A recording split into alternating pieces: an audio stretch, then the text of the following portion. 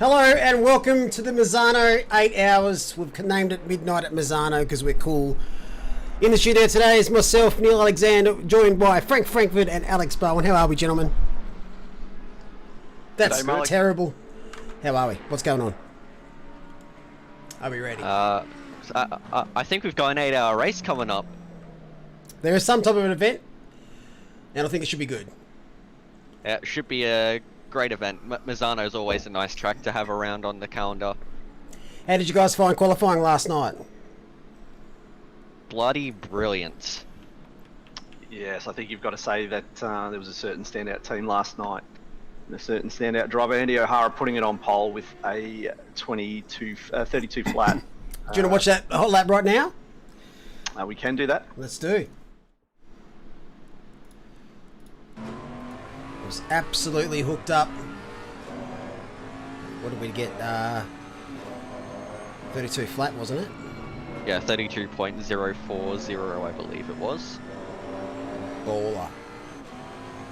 Just seemingly never put a foot wrong throughout the entire lap. Now, last night's conditions weren't going to rain whatsoever. They were always set to dry for qualifying to make it a bit more fair. Today, though, when we see some rain, as you can see how hooked up this lap just really is. Textbook. Yeah, so smooth, and using all the available apex on entry and exit 2, he knows exactly where the corner cut limits are. So no doubt he will be his team will be one of the teams you would think at the pointy end of the race today. I'm not sure if he's starting in the car, but that whole team's blitzing. Well, he was in the car during the practice leading up this afternoon, so I have a feeling he may start. I reckon that'll be a good option to start Andy, because he's got good pace and can try and break away from the field a bit. He's got okay pace. I love how you say good pace. Yeah, I know what you mean. But in saying that, does he normally start races? I think I have seen him start the odd occasional one. The team may decide to try and get a bit of a gap from the rest of the field and try and just ease the other team members in and not have them sort of battling straight out. So that wouldn't be a good shout. Maybe a very quick change, you know, not doing a double stint first up, maybe just doing a single, then changing over. But yeah, there'll be a lot of discussions last night. The other one, I think, potentially will be also Bakita. I think may potentially start the race because they'll be looking to get some positions back after just getting it a little bit wrong during qualifying last night. So I wouldn't be all that shocked if she starts in the car tonight, but I think the rest of the top 10 and a lot of other teams in the sort of top 20, they probably will start with some of their other drivers doing the first couple of stints. Yeah, as we saw in the shootout, there was a couple of teams that couldn't get a lap in. Udet Sen and obviously Bakita. But it's such a long race. Corey Sweet just confirming my suspicions that Andy will start the race. There we go. From the horse's mouth himself. What I'll do quickly is find a couple of... I'm going to show you this t-shirt. Once I find the buttons. Now we have a Midnight at Misano t-shirt, thanks to Race Imprints. There's so much going on my computer. Hello everybody. So yes, this is the Midnight at Misano t-shirt. Brilliantly designed. Also, this is one for my Audi friends out there. Audi tings. Yeah, I did see that design show up on the website, but no, it looks like a really solid t-shirt. Yeah, so Tyson's organising those, and the winners will get a champions version of the shirt. It's actually awesome quality, great fit, but my room is so warm at the moment. Too many monitors. Probably not a bad thing being Tasmania in the back end of winter. Oh, mate, you don't need a heater in there. We'll have to put a fan in here in a sec. Swole, thanks. Thank you for the $14 there, Tommy. Let's go team last names. How are we, chat? We just got a little driver's briefing at the moment. Thanks, George, for the $5. Yeah, so drivers just getting instructions and reminders about what they need to do and their expectations. So, and which car they need to take out of lap 1, and that's Scout. Look, I didn't say that. I'm not saying I didn't put a $100 bounty on him. I'm actually sure if he's starting the race. He could be. Well, we've got 8 hours. Plenty of time to wait. Very true. We do have just a few slight class changes from qualifying. I was going to ask about that. So 151. So not the Macca. Where's the other one?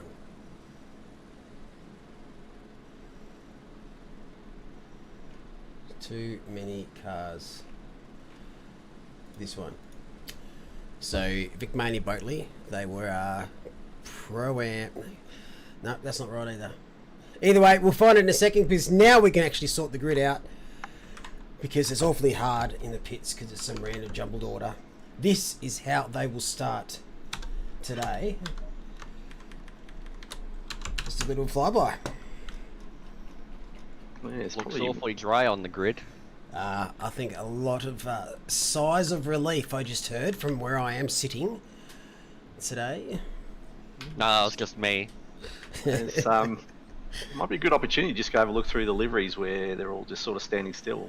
Probably get a good chance to have a look down the field. I did a little test before on the server, and the race started. It was raining on the grid. It was wet, it was damp, and in 10 minutes it was drying up. So that would have been an interesting start if that was the case, but looks like clear skies. Yeah, no wind, which is also a good indicator of stable conditions for the foreseeable future. I've cranked everything up tonight, graphics-wise, for this event, just to really showcase what ACC is like at night time. As I was saying Looks last lovely. night, I'd hope to see a little bit of rain just to show off what night racing in the wet looks like in this game. But yeah, beautiful looking grid. Every team that entered is on the grid at the moment, minus the safety car, which has suffered mechanical failure prior to tonight's race and won't be seen. You know, I quite like that golf livery on the Bentley there. What kind Kinda of works. that one? Yeah. Let's find out. 787. Yeah, it's a very nice livery on that one. What are your thoughts on the wheels there, Franco? Yeah, it's not the worst, but you know my thoughts on solid coloured rims. Yeah, you love They're them. Absolutely. 99% of the time they work 0% of the time. What about this one? More Yeah, look, sneakers. I think some teams are just looking to be able to stand out on the stream, just knowing that it's going to be, dark for 90% of the race. I think, if you want your car to stand out, then just give it ugly wheels. I think that's the thought process going into tonight. That is the thought process. As you can see, his car starting to drop off their anchors, off their jacks. We have 47 teams tonight. Hopefully everyone presses drive. If you don't, well, it's probably not the end of the day. You've still got 8 hours to make up for it, but you'll be starting from the pit lane. And Start to see some of the names of the drivers that will be starting, and as I suspected, I think it is Filippo Bakita. He will start in P9 in that car. boom. Mia also starting in the Bentley. So, Jake Baldwin. It's a Two secs, Ted. to us. 2 secs, Ted. Jake Baldwin. Actually not sure what to believe, to be 100% honest with you. I think it's Andy O'Hara. I don't think Jake was here. I don't know. You got one thing down the bottom right and you got one thing in the top left. Your guess is as good as mine, chat. But it is Andy. It's Andy, Mia, and Zachary Smith, the front three starting. So primary drivers, or the drivers that took the shootout last night. Dan Hunter's a different one. Low, Young, and Duda Bjarn. So they're the three different ones. In P9, so... Which I think is the correct call for Philippa to be in that car to potentially get a couple of moves done early on in the race. Yeah, definitely. That they will be quite disappointed after last night's qualifying, but hopefully she can put together some moves to move them up the order a bit. Clark starting the lead of the Pro-Ams in P12 after his stunning lap last night. Is that James Baldwin? I don't think anyone saw my comment last night on the ACC QNOS thing. I think James Also, it seems there's been an issue with one of the car numbers. The 219 car is now 221 in P12. Well, we know what that means. Bad news. Bad news indeed. That means it's duplicated. So something's happened there with someone joining. Well, yeah, just about to kick off. Who is going to call it? Look, I'll go. Okay. I'll go. I'm ready. Ready to receive this. Right, I'm going to go on board with Michael Young in aggressive preset. Car 50. Coming around the last corner now. 47 teams out there. 8-hour race at Misano under lights. Nicely bunched up grid. Good luck, have fun. And we're away. Great start by the Kovacs Racing Team. Purple there by Sneakers. No space to go. The Billies had to break really aggressive there behind the McLaren. Nice little start. 2x2x2. Just up the pointy end and around the back. There's the 3 wide heading into turn 1. This is the sector where it can all go pear-shaped. There's that beautiful livery on the Bentley. Runs extremely wide. Just everyone needs to just find their feet. Well, that Bentley is really struggling with some lines. Oh, what a send there by that Audi. Might have got 2 cars, but now it's going to lose a couple more coming down to the hairpin. I think that McLaren just got a little nudge from behind in that complex. Oh, that's a send from the Lambo. It's Lachlan Nichols. Yeah, he's going to make it work though. He's got the position done, so probably just being a little bit careful and mindful of cars coming up the inside now. This section here, this is the bit where, as we saw in the sprint series last time around, if you're not aware of the brake point of the car in front, it can lead to problems.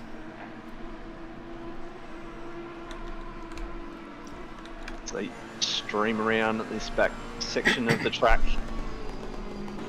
to finish off their opening laps, but looking like everybody has got round fairly unscathed. Don't say it. Let him just finish that lap. Only I can curse, sorry Franco.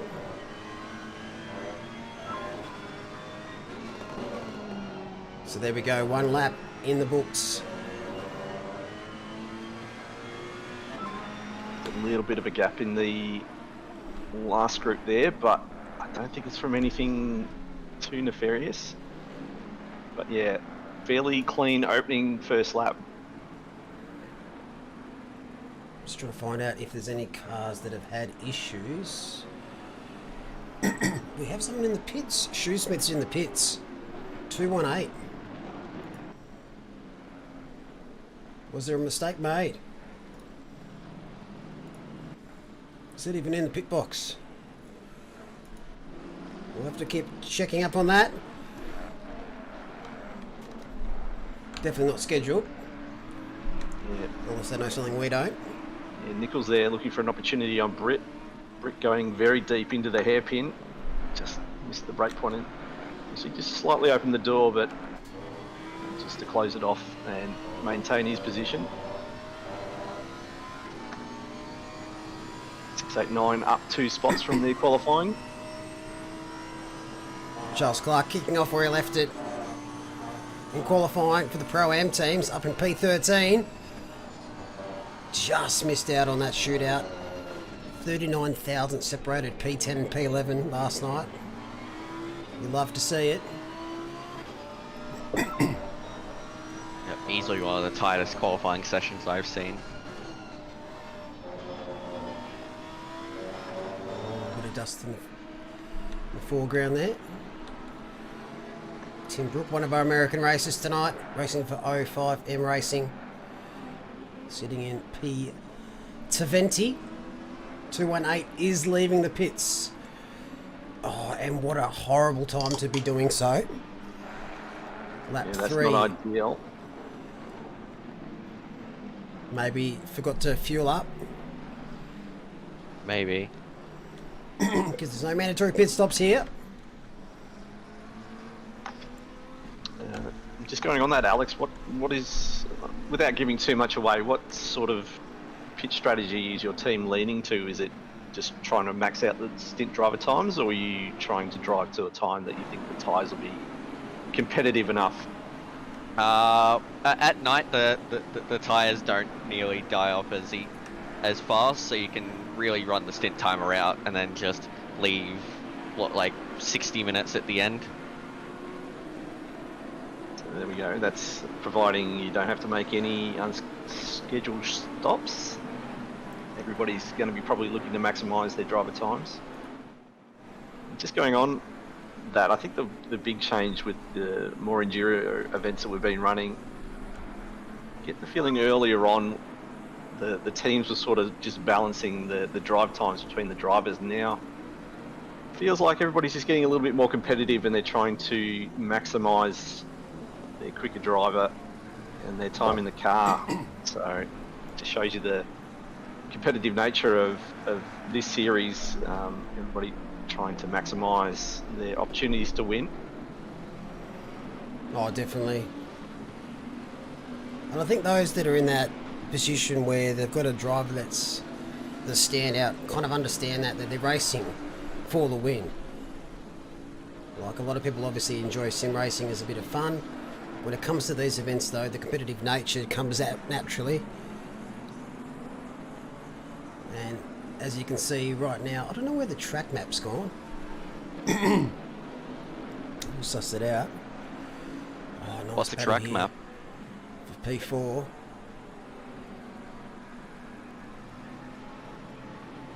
What's this in this gaggle here? We've got Ken Hire in the Ferrari leading, but Dan Hunter, Sonikas, Bakita, P7. Whoa! That's Bentley. Wow, what a save. Oh, what a save. Oh, take your hat off. Because you probably already taken the undies off. Yeah. That was a massive slide and well done. Goodness gracious to me. hold on to that. Whew. I wonder if that's just not quite having the tyres up to 10, just not quite having the grip. I think he just Overcooked. yeah, just made a mistake. Those tyres will have quite the flat spot on them now, though. Definitely a brown flag moment there for Dan. And the thing with that corner in particular, it feels nice with the Bentley. You can really slide through it. It's the next lap. You're going to be a little bit shy and hesitant coming up to the corner, and that's when you normally bend it even more by being a little bit too cautious. As Bakita is looking down the barrel of P5 already here on lap 5. He's made a good start. She sure has.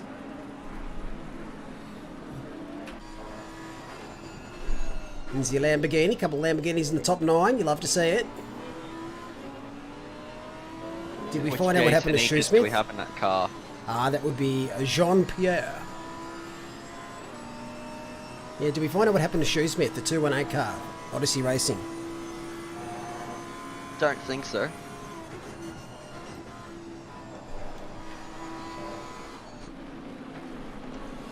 So Hunter's made it through this time. Get back in the swing of things. You can see a nice little gaggle is forming there. Braden Ross, 5-second penalty for causing a collision on lap 1. Just one little slap on the wrist there. which he will have to serve at his next pit stop.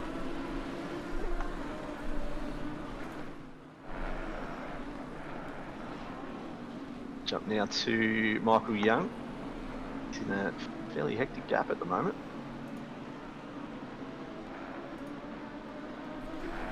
Just going to find this thing.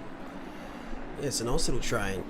There's another train behind for 15th as well. We'll have a look at that in a second.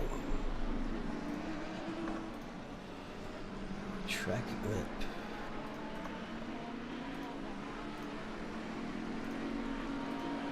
Fixed for that one. Alright, let's find out what's going on back here. So watch this group now. Close. That was. We've got here Nichols, Britt, and I think that's Karud just up ahead as well. Nice mix of cars here, so we'll see if anyone's got a strong point. Very talented little bunch here. Yeah, certainly Britt is. all the way down to Newen is just. And Meddings is there as well. Oh, Daniel's just got the 10-second penalty for jumping to start, so. Oh, here we go. Oh, closes the door, but Love it. fair. Slam that door shut. Don't give them the chance. That's all fair. He wasn't moving under brakes. This track does lend itself to be able to defend like that. Yep. Timmy Brooks got a lot of talent. Got a couple jump starts coming in now. Aaron O'Brien, 10-second penalty, jumping the start. They'll serve those time penalties in the pits for their first stint. Oh, Bit of a correction there. a little bit. Karud. Been a big fan of Karud. Coming through our rookie series, as they're called. The Rookies Rockets. They're now called Rockets Evolved. And haven't they just done that? Yeah, if you're running around in pro, I don't know how you can call yourself rookies in any way, shape or form, so good to see the name change. I guess you can say, if you're brand new to it, but you're still quick, you're still a rookie. Once upon a time, Michael Jordan was a rookie, but didn't he win MVP that year or something? Or scoring title? Probably won Rookie of the Year. Oh, definitely. Don't know if he won scoring title in his first year. What about Don't man? ask me anything about basketball. I know Chicago were a terrible team back in his early days. Oh, the Lamborghini getting all wiggly. Tails it. Matthew Pinata, who's not had the greatest of starts, he started P14 and has dropped 4 spots since then, so he'll be looking to try and make his way back up the field. As you see on the track map, 515, that is Andy. Nice little early break. The top 5 is quite separated from each other. It's once you get down to between 5th and 6th, it gets really close.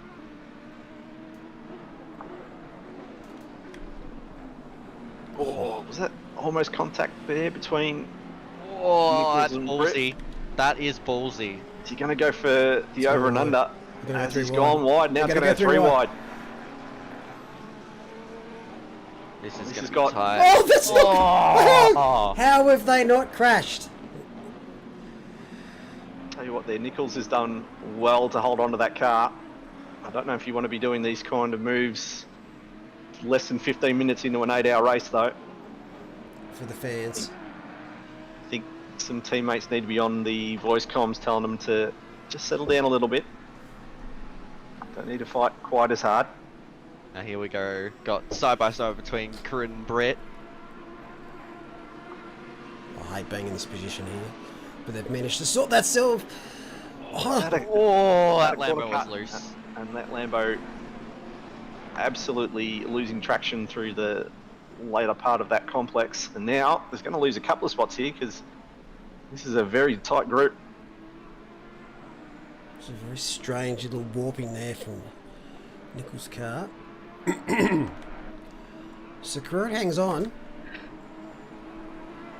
Kenyatta gets through. Tim Brook gets through. Someone's mic's clicking. Min. Not many Porsches out there. I think there's two. It's currently leading Porsche. Alright, let's go up a bit further. This looks like Sneakers is fourth. Someone in chat saying that somebody, I think that's Hirai, has dropped from P4 down to P6, so potentially an issue there. Yeah. That brings Sneakers and Makita up a position. Makita's definitely having the start that she would have wanted. Yeah, already up into the top 5, not even 15 minutes into the race. It's a good start from her. Was that someone going wide? There's a bit going on. Just see some of these cars just having to brake earlier and harder than they would normally because of the traffic in front, just losing the rear of the car. Saw that Michael Young's car just then into the latter part. Blue flag took out JP. Oh no, that's a bit early for that. That's why JP's dropped a few positions. You don't like to see that early, let alone ever. This is the replay of Hooray. It's currently P4. So that's JP behind. There's a little bit of a look. Oh, this is almost too wide. Oh, yep. Yep. Spooked him a bit. Nice overtake. And that's Bakita in the Lamborghini behind as well. How Just low? got better run through that corner. Oh, and under brakes. Great overtaking. So there's no mistake there by Hooray. Just got eaten up a little bit. Yeah, just got spooked wide into and onto the marbles, and just no traction out there. So Oh, we've missed something. They've Michael dropped a few Young's positions. dropped. Alright, there's some stuff to find. Alright, well, let's go find the Sneakers one. If you guys to commentate for a sec. Organises watching Britt Carruth again as Britt absolutely gets snapped into the shadow realm. He is out into the dirt. Ferrari not playing nice. No, we're seeing a lot of cars through that those couple of corners.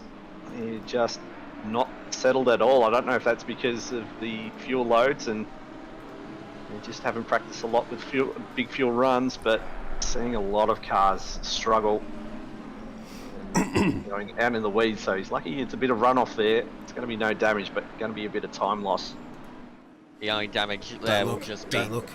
Oh god. Okay, this is JP. Currently running in P4. Oh no. Oh no. Just had no time to avoid it.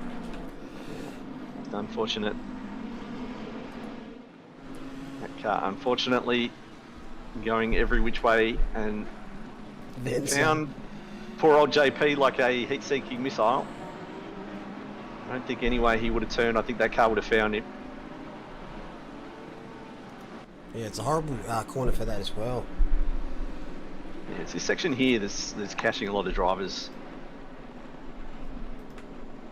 Very easy to lose it because you want to be right on the edge of grip pretty much if you want to get through there with speed.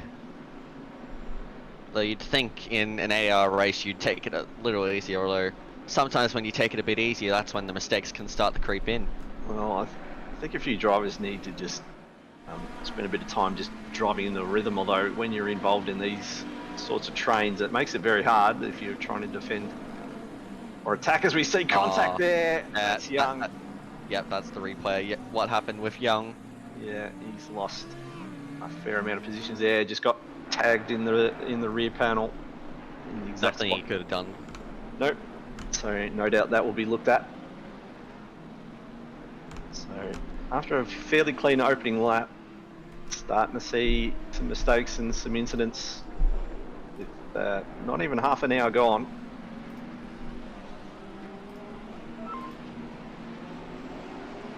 So Ben Ferguson has got a stop-go 10 for causing a collision, so Fergo unfortunately has been whacked a bit by the stewards.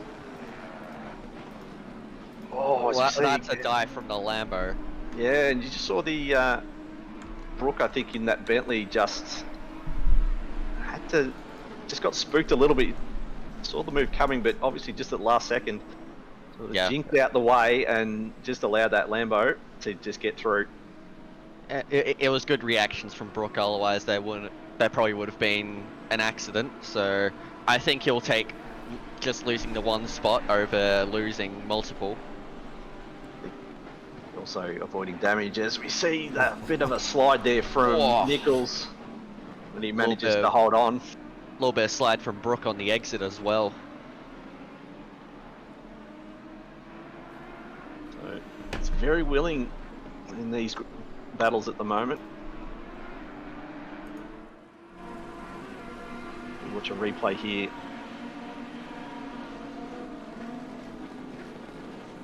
There we go. Snap. Yeah, we saw that on stream earlier. Sort of looked like he was half looking at a move there, and then just found the limits of grip there for his car. Yep, got the oversteer and then overcorrected it.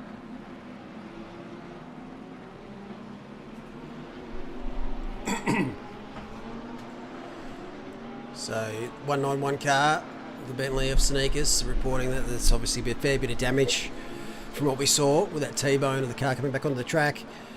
Lambo has sent it again. Oh, that's close. Playing with fire is that Lamborghini. Yeah, Nichols being very aggressive. Don't know how well this strategy is going to play out. May work as Brooke's going to fire back though. What a move! That's a great overtake there by Brooke. Ballsy getting it done there, but he's managed to do it as Guintini picks up 15 seconds for that collision with Young earlier on. But I don't think Nichols is done yet. I think he's going to be a little bit upset that he just got passed back. That Lamborghini looks loose. It certainly does. Doesn't look planted at all, especially through the high-speed corners. He's obviously making it work to his advantage to get overtakes done, but you just have to wonder as the tyres start to go off towards the end of his stint, how well he's going to be able to control that car through those high-speed corners. Getting a lot of airplay. 689, just in the thick of it. Absolute gaggle of cars. So if you get involved in an accident or lose the car, you're going to lose a fair amount of spots. And just got to be a little bit mindful.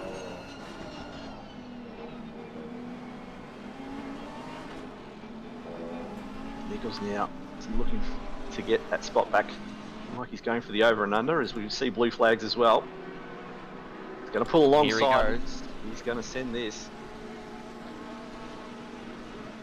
Yeah, pole position. Brooke was later on the brakes. Oh, it's contact. Touch. I'm surprised that hasn't happened earlier, to be honest. Yeah, it's a bit of the old hip and shoulder. I think these two. Oh, he's going to try it again. Oh, Nichols has lost the rears a little bit and Brooke comes through. Yeah, these two are not going to be on each other's Christmas card list. They are absolutely going for it. Oh, in the background, there's a 3-car little cluster. This has the potential to go all the way bad for either one of these groups.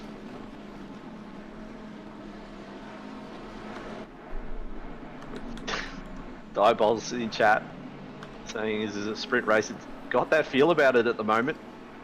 People are not waiting. People are not waiting to try and get a move done. They want to get a move done early. Markey getting a nice move done on Meddings.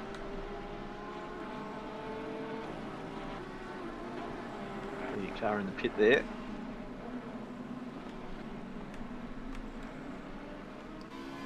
Everywhere you go in this area, there are battles. This is Carew looking at the car of Pignata.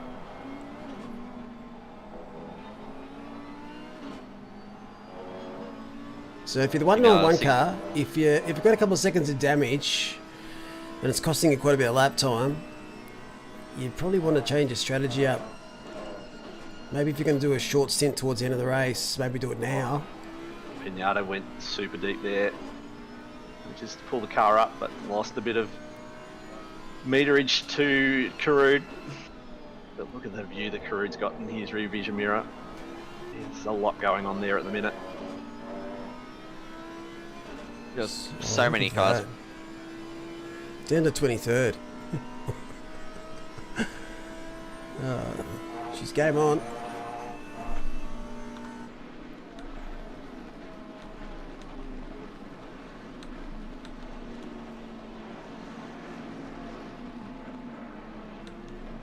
What do you do if you got sneakers here?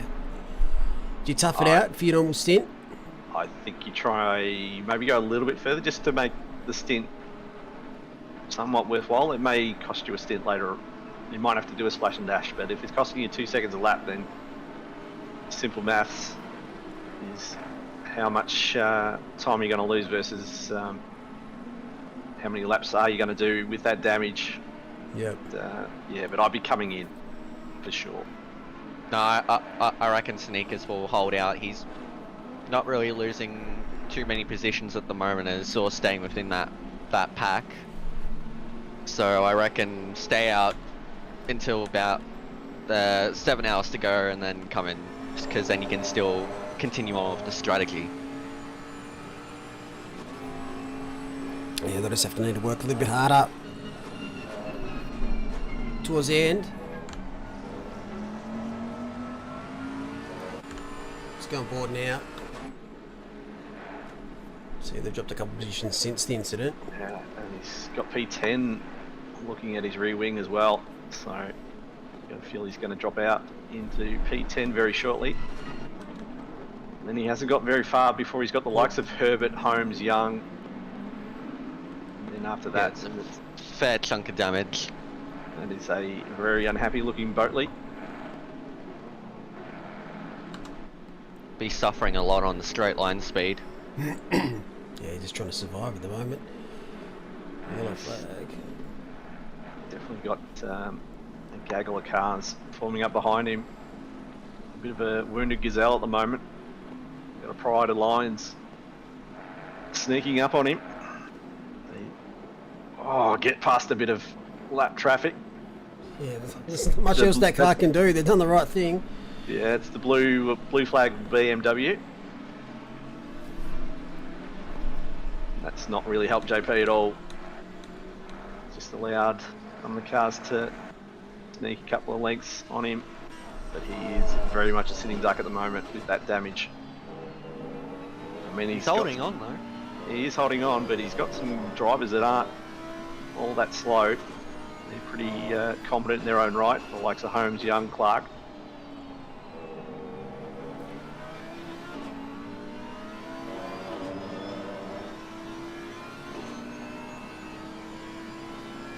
Symbolising this beloved Audi.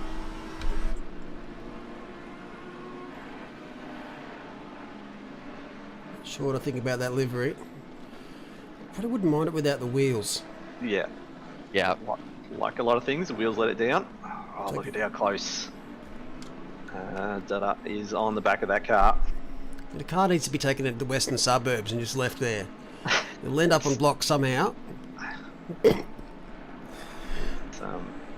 Yeah, it's definitely probably prime for an insurance job at this point. As he has a look, but it's just not quite long enough that front straight.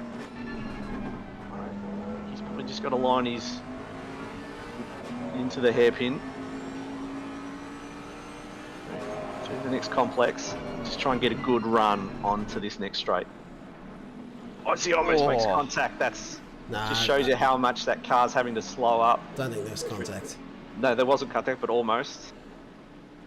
There was puckering. Yeah, just checked up.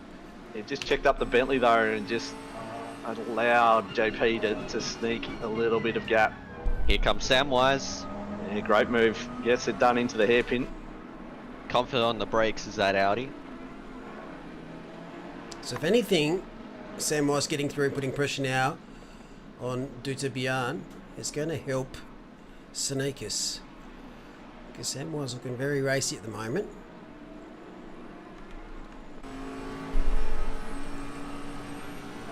Krishanu is going to have to get past soon.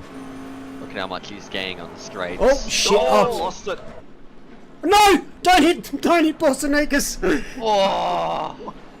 And he saved it. Far out. He saved that, but poor old JP has probably ended up the worst out of the lot of them. PTSD, I reckon, at the moment. Yeah, Sneakers. Holy shit. Poor JP. Might have to get a replay of that and see how much JP's life flashed before his eyes there. There wasn't contact, I don't think. No contact. Same corner though. Is it a pass outside the track though? Does that need to be looked at? I mean, JP, he's lost the spot to Duda, and for a lot of that entire complex, he was not on the circuit.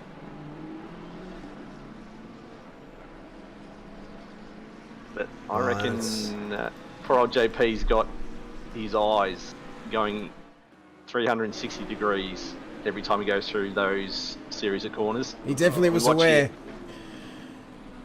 Yeah. Look at Samwise just go through though. Yeah, Samwise doesn't care about yellow flags. See, that's the thing that does annoy me a little bit. Like, there's a car off track about to come back on, and then he's just flatlining it through. You've got to lift. You've got to be careful. That could have easily been 3 or 4 cars.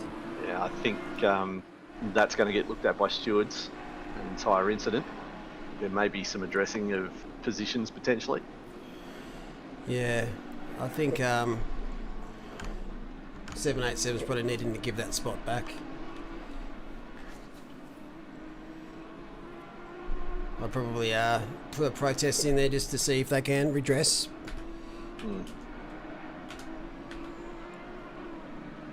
Doesn't have to worry about any other positions, just has to sit behind Sneakers.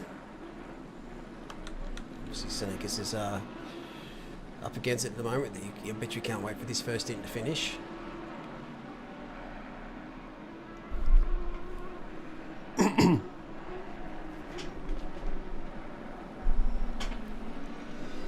No, you can definitely lift there. You can definitely lift that corner. Obviously in a different way, but that incident, there's another 125 and 717. Obviously that happened a fair bit ahead. What is going on? I have to find that one out as well. We're not even saying slam your brakes on, just slap a smidgen. Is there This car 25's just teleported to pits. technical issues, perhaps? Oh, we did see a yellow just at the beginning of, well, the end of Sector 2, I think. I wonder if there was an incident and they just decided it would be better to go back to the pits and repair that damage. Or, as you said, could be technical issues. That's going to be a long old pit stop once you wait for the controls to be unlocked. This is an interesting one.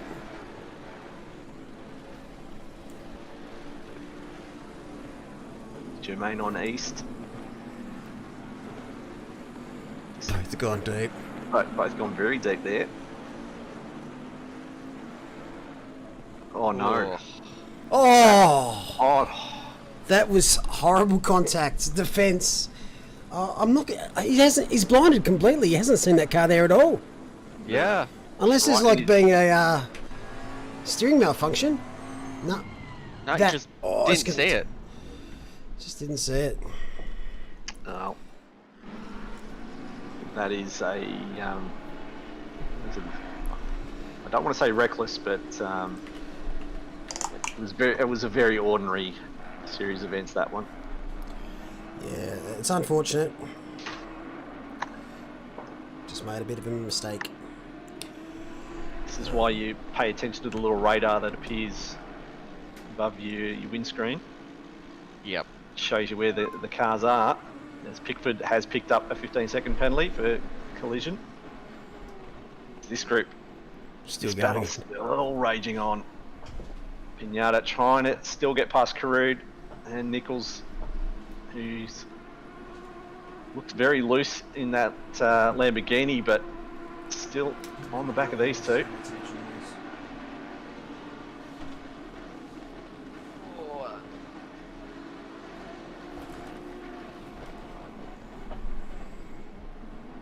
Whoa, this is a swarm of different teams here.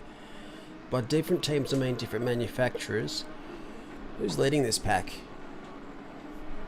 Is it Clark? Rude. Karud, still. No, it is too. He's done well. He's held off Matthew Pinata for quite a few laps now. Yeah, no rest for the wicked here for Karud. The whole entire 34 minutes so far. He's had someone up his back bum. Doing well to hold them off though. Oh, Nichols! Nichols! Nichols doing very well to pull that car up and not make contact. Holy heck. I tell you what, that Lambo is looking loose as anything at the moment. I think we could see a move on here. Oh, Karud has gone massive defense and shoved poor old Pinata out wide, and it's going to invite Nichols into this too.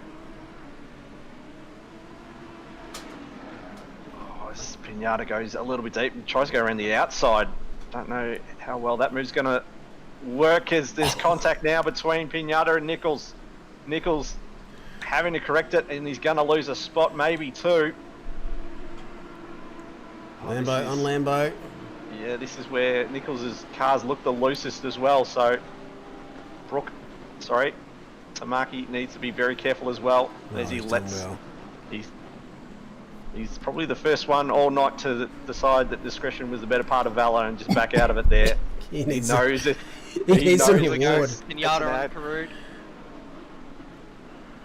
Karud. Oh, he's going to be eaten up now by that Bentley.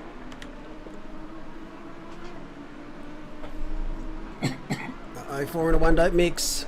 Here comes the Lamborghinis again.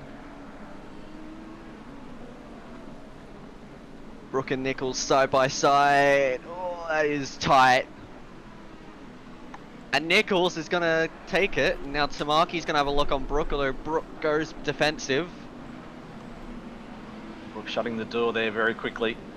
But now everybody's going to be on edge on this run into the hairpin.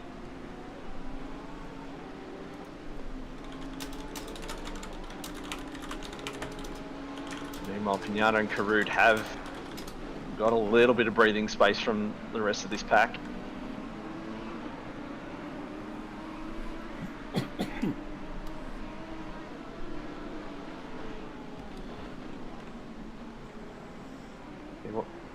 Karud's being the absolute cork in this bottle though. He's done well, he's defending hard. This guy's about 9 seconds off the back of Clark, who's the leading Pro-Am at the moment. Oh, there's a car off there. It's Boxall. And Pinata's got through. Finally managed to get that Audi into his mirrors. Yeah, well done by Matthew. You gotta feel... Oh, he's it's going to lose the back. Yeah, he's clobbered the sausage curbs there, and it's absolutely unsettled the car. Put him onto the grass, and easy enough there for Karud to get that spot back as they all break hard into turn 1, 2 and 3. He's clobbered the sausage, quote that one. Yep. I think you've got to take a bit of responsibility for that one, Franco. Right, this is on board with Pinata at the moment. It's nothing worse than when you get an overtake done and then throw it away like that too, so he'll be a little bit angry at himself about that.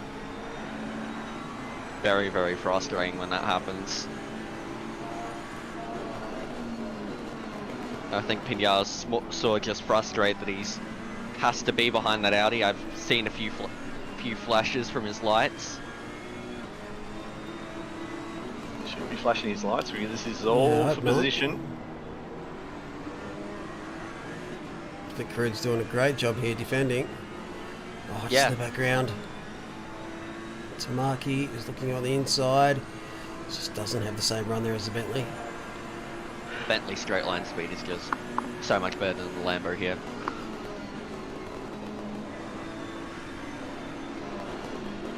He's a lot more confident under brakes, Pinata, at the moment. Get the feeling that if he could get in front, he could stretch a bit of a gap from Karud. But Karud doing everything he needs to keep that car behind. He can probably get his way up towards Clark, maybe. There we go, 10-second penalty for unsafe rejoin from Manduda. Is that for the slide? Or something Yeah, else? I think that'll be for the slide. I think so. I think more for the fact he got position over JP via the slide. Well, let's see what else is happening.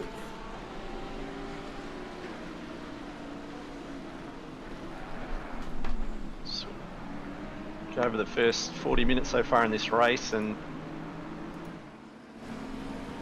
front's been fairly static for a while, but tell you what, the midfield, so many fights going on at the moment. Shows you how competitive, how close this field is. Still battling for the same bit of racetrack after the 40 minutes. This is Justin Tate in the team Launtel. Shout outs to our sponsors. Under pressure here by Bubnow, one of the Kovacs teams.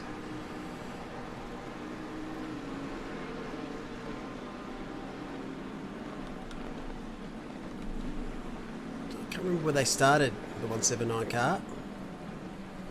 Let me find that out for you. Similar-ish spot to where they are now, I think. 26 they started, so Dropped 2 positions so Dropped far 2 in the positions. race. But as long as you haven't got damage, you don't mind that. As long as you haven't picked up damage, picked up pens. Yeah. Days, you just Yeah. endurance racing is keeping you out of trouble more than it is about setting qualifying laps every lap. And staying out of the pits as long as you can. Exactly right. So chasing down Vicmania Maccas. Don't know where the Vicmania Bentley is at the moment.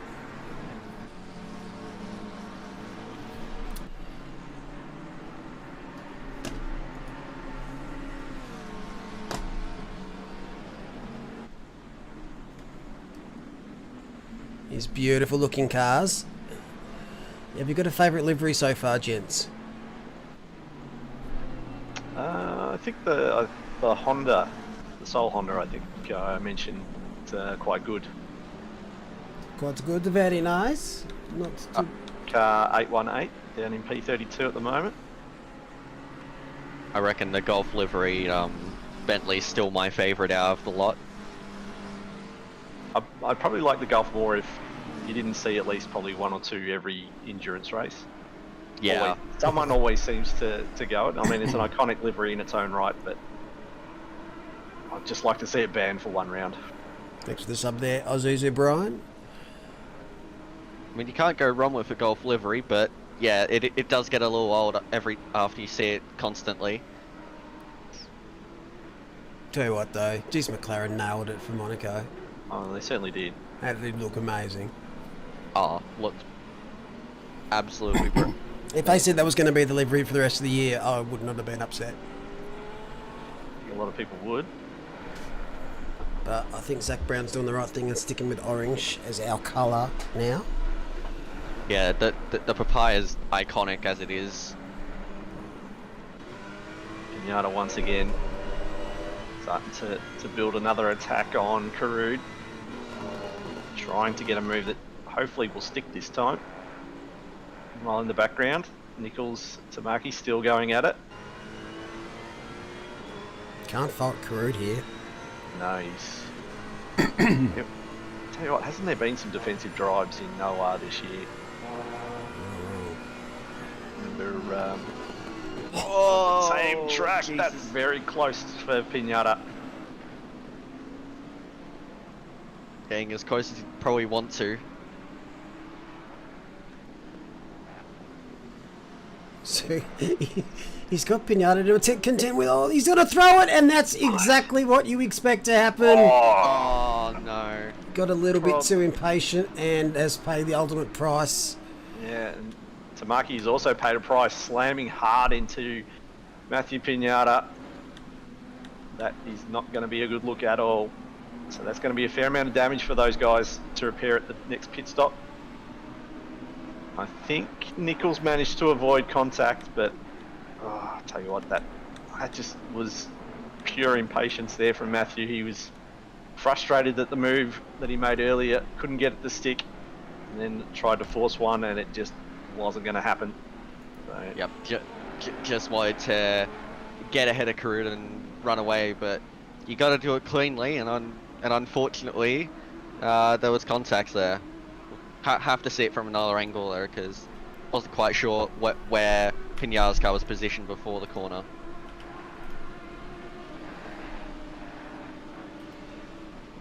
So, bit of a gift for the guys behind though. So, Sam Mize Holmes currently finds himself now in P11, just outside the 10. Right on the back of Young. Putting a good drive is Samwise. Here we go, here's the replay. So, to see, as we called, very close on the back there. Now he sniffs an opportunity. There we go.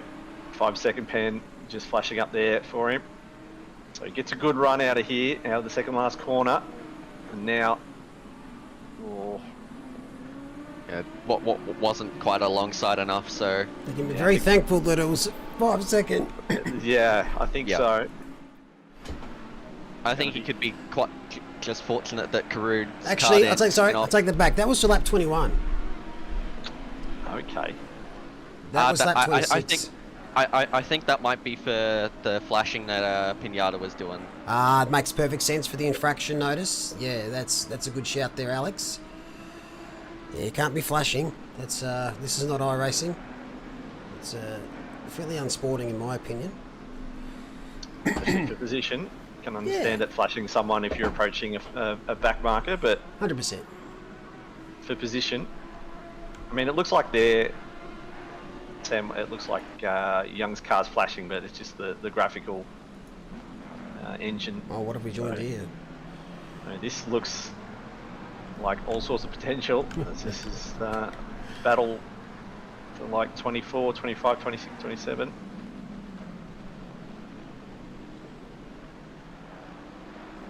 This is the new battle to watch. Side by sides everywhere. Yeah, hopefully it won't end the same as we saw the last one. Quite a few McLarens in this bunch. Yeah, it's definitely a McLaren gang battle.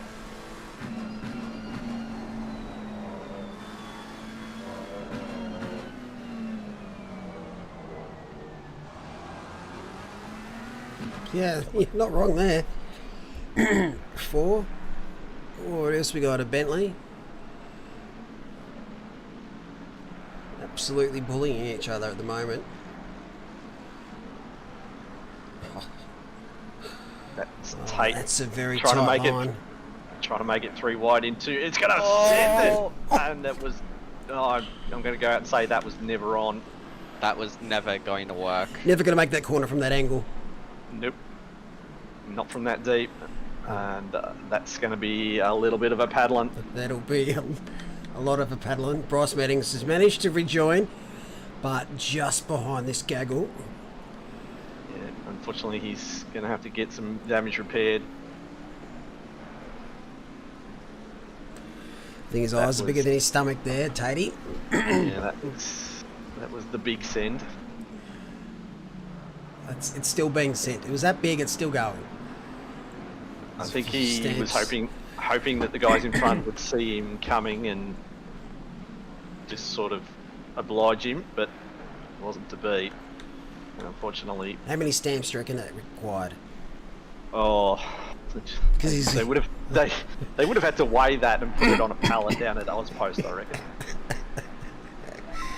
There we go.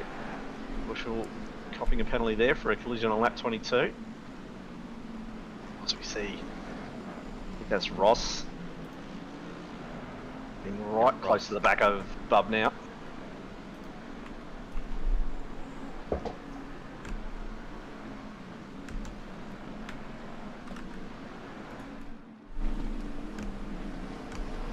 Okay, so just watching a replay. Poor old Bryce Mennings leading this group, managing to hold off a number of McLarens and a Bentley. So come off the final turn. You see, that's Ross. Sorry, Tate going going right to the inside. And I don't know if he's just missed the brake mark there or just decided to try and make one of the greatest double overtakes you'll ever see. Well, he had the first car done, but the second car had the right of way to make that turn in. Yeah. Like right here, it's 50 metre board, maybe 100 metre board. Yeah, he's on his way in. Should have the corner. Not expecting a yellow car to be doing that. Yeah, it was just way too low on the brakes from Tate. See where he brakes. The only way you're making that corner is if you're actually braking earlier than normal. Yeah. Because you just don't have the angle. Yeah, he didn't have the line, didn't have the brake point, and unfortunately he's going to have a bit of time added to his pit stop. Looks like we're going to have a battle brewing for P3 soon. Bakita's managed to get within a second and a half of Zachary Smith. Yeah, top three O'Hara, Rose and Smith at the moment, but Bakita making up for her probably lower than expected qualifying position. Making all the right moves. As we start to get under the almost an hour gone, guys will start thinking about what their pit strats are going to be. Who are they going to chuck in the car? Will we see some of the front runners change drivers? It looks like Nichols has got past Carud as well. Yeah, Carud may be carrying a little bit of damage. It might be just hindering his ability to get that car around the circuit at the moment. The man who, for a lot of the earlier time, obviously the track's come to him because his car looks a lot better now. Earlier on, it just looked like he was really struggling to get that car settled. All of a sudden now he's found himself at the head of that group. I mean, while Carud is trying to come back at him.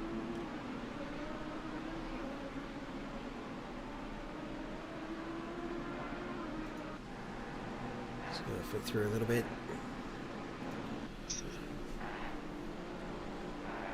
a few nice little battles going on. Little battle here going on between the two McLarens, Daniel and Levine.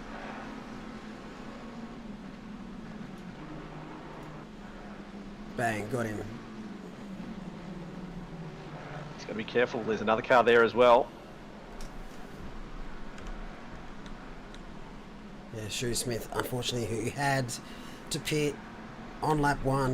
We still have yet to find out why. My guess is fuel. Oh, that's a car around. That's Braden Ross. That's the B-man. That is a horrible spot. Yeah, to turn around. Yeah, he's gonna have to rely on his teammates here to tell him when he needs to get that car around. Oh, go, whip it. Oh, just scrape the wall, Braden. And he's you're going to scrape it anyway. Why did you wait? he's Lord ragsed himself out of that one. I love you, Braden. He only had to wait another 2 seconds and he had like a sector of clear traffic to back it out without damage. But anyway, he's back on his way. I'm sure we'll find out what happened to him. No, it ran wide. Yeah, look, I reckon he's caught the outside grass there and it's just spat him into the inside wall.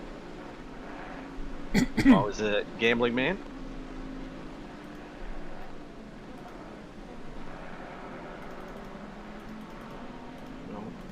Daniel Hunter, 34. Started in P5, currently P6. Wide. Oh, sausage. Well, didn't grab a lot of grass on the outside. He grabbed all of the grass on the outside, unfortunately. Poor old Bob Ross.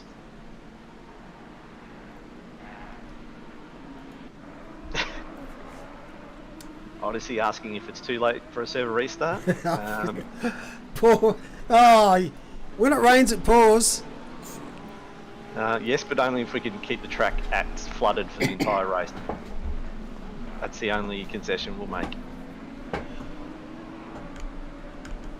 Well, Brooke trying to hold off Tamaki, who unfortunately got caught up in that incident with Karud and Pinata. Marky's still got good pace though.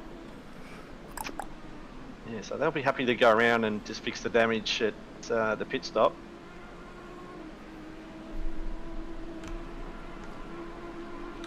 Oh, Here's a man we haven't seen on stream yet. He's probably a bit disappointed we haven't mentioned his name. There we go. Well, that's enough of him. Ooh.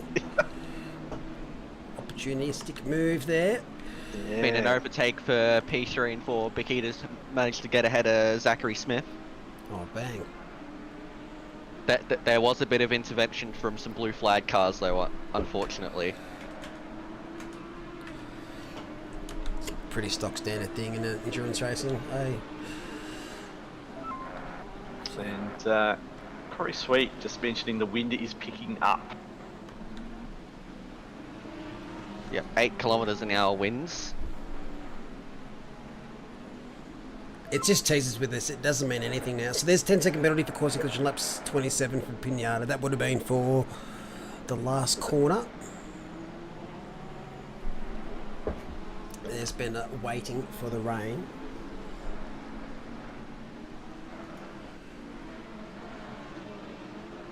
Let's get up to, as Alex mentioned, Nikita has moved up from, was it 9th? Yeah, P9 they started. Shows that the qualifying is important, but it's not the be-all end-all. Just has a lot of work to do to catch up to the front two.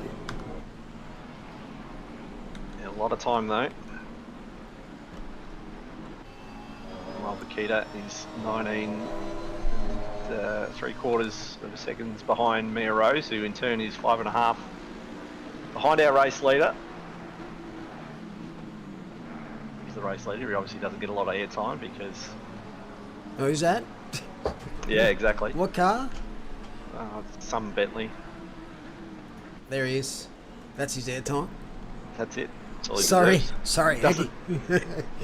You don't provide us any entertainment, Andy, so just boring watching you be good all the time. So he's driving with Ben Floyd and Jake Baldwin. Is he 515? Currently in the 34s, so considering he washed up at this point. No good. Fastest lap of the race so far is at 32.7. Yeah, he needs to sell his sim rig, to be honest. Do you? I wouldn't say no. Yeah, just start driving on keyboard. I think Frank already does. Do all my best work on keyboard. What are you talking about? Same, MSN Messenger. Kids wouldn't know what MSN Messenger is these days. Yeah, no, they've missed out. They really have. Shit's over Facebook. Watch every single Karen's stupid post about crap that they've read up because now they're a doctor. Anyway. More from Mullock's Corner after the break. I wonder what Bender used to do when Messenger was around. Who was he sprouting his facts to? Or before Google, or before Yahoo? Yeah, bloody Howard in chat. He knows the true OGs. Oh, ICQ. Yeah, and In the IRC. house. IRC, as most famously been called, multiplayer notepad. I don't think I ever did that one. I did ICQ. I did a little bit. It's Merc is Old the fucks. Merc's like, it's like Discord but without voice, and looks a lot worse. Well, you'd hope so. Very similar ideas, but very basic in its premise. Yeah.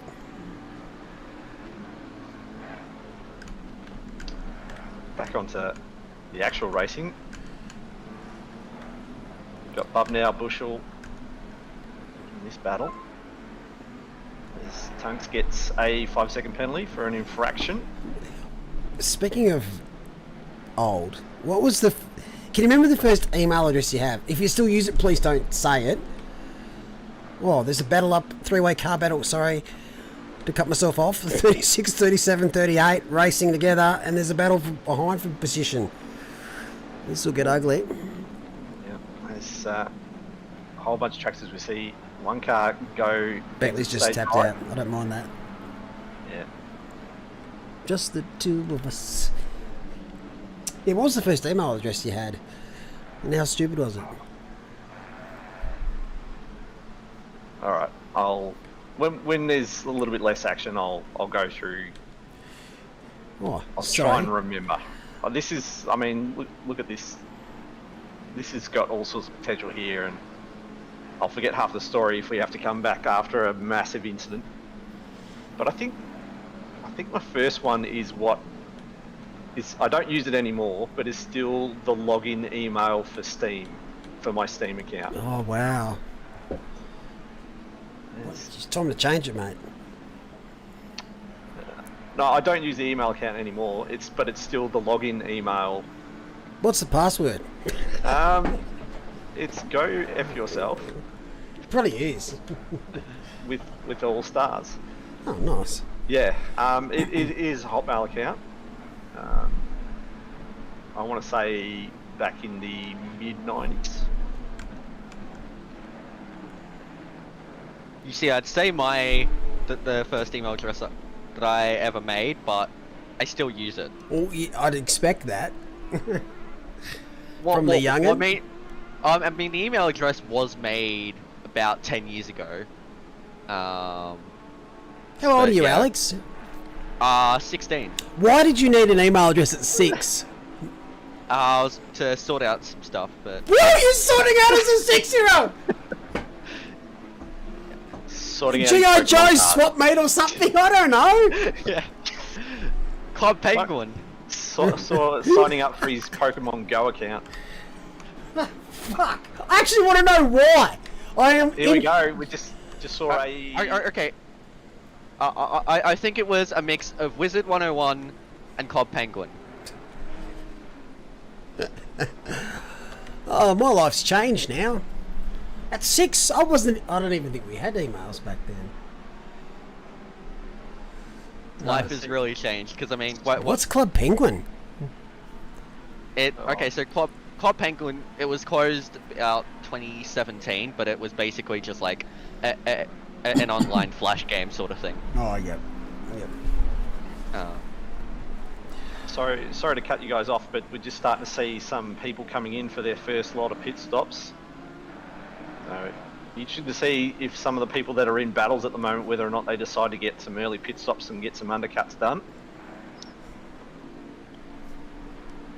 Fuck, what was I doing as a 6-year-old? Pretty beating the shit out of my brother. Are we legally allowed to discuss it on stream? If it's myself, I don't know. Yeah. Netscape Navigator. Now we're throwing back. Real OGs use Mosaic. Shout outs to anyone who gets that reference. Which one? Mosaic. Oh, yeah. I was around when screensavers were cool. Did anyone have the space one? Oh, yeah. The 3D pinball? That. Minesweeper? I still play solitaire. Yeah. I was always a free cell man myself.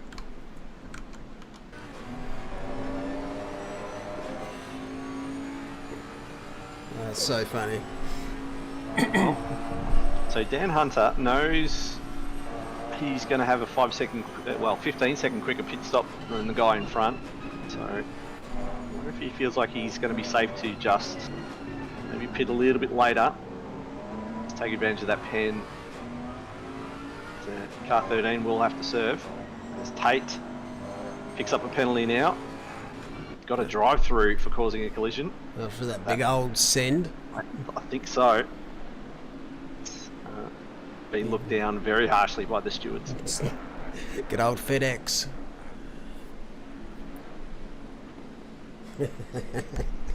Let's just see Larry. That's a good throwback too. Did you play a Leisure Suit Larry, Malik? I haven't. Nat has. And I was on Xbox Store the other night just having a look through what's kicking about these days because we're never on it. There's a Leisure Suit Larry game, but it's got some really random name which I can't believe made it onto Xbox. Yeah, they've got a new Leisure Suit Larry game on consoles, which is interesting. It was a very graphic name. I can't remember what it was though. Like, how the hell does that make it on there? I think the only ones I've ever played are 1 and 6. Yeah. Briefly. What was the first motorsport game that you remember playing?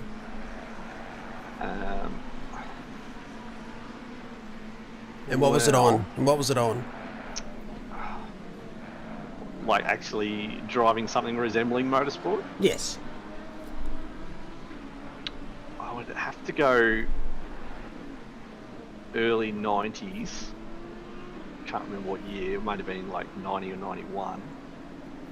It'd have to be something like F1 Race on Game Boy. A Game Boy? I can't remember what mine was.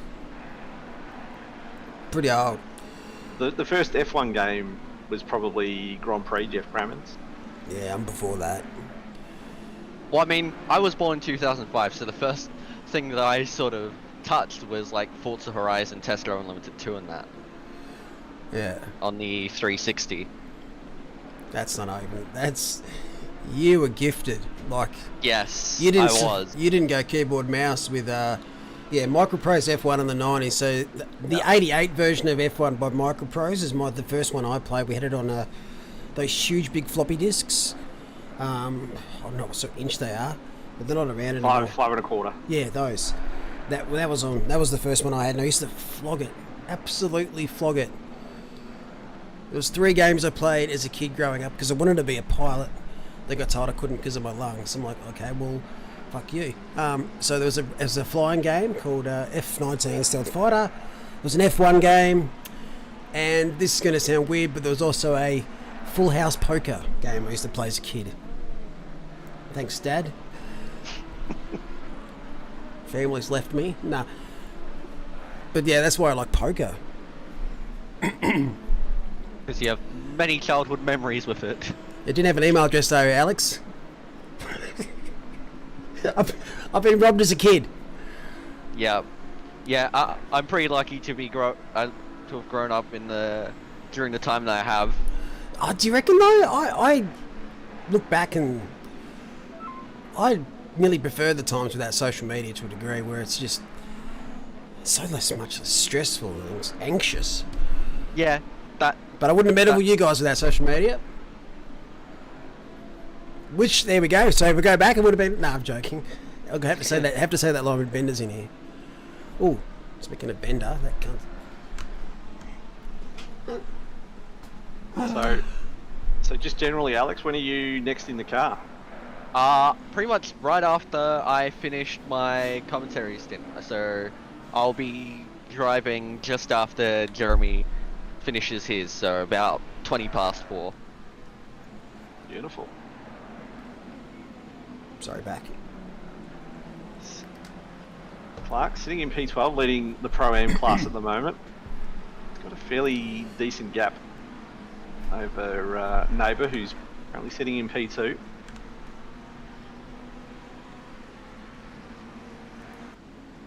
Yeah, as you see, there's a lot of traffic in the pits. There we go. Everybody's starting wow. to... That's a lot of traffic. Yes, it's that 30. What are we at? About 68, 69 minutes into people's stints with a max stint time of 70. So everybody trying to maximise their stint times for tonight.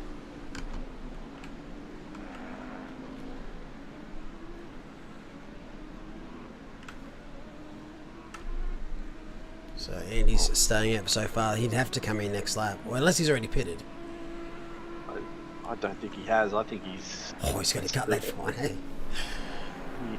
Well, it's the time when they cross the line. I mean, this is This is the pit entry line, yeah. Not the actual get the stop done. Yeah, this is a man who knows exactly where he needs to be to hit the time limits. I don't think he's going to leave anything to chance. He'll know what sort of lap time he needs to do, where he needs to be when the clock ticks over. There he is. He's in. So he's got it done with about 40 seconds to spare, or 50 seconds, sorry. Oh, my mouse keeps disappearing. There's me up. Nichols. So if you haven't pitted, you got to pit now. That's Mitch Hobbs. Unless they've already served their pit Yeah, stop. they've already stopped because Dan's out of the car. That's car 34, so... Philpa cutting it super tight, as well as Tunks. I want to see it cuts at the finest. They've got 30 seconds to come in.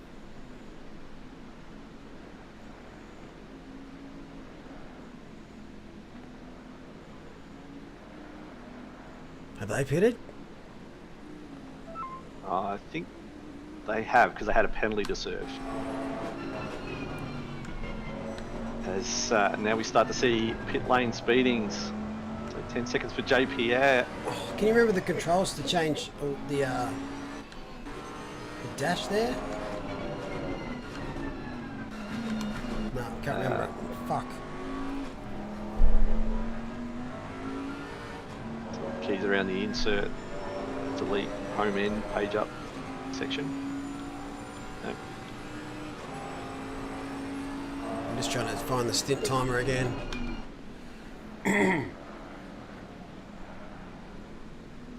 Looks like there's been a change in the pit lane. The 217 cars managed to get ahead of the 68 car in the pits. So, Jakey Baldwin is now in the car for BOP Bentley. Yep. So as predicted, Andy just building the gap and then probably going to have a break for a while and let the other guys get their stints done. Rowan Duong has taken over for Mia.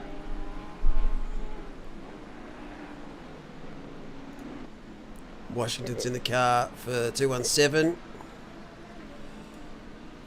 Sean Madison in the car for 68. Kichinami is in the car for the 8 car. Hobbs seems to be the only one that's double stinting from memory. No, Hunt was in. Hunt was in the car. I'll take that back. My mistake. Ryan Lim's in the car for Easy Motorsports. They've swapped around the brothers, Matthew and Aaron.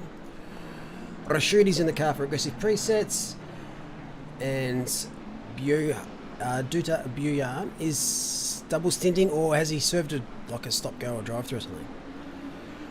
No, but he did have a pen to serve. I don't think it was I think they've done their stop based on where they are right now. Yeah, so I think they've done their stop, served their pen, and he's obviously double stinting to start. Looks like all teams have changed, mixed it up. So, another penalty. I wonder when we'll start to see corner cut pens start popping up. Eyeballs in chat saying Washington is driving a car that's already on 3, which is never a fun thing to jump first time into a car, and you've only got 1 penalty before you'll get pinged.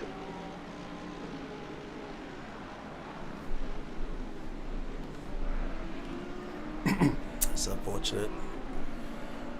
Kunos, it's a feature. Yeah, would like the ability to set the amount of track limit warnings on a particular race.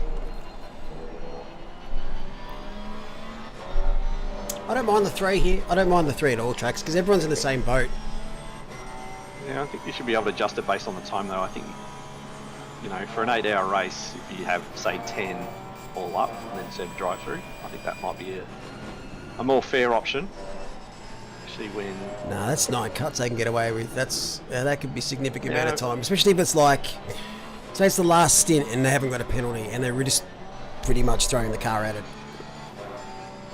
I think you'll find that people will abuse that.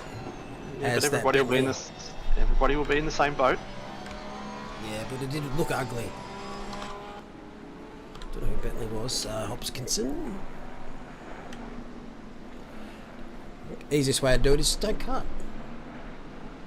Actually, I wish there was no warnings. Yeah, but if you get a corner cut based on avoiding an accident, though. Oh, that's a bit different. They have the option to remove a warning. Should be able to happen. That's something, and as the race control could be able to do is see how many warnings everyone's got. That is something that should benefit league racing. Was that Lambo getting around with its blinker on? Which one was it? Couldn't find it. Lanchin. Car 111. There we go. Doing the old pensioner drive. Just going to try and turn it off, because that might get confusing pretty bloody quickly with traffic.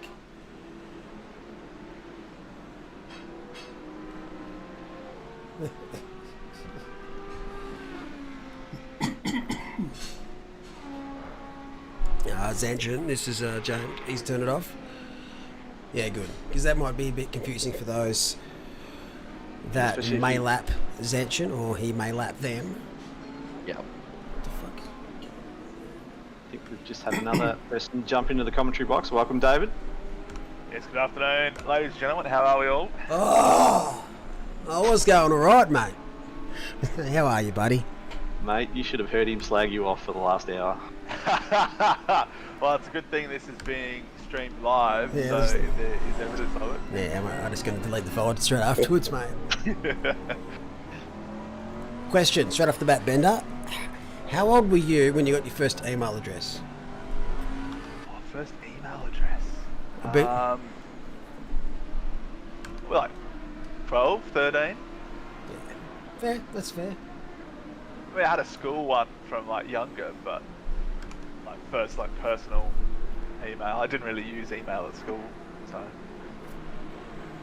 Alex had his first email address at 6. Which was only 3 years ago. Oh, it was about 6, 7 years old. Yeah, that I first got an email address, but it was monitored by my parents, anyways. So Shout out to Mr. and Mrs. Bowen. I'm so glad my parents were Fucking technically. Christ. Whoa, did that FBI open up? Sounded like it, so it just went bang. It looked like he's been raided. Jesus. I pooped a nugget now. The whole fucking stream heard that. I've got kids crying in the background now. Mum's yelling. Oh my god. Holy moly. So it's all happening down in Tasmania right now. Oh, we're back in a sec. I'm off to change my undies. Welcome to Taz Productions. Code Brown. I'm just looking behind me and there's Nat's head around the corner just laughing. F's in chat for Nat. One of us living on the couch tonight. Anyway, back to what I was doing before I got rudely interrupted. How was your stint, Bender? Did you just keep your nose clean, or was it a bit hectic? It's a bit hectic. There's a lot going on.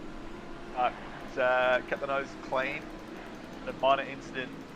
Probably 15 minutes to go. Just got rear-ended into turn 3, but yeah, all good. So I think it's like 5 seconds worth of damage. So nothing major. Gained a few posies. I think we're running 36 at the moment. Still waiting to see how the pit stops shake out, but yeah, pretty good start after starting 43rd. Are you currently sitting in class? P2, and the leader is just miles ahead. I think they were lapping like a second and a half quicker than me. Yep. So just before I pit, I was gone into turn 1. They were coming around like the last 2 corners. So Well, let's see. Second's looking good though. Need a bit more luck after our effort at Paul Ricard. Although what did you guys finish in at Paul Ricard? I think we were Still going. second as well in class, yeah, because Cranach's team won Yep. the AM then.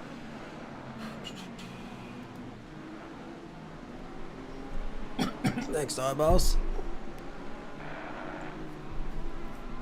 Yeah, it was pretty hectic. After 20 minutes, I remember getting the radio message. O'Hara's coming around. He's like 3 seconds behind us. Like, wait. How long have we been driving? It's been 20 minutes. What? And then when like 15 minutes of the stint left, yeah, you're about to be lapped again. So must be some serious pace up the front. Certainly did build a gap. It's about 5 and a bit, I think, to Mia around the pit stop. And then fairly hefty gap to Makita. He had made a way up to into P3, about 19 seconds off the back though. As Baggermans picks up a 15-second penalty for causing a collision on 46. Both P21 and 22 picking up pens.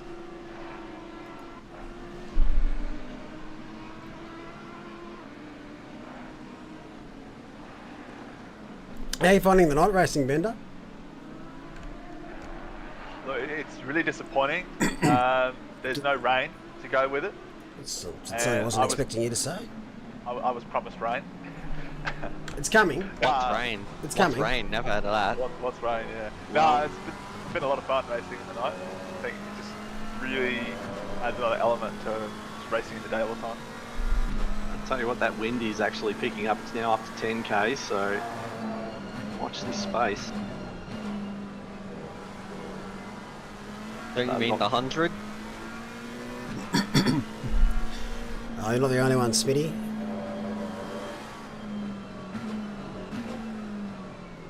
Blue flag, blue flag.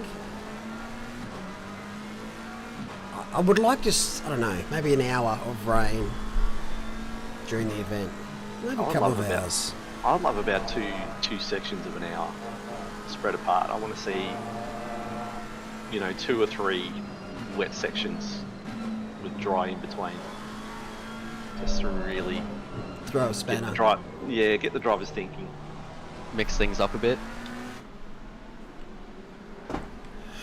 If that happened, I would be like, guys, come on, how long have I got left for the car? Put me in.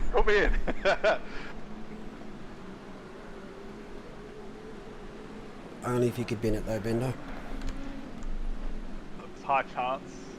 Coming into the race, I'd done maybe 30 laps total in the McLaren, so...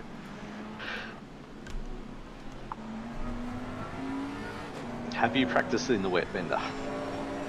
Yes, I did about 15 laps in the wet this morning.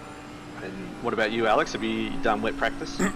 A little bit. Not too much. Been mainly focusing on dry conditions and praying that if it rains, it's not on my stints. I can tell you right now, Malik and I have done absolutely 0 laps of wet rain practice. Yep. I think I can be pretty confident in saying that. I have much more better things to do.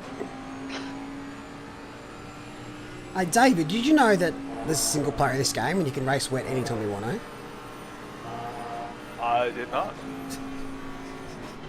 You can always get your fix that way if you're rubbing your skin all quickly and itching to go. It's not really the same though, is it? I'll set you up a server. I'm going to start a server just for you, the Bender server. You can jump at any time and it'll be thunderstorm. I'll do it.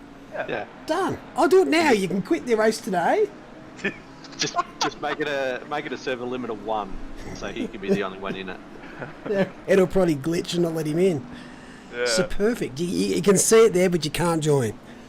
Actually, no, I'll just password lock it, not tell anyone the password. Then it's like, if a tree falls in the forest, does it make a sound? If you can't join the server, is it really raining? It Well, reminds me of Cartman Land from South Park.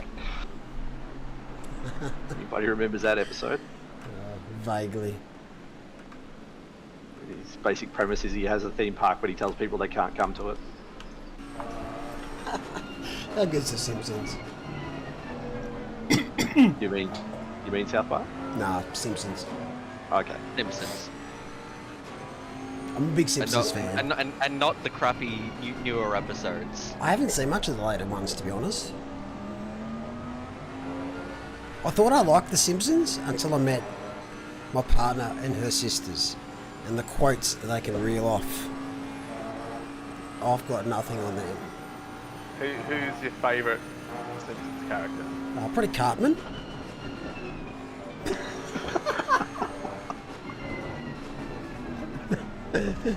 Nah, definitely Peter Griffin. Who's your favourite Futurama character, Bender? Oh, I think it's going to be Fry. Nah, my favourite Simpsons... You say favourite Simpsons character would have to be... I don't know. Never really thought about it.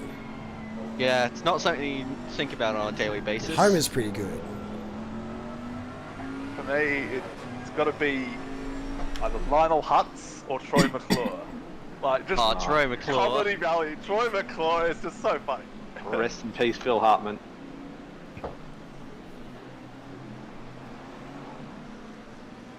I'd love to see Seth MacFarlane do commentary of a race, all these voices. It'd be hilarious. Maybe we can get him an OOR, because doesn't have better things to do.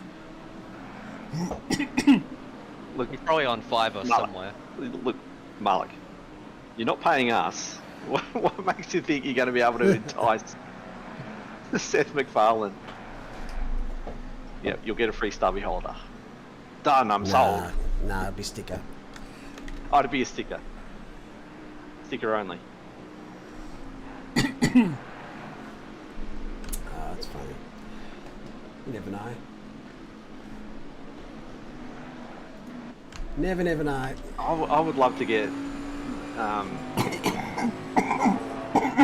would love to get some of the Eurosport motor commentators in. Which ones?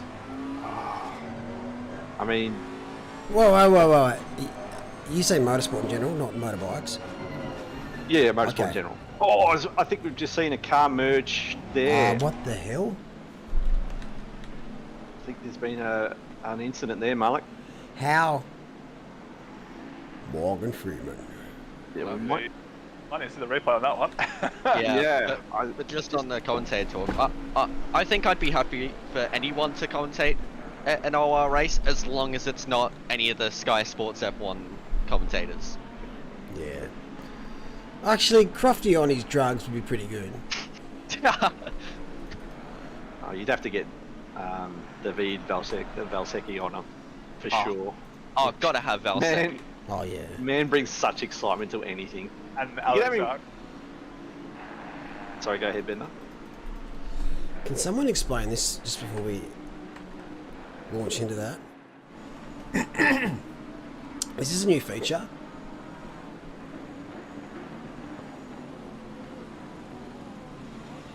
Ah, lovely. And that's how new Bentleys are made. What? That's I said, how I didn't- GT4 cars are made. I didn't say accident, I said merging. I was pretty specific in my description of what happened. Is that consensual? I'm going to say no. It's got to be some sort of lag-related incident. Yeah, that needs to be pixelated, that does.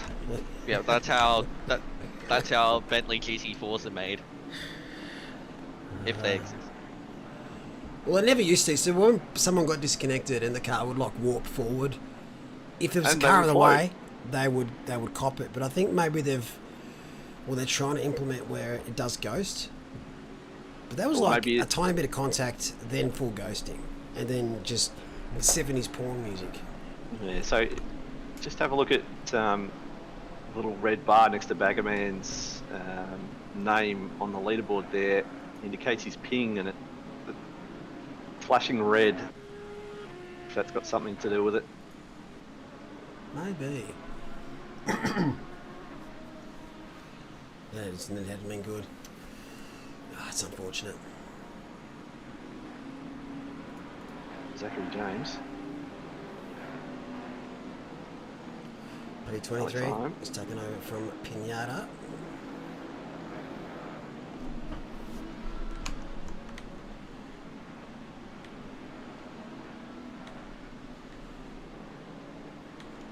Four cars are very close here. Maximum pace racing cannot avoid battles.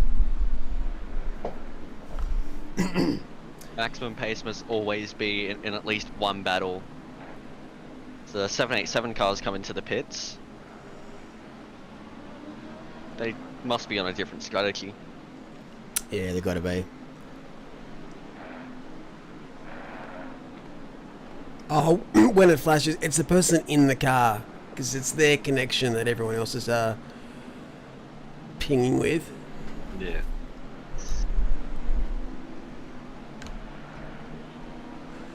So, night racing. What's your... When you think of night racing, what do you think of? What's the event? Le Mans 24 hour at night, because that's the only time I can watch it.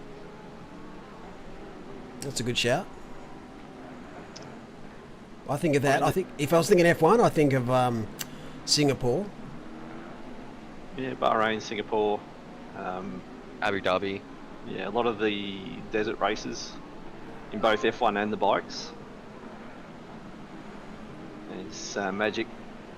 He featured pretty heavily in the shootout, not the shootout, but in qualifying yesterday. He's just received a penalty. He's Yeah. 12, Pat. So it's going to be either Singapore, Bahrain, Milan, or the Nürburgring. Me, Yep. from night racing.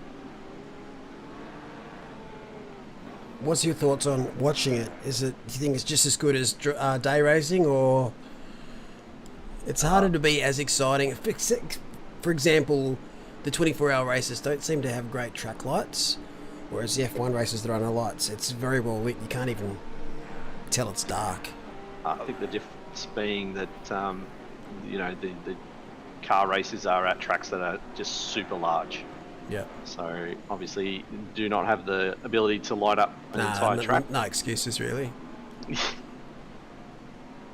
The F1 and MotoGP races at night are quite good to watch. With the endurance races, obviously with the lighting not being as good because of how large the tracks are, it does make it probably a little worse than watching it during the day. But it's still entertaining to watch. Yeah. I don't think it's so much the fact that it's night. I think, yes, the F1 cars seem to pop more under the lights. I think for me, it's the fact that the F1 races at least start at night, so the race is close. Whereas in the 24-hour races or 12-hour races, you're already 6, 8 hours, 10 hours in before it gets dark. So everyone's spread out. If you started the race at say 10 o'clock, like we have, you'd have all this crazy action happening at night time. I reckon that'd be pretty cool. Just add some rain to it. I'm trying to think what race it was. Was it Suzuka that we did a full 24-hour cycle? Yeah, Suzuka, we did a full 24-hour cycle in. That track looks great at night time. Oh yeah, with the Ferris wheel. the Ferris wheel all lit up. I want to raise another point about racing at night on a track that's not very well lit up. So you watch Baldwin get past some lap traffic. I think the more you're into your motorsport, the more you like to watch not just the cars, but what the cars are actually doing, through the corners, through the braking zones. And that just makes it a little bit harder. You're just seeing a bunch of headlights going around a track, but you don't know if that car is, planted, or if it's, really struggling for grip, the attitude of the car, how it's being driven. So I think there's a lot of details that get lost in a circuit that's not very well lit, and all you're seeing is brake lights and tail lights. But that's just me. I don't know how others feel about that, but that's probably one of the main drawbacks for night racing in these larger circuits that aren't lit everywhere. Yeah, I agree. That's my thought as well. With the bigger circuits, it's not lit up. you don't really get to see as much. You're kind of just sort of seeing who's surviving. The F1 races have always been great because they have to have a certain amount of lights on the track. What's the light meter called? I think there's... I you know what I mean? I know this. God damn it. It has Lumen. to be... Yeah, that's it. It has to be a Lumens. certain amount of lumens for it to be deemed a warranted race. All the different types of grading. Bathurst 12 hours late early in the morning. Yeah, we do that as well. It's obviously 12-hour race here. Not every place on the planet has a spot where that'll be all sunlight. Maybe Alaska. Alaska need a circuit. Yeah. Just So for the a circuit full and day, not pole. full night. You don't need to go that far. You could go to some places in Scandinavia in their summer and have it go through their summer equinox. I reckon that'd be a great idea. 24-hour race but full daytime. 24-hour race but full nighttime. No. I mean, in those areas, it's full nighttime and it's full snow. So I don't know how much car racing they're going to get done. Yeah, just have it a rally. Yeah, I was about to say, just have a rally. Don't know how safe that'd be, but it has to be fun. Rallycross, perfect. How good is Rallycross, honestly? If you haven't watched Rallycross before, Rallycross check is out brilliant. the official WRX World Rallycross Championship YouTube page. It is such a blast.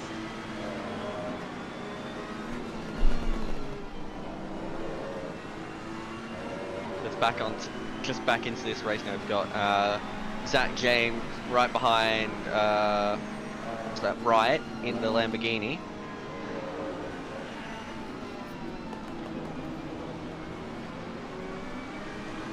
Yeah, they definitely get their money's worth, the 445 car. Captain O'Gold, as he's known in other circles. He's a long-standing member of the OR community, that's for sure. Quick over multiple formats, not just the GT3s. Very quick in F1. Yeah, and his pace on the Garfield car is incredible. Oh, we don't talk about that. beat me. Oh yeah, Mole. When are we actually going to get that Garfield kart league? You've had it going for a couple of months, mate. Haven't you been watching? Meant to tell him. Oh, shit. It's like Fight Club. Don't talk about Fight Club. Why are you talking about it? Because you brought it up and now I feel sad. Nah, in all seriousness, why not? Let's just do it. I'm not even... Does it even have multiplayer? I think it has multiplayer. Tell you what, if there was Mario Kart on PC... Look, guys, mate, we're missing the obvious choice for a F1 race player. stars. Yes, exactly. We're going to go down that route. There's only one option. it's the only time Kitty's beaten me in a race online is the fucking F1 stars. I mean, to be honest, I reckon F1 race stars probably has better physics than 2021. Yeah, what a debacle that is at the moment. Yeah. I've just never been able to understand Cody's thought process in so many decisions they make for their It's game, ridiculous. for the community, I don't understand so many game companies how they just do their PR.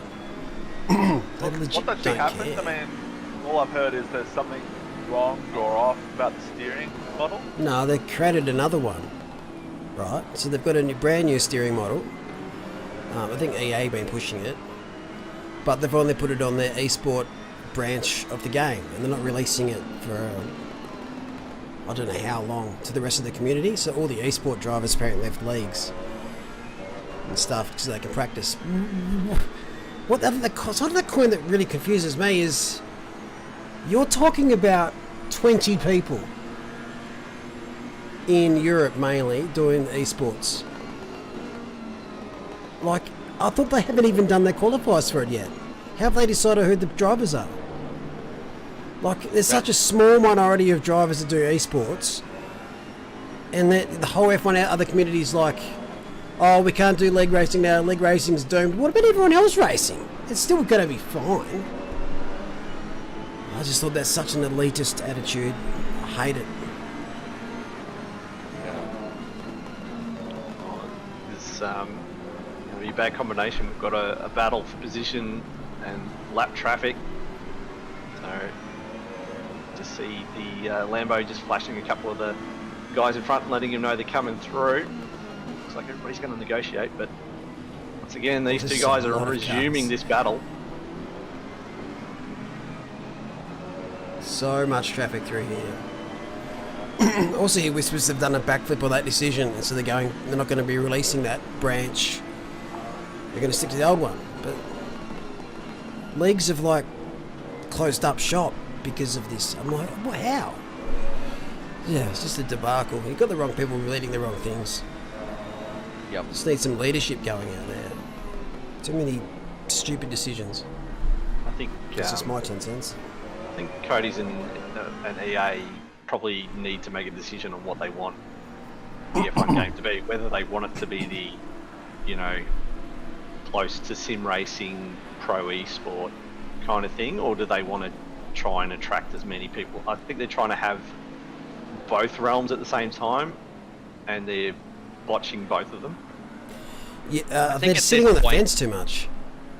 At this point, they should just split the game license into one license is a sim license, and the other one is more catered towards the general masses. So, Race Stars 2021 and F1. I don't know. I don't think that works anymore. I think what most... We've done that with Dirt Rally. But Dirt's Rally still gets a regular update. I think if you look at the actual platforms that have been around for some time now, you're looking at the iRacing, you're looking at R Factor, you're looking at ACC now is going well. Race Room does its thing. AMS2's been about. You've got to build a really good solid platform and then build upon that. And I know they try and get that quick buck through the career mode, through the single player, but they can't then attach the word esport to it when it's targeting an arcade audience. You know what I mean? Like, you've either got to go full towards a game that is angled towards people that want to really compete. It's still going to be playable. Like, ACC's an esport title, but it's fairly simple in its regard, where you can just pick up and play it. But it's real hard to extract the best times out of it. Racing's similar. I just think they're just going to go all out. People want more competitive stuff for it. And I think the F1 themselves, as it's a licensed product, does the F1 want it to be like a semi-arcade game? Or do they want to really lift the bar and make it the best sim racing platform out there? Because it's the best motorsport in the world. Why not have the best game in the world? I just think the current format, the way they're doing it's just not going to ever do that. Yeah, it's a bit confusing the way that they're going about it. Unfortunately, I don't think it'll just get the investment that it probably needs to make that happen until it starts doing so much money in it, though. FIFA and Madden numbers. And I don't think that the market's just quite there for the F1 yet. It'll never be there. That's the thing. It'll, if they're aiming for that F1, the FIFA market or the NBA market, they'll never get it because it's still a niche thing, and sim racing in general is not as easy to pick up. You're not going to get under 10-year-olds really do much with it.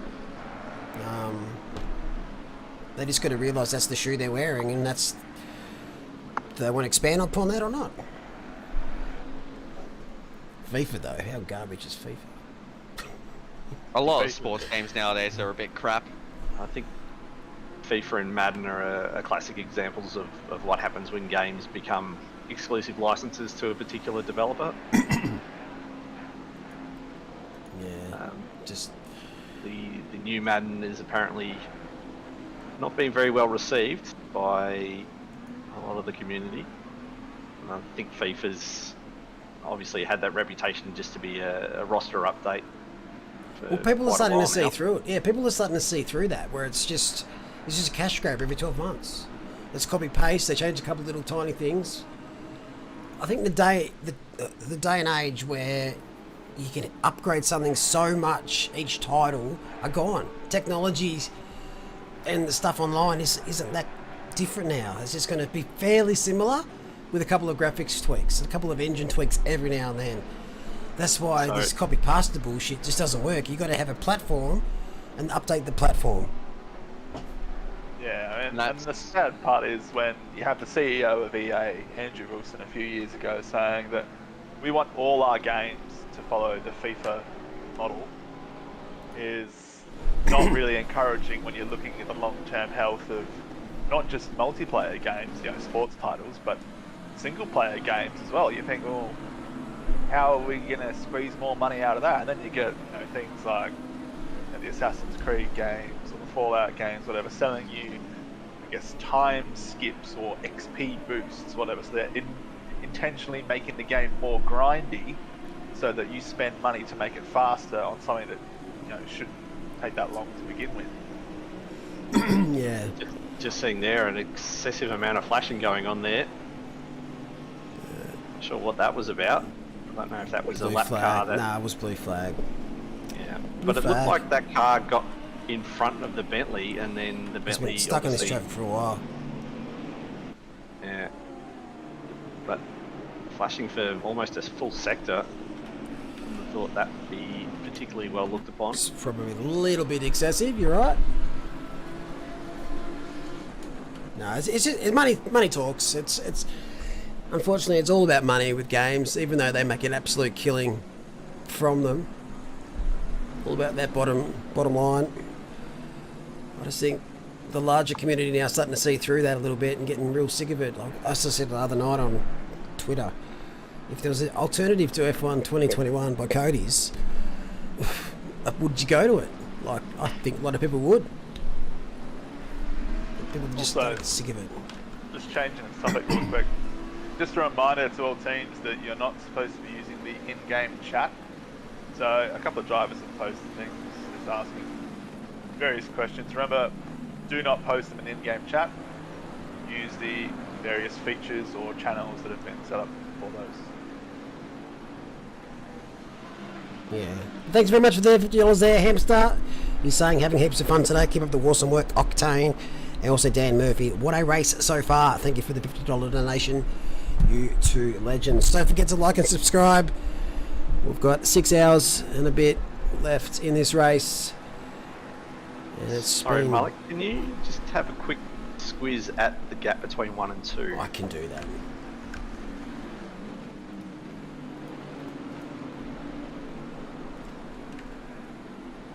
Just want to make sure if what I'm looking at is the same as what...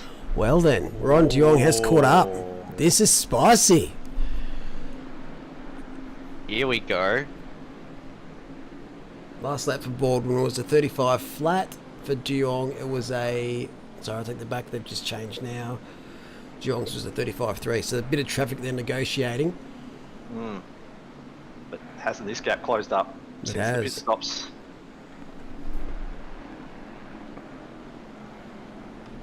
So now you get some airtime, teams. Yeah, this is what we wanted to see. We wanted to see a battle at the front. Something we don't get a lot of in these endurance races. This is going to be a bit of a battle between the co-drivers. What they can do there. We obviously know Andy in the Bentley that's in front. He's going to be the quickest probably in that team, but these guys have still got to negotiate their way through their allotted hours.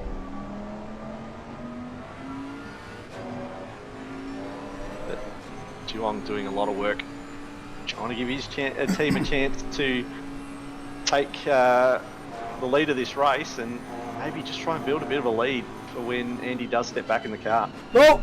There's a mistake. Baldwin's made a mistake. Jakey B, the leader of the race, has lost the Bentley. That's very uncharacteristic like for Jake. I hate to see it. G'day, Alec. So you can stay. We can still use Twitch, but just not for ACC at the moment. No damage, just dented pride. So, just like that, Race Imprints lead the way. 6.2 seconds. I wonder if he was just starting to feel the pressure of Juwong. Now this is where Juwong's got to be clean, pick his way through the traffic. There's a lot of cars ahead of here. Yeah, have a look at the track map. See, almost all the way to the hairpin. Well, There's traffic everywhere. What happened to this team? Down at 44th? They did serve another pit stop. Yeah, they did serve another pit stop, and they've got a 15-second penalty as well. So obviously, a lot has happened to that team. That's when they pitted early for that second stop. What is happening?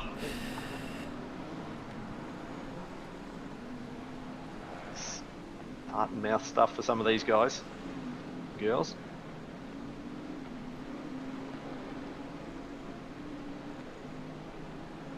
Good old blue flaggles. Yeah, got to get out of the way. The team that was sort of fighting in that P12 to P15 bracket earlier, find their way right down the bottom of the field and having to get out of the way for everyone else.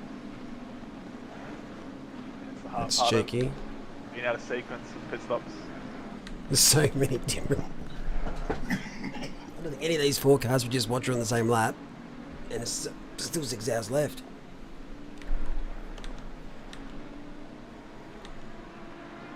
(44, 27, 10). There was 2 behind.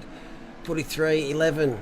So a lot of mixed positions. Not the easiest set of circumstances and conditions to do this. Let's go flicking through some more drivers.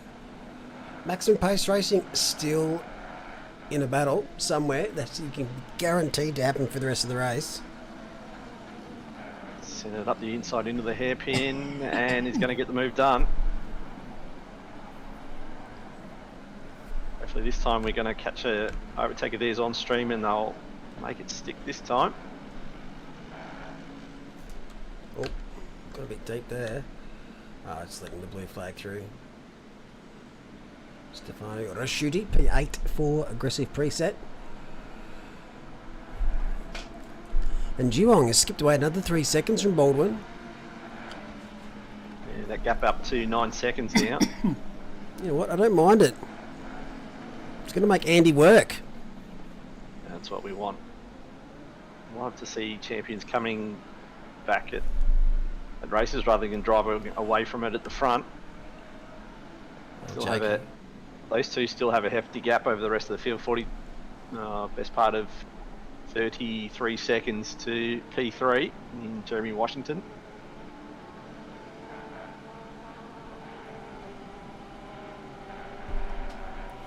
The all cars up to P9 have been lapped by the leaders. P9, so only the top 10 haven't been lapped yet. That's crazy. No, 10th has, P9 hasn't currently.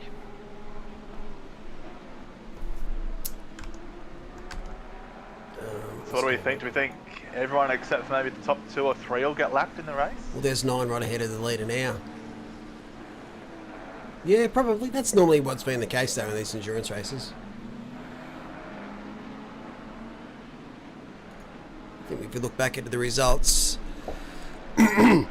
it's normally into the top 10. So, Ewan Teeny is the next one. Next to the side there. So, Ron Juwong, what a massive stint here from this man. He's shown his pace in the sprint series before and is really showing his pace now.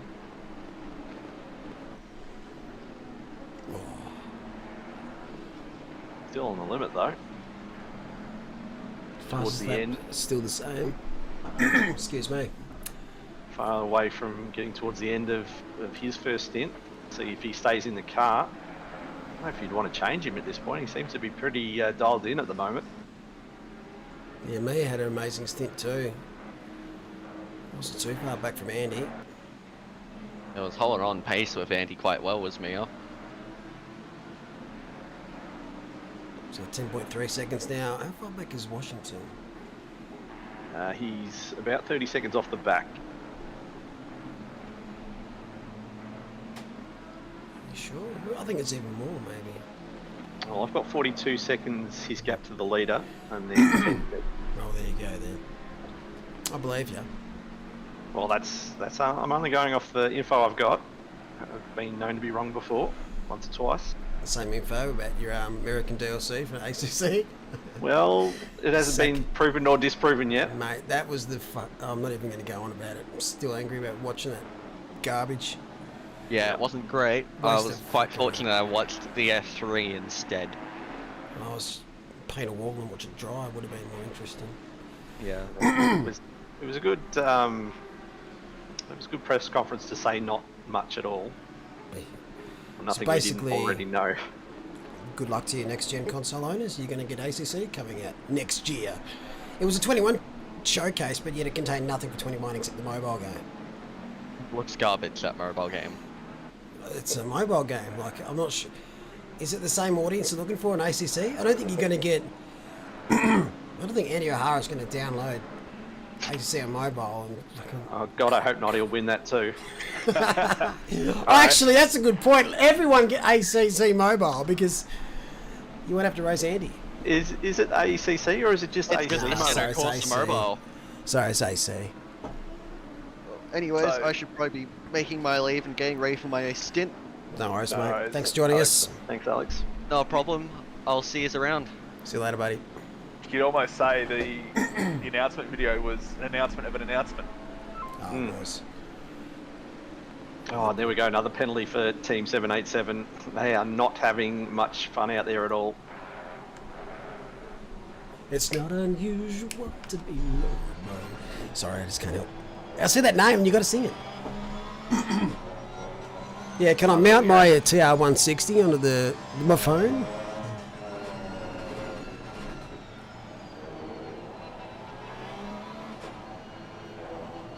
Yeah. Well, if you could, I don't know. here's how you could do it.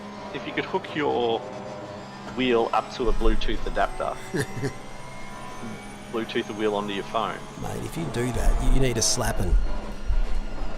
You need a slapping. You bet that's a paddler. I'll bet you someone does it. I can understand, right, if they actually can't talk about content that's coming due to licensing, but there's so many different ways to skin a cat, and PR is putting this little bit of work and just on how to word things. Like, yes, we are looking at and wanting to add DLC in the near future. We are be precise because they don't talk about anything to do with tracks, but yet on the graphic it mentioned new tracks are coming next year. But like, I don't know, it's just, it was so strange. It's just so strange. I think it's the format. Like, if you're going to have a video presentation, that's big. You know, you don't just have a video presentation for nothing. Yeah. So if you're just going to say, oh yeah, we've got, you know, updates coming in the future, just put out a tweet or a blog post or whatever, you know, just chuck it out there, the internet will read it, and, you know, Bob's your uncle. Don't have a whole video presentation going for 30 minutes, 40 minutes, whatever it was, and get people excited. Oh, this is great. It's going to be a video presentation. They're actually going to show something meaningful and then show nothing. Oh, exactly. And they didn't do these presses with the old content, did they? Like, they did a little bit of a video about the content that's coming, but there was nothing announcing it. They pumped it up. Like, I'll give them credit for this, but they really did pump up the presser. Like, there was a lot of hype to watch it. It was just, why? I don't understand. And I think they can look at us being negative, but generally everyone was there because they want new content because they like the game. That's their fan base. They can get shitty at that they want. But people are disappointed because they love the game and they want more of the game. You got to expect a bit of a blowback. You got to expect a little bit of negativity. There's just been no roadmap for months and months and months. Very reminiscent of that infamous Blizzard press conference. Oh, I was. Do you guys not have phones? Yeah. That was a big fail by Blizzard. Yeah. Honestly, that's probably one of the most iconic moments of gaming in the last 10 years. Well, James is not really connected to Kunos, but I thought he spoke well because he was being interviewed. I thought things that he was saying and talking about his run from where he came. It's just, that was good, but it wasn't really the Kunos announcement. It was more just interviewing a famous driver. I didn't see really the connection there. Has ACC helped? Well, every sim racing game could want to help. It's like, yeah, I don't know. And the questions that they asked from the audience, and one thing I was happy about was they did ask the question, Bender, does pineapple belong on pizza? And they both said no. And because we need to spend time on that, as we have a car parked there on the back straight. I don't know what's going on there. Not sure. 152.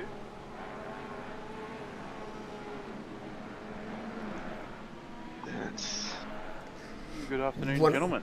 G'day, mate. How are you? Oh, not too bad. Had a pretty enjoyable first stint. A few brown flags, but we got there. That you did. I kept it out of the wall. That's the main thing. Oh, that's disappointing, to be honest. sorry to cut in there. That was car 787 Josh Magic that was parked. Ah, on okay. Yep. Looks like they've teleported. Have they teleported straight to pits? No, I they think got it's still going. there. Have been asking around a bit lately, Mullock, and can confirm pineapple does not belong on pizza. Oh, 100%. We've confirmed that last night. Actually, I could confirm it years Don't ago. make me say it again, Malik. Look, I've had it before. My mum used to feed it to me with Hawaiian pizzas, and once I developed... No. Car 152 that we saw parked is actually disconnected from the server. They've apparently retired. Their driver was having some technical issues, unfortunately.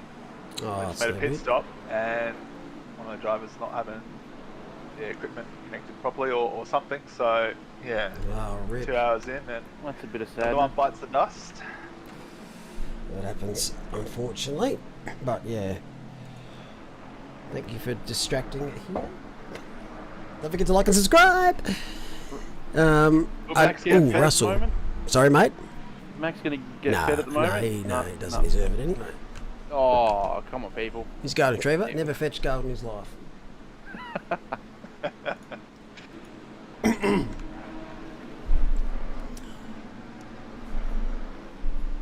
This is Bagger Mans, who you mentioned earlier may be having slight connection issues. We watched him merge with another car earlier on. And confirm that other car was my car. Yeah, what It was scary. Yeah, what happened in that situation? Let's give us the rundown. Well, I was watching Alex do his thing coming into turn 4 there, and went, oh no, there's a Bentley about to merge with you, and he literally merged with the front end of our car, but no damage. We can't explain what happened. Apparently he hit us, but we didn't see it. We didn't get the damage. Ping issues. Yeah, we're baffled. So, to me, that's just... As he's about to hit you, his connection's kind of dropped. And the No, I think game's he's tried to just- allow it ghosting. So just immaculate timing, mate. Just you're so we lucky. got gifted. Absolutely gifted. Because you should be yeeted on the way to Sicily. Yeah, he was coming in pretty hot from what I could see through the rear vision mirror there, but yeah, absolutely gifted in the sense that we got 0 damage, and I guess Kunos things happened, or connection things happened, and yeah, we'll take it. Yeah, it looks like a connection thing. I don't think that's on Kunos. at the Blessed moment. by the server gods. Sometimes it Pretty happens. much. Yeah. It looked very strange on stream because it didn't look like an accident, as you said. It just looked like 2 cars becoming one. Alright, let's just go a recap on the class battles. We'll start with AM class. Lockhart Brownlee and the Winkle Lock Racing team. Best livery by far out there. Just look at that, Franco. Isn't that just beautiful? You didn't mention that earlier when we were talking about the best livery. Yeah, I had to save it for Completely my own you- special moment. You've fresh aired them the entire 2 and a bit hours. Done talking about. But yeah, so Lockhart You Brownlee. did say that last night though. I did mention it last night, yes. Alright. But I had a chance to do it before. So they're leading the AM class. Whereabouts did they start the race? Is Similar-ish to this, I think. that a bit? Oh, they've done quite Maybe, well in their maybe first 10 spell. positions, maybe in the 30s. Doing we well, go down hold on to where they are then. to P2. We've got Joe Williams and team last name. Yeah, almost a lap behind now. So I think car 72 Brownlee, they're doing a mega job. In fact, I think we are a lap down actually. Get good bend up. And Heath Dixon and Apex Rear Wing. They're a fair few laps down, so they've obviously had a few issues so far in the first couple of hours. They're sitting P3. And O'Brien and the Rapid Binners do like that livery as well. I think they're another lap back from Heath Dixon and Apex Rear Wing. So they're the top three. Let's go to the Pro-Am class. Next car is... Just before you do that, Malik, I will jump out. And I think we've got Samwise Holmes jumping into the box to replace. No worries at all, mate. Okay, see you later, mate. Take it easy, Franco. Good afternoon, guys. G'day, Samwise. How are we, sir?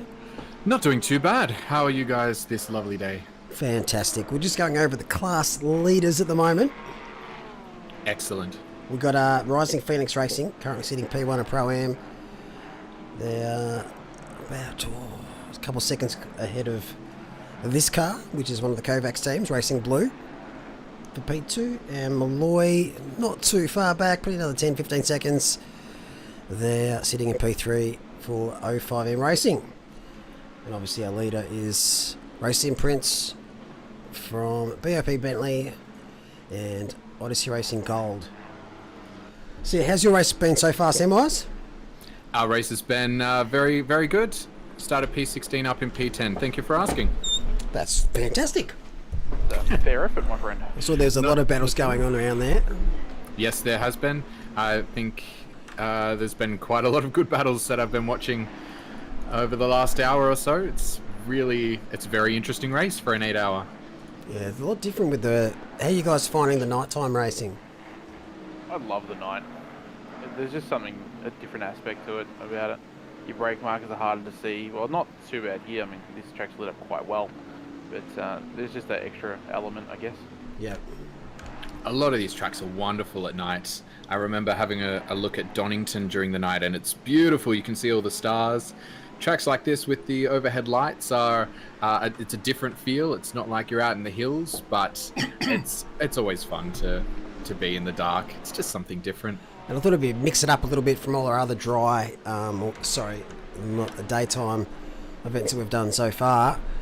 A full night race. We've done a couple of races where it goes through or transitions or finishes in the dark, but hey, a full night race with full night qualifying, why not?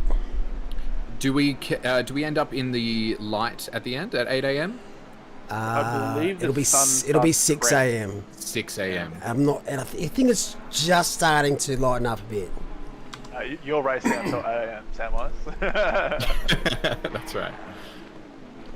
George asks, Mole, is there any changes on the Endurance Series qualifying? As in to spread out the grids, as in possibly. We're still kind of working through that and see how we go with 50 cars, two separate sessions. We might split it up to half and half, so there's 4 sessions, but shorter time. But we'll find out what we can do after a bit more testing.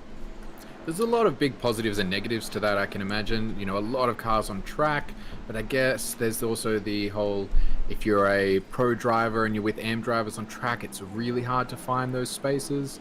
Yeah. But 50 cars on track is, around a short circuit, is a lot of cars. Oh, it is. Especially we've got Laguna and Donington. They're both very short tracks too. We may do similar. What we're doing here is we split it up by class. So the session 1 will be Pro-Am Driver 1. Session 2 will be Pro Driver 1, so on and so forth. I've seen another method done where you still do it in the one session, but all of one class goes out at one time just to begin with. And then sort of there's a minute delay for the second and then a minute delay for the third class.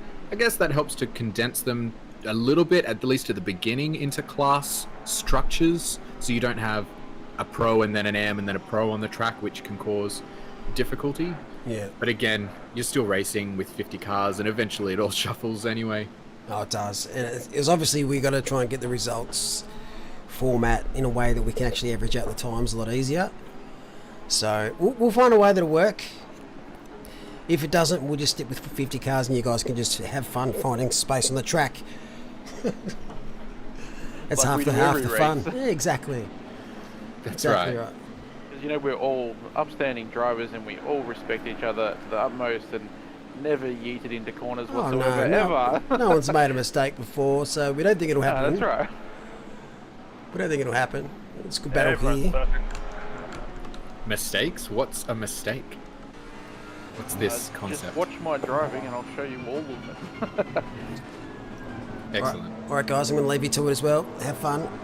Have a Take quick it easy, break. Mel. Alright, catch you later. See you in about 2 seconds. Little 2-second TED joke there. That's right. So who are we watching now? Chalmers in, is that P2 in class? And that'll be P2 in I think it's one of the Kovacs boys. The Porsche is doing well at the front of Pro-Am to be ahead of 2 Bentleys. Doing very well. Yeah, we're on board with the Kovacs Racing blue cars. I got a question. Now, we might not know the answer, but those who are racing in the Kovacs Racing teams, are all your drivers fully vaccinated? Because that would be funny. I can't answer for everyone. Is that a prerequisite? And is anybody I feel like- protesting this at Kovac? Yeah, I feel like that should be bonus points if they are. All I can say is that I did get my first jab the other day, so technically, yes. Are you one of the Kovacs drivers? I am. I'm in Kovacs. Excellent. Have you been? Have you got the jab, David McNulty?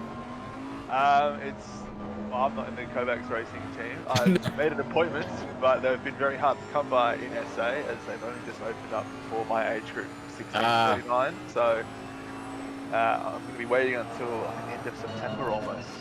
You young whippersnappers. I got That's it. extremely lucky in my appointment actually, because they weren't releasing it to my age group until start of September. So I just rang my GP and literally, as she answered the phone, she goes, "We just had the cancellation. Can you be here in 10 minutes?" Yes, let's go. Yeah, that's fortunate. I mean, obviously there are other states more in need at the moment than SA. Over here, we're quite fortunate we're not in lockdown, so a lot of our vaccines have been diverted to help the eastern states.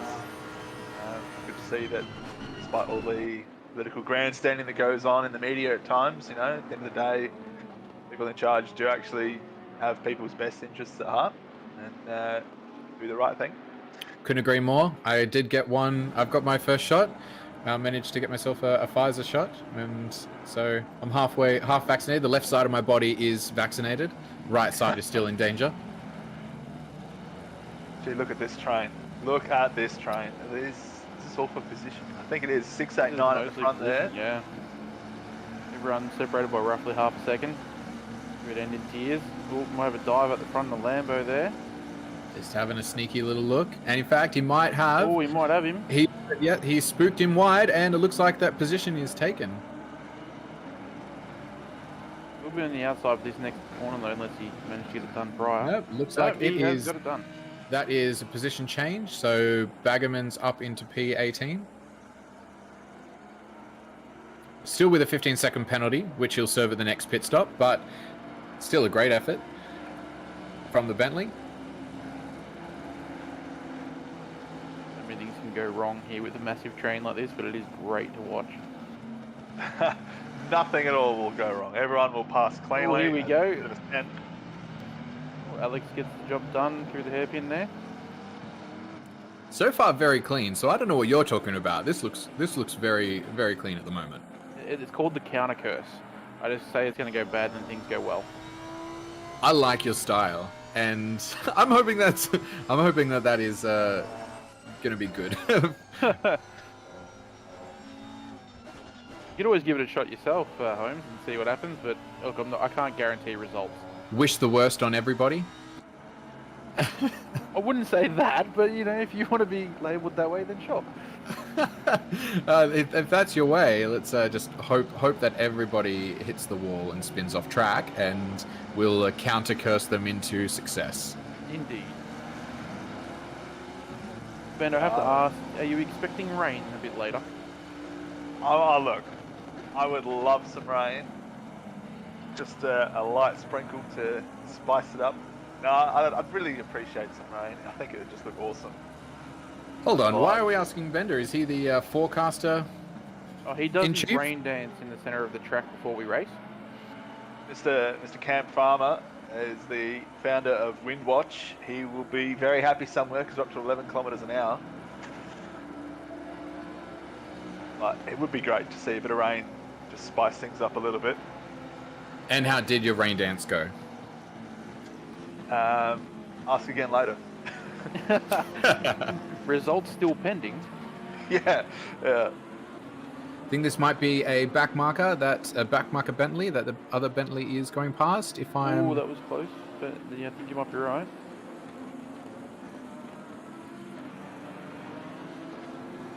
Is that the Kovacs boys? The green roof there? Or am I blind?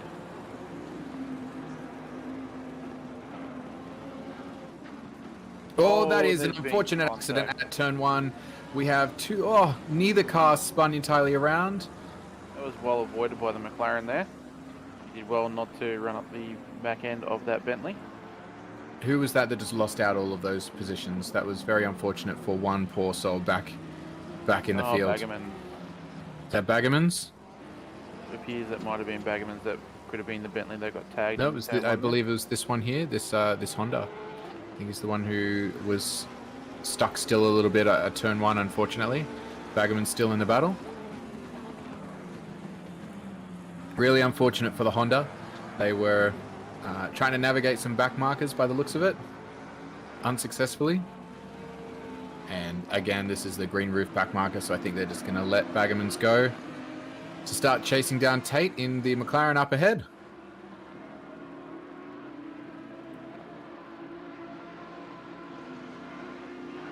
Move over to battle for P11. Looks like another pass on some back markers. Yeah, it looks like Rick and O'Donnell navigated that back marker nicely there. Very good. All right, here is a replay. That is, a tap on the 245 car of Sam Reck. Oh, Almost. he's done well to hold the brakes He there. did well. Very difficult spot to be in. Is unfortunate. How is the Audi to drive around here, Mr. Holmes? I'm sure it's nicer when you're not being tagged on the backside. Yeah, that's fair. The Audi's good around here. It's not nearly as fast as your McLarens and your Bentleys. There feels like there's quite a severe disadvantage there, but it's definitely more on that is our unfortunate turn 1 incident where Honda car on number wagons, unfortunately. 819, I think, was the big loser out of that one. Yeah, so that's what Modelo car park looks like 5 minutes before lockdown starts. Here we go, view from behind. Very unfortunate. Oh, O'Donnell done well to avoid that there. Not only that, I think he's helped the car 818 to recorrect himself a little bit and not go spinning all the way around. What a gentleman.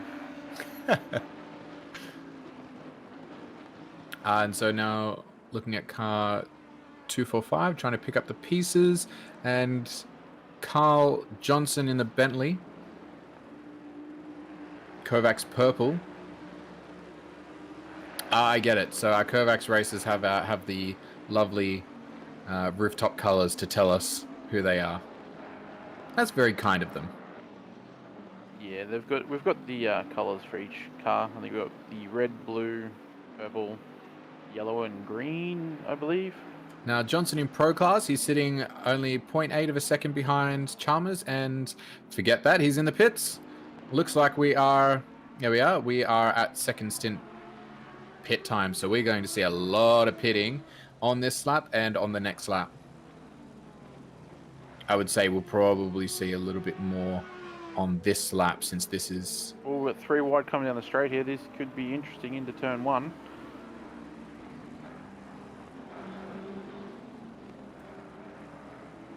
This is Russell and Davis. Davis behind in the Bentley. Looks like is that another Kovacs racer? We're everywhere. We're all over the track. All over the place. It looks like Russell's got a fair bit of pace Sorry, this is Davis behind. So we're looking from Russell's car back at Davis. Is he going to take a look up the inside here? He might, or he might be dummying there. So we're staying to the outside. Looks like that was a brave move to stay on the outside there for Russell, but it did him good. The thing is, you don't want to defend until you need to defend. Otherwise, you're losing unnecessary lap time. So you've got to think, are they going to chuck it up the inside? Or can I risk staying on my normal racing line here? And you want to stay on your racing line as much as possible. The last thing you need in an 8-hour race is to get bogged down in one battle, defending so much that you lose any chance of further position gains later on in the race. So how do you find defending or making that call if you go defensive or not in the night race? For me, I find, maybe it's because I haven't practiced as much as some people. I know you guys obviously do a lot more practice than me, but it just, line's not quite as clear for me at night as to do I go defensive. It's just harder to judge that gap, the car behind. Is that something you find?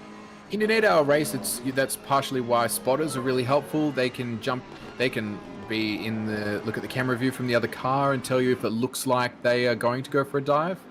Now, we won't get too distracted of this potential overtake that's about to happen here. It looks like the Bentley might go a little bit of a dive. Yep, they go wide. He's lost out too there with the Lambo as well. I think the Lambo is... Oh, no, that is for position. So, Davis and Suzuki ahead of Russell. Terrible exit. They're almost off track, but has recovered. But to answer your question better as well, I think for me personally, I sort of judge... I mean, I don't really drive in my mirrors, I guess you could say. I keep an eye on them every now and then at sort of key points where I feel that I'm weak at the track. And then if I feel that they are closing a gap, then, you know, especially over an 8-hour period, I'd rather just sort of give up that little bit of defensive line just to allow a clean pass rather than, you know, potentially getting a penalty or ruining my race. That's sort of how I work it out. Early in an 8-hour race, it can also be far more to your advantage to let a car past or to make it very easy for them. This is something that our team did. I'm sure many teams have considered similar strategies where you live to fight another day. If you lose all the time now to the cars up ahead, then gaining those positions later is going to be impossible. Sometimes it's better to work with the car that's around you to try and catch back up to a pack up ahead, or at least not lose all of that time. And that, as a racing driver, is a hard decision to make. To let somebody past you, to let somebody get an overtake on you, is not an easy call. And to answer old driver one in chat, Samwise has been racing. He's probably due back in the car a little bit later this afternoon. Yeah, this is my off stint. I'll be back in the car shortly, and then again at the end of the race.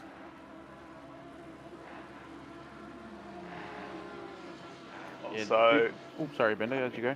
so I think we've just had a new commentator on the commentary box. Welcome along, Chops. Hello there, Bender. Hello, everyone. How are we? Z, how are you, mate? It's a party. Mate. It is a party. I don't know if you just saw. Houlihan got a 10-second for speeding in the pit. Oh, no. Oh, no, that's disappeared. not something you'd expect from Houlihan. It's a bit of a rookie error. Yeah. Easy to do, though.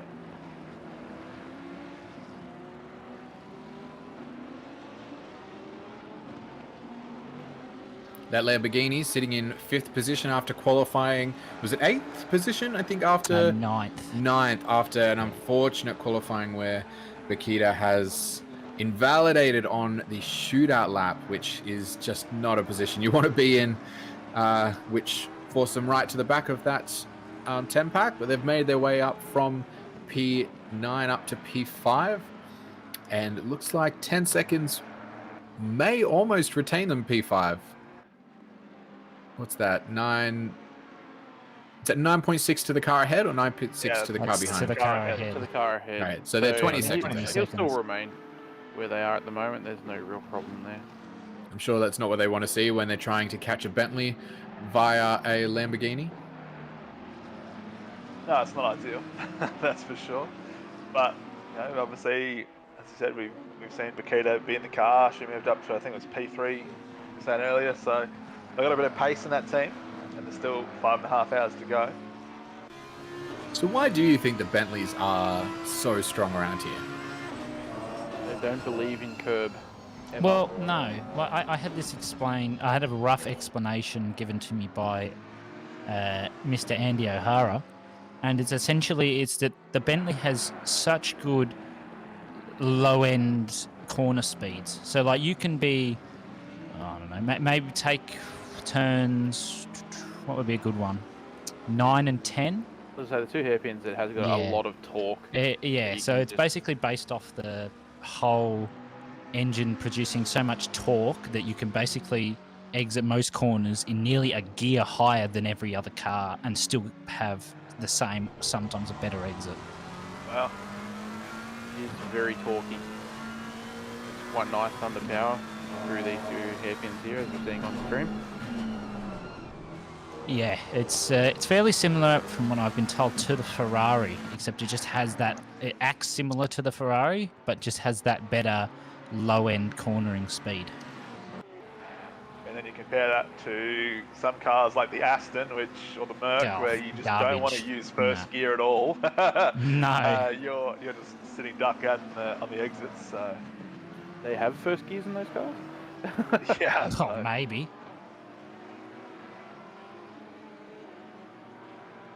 How has your stint gone so far, Mr. Hobbs?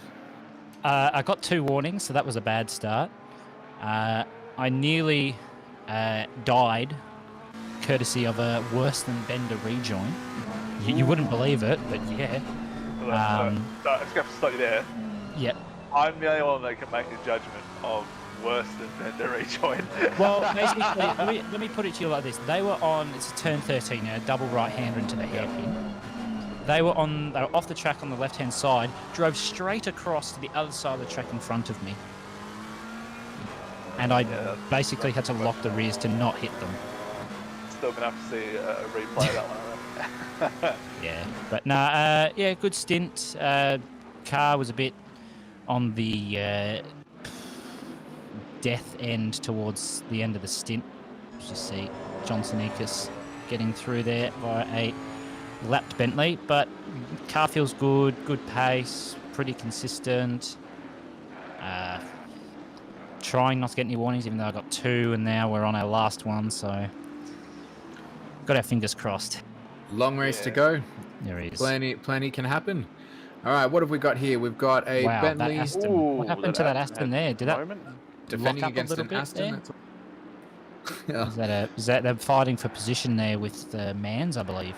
Yeah, that was against Mans. I think it looked like he may have just held the brakes a little bit to try and stop the contact through that corner, and had a bit of a moment under power. Yeah. It's one of those four-wheel drive Astons. Going for a bit of off-roading. Yeah. Could be the turbo lag kicking in finally in the Aston. Yeah. After 100 years of not kicking in. So just on the track limits, obviously it can be a very fine line, particularly over an 8-hour race. Do we think many people will get track limit drive-throughs tonight? I think many people already have. Yeah, a couple of people have. I think it's more... They'll be careful at the start, so the first 2-3 hours. Let's have a look at the Levine Aston incident here. Just, I reckon, locked up the rears a little bit. May have possibly, checked up to avoid an accident, I believe, is what it looks like. So done a good job to not run into the back of that car ahead. Once again, that refers to what we were saying before. You know, you live to fight another day. Yeah, that's right. Very good move. So on track limits, obviously, this is one of those particularly horrible tracks for track limits. There are so many places where you can get them. So tell us what's your... Wow, that is very close. That is a big incident. No. Trying to navigate, I believe, a back marker potentially. No, they're fighting position. Poor position. Thank you for the correction. Oh, don't do that. No. Oh my goodness me. Bender, how do you feel about that one? Bender? So this is Dowd and Lee, unfortunately, coming together. On the track. Oh, it's just an That unfortunate... will definitely be reported to the steward's box, unfortunately. Yeah. Sometimes it's, you get in those very awkward positions as a driver, trying to figure out how to get back on the track safely. So I'm sure the stewards are going to review that one and assess how safely it was done. That was a very interesting moment. I think the Lamborghini has come in through, had such a good run on the car ahead as they've come through turn 6, I believe it is. Yeah, I believe it's 6 coming And yeah, it looks like he was right on the tail. He's moved to the left, but then the car ahead has also moved to the left to defend the BMW ahead. And at that point, trying to then maintain throttle and move to the right did not prove to be successful, unfortunately. No. And possibly just a little bit of a rear contact there to obviously send him around. Yes, unavoidable. as trying to stay on throttle, trying to move back to the other side. So he's come in so close behind. Oh, here we go. There's the replay. Yeah, here we go. So I think this is turn 4 here. So he gets a very good run out of turn 6 here. Very good run. They're going to both move to the left. And as he moves to the right. Yeah. Yeah, that's tragic. And then the rejoin is... Here it is again. The less said about it, the better, I think. Yeah. So he's thought that he can maintain the throttle and move to the left, which would have been successful for him, and the car ahead did defend, and he is allowed to defend. But unfortunately, by keeping that throttle in, it's caused disaster for both of them. I think we'll have a quick look at this rejoin here. So across the track. Oh. It's yeah, I think we'll leave that for the stewards. Yeah, I think we'll, yeah. Let's see now. As you're saying, Samwise, I actually hold firm that this may be the worst track for track limits. I think you would not. You might not be wrong. But what is your favorite? Sorry, 2 What is seconds, your guys. favorite spot to lose? Hello. I'm back. Just on that one quickly. The car ahead actually lifted on the straight for no reason. So okay. Thank you for the info. I'm not sure why that happened, but if I've just come to defend Dowd a little bit there, because on a straight, defending or going across the track, you shouldn't lift. You should just be moving across to defend. Lifting, well, if you're the car behind that close, you're not expecting that. So no, there's no way I hope the stewards look at it that way as well. And if you're going to put a protest in, defend yourself, because that wasn't a very good effort. Yeah. And that rejoin though could have been. Bender-esque. That could have been so bad. So thank you for the extra info. So the car ahead actually lifted, which is what's. Ooh, that was close on the That was close. Very I mean, I think that Fez is. That's Ferguson ahead of Withers there. The Ferrari is a back marker. Because it's maybe not. It must be. I thought it was a back marker. Yeah, must be a back marker of some kind. Can't quite tell. Might be O'Brien or something, but. Yeah, track limits, it's one of those ones where there's a fine margin or it's a warning. Like this turn, what's this, 8 here. If you use too much curb on the inside, sniff the grass, it's a warning. Go wide out. Oh. Well, speaking of sniffing the grass, there's a guy doing laps. Yeah. A couple of donuts. Not hurting anybody off the track. That's car, what is that, 787. 787, I believe. 787. So just to clarify again, so what's happened? After we check out this replay. Have a look at this replay again. So this might be the rejoin that Malik was on about. Yes. Slow motion. So move across into the middle of the track for the BMW. Now that is a Lamborghini. Yeah. Skating through. Wow. Wow. That's insane. Yeah, that's far too close for that. That Lamborghini is now changing the color of its interior. Yeah, I think it is. Here we go from an all-new view.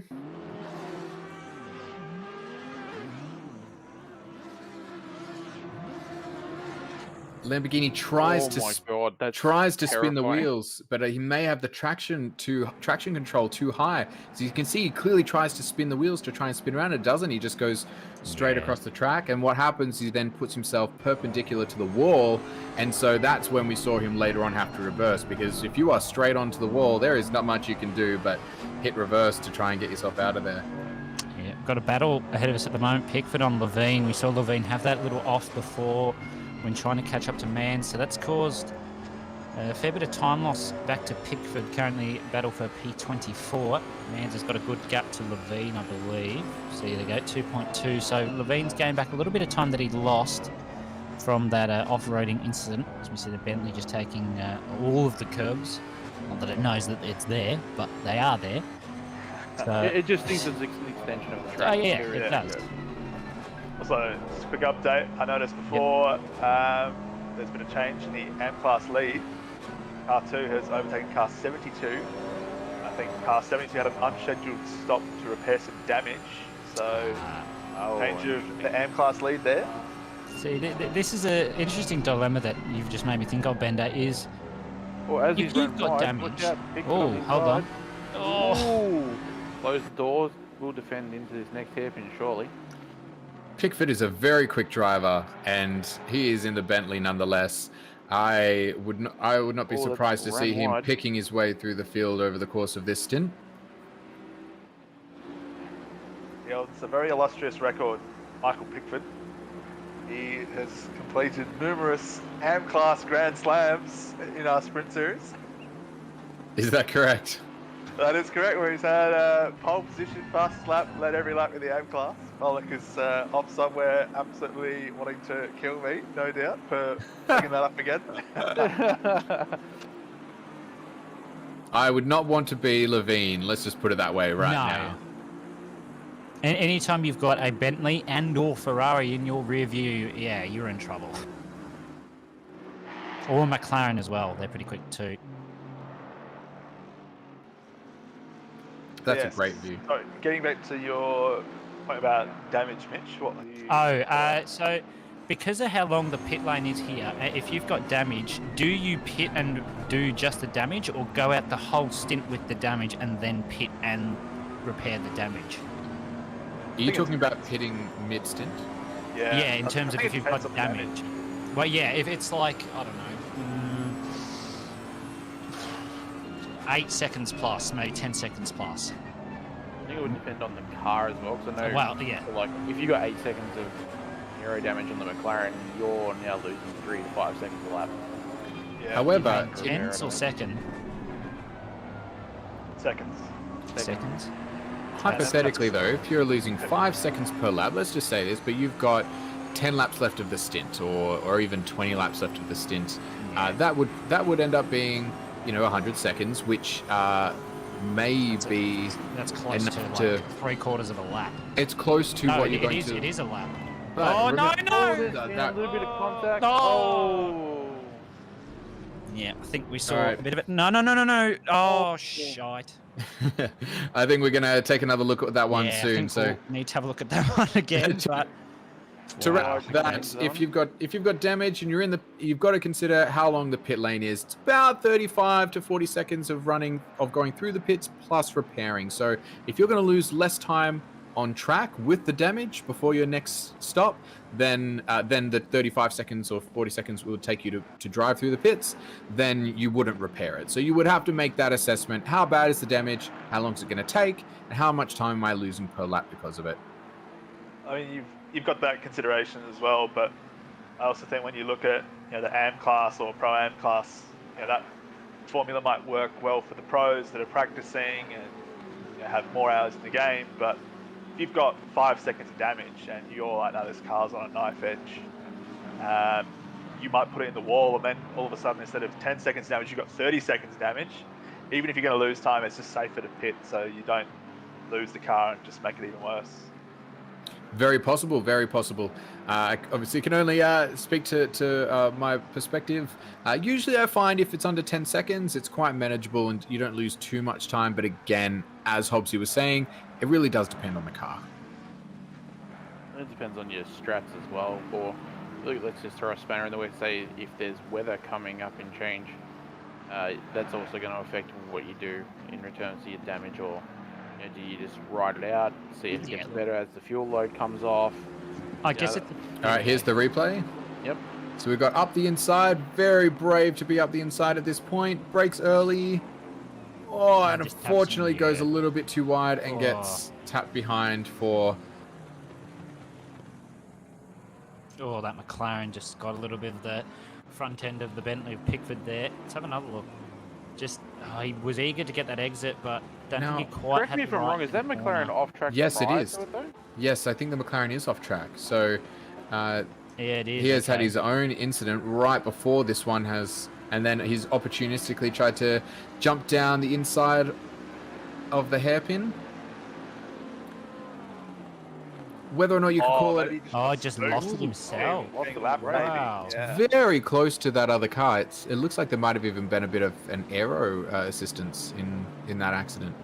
Yeah, that's... It might have... And here's there an it is. accident there, and then we'll see the McLaren go, all right, looks like it's good at the inside. No. Yeah, that's Questionable as to unfortunate. whether or not that's an unsafe rejoin from the Bentley. I think obviously they're just trying to get going again. Yeah. Unfortunate one there. But as far as that incident, the stewards will take a look at that. They went side by side through 3 kinks in the straight, which is always a great recipe for disaster. Yeah, that comes down to your, I guess, as a driver, you go, should I? Would I? Could I? And do you trust the car around you? I think that's the other consideration. Do you trust the other car that you're driving to also leave the space, and in your own ability to be able to give the right amount of space? Yeah. Ooh, it is a battle for P19. Russell with Schneider now. Looks to the inside. Drive through there for a collision. Oh, he's got Kevin the inside Lee. line. Oh, he does. Is he going to get the better exit, though? Bit of a We might drag see race it. now. That's right, we might see another side-by-side through the kink. Oh, we know how that went last time, but... It went sure. so well. It did. It went really well. Schneider's got the inside, though. I think Russell's, he's going to do the Yeah. responsible thing and just back Bit out. more clear cut that one, I reckon. Yep. Oh, we've got Keeps a it just bit on the wide, track. though. Yep. Could have We've possibly got been a warning. Got a Bentley behind as well. I don't think that's for position, but there is a Bentley there. The Bentley isn't for position. It could very well be one of the front-running cars. It could be a front marker behind them. I don't recognise it. Russell hasn't had a great stint. Oh, That's the it's third pass actually we've seen on Okay, Russell. marker. Yeah. This is a back marker. I know that team now that I've seen the name, but yeah. So that team were running in P9 earlier in the race, and unfortunately they had a disconnection. Oh, that's Okay, Yeah. right, So yeah. disconnection back to pits, and so I think what was referred to earlier as an unscheduled pit stop was, unfortunately just a driver change needed from a disconnection. Oh, just seen, we've passed. This is lap 100. 100 laps. Andy O'Hara sitting in P1. Now, did we miss the Bentley Yeah, we retaking missed P1? the- I think we have. Yeah, we did. So at some point there has been a change. So Duong's gotten out of the car, Serpiel's gotten in, and Baldwin has gotten out of the car. Andy O'Hara has gotten in, and they have retaken the lead after that unfortunate accident that Baldwin had during their stint. I want to With- shout out to that last night's shootout, Andy. Almost got a 31 on a shootout lap. The man is insane. It is no surprise that they've clawed their way back. That's for sure. Just Yeah, incredible. 100%. Going like a second a lap at the moment. It's just incredible stuff to watch. Now, who's the final car on the lead lap? Because I wouldn't be surprised if Andy gets the majority of the I field. believe Malik was saying before that only the top 8 were left on the lead lap. Yep, that Yes. sounds about right. Okay. I think that might be fewer now. 8 was eighth position was very close to P1 prior to that. So where are we on Might have track? a Look here. P6. Wow. P6 is not far ahead of P1 at the moment by the looks. What are they? They're coming onto the back straight, and O'Hara is ahead. So O'Hara is ahead Only of. the top 5 on the lead lap. Or am I Oh, looking great. wrong? No, you It probably looks got it like your right. team's next there, Hobbsy. Yeah, well, won't be long. I'm sure we'll be overtaken. We're just keeping it consistent for the moment. And hats off to you as well last night, mate. You did a stellar job in the shootout. Congrats on your lap. So I'm very happy with P5, that P4 6/1000s. I don't think I've ever had a qualifying that close in my life. So correct me if I'm wrong, the 15 seconds are generally because the drive-throughs are being converted to a 15-second penalty. Is that correct? For I track believe limits? It's a 10-second penalty I think for it's a 10 speeding in the second. pits. Yeah, 15 is usually an incident. I don't think they're actually. They're not clearing drive-throughs for track limits, but speeding is being converted. They're not clearing drive-throughs for track limits, correct.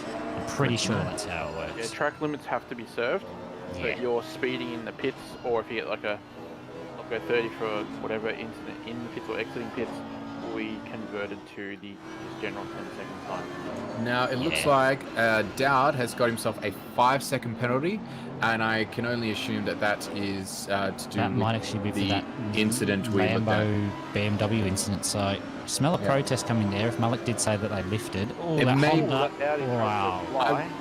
It may be because of the rejoin as opposed to the incident. I think, as Malik said, I pointed out the BMW did lift, and potentially Dowd was put in a position where he couldn't have avoided that accident.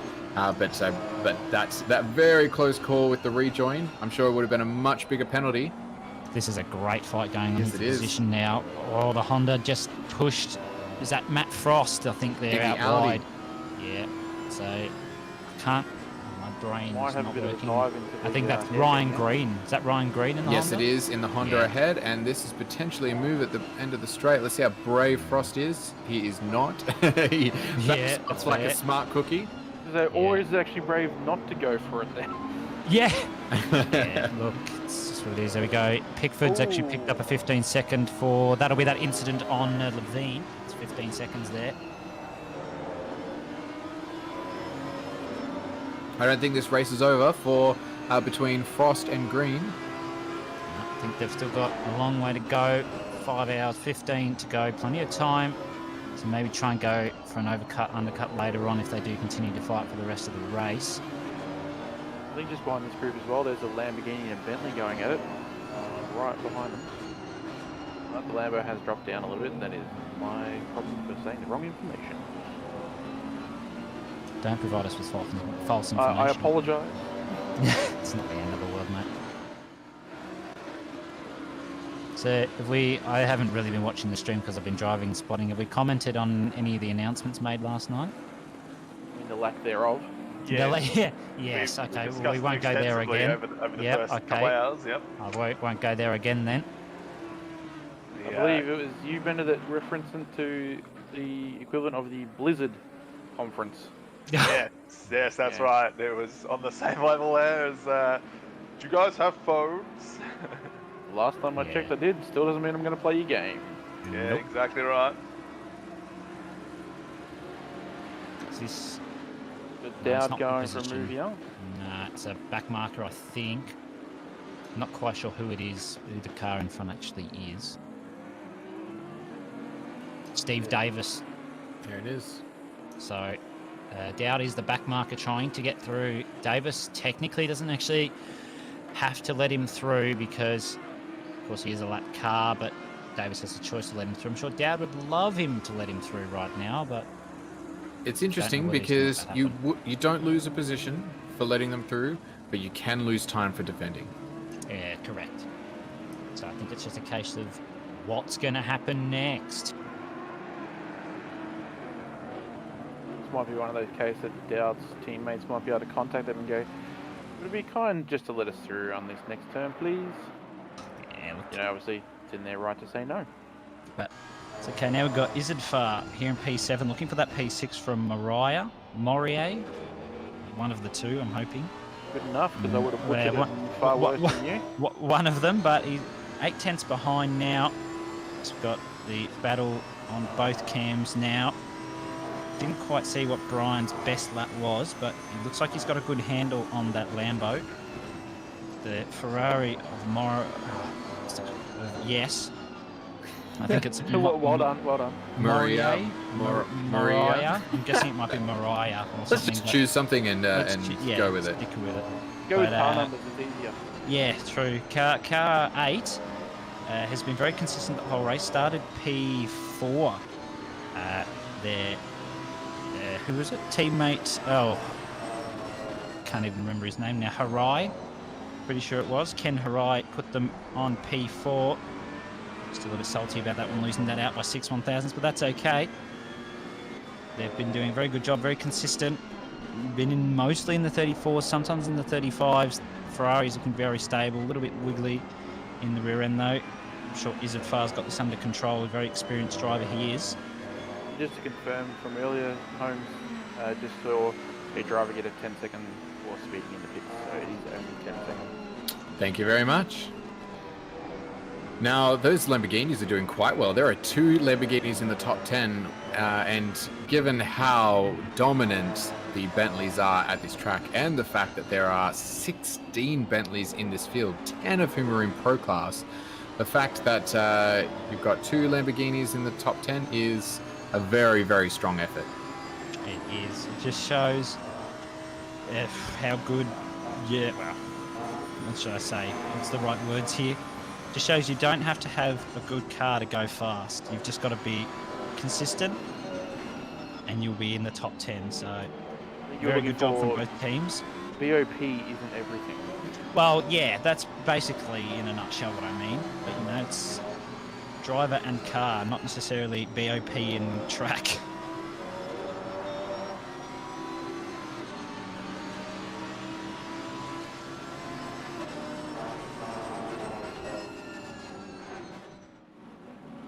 Let me give some time now. Has 10 seconds of silence. Everyone decides to talk at the same time. Yeah, well, why not? Yeah, I was just looking to see what Izzard Farr was thinking of doing. He's very consistent, and I've noticed he's absolutely nailing his lines. Oh, this is Kai Rudin now. I think that's... He's just gotten past Herbert. That's Herbert there in the 45 fares. Let's see what's actually happened. Just gotten past on the inside there. Might have gotten the better exit out of 10. So very good job there. I believe that was for P10 as well. It was. Yes, it was. Very good pickup. For P10, and that looks like a successful side-by-side attempt through the back chicane.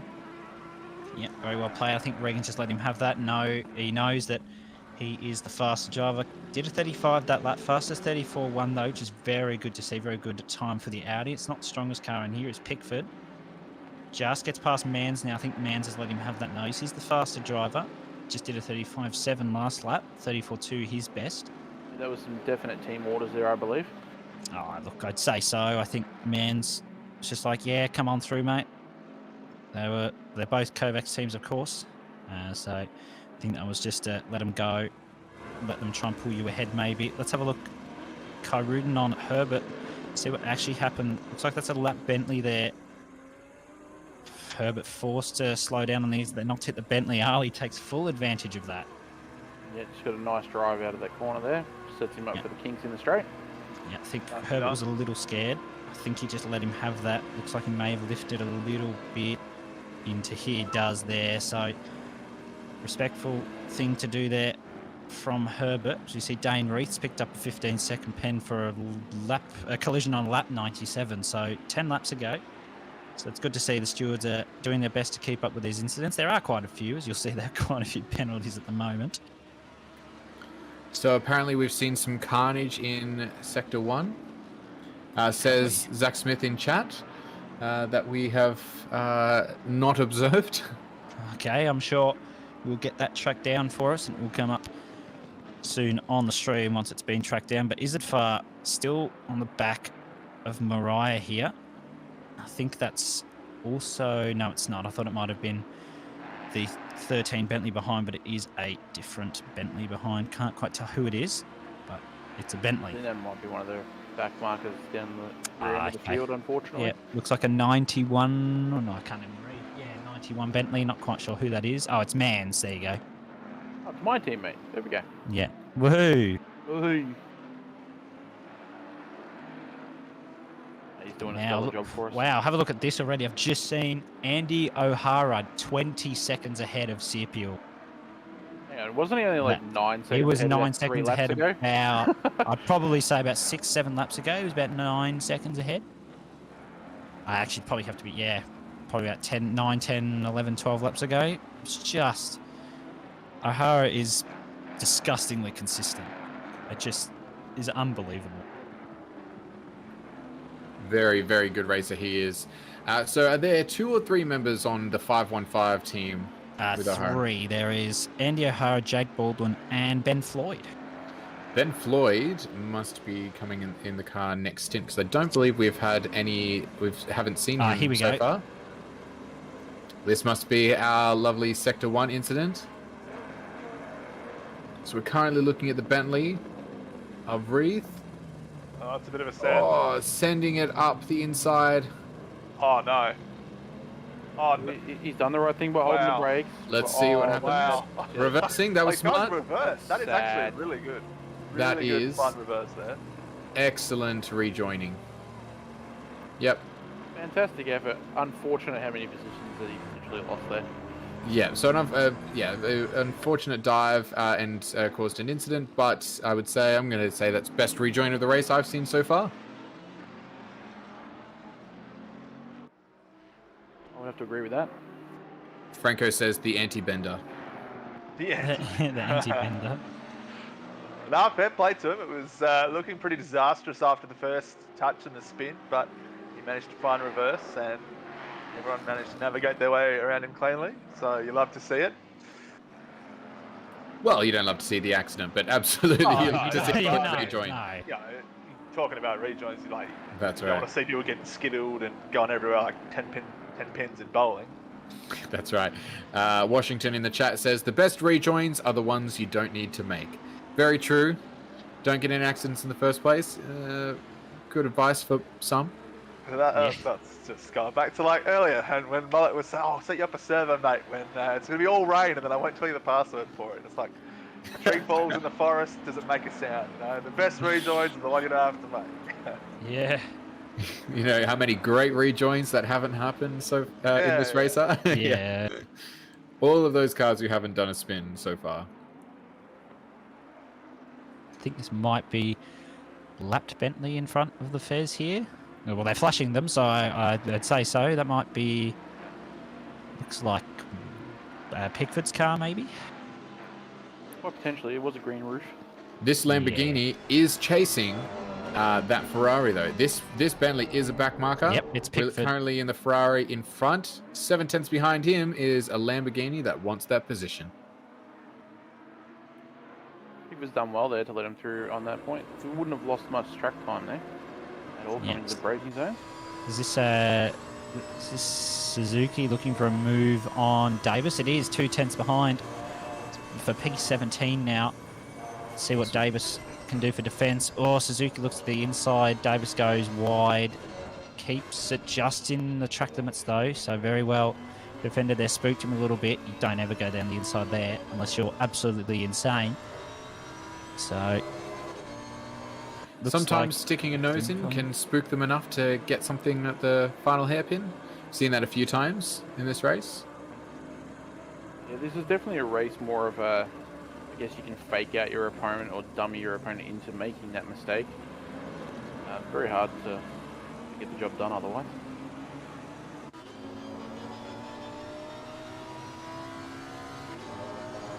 Maybe that's just my style of driving. we all drive differently. Where some get track limits, others don't. Is that a brag? That sounds like a brag. No, because I've gotten 2 track limits already. So look, Is that's that not right? really much of a break. Yeah. So you go in the Oh, words there's of, a. Oh.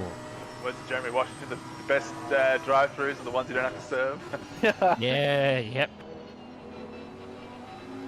Sure, we'll be serving ours fairly soon. Good So run from the almost Lamborghini. Oh. I thought that's a very bright Lamborghini, I must say. Maybe a little bit of a switchback here. Yeah. Or I to guess get it. under power. He's got a Well, good exit. Speaking of drive-throughs, Caro in P16 just grabbed himself one. This might be round 2 of our up the inside. Looks like he's gone for it through the first kink, through the second kink. He might even get ahead of the second kink. And can he hold it safely through the third? Yes, he can. Yeah, Bentley has to go gives him wide. space. And that is going to be a pass, and he has held it. So that is a successful pass. A dangerous spot to do it on, but it can work out, and they have just shown exactly how that can happen. Yeah, that was probably a track limit warning there for Davis, but unfortunately Suzuki just absolutely sent it. I know it's not what Davis wanted, but I think that's just Racing, unfortunately. So they're both going to get another position now because Corrodes had to pit for the drive-through pen for track limits. So unfortunate there. At least now they can try and focus and not get any more. And if they do try and keep it off another drive-through for the next 5 hours, it's a tough ask, especially around a track like this, but got faith. They can do it. Here we go. Here's the... Is this Oh, gonna is be a it far? replay? Got fast. Got past. Sorry, is it far? Got past. So that has happened a little before this, or is it far about to make a mistake? What are we No, looking at right now? he was behind Moria before. Oh, this isn't a replay. No, it's not. I thought No. this was a replay. I thought it was a replay as well, Holmes. Waiting for something to happen. So Where's his overtake? Where is it? No, nothing. Oh, here it is. Here we go. Here we go. You ask and you shall receive. Is it a bit of a dive, maybe? I think there might be a mistake from Moria because I can't imagine the Ferrari's going to get it from that far back. Perhaps there's a little mistake from the cars up ahead. There it is. Good avoiding from Moria. They did lose a position by going around the outside, but he has done very well to avoid the carnage that was there. Yeah, unfortunately, he chose survival, and around the outside is obviously a longer distance than the inside there. Live to fight another day. But live to fight another day. Yeah, the last thing you want to do is be flooring it into a pack of cars that have just spun around, hoping for the best.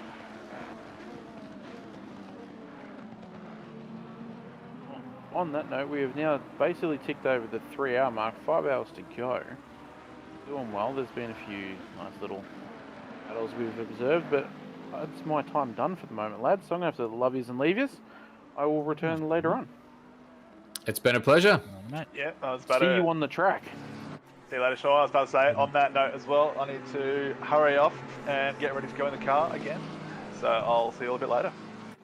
Catch you later, Dave. All right, we are looking at a unfortunate spin. That is a McLaren and a Bentley coming into. That was an unfortunate accident. Now, I also think that it's 5 o'clock. I think the man, the myth, the legend, Mullock is going to be joining us back in the comms box any second. So think looking forward so. to that. Get excited. I'm sure we'll have a swap around happening at some point soon. We will. But in the meantime, we have a battle with Kai Rudin and P9 for Moyen. And it looks like we might have Franco back in the booth with us. Yo, is that Franco? Yes, it is, boys. Oi, Here Back he is. into my next stint. Just watching the stream, just in the off time, saw Andy O showing the class that he is, taking that P1 after being, 20 seconds behind earlier. Yeah. And And now he's 20 seconds ahead. yeah, Yeah, 27, sorry. I'll get my facts right. yeah, And we've got an epic battle happening at the moment between a Bentley and an Audi. yeah, this is Kai Rudin, who is a fairly nifty racer himself. Yes, he is. He will fancy his chances here.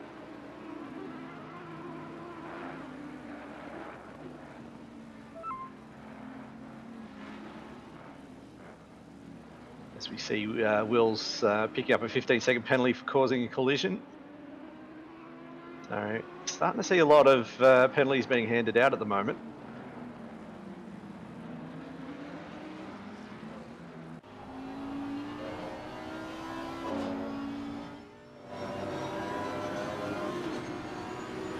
This is so tight. If either of these drivers have track limit warnings, this is not the time to use them because they've also got Herbert behind there as well, putting a bit of pressure on Kai Rudin. Kai Rudin does very well under pressure though. Very good driver, especially in the Audi. So I think he's going to play the patient game at the moment. So I'm sure there'll be some drivers that are going to come to pit on the hour if that is the strategy that they wish to run. And as you guys watch that battle, I'm going to say goodbye and go and spot my teammate who's in it. And I think you'll be welcoming back Malik into the booth sometime shortly. So for now, catch you later. Thanks, Sam. Yeah, mate. Thank you.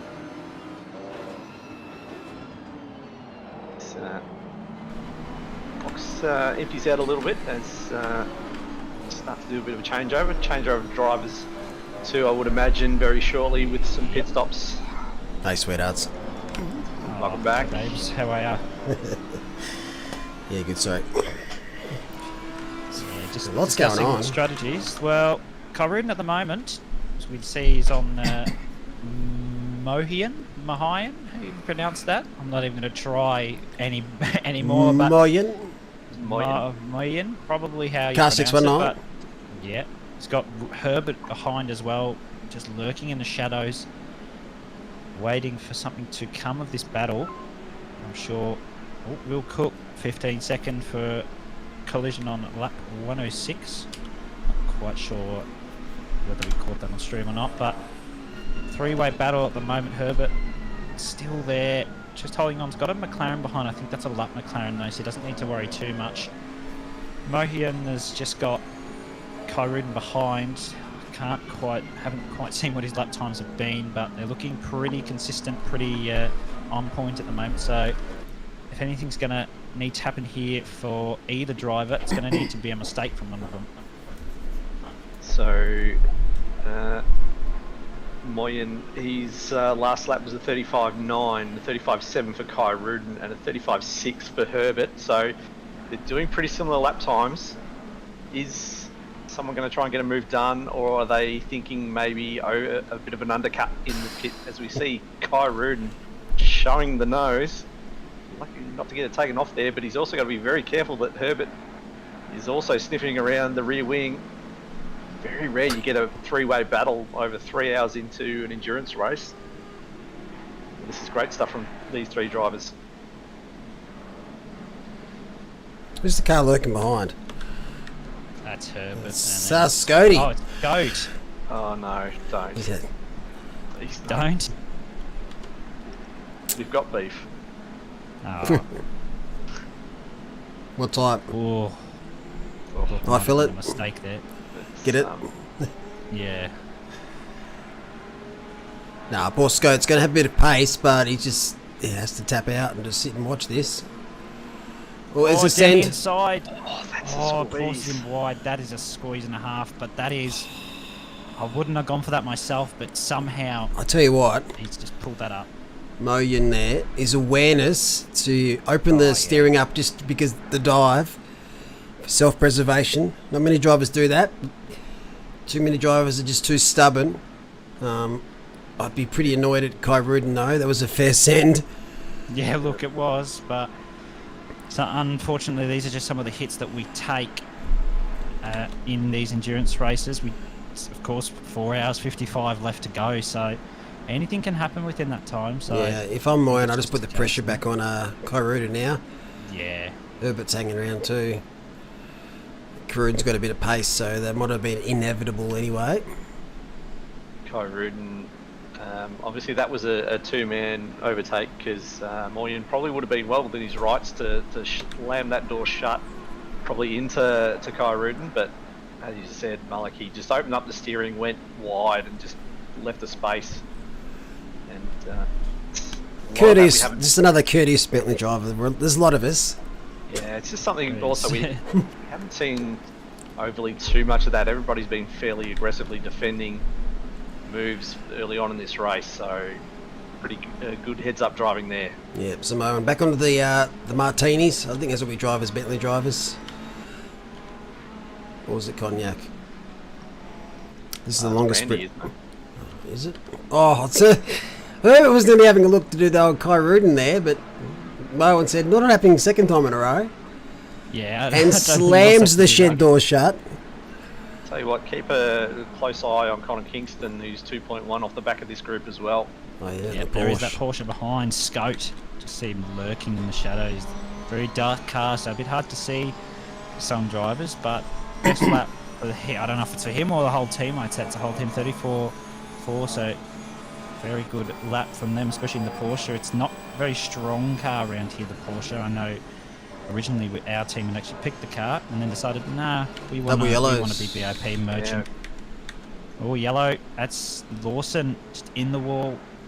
Yeah. Wonder what's happened there. Maybe. Car swap, mate. Yeah.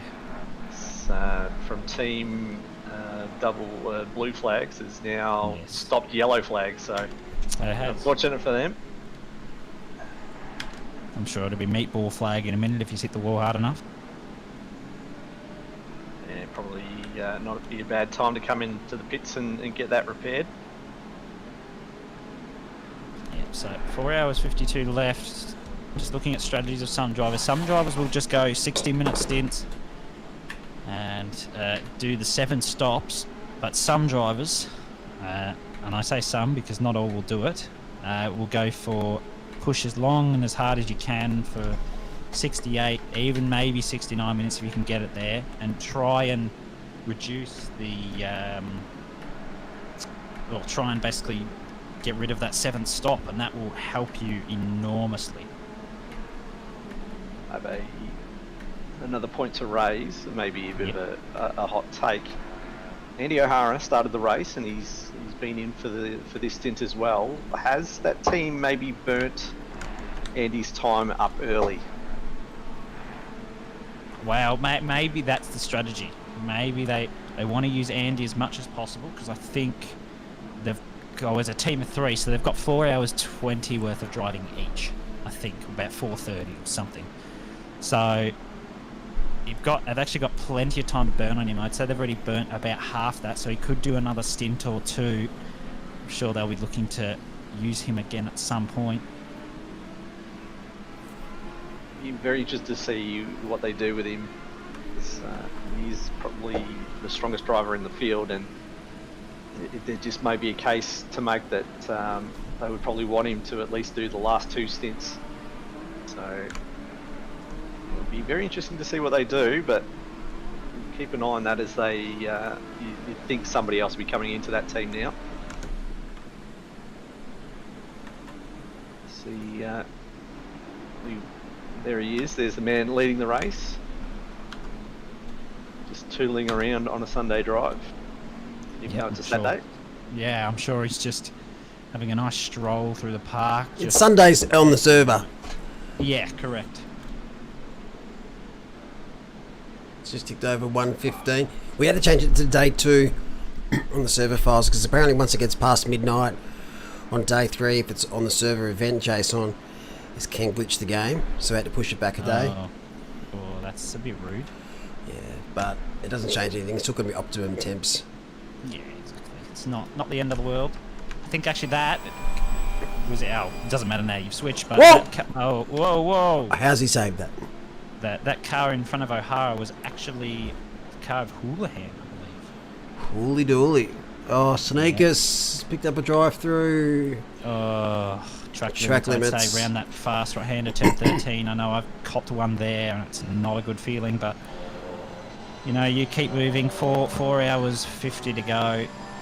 Anything can happen. I can't exactly remember how much time you lose in a drive through here. I think it's about a minute. A little tiny bit less, but yeah, it's a pretty long delta. Yeah. But he's not the first person to pick up a drive through for track limits today, and he won't be the last. Scott Blair is in an awkward position. Track limit's going to be towards the end of this race, where there might be some teams on their 3rd and final trying to push, maybe for a position, or maybe trying to defend, and just hate to have it all undone, having to serve a drive through with a couple of minutes left. Oh, for sure. But it'll happen. I think it happened last time out. Maybe at Paul Ricard. Or possibly Imola. I think it had a couple of late ones. Yeah, Imola was a few late ones. There was a late one at Paul Ricard. I think it was actually Bokita's team got one with about an hour to go. Oh, that's right. Yeah, so... Don't know if it changed much. No, they still won, but it just gave it that bit more spice that we saw at the end there. But yeah, that's true. Yeah, so this is Scout now, who's right on the tail of Moira. Not Moira, that's the other one, isn't it? No, that's right, Moira. No, Moira, and Moira's the Ferrari. My brain's broken. Very close. No, it's not. Yeah, basically the same. You know, you're doing well, mate. We know who we're on about. Yeah, it's Herbert in the background too. I think Scout got past, or Herbert might have let it past, just because he's much quicker than him. So he's in a good space at the moment. Kingston, though, is going to start to try and close that gap at the moment. 11 ambient and 11 track. That is very cold. 6-degree winds too. They were up to about 12 k's an hour earlier in the race, about an hour ago, I'd say. So it started to calm down a bit, nice and sunny. Scott's So going to sunny. in an awkward position here. He is faster than the car ahead, but he can't get past. But the car behind has caught up, and he's being blue flagged, so he might have to relent here if he can't get past the hairpin. Oh, good run though. So I think he's going to go for the dive. He's going to have to. He's going to have to. Oh, they're defending. Oh, that's going to be close. I think they've seen him, let him have it, but that's going to bring Herbert back into contention. Oh, now. as long as he holds on, I'll be feel bad Drooling for at him. this. Yeah, he's had that happen twice in what's supposed to be about 10 laps or something. That's not what you love to see, but that is racing, unfortunately. And we are position hungry as sim racers, of course, so we'll do whatever we can to get that position. Ruden's pulled out a big gap. He has, now. hasn't It's he? about, can't even read. Yeah, 6 6 seconds, seconds, it's yeah. nearly 7, so got a good bit of breathing room, fair bit of space to the car in front now.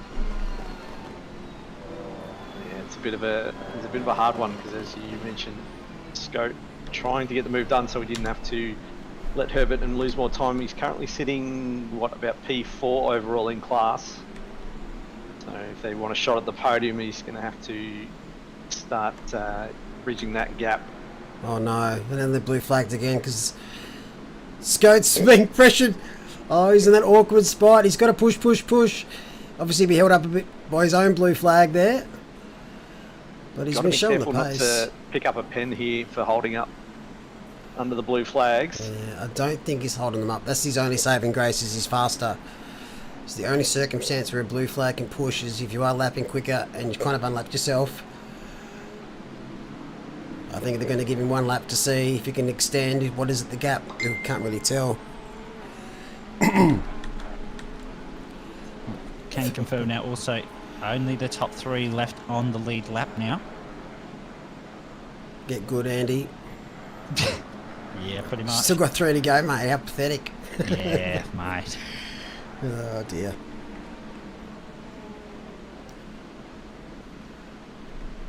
So, yeah, Scout, if he gave the positions back for the blue flags, he's not going to lose a position on track. He'll just be stuck in old position where he's stuck behind them, but still lapping as fast. He's only really just got in the car too, I think. Really seen him a lot on stream. Have a look at his lap times versus Giroud, who's positioned in front of him on tracks. So unfortunately he's lapped a little bit slower than Giroud thanks to the traffic. Yeah, this will be the indicator here. That was much cleaner. So a 35 low. 35.1, yeah, there we go. And Karud was a 35.3. So he's lapping faster than the car ahead. Mogan just did a 35.9. So 8 tenths. So that warrants him being out in front. So all good there. Just got to not make a mistake, otherwise he's going to be swallowed up by blue flagged. Who else is about? Find my mouse. Whoa. That was strange. So 44 teams remain out of the 47 that started. Yep, a couple of left, I think, due to Technical hardware issues. Yeah. Yeah, Just call them mechanical issues. yeah, pretty much. It happens in real racing, it happens in sim. Suma Wenzel sending it up the inside. Is this Bender McFalty's team? Yes. I think it is. Oh, he's very good. Leading the Yeah. AM class at the moment. Got a good gap to P2 Neil Wood. So who's the Pro-Am leader? I was close, 19. Oh, that's the battle for the Pro-Am lead at the moment. 6 wow. tenths. Okay. Let's go. Let is go. Will Cook just picking up 5 seconds for ignoring the blue flags. Yep, that is what happens. I do believe the rules are, I'm sure Malik will go, yep, I hope I'm right. After 4 safe corners, the car that is being blue flagged is allowed to be flashed by the car behind it, I believe, if I read the rules correctly. Yeah, you're allowed to flash them within that window, so just once. If they're still there, then if lap ahead, you can flash them again, but by that stage, after about 4 blue flags have been given, when there's ample opportunity to let them past, That's when you're probably going to get a bit of a smack from the stewards. But it's all situational. It's all circumstantial. There's been an incident there at 25. You just got to be common sense when it comes to the blue flags. This is all the one with the Scott Blair. Now that's a car that's being blue flagged, but it's lapping 8/10 faster than the car that it's just got past. So in that regards, yeah, they're allowed to continue on. As soon as you start holding them up, though, that's when the issues lay. I will find out what happened to this incident I just saw on screen. Well, I have been given the call. I need to go back and spot, so I'll be back later. I'll be commentating, I believe, with you two again. So looking forward to that. Sounds good, mate. Thank you. I will see you then. See you, buddy. Right, where is this incident?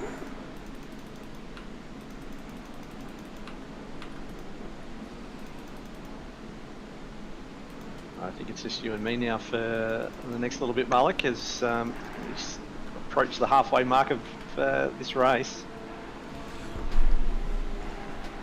A lot of penalties, I feel, have been handed out comparatively to other events, and we really haven't seen the start. Seen a few drive-throughs for the track limits, but not as many as what will come later, I feel. We'll be able to compare as well. We track all of the penalties through a little system. Yep. We'll be able to tell you how many incidents we have for this race. Looking through the incidents channel, there's I not set see through. almost 3 wide through the second part of that complex. Now it's going to be side by side. Is that blue flags maybe? Oh, Connor Kingston's yinged when he should have yanged.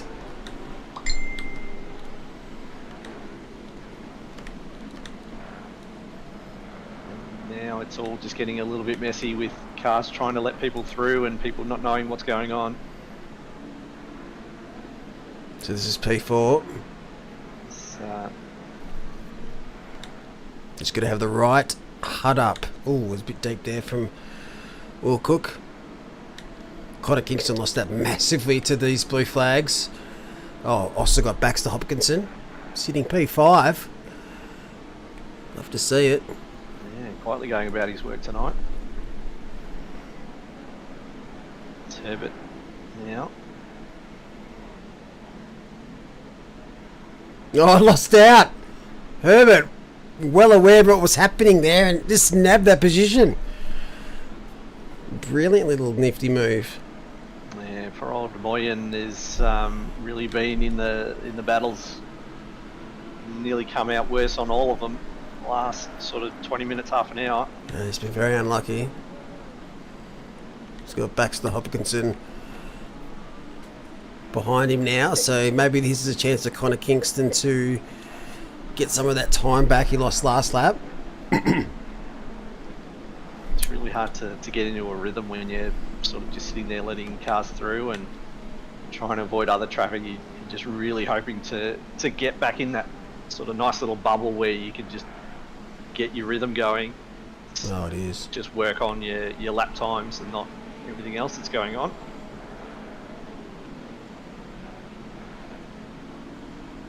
Well, here's his chance. He's let him through. He has to kind of back off a bit earlier. And there goes Connor on the outside. No, I don't think he's going to have the spot to switch back. Oh, they're very gone wide. 3 wide and it's messy and almost Bentley into the side of that Lambo. Oh, Pinata's there too. He's got to be very careful. He's got to be more pacey because he's blue flagged as well. He's a man who had a bit of an unfortunate incident in his early stint. He's out again now. That car, Maximum Pace Racing, hasn't it been in some incidents and goings on in this race? I think we spent a lot of time watching them. There's always been cars nearby. Now, his saving grace here is the car ahead is Baxter Hopkinson. They are P5. If he can stay on pace with that car, he should be able to break away a little bit from the car behind, which is Kingston. He's now up to 11th.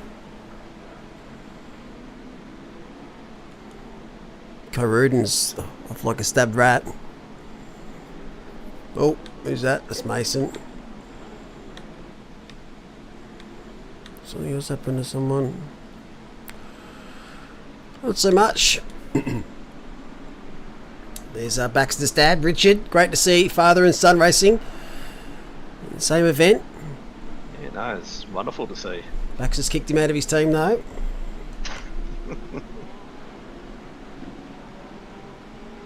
Imagine telling your dad you can't race with you. I'd fucking do it to my dad. Dad's a really good driver, but I reckon he'd be absolutely shithouse in the sim.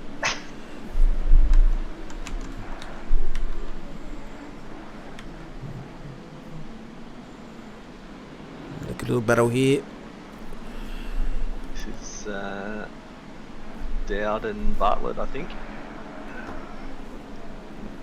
Dowd, the White Motorsport, they've been also in a fair amount of goings on. A strikingly green Lambo. Speaking of the Devils, picks up a 5. Yeah, for ignoring blue flags, obviously deemed to be holding up traffic. And Paul Britt's picked up 1 as well. 5-second penalty for collision.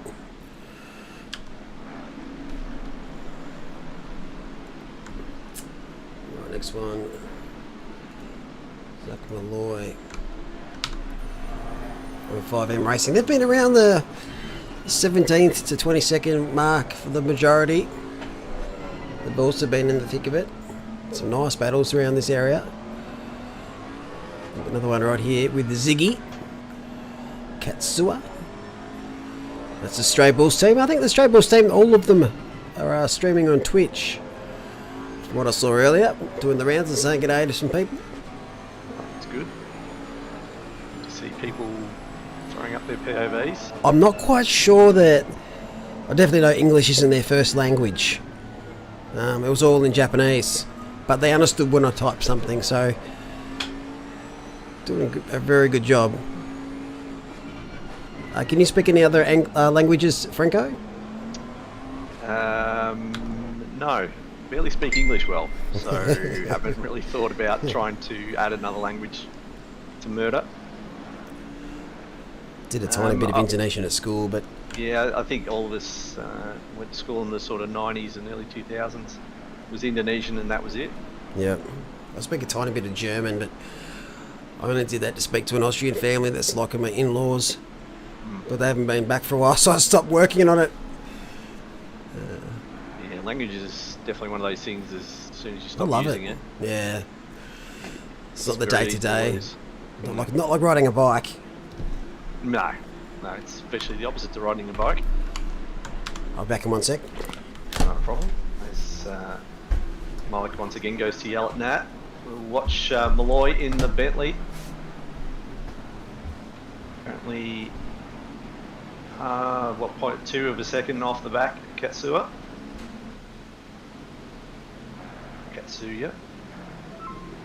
I'm pronouncing that. Cook has picked up a penalty, so a lot of pens now for ignoring blue flags. Starting to be cracked down upon by the stewards.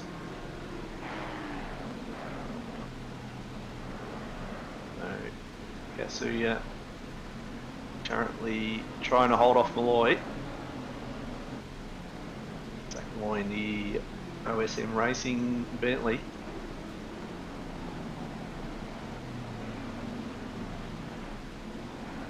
An absolute group of cars at the moment, so hard to know who's where. As we see, I think it's an Aston in the background goes super wide there. I wonder if that's going to be a track limit warning.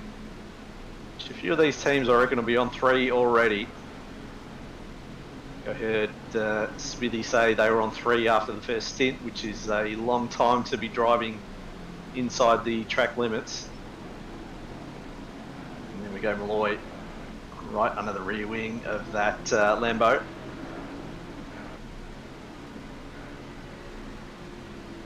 So they make their way down the back part of the circuit. This is where I've seen a fair amount of action, a lot of cars going side by side through these 3 corners.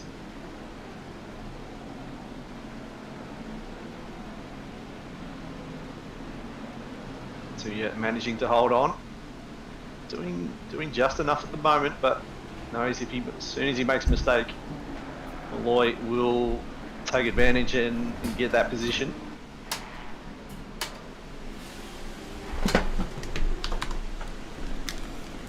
I am back. Welcome back. Hope you didn't miss me. No, we just basically talk shit about you for about a minute. Only a minute. 2 minutes? 10 years? Who knows? As Hughes picks up 10 seconds for speeding in the pits, that's... Well, Ooh. That's wide. That is wide, and this is the chance for Malloy as they go side by side through that corner. That's going to leave Malloy wide. That's going to be questionable as that Bentley too, the Gulf Bentley, getting involved as well. I think that's a lap car, but I think it may be just a little bit more pacey. They're tapped out. Yeah, I think that's one of the leading cars too, coming through as well. So all happening in this little pack at the moment. Not wrong. Yeah, you did Sen. He was didn't they start 10th? Did they just make it in the shootout? Yeah. Whoa, and then now they're death. That is massive. Goodbye breakboards. As Sen has been sent. I'll have to watch that back. That was not pretty. That was he'll be sending us postcards from the shadow around that car. Serpiel picks his way through. That's a late Pete entry there. Just gets it turned in. Start to approach the max stint times for the guys who are still maintaining their pit strats. Thanks for the sub, Carl. As we'll try and find a replay of what happened there. So Udit Sen, this big gaggle of cars, currently sitting P39, so you'd think he'd be blue flagged by most of these. Starts to drift across and just didn't see the car there and is spat into that wall at a great rate of knots. See, it's his own fault, yeah. Yeah. There's overlap, you got to be aware. There's a radar for a reason. While people aren't looking at it.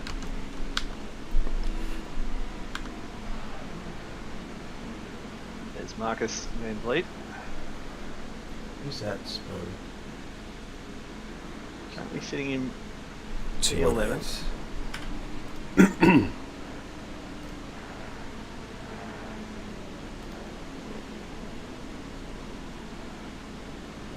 So start to see the leaderboard all lining up for their pit stops. Andy's in, Bones in, Houlihan's in, Itzfar's in, Kai Rudin in, Viney in. So a lot of activity going in there now.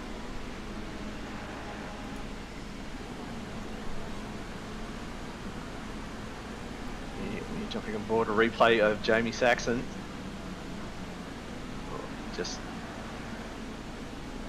finds the limiter grip and goes over it. Lots of pit stops. So now May Rose is in the car, Zachary Smith's in the car, Ahara's still out there.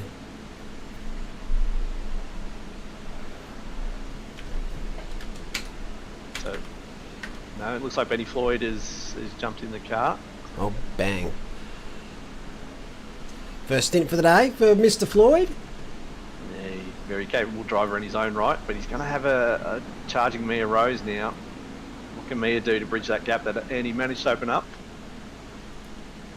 74 seconds, so massive gap. Andy has done literally everything he can to ensure Ben has a comfortable cushion, but what can this lady do?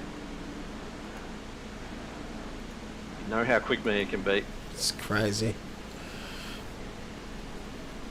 Zachary Smith sitting in P3 in the Odyssey Racing Gold. Hey, Raggy. It was 36. It's a couple of pins and drive-throughs handed out for track limits, I would say.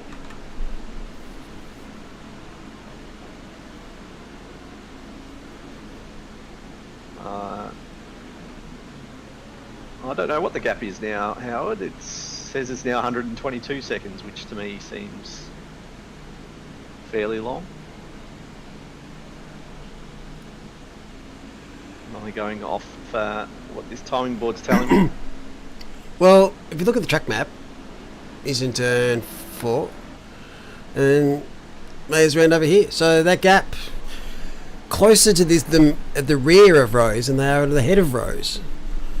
So that would be right. So it might be 122 seconds. So yeah, That's that- 2 minutes. what happened? Something must have happened in the pits. Yeah. Something's happened because the gap wasn't that much. It was a bit, but it wasn't nearly a 3/4 of a lap. As car 50's picked up a drive through, that'll be the track limits. Sitting in, that's both the Lamborghinis now in the top 10 have received one of those. It's Michael Young. Does pit wall show those gaps? Yeah, it's telling me now it's 64 seconds, so pit wall is being a bit weirdo at the moment.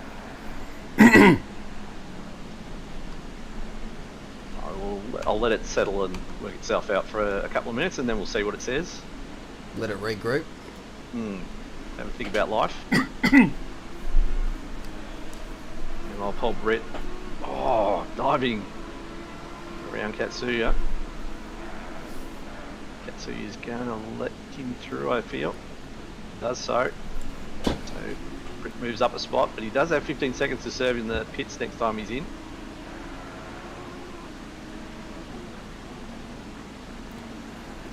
So last lap for the two leading cars, 34.4 from Floyd. Whoa, that's not fun. Oh, That's not how you park your bicycle. Oh, and he's done the right thing, held the brakes, but unfortunately that McLaren has had nowhere to go, and that is the leading AM class. That is Bender McNulty. Bender McNaughty. Well, we'll find out what happened in a second. What's still going on here? So we're looking for Ziggy, 997. Yeah, I think it is. The gap between P1 and P2 is about 63, 64 seconds. So Mia has a minute to make up in this stint.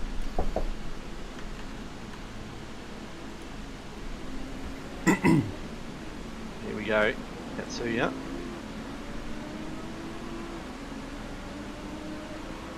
It all went A little bit pear-shaped. of gets a little bit of a run as Britt cooked it a little bit into turn 1, but then just missed the brake point there, and that Audi just clips the rear quarter panel and around for old Bender.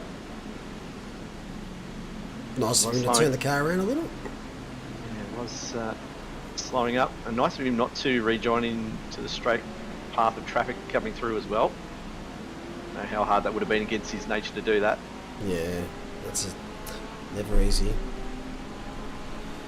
Well, F there for Ziggy.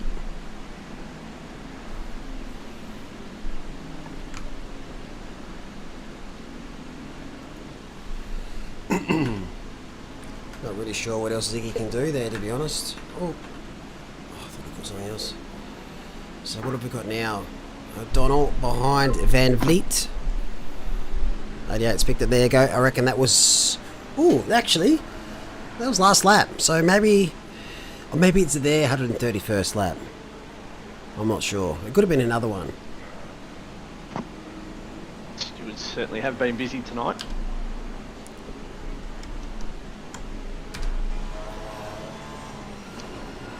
I don't know how some groups do all their penalties post-race.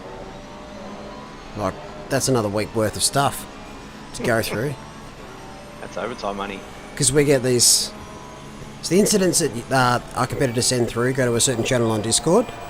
And from there, we tick them off as we go. They get an ID number and everything. You get notified of the penalties and all that jazz. So it's quite easy for us to keep track. But geez, you don't want to be doing that after the race. Post-race protests do come through. But they're not many. Sprint series may be a little bit different. I think think at the end of the day, we want to know the results of the race when the race finishes, not necessarily have to wait 2 days after the fact. Yeah, that's it. And after like 9 hours in the steward's office, you kind of want to put your feet up straight after the race finishes. Oh, nice overtake there. I think more likely you want to just get away from racing altogether. You don't want to see it ever again. After sitting there in the steward's box for 8 hours, having people yell at you for indiscretions others have done.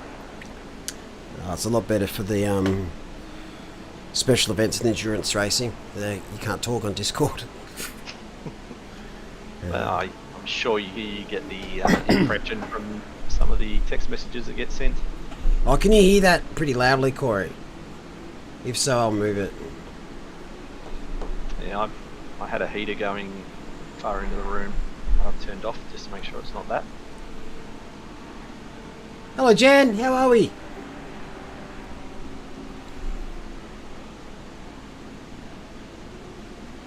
So Dan is catching up to 45, which is Van Fleet. He's in the car now instead of Herbert. Yeah, just having to pick their way through some traffic though, so I'm get a move done, but just got to be a bit wary of what's going on around you as well. Oh, as you can see, that's the difference between what happened to Tate and why O'Donnell's not in the bin, because he backed out. There was no space to get that move done, and he's pissed the gap. Thank God that Mercedes went wide. Yeah, it's a lot of heads-up driving from a few drivers there. He's gone super on the inside here. He's going to try and get the move done, but he can't get the door shut before this corner. Oh, so they're going to go side by side. Wow, what a move. O'Donnell goes wide, but gets it done. And now there's a Bentley in the background there too. No, oh, he's absolutely sent that and paid the own price. Yeah, congratulations, you played yourself there. Unlucky there, Van Vliet. So there's not no holds on, thank God. Yeah, just there'll be a little bit of damage for O'Donnell.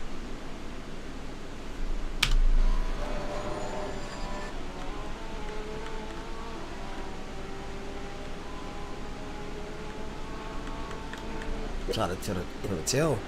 Yeah, it's hard to tell with the sort of dirt spats that you get in these endurance races, especially at night.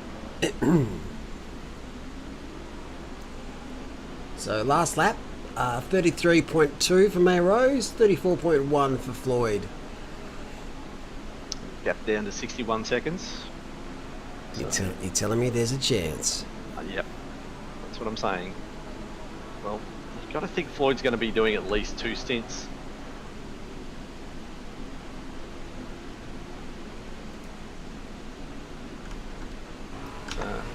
Tell you what, they will not hold Senekas up whatsoever. There'll be team orders here. Tell you what, Senekas has, he's been through a lot so far in this race. He does not need his teammate holding him up. I'll take that back. Team fight, team fight. Well, if that does happen, this is a group of people you can actually get on the radio to and blast.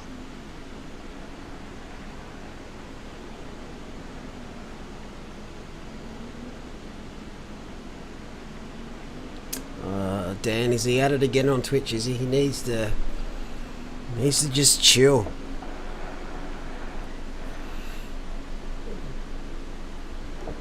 Things happen.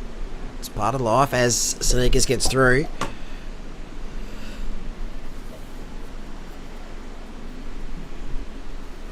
I saw Pierre Reid go around. I'll just suss out what happened there.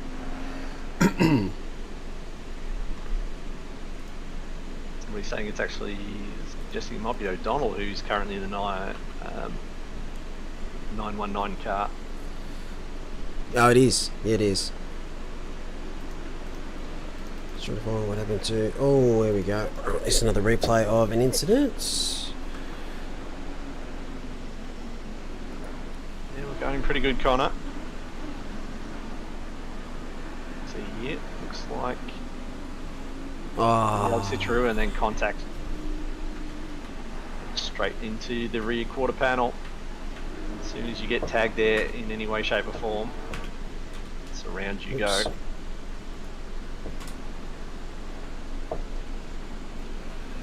okay, next one. Let's go. How would you say this last name? Giantini? Yeah, I think there's something more exotic than that, like it's More Italian. More Italian. Yeah. Grantini. Yeah. Something like that. I'm sure we're murdering it. Oh, well. However we It's say not the first one we've murdered. So, I'll just call him Matthew. Yep. But even that's probably wrong. It's Matthew Grantini. For A&M Racing.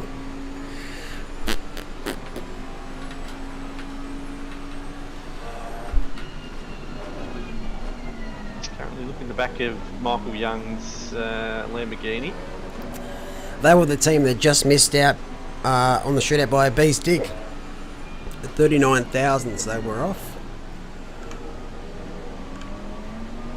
Currently find themselves in the top 10, so it's worked out for them in the end. They get past the lap car.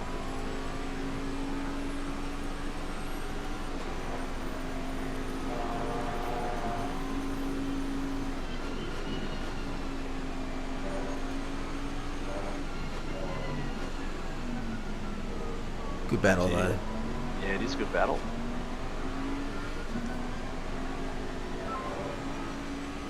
Van Vliet copping a 10-second penalty, which I think we saw.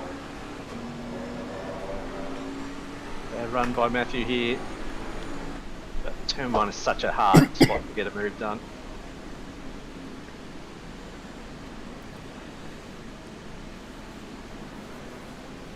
Yeah, if you're streaming and you're yelling and getting angry, it's totally up to you. It's your stream. You can do whatever you want.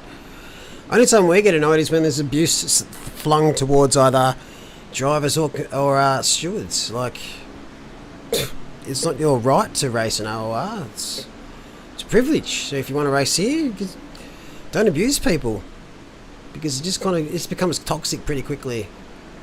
But if you want to rant and get angry and yell, it's funny. Go for it. It's your thing, but just don't direct it with ill intentions, because incidents happen, and if you think every single race is going to be super clean, you're fucking kidding yourself.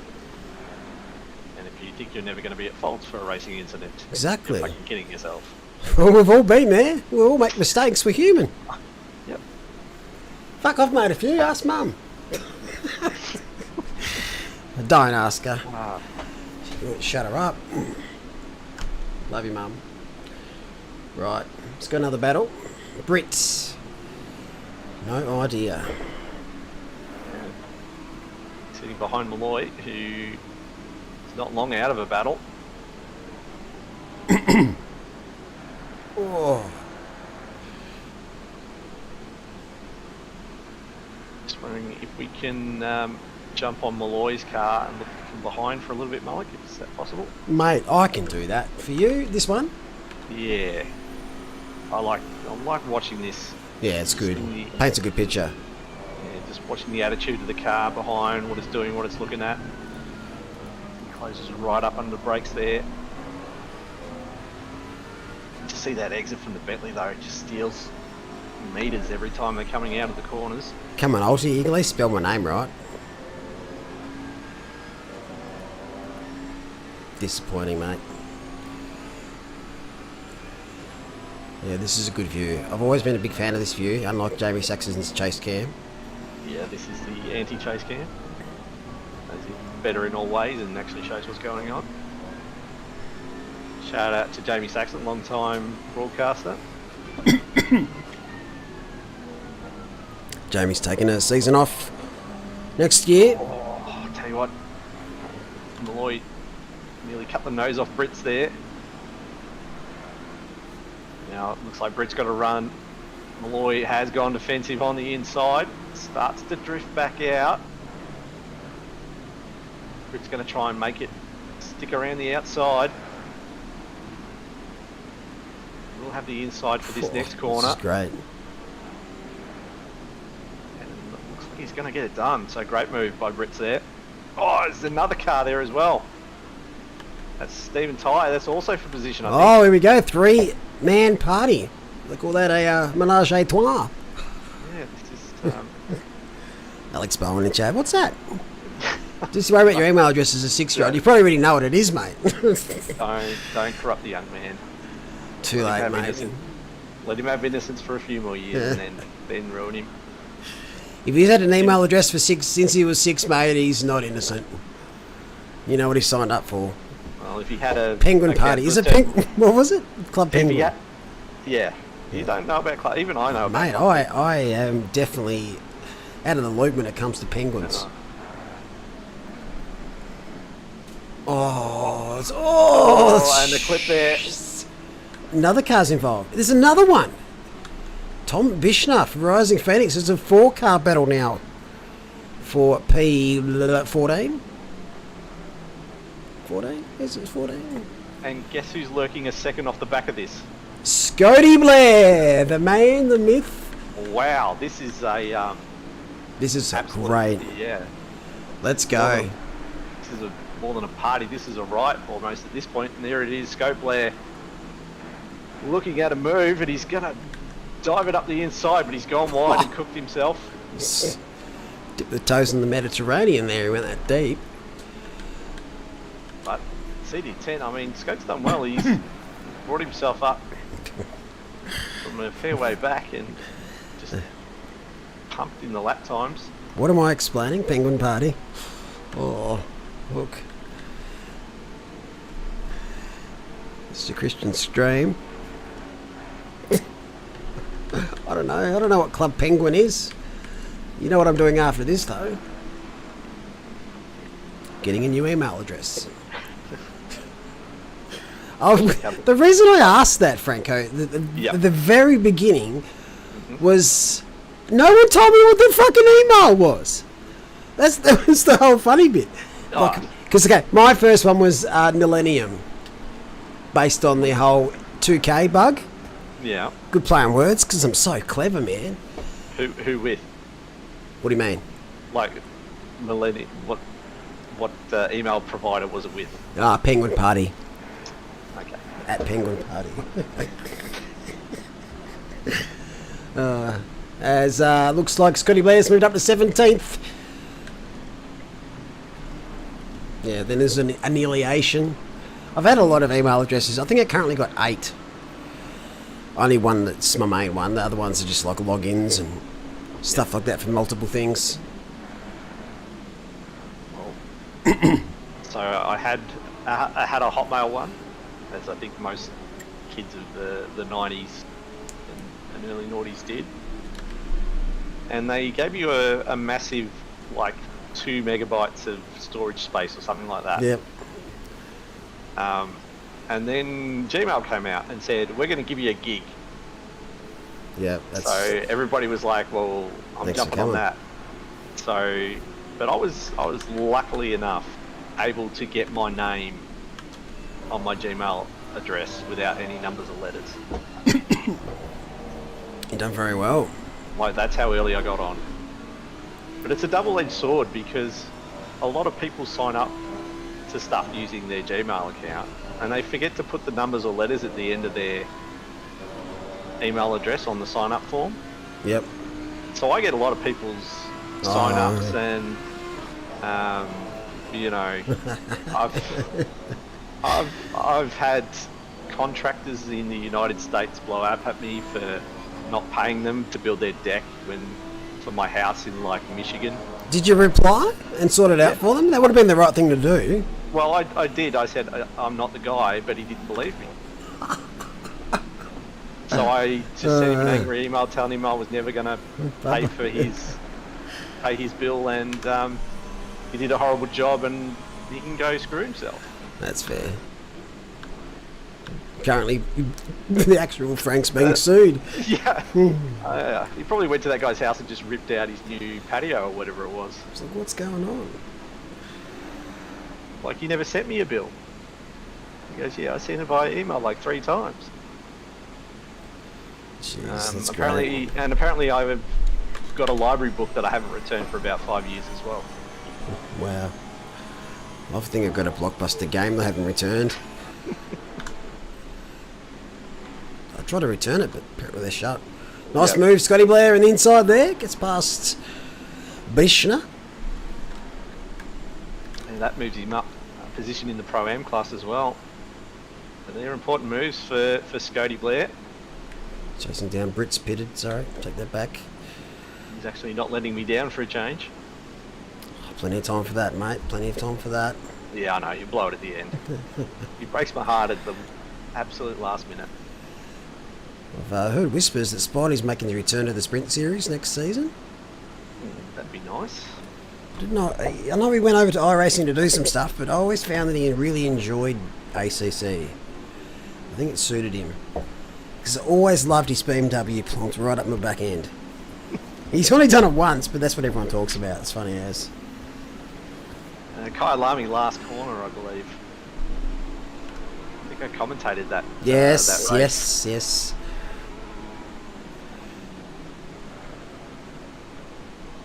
Like, obviously, in the heat of moment, when things happen, you get a bit frustrated. Like, it's just natural. Because you're concentrating so heavily. But, like, I couldn't give a shit afterwards. You just say sorry. I don't like, shit happens. Don't bin it and be an arsehole and say it's someone else's fault, which does happen sometimes. I also found a lot of people now that we've got this protest system in the cool down period, they'll actually go sit down, chill out, watch the replay back in a more calm state and understand, oh yeah, that's fair enough actually. I deserve that penalty, or yeah, I probably shouldn't have done that, or I learned this. If you sit down and just chill and look at stuff with a bit more open eyes, things get solved a lot easier.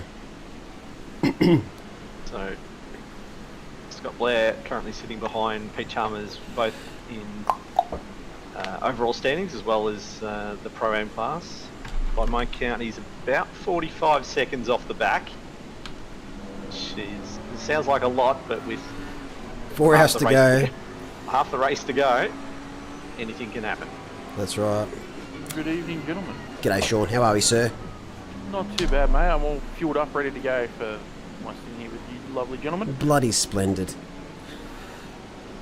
Yeah, it does, Howard. But yeah, it's very solo in the individual orientated iRacing.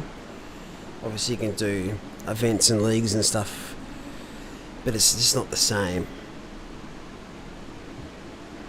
So they've marketed that aspect of it very, very well.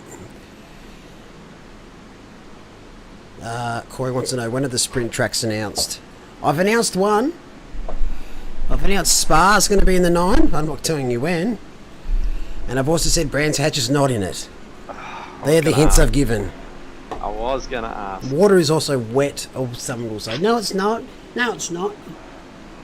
So isn't that we're doing 136 years at Brands at some point? Yeah, it's currently underway. Yeah, nice.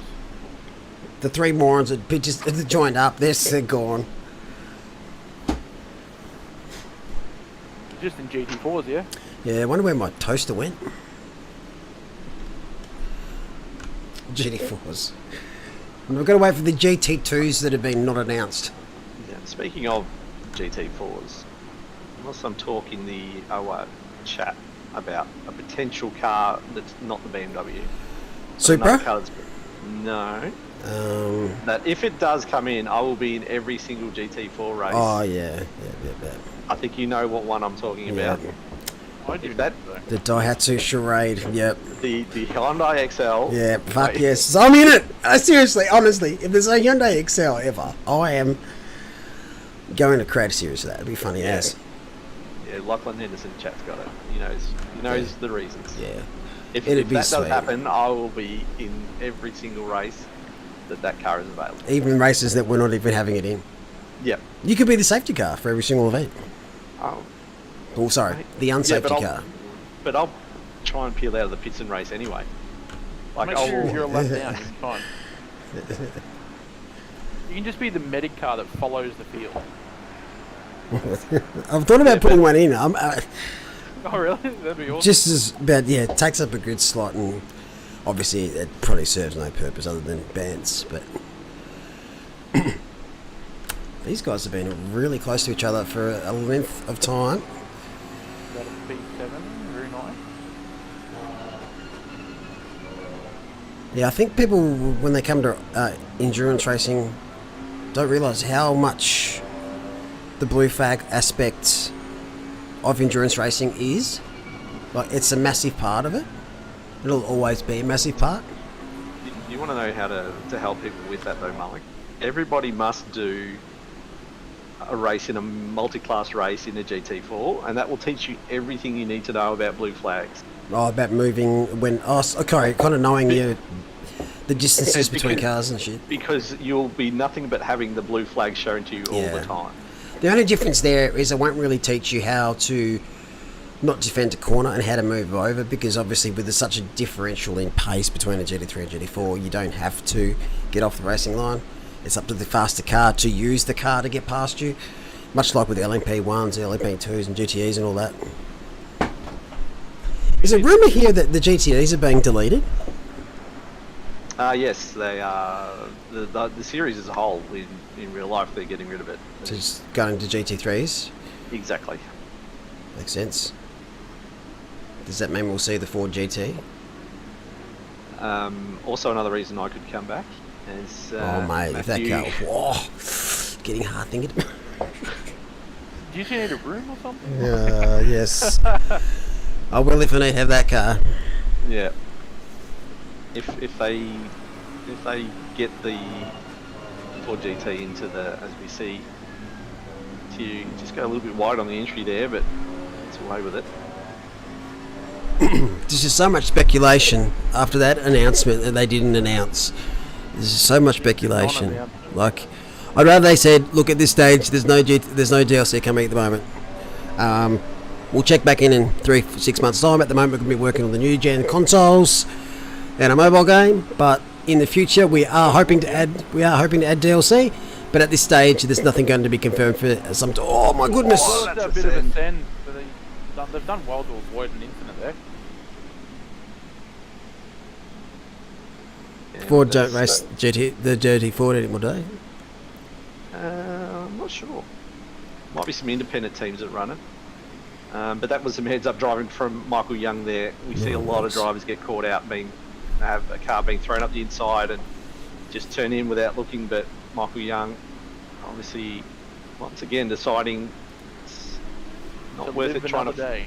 Yeah, not trying to fight a battle with 4 hours to go. Hey, Narcat. Yeah. As you see McLaren get a bit taily out of the exit there onto the straight.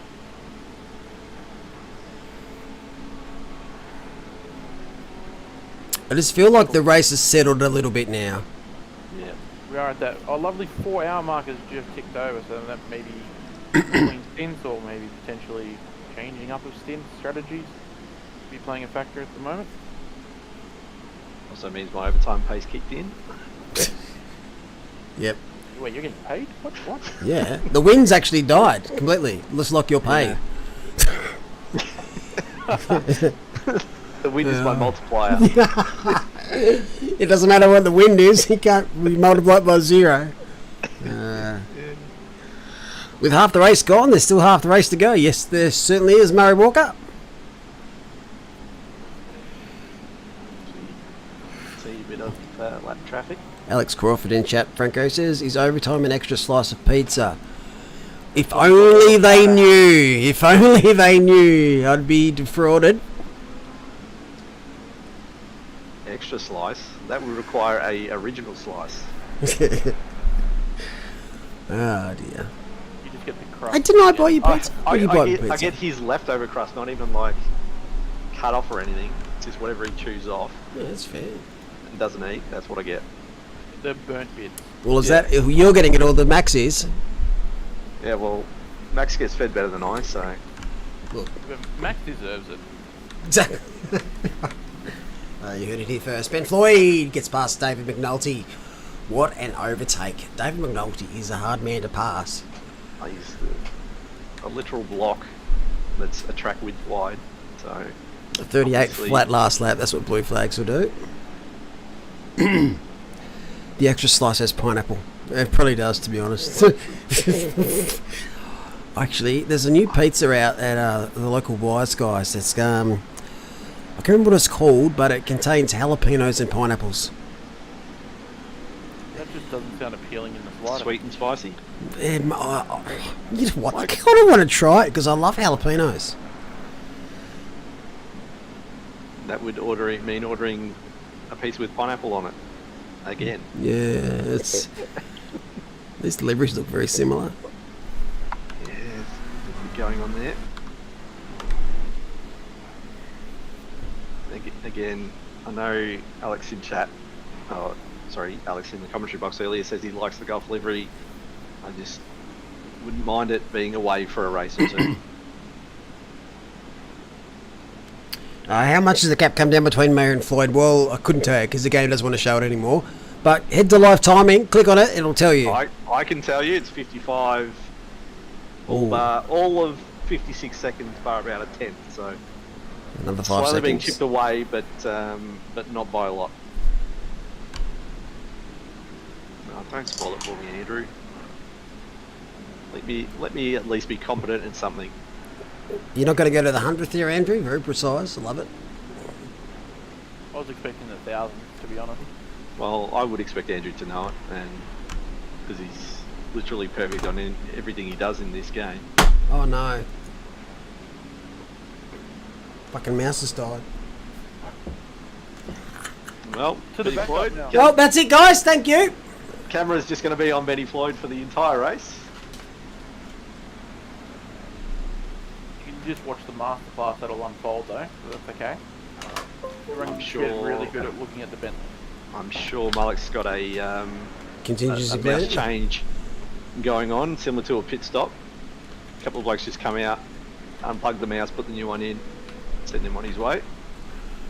Make sure the drivers are installed. There's my switch. These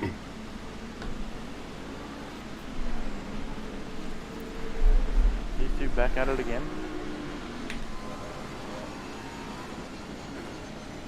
It hasn't got much since that, like, what you want to call it, a send? Yes, we can call it a send. They have been from before. Can you tell the difference between... Actually, maybe if I did... Can you tell the difference on the graphics cards between... Oh, fuck, that's not going to help. It's the wrong bloody card. Well, considering the compression that Discord filters Yeah, it's pretty hard this to... image through, Yeah, it's it looks not real the easy to same. tell. Which one is the 3090? I want to say Cam 2. Which one's the 5070? I think it's 5070. Cam 2. They're both Cam 2. Everything's Cam 2. Oh, well, it's Cam 2. Okay, one of them is a 3090, one of them is a 5070. Massive difference. Saw somebody in chat could probably point it out. But I'm what gonna I'm say, working... yeah, the 3090's got to be Cam 2, I reckon. I don't know, it just looks a little bit crisper. Well, they're also in 30. Oh, Cam 1. Oof. Singled out here. Yeah, that's what I meant. Yeah, 5,700. It's just a early entry AMD card. It's how this broadcast system works. The 3090 is actually Cam 1. Oh, failed, Corey. 5700 is Cam 2. And a 1080 Ti is the one that's showcasing it all. If that makes any fucking sense to anyone. So the broadcast PC, the streams, is a 1080 Ti. Cam 1 feed is 3090. Cam 2 is a 5700. But you probably can't tell there too much. If I did this, that's a 3090.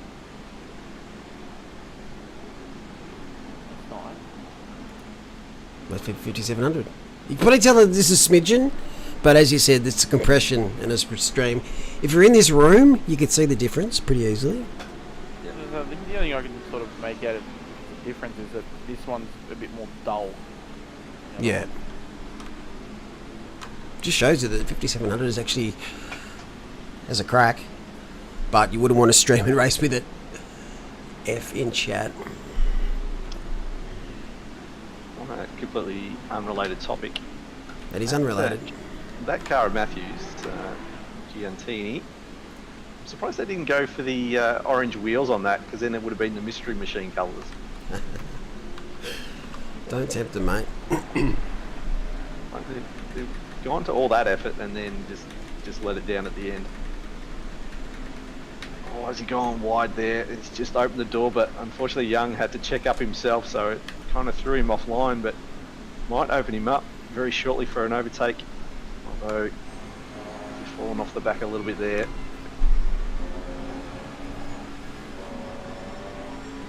The Bentley's probably a little bit stronger in second degree than the Lambo at the moment, just by what we're seeing. Yeah, apparently out of the slower corners, it's where its main advantage is. So no doubt over those last two corners, just able to stretch the legs a little bit.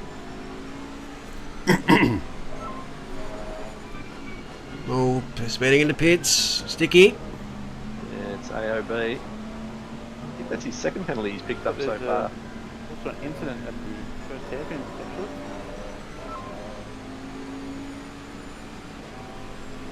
Missed the bushels, picked up a drive through.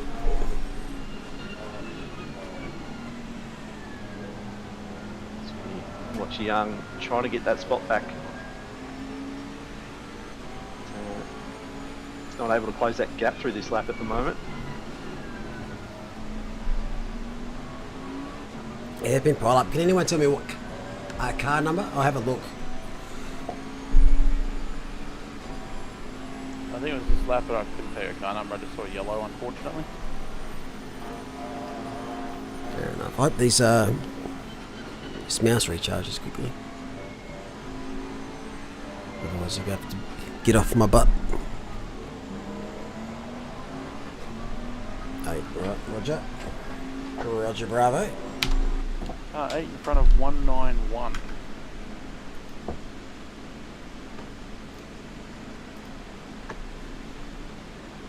Still watching this gap. I think that's the biggest we've seen. The gap at the moment between these two is just over a second now. Maybe that little checkup they had a lap and a half ago may have just done some damage to the tyres of the Lambo. Or maybe he's just trying to repressurise for another attack coming up in the next few laps. Actually, I'm going to watch for a fair length of time here. This is an interesting part of the race, to be honest. Here we go. Looks like there's some blue flag action going on here as well.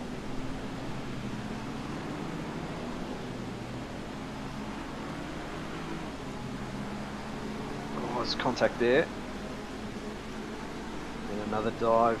There's a lot of hard steering going on in. Oh, 3 wide. Into the hairpin, and there we go, Skittles. I'm not even sure, like, why. It's definitely interesting. There's a lot to unfold in that one. Yeah, I think there was about 3 levels of blue flags going on. Unfortunately, people were just maybe a little bit impatient. This is Lane Scott.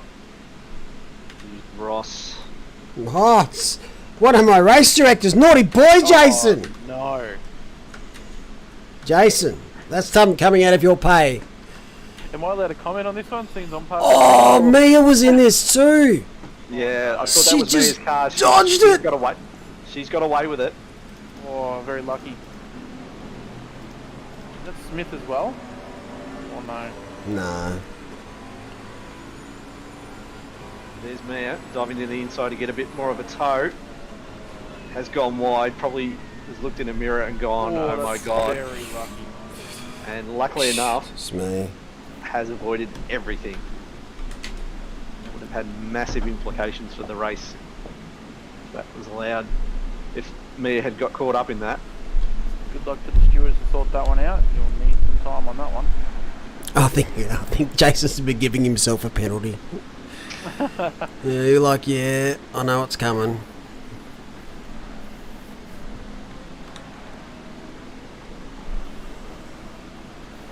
The only problem with being a steward or a race director, you know when you've done goofed. You sit there, yeah, alright, it's coming. Oh well, how bad is it gonna be? It's one of those do as I say, not as I do. Yeah, you don't want to touch the brakes on the grass. It'll just lock them up. Slidey boy. Whoa. Oh my God. Super close. Michael Young. Oh, it's Jason again! Jason! No, Jason, get off the line, Jason. Jason, you've broken the mirror. Standing under a ladder. You're going to be able to see how close that Lambo was then, because that looked millimetre perfect. We can. Poor old Mick Poor Young. Jason. How much of a brown flag moment did Mick Young just have? We'll soon find out. Well, he doesn't need to go to the toilet anymore.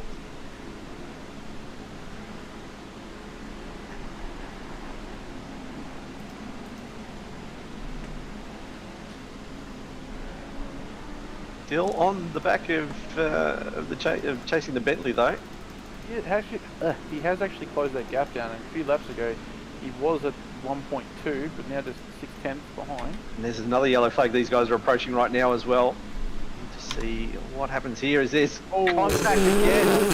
What? Michael Young's What the actual fuck is happening? Michael Young needs to go down to his local Lotto shop and start buying tickets or some scratchies. The man has dodged many incidents right now. He's very lucky. This is the first one.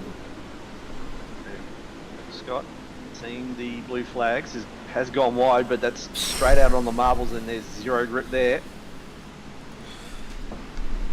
So Michael Young, once again, He wants to get back to the pits. avoiding, he wants to get out of that car just for his own life. He needs to go for a shower, I think.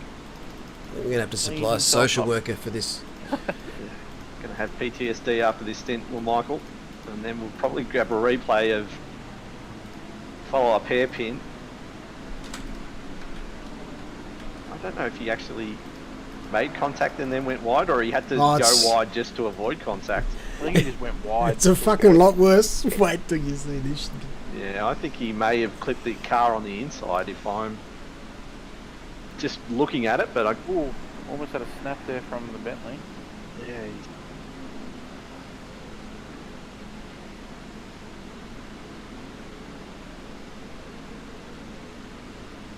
We've got a nice exit here on the Bentley. We might have a bit of a peek into the corner that he had his brown flag moment on moments ago.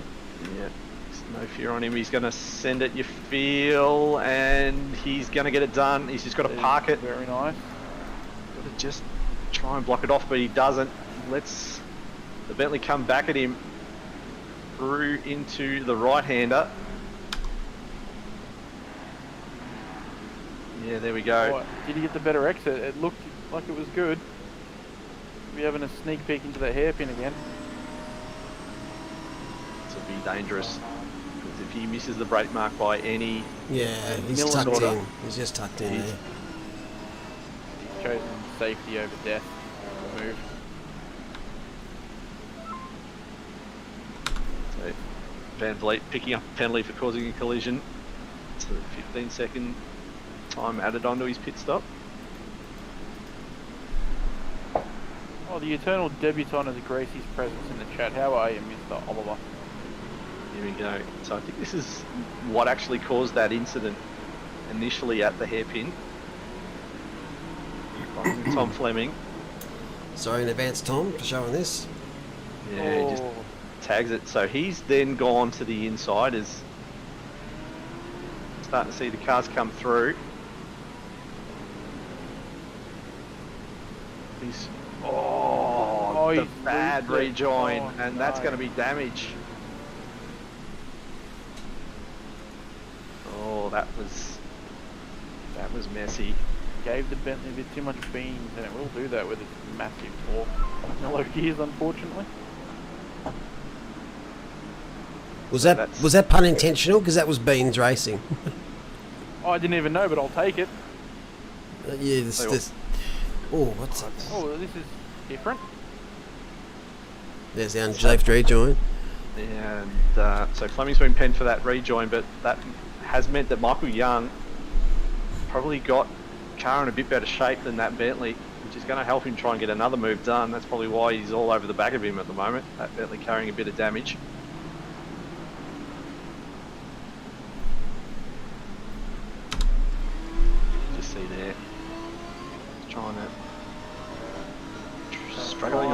to turn that car in.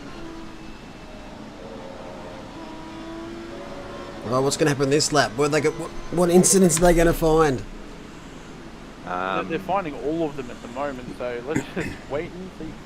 Somebody's going to cut across some corners through the grass and hit one of these guys. I saw someone lose it from here. Spear across the grass all the way through and smack someone here. One of the sprint races. Impressive is a word to use. I'm not sure the car that got hit thought there's as much. There's other choice words for that, but we can't say them on stream.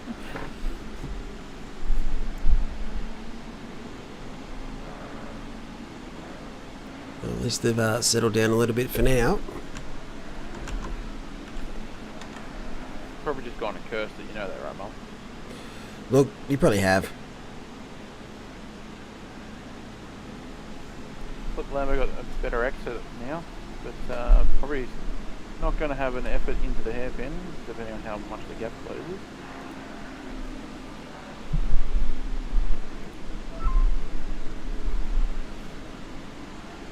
Go another pen for speeding in the pit lane from Dale Reith. Seeing a few of those tonight as well. Has there been more speeding in the pits than drive-throughs, or am I imagining that? I think you might be right. I think, and then once we start getting the drive-throughs, that'll lead to more speeding in the pit lane pens, probably.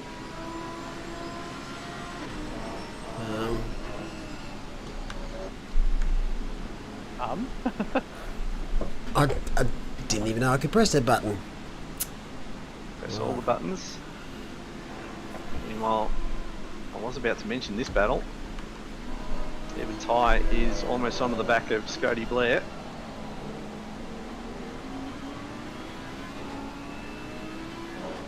He's sitting P14 and 15.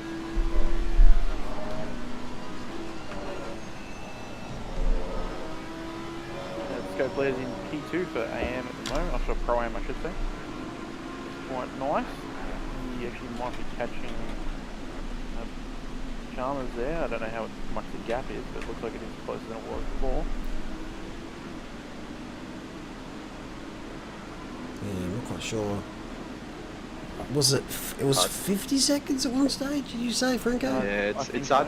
It's hard to tell at the moment because they're not always on the same lap. So the Wow, that was close. The gap time doesn't show nicely for me on the pit wall.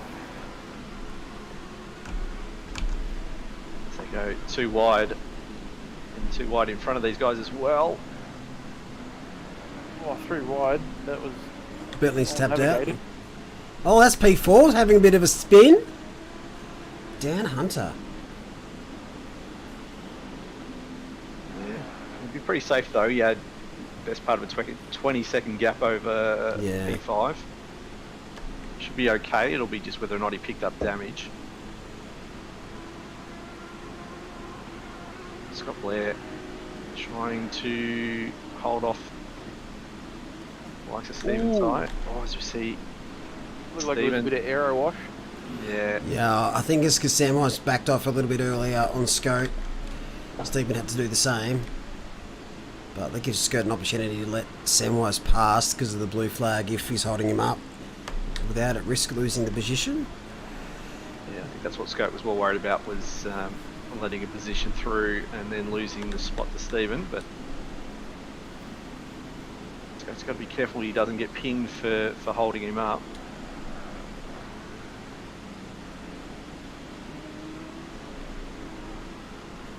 I think as long as he's still maintaining his gap, won't be too bad, but I think as close as they are, he will soon get the old let me through vibe.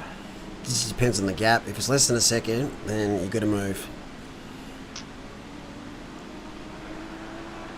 And Samwise is P9. Pretty hard to say based it off last lap. I mean, there was a lot of traffic. 137.6. 136.1. But that was a lot of traffic. Oh shit, let's go on board with Samwise then. Mr. Holmes.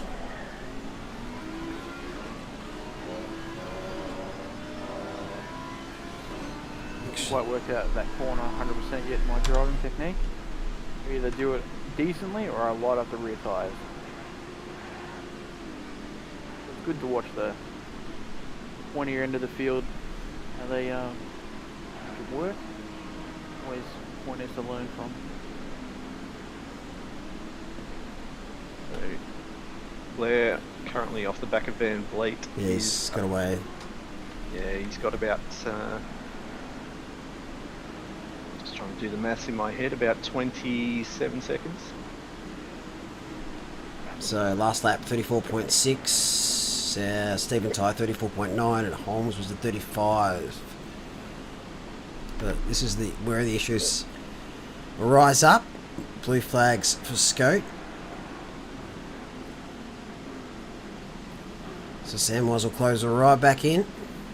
Yeah, Scout will feel like Sen maybe should have been out of the way. Does let him through now though. That hasn't held him up too much. It's a Sam, bad place to do it. Samwise really went so wide there to get the slip that he hit the grass. Very lucky.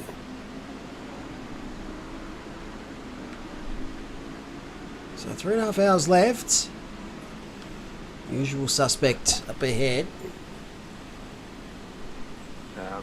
Don't know if anybody's just spotted in chat, but a big announcement just been posted in chat for one Lachlan Henderson. He's coming out of retirement. Look out. I don't know what that means. What series? If he's going to join the F1 Race Stars league that we're setting up.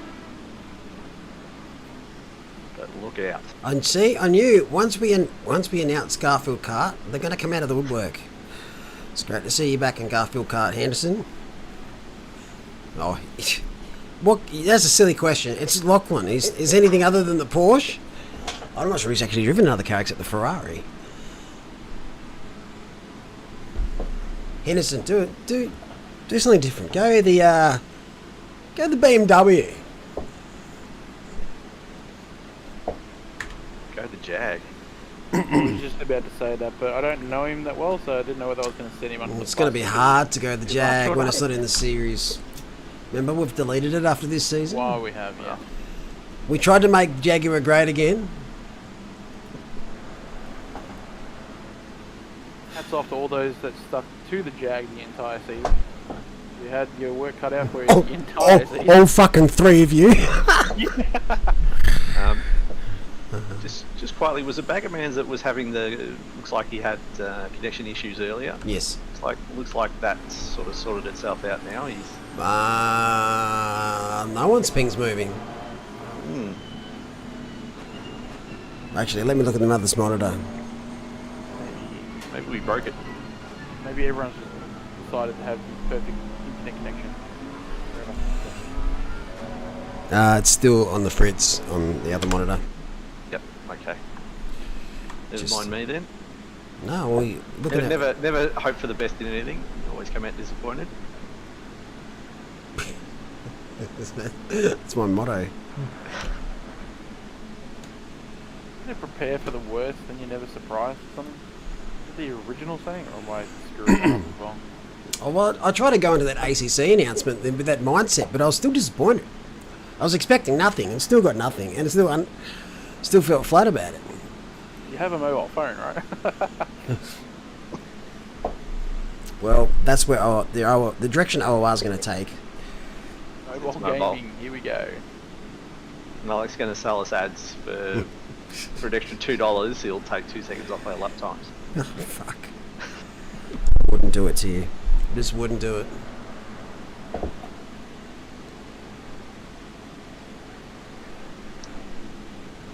reckon you could connect your wheel up to your phone in some way.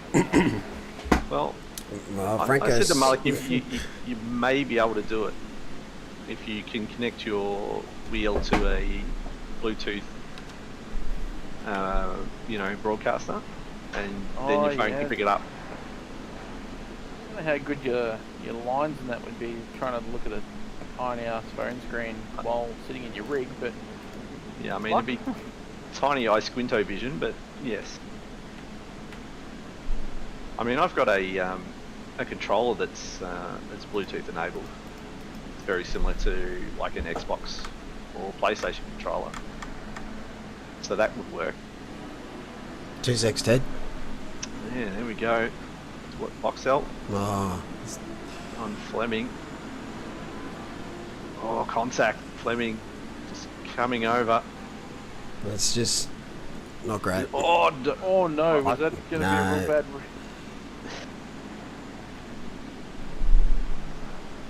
Hang on. The imaginations run wild on what was going to happen from that incident. Yeah. Yeah, If nothing anything. happened. Nothing happened. Oh, Nothing that's happened. okay then, thank No, God. nothing happened.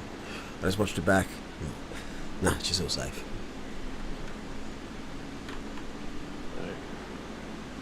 In about another 10 minutes, we'll be due the next round of pit stops. As Malloy Yeah, is, it's happening. yeah, Malloy's just jumped in now. Some of these teams will be out of their ideal pit sequence due to, you know, repairing damage or whatever, but I think a lot of the teams that are still on their optimal strat, I think, yeah, in the next 10 minutes they'll be in. I think if you're going for the 6 stops, you're pretty much in that next 5 to 10 minute window is when people's stint timers will be getting close to that 70-minute mark again. You'll be getting your last sort of drivers ready for the last 3 stints of the race.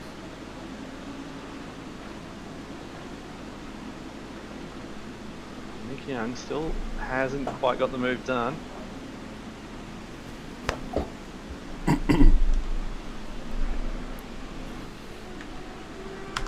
Just being that little annoying thorn in the side, hovering between roughly 3/10 to 8/10 of a second behind. Enough to let you know that you're there. I'm willing to pounce if you make a mistake, but I'm just going to bide my time. Just shows you how strong that Bentley is, where it can take a fair amount of damage to the front of the car and it's still pretty competitive against some of the others. Comes down to driver as well, but it hasn't really slowed Giantini down. Still managing to hold off Michael Young to that B7.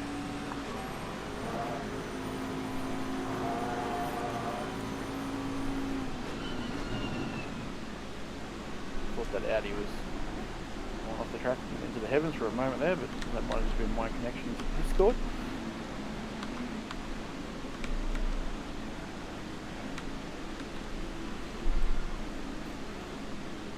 See another one ducking into the Mia's pits. got a drive-through. P2's That'll be limits. limits more than meets the eye. Your Transformer theme. What do you mail? Your Decepticons or Autobots? Let's go. Autobots. Hot Rod's my man. I don't know if anyone remembers Hot Rod. Yeah, he was the man they tried to get to replace Optimus Prime and it failed. Yes. It is. That is the Don't one. don't at me on this.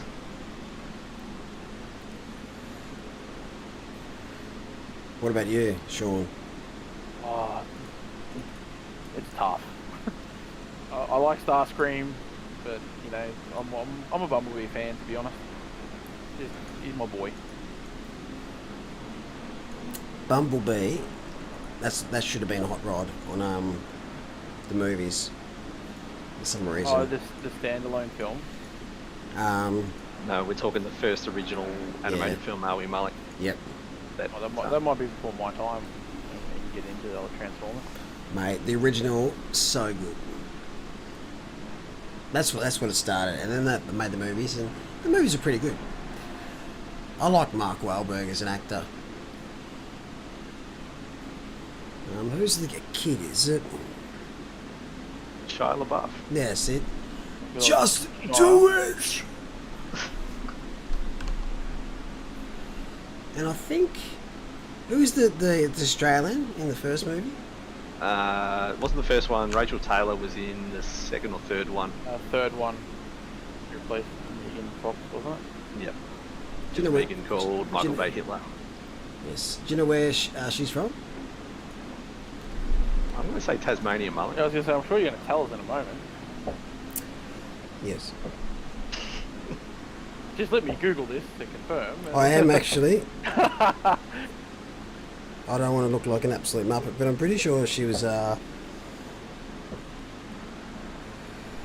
Yeah, she's from Launceston. She's a year younger than me. she's a nice person. Oh, you've met her? Yeah, she went to a similar school. But yeah, she was in Transformers. I think sometimes they really do. No, I can't use those terminology because it's going to come across wrong. Give the bad end of the stick to those in Australia when they make them put on accents, or make them emphasise their accent even more than they do have. Like, I thought her accent in the movie was atrocious. Doesn't sound like that in real life. Like, Sam Neill is a New Zealander, right? And when they did Jurassic Park, the director said, "Oh, can we go American?" Because he didn't like New Zealand, and his American accent's absolute garbage, apparently. And then during the movie, he's like, "Okay, no, just do New Zealand, just be normal." And Sam Neill like, "Yeah, fuck it, I'll do that." And then after a couple more scenes, he's like, "Can you go halfway?" It's like, bloody hell, I'll do a dance for you as well. Make up your mind, Chief. My American accent, it just comes across as racist. I'm walking here. That's a New Yorker. Do you know the story, the origin of that line? I'm walking here. No, I don't. So it's from a film. Film is Midnight Cowboy, famously said by Dustin Hoffman. It's when he's walking across the street and a car nearly runs him over. That was fully improvised. Yeah, it was fully improvised. Car actually drove onto the scene and nearly ran Dustin Hoffman over, and that's what he responded with. It became one of the classic lines in cinema. Amazing how you can find little. Oh, hang on, we just had a little two Bentleys go right. Oh, Almost contact there. Oh, yeah. Oh, It was very close. this is a 3-car battle, and Stapleton lost out. I think some of them ran real wide into turn 4 there. It was out in the marbles. I think the Bentley tried to follow suit, but it was very close contact between these two. Look, I've got a good Pikey accent. I've got a good Indian accent, but they all come across as the wrong way. They all just come across the wrong way. Like, Just don't. we just let the North American splits just mock us. If you try to do an Australian accent, you don't come across as racist.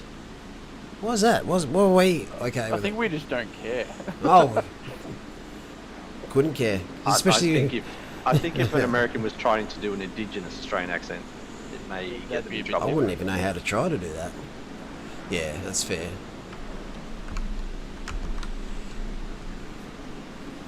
Oh, Maybe just British. our lax attitude. I think British were allowed to as Australians because we actually obviously from there originally. We were allowed to mock land the of British. convicts. We smash them at all the sports. Why not smash them at everything else? Remember your cup of tea and a bicky. Who drinks tea here? Honestly. Nope. No, seriously, I'm just asking a question. If I was to have tea, it would be like a lemon tea or a herbal tea. Does that Iced sound? tea? Some of the iced teas are just pretty much just sugar. They taste no nice though. They're so easy to drink. What if Farmers Union came out with an iced tea? Nah, I like the coffee and the milk. I love milk. Milk's a big thing. If I wasn't drinking iced coffee, I'd be drinking milk of some description. I've done the lemon tea when I'm like crook, but other than that, tea's not really my thing. I like herbal teas and Chinese, like green teas. Oh, when I was over in Japan, I tried heaps of different things like that. And yeah, you gotta give it a crack, but it's just not for me. Oh, here we go. He's got a bit of a dive on the inside. Oh, and contact. Might need to be a bit of a readdress. That When was two a boats bit collide. past. Yeah.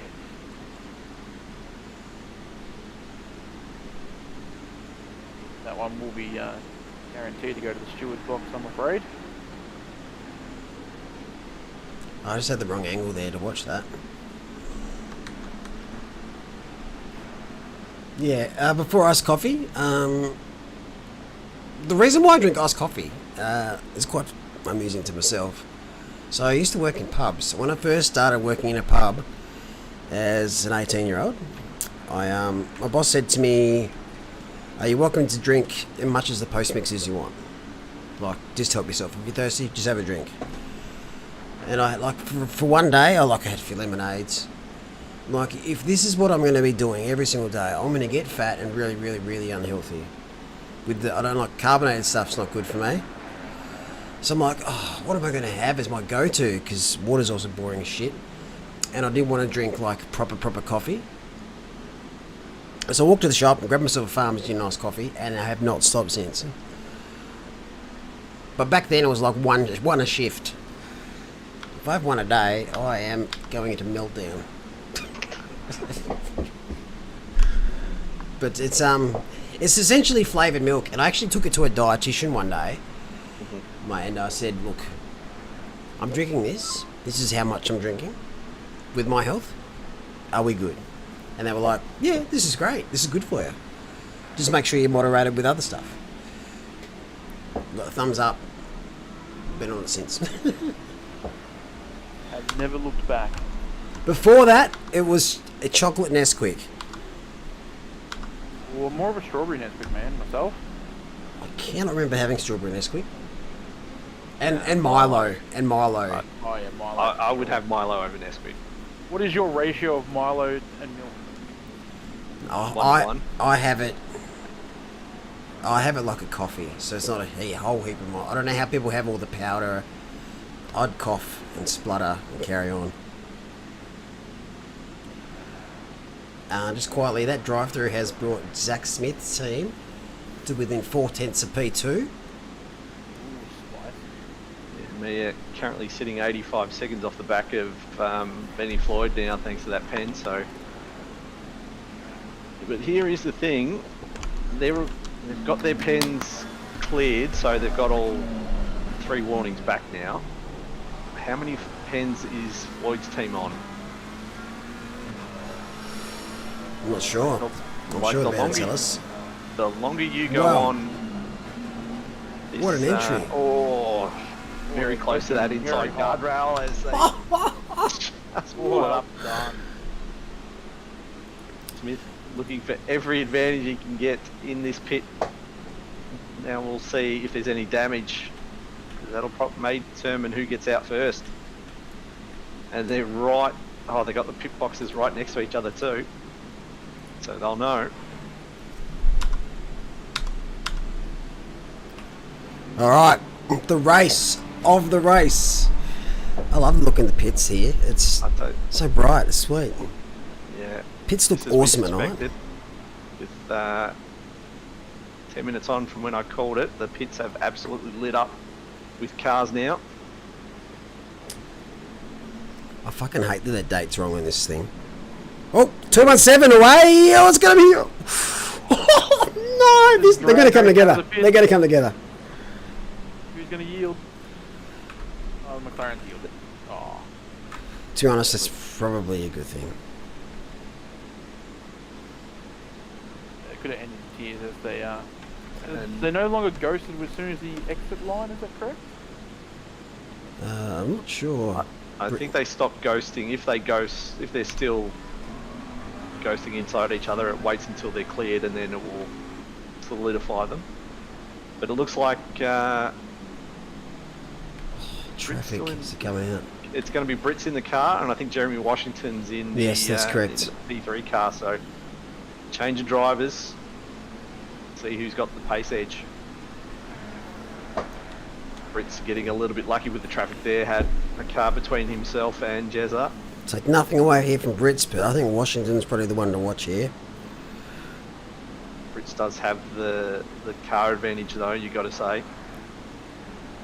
Well, McLaren's not too shabby here. It's one of the tracks that actually can use the cutting of the curbs to its advantage. Everywhere else I will it never dies. ever have sympathy for someone that drives the McLaren in this game, or the Ferrari, or the Porsche. Those 3 cars, very, very, very good. And I know the Bentley's up here a little bit. It's very, very competitive. But still, I'm no sympathy for a McLaren driver. She's a great car in this game. She's a great car in real life. There's one that's kicking around in town where I live, green one. So out of place. Yes, Rashuti has picked up a 10-second penalty for speeding in the pit lane.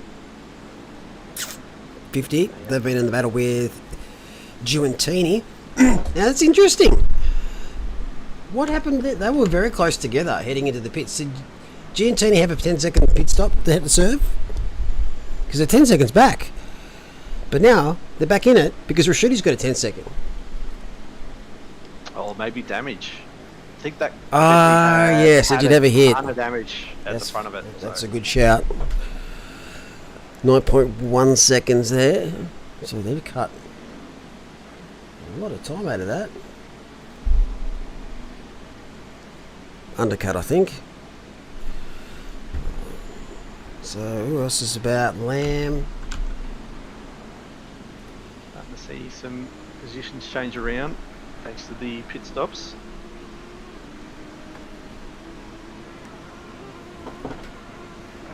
Hi Dan. Battle for 29th three-way.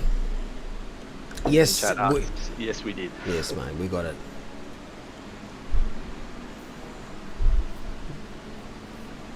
Withers has picked up a drive-through. That's the second one for that team. I've seen DT next to Withers' name already once. The battle for Pro-Am. So, car 19 versus 179. Simon is now in the car. It's now the Spidey Mobile. Is this Spidey's first stint for the day? Yes. Yes, it is. Oh, so he'll be finishing out the rest of the race. Yeah, he took the easy way out, Spidey. He's a downhill skier. I always tell him this. What did I call him once? Weak sauce? Nah. I think he likes the later stints.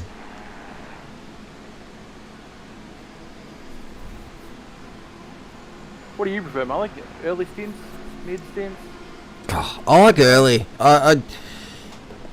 When I used to play cricket, I like to open. I just like to get out there. I don't give a shit if you get out, really. Oh, you do, but I like taking the responsibility. But also, I like to have a nice little run and not get caught up and stuff. But my strength is around traffic. One lap pace. There's a lot more to extract from my end. But as far as racecraft goes and awareness around me, that's where I prefer to be. So starting doesn't worry me at all. Then I can put my feet up and Do the hard yards for the rest of the people? yeah, everyone else can finish it off. Yeah, so Or the last stint. So Stephen Ty's going to get the job done, and Lamb's also looking at Simon as well here. Hey, SCOTUS. Yeah, Simon's right up against it already. How far ahead is neighbour? Can we tell? The link should be in chat. It's Corey. About 35 seconds is neighbour from Spidey, roughly. Rightio. I told you, I said to watch out for Washington, but Brits has said no, 4.2 seconds up the road. Yeah, as I said, sometimes just having the right car at the right time. Oh, there's nothing wrong with the McLaren. Yeah, but it's not the Bentley though. Yeah, but everyone's pumped the Bentley up as well. The team in front is Bentley OP, Nah. so there must be a bit of truth to it. Oh, it's definitely good. If Washington was in the BMW, then yeah, maybe I'd feel bad. Only maybe? No, I wouldn't. No, I would. He hasn't. There we go. I don't think he's enjoyed the the BMW this season. Tell you what, Scout, you've given Spidey a fairly late start to this race, and all of a sudden you've thrown him into a three-car battle. So we jump on board with Lamb to get past Spidey. That team currently sitting P2 in the Pro-Am class. Yeah, by this stage of the race, you'd say most teams have had all their drivers jump in. Yeah. So Spidey's now got to find his feet a little bit against those that have probably been out of the track for a little bit of time. I'm not saying it's a bad decision by Scope, but I'm saying it's a bad decision by Scope. He'll be right. Should be right.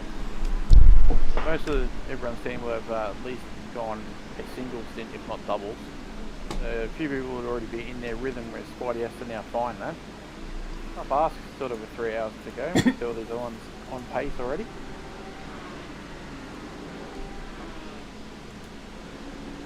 Probably handed it over to him with 3 warnings as well. Of course, why not? Don't stuff up, you'll get a drive-through. Who's doing the last stint, Scope? And why is it you? Oh, that's a kiss. Oh, That's a and that's a turnaround. That's It's gonna be Jamie lucky, Sacks though. off. It's a bit sloppy. A few people with the distances between cars tonight. Especially through this section. This is where it's caught a few people out. Big shout out again to Lontel for their awesome support of Octane Online Racing. Our Asia Pacific servers are on Lontel as the ISP. Madlads.com. You've just cursed our server, you know that. No, I haven't cursed it. No cursing of servers. We love the work they provide.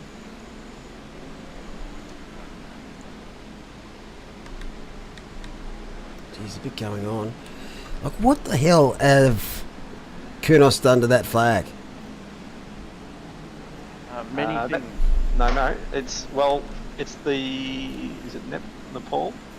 It's not a square. Like, the actual flag itself is not a square or a rectangle. So it's butchered. Let's be honest. They've butchered it. It doesn't look... No. If you know the flag, then you kind of understand why it is the way it is. They probably could have put a white background on it to fix it, but it is still technically correct. It's like a double triangle looking flag. It's one of the few flags that isn't a rectangle. Well, you're going to be laughing at yourself when I tell you what it's meant to be. What is it meant to be? What is it meant to be? It's not meant to be Nepal. No. What's it meant to be? There's no Nepal flag in this game. Oh, really? It's meant to be Malaysia, mate. Is it? That's what I mean. It's absolutely fucking butchered. Because that looks like the Nepalese flag to me. Yeah. I would not have gone for Malaysia. You can tell by the top bit where there's the little logo or the icon. But it should be Malaysia, like the same as Ali Kairuda. So maybe it's been put on the server differently. Yeah. Because That I don't... definitely looks like the Nepalese flag to me. Yeah. No, but there's no Nepalese flag in the game. They've only got 70... I think it's 72 different flags. Obviously, there's like 200 plus countries. I'll actually suss it out. Couldn't do my head in.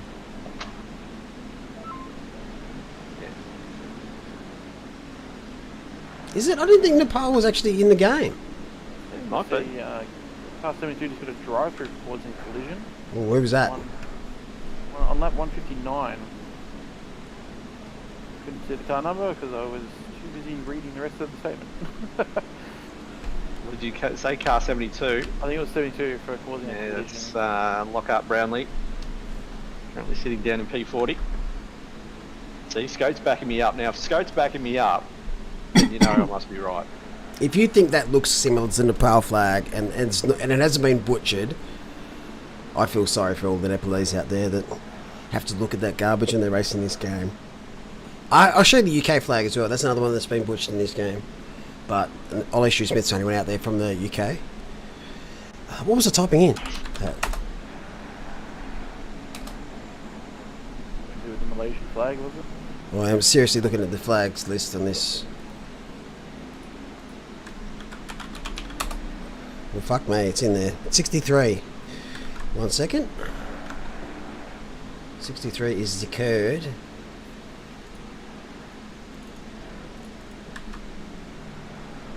Well, we're waiting.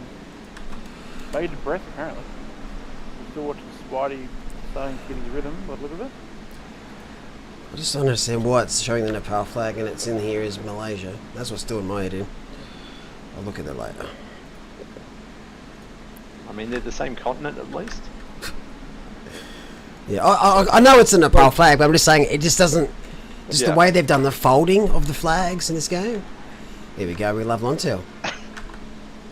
Nice little segue there. Hello, Braden Ross. How are you, Braden? Nepal's. It's Nepal's flags. Fun with flags. I love flags. Right, let's go to a battle. Zachary James. This 4-for-5 team has been in the thick of it. And here they go again. Like I'm not good at a lot of things, but I'm pretty alright at flags. Yeah, they're fun. What the hell's this weaving? What the actual... I wonder if he was just wondering if that car was going to let him through, and then saw it duck to the inside. And Oh, yeah, decided to it's- stay in the racing line. It's Washington. Brits is Yeah, that- shit. Oh, he's gone. Yeah, he's got the golden run through this traffic, obviously.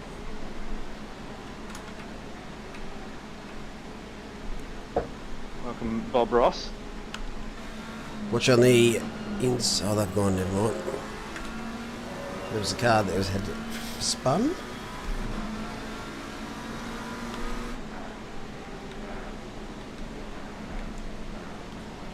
Shooties behind.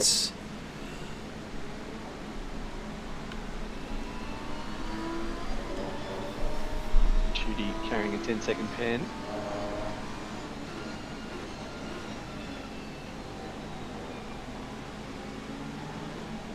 Glad you're doing all right, mate.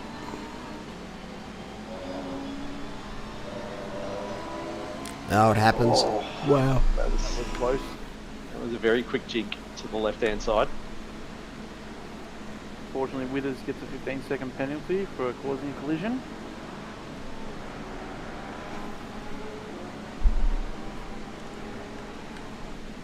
Can confirm all the incidents on the race are Braden Russell's faults. He's on the Terps.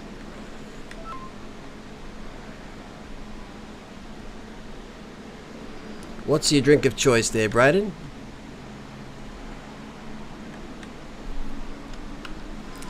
What would Braden drink? It'd be like a watermelon cruiser. Watermelon cruiser or something like that, wouldn't it? That'd be Bailey's. Match his pretty little face. Oh, there's a move. Oh, that was a beautiful switchback. It's Lucas Dowd. That Lambo's been in a bit tonight.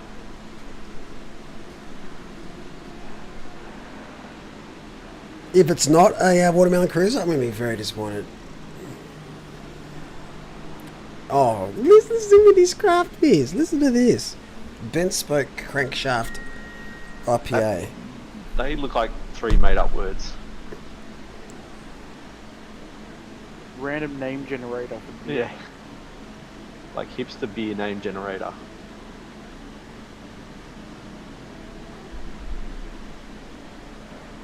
Lucas Dowd makes his way up into P28. Leader has currently done 185 laps so far. What do you reckon the total lap count will be then for the next... We've got 3 hours remaining. What do you reckon total lap count? That's a very good question. Oh, let me just... Let me get my calculator out. Yeah, I'm just trying to do the math in my head and my brain hurts now. Oh, this is a great time for me to join again. As Oh, we get to the nearest to the pin fuck's sake. game. I do like those. Are we all? Welcome, Mr. Bender.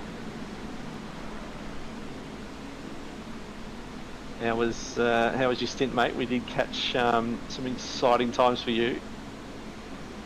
It was interesting. Let a whole bunch of people go through to lap me, and then they crashed right in front of me. That was that was a bit amusing. Yeah, but you did manage to get yourself up into P1 in class, I believe. Yeah, so we're I think 20 odd seconds ahead of car 20 now. And they're on pretty similar pit strategies to end the race. So I'm going to say 299 laps. That's my very guess. specific. It is very specific. South Pacific. You're not factoring in the rain that's going to arrive for the last hour, mate. Well, disappointed that the wind's gone. So the multiplier for your pay, Franco, is... It's accurate. It's accurate. If anything, Yeah. it is accurate. All about the accuracy here. Franco, it's almost at the point where you're going to pay Mullock for being here.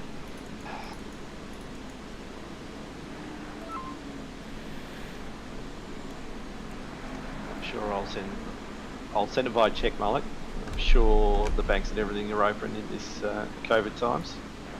What is sending by check? My payment to commentate. Thank you. Send it to off-bag 9999 Crow's Nest, South Island. Basically.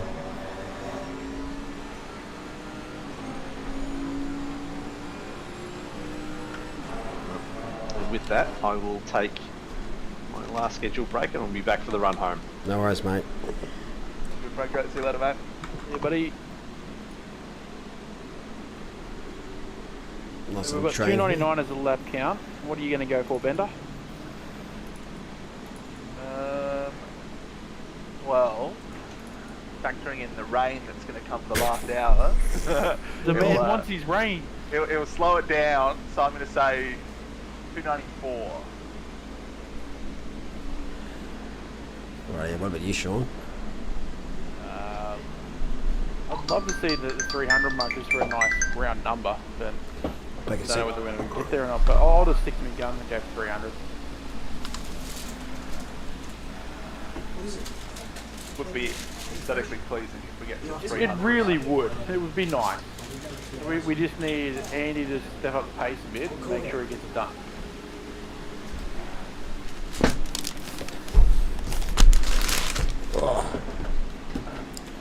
I just had dinner arrive. You little beauty! If you guess what it is, I'll send it to you. Pineapple pizza. Is that your only guess? Yes. Because clearly you're not getting anything sent to you. Bender doesn't want food then. I'll give you a hint. No, that's really not a hint, mate. It's a brown paper bag. Yeah? It's not brown, but yeah, it's a fucking big hint, to be honest. That's 5-5. Now I've lapped everyone. Probably. Well, based on the drive-through penalty that 130 had. Oh, it's a send. That is a big send. It's an aggressive send. It also looks like there is an incident in your pit entry too. That was someone unlapping themselves as well. Jeez, that was Naji Baji. They're off the Christmas card list.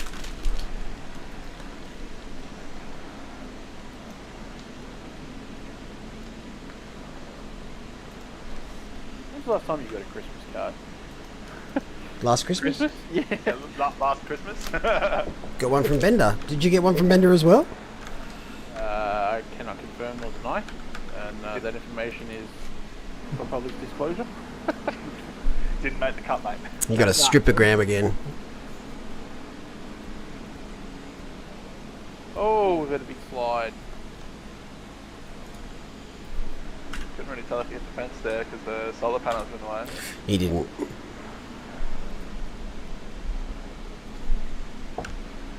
Trying to get a bit too much curb there by the look of it.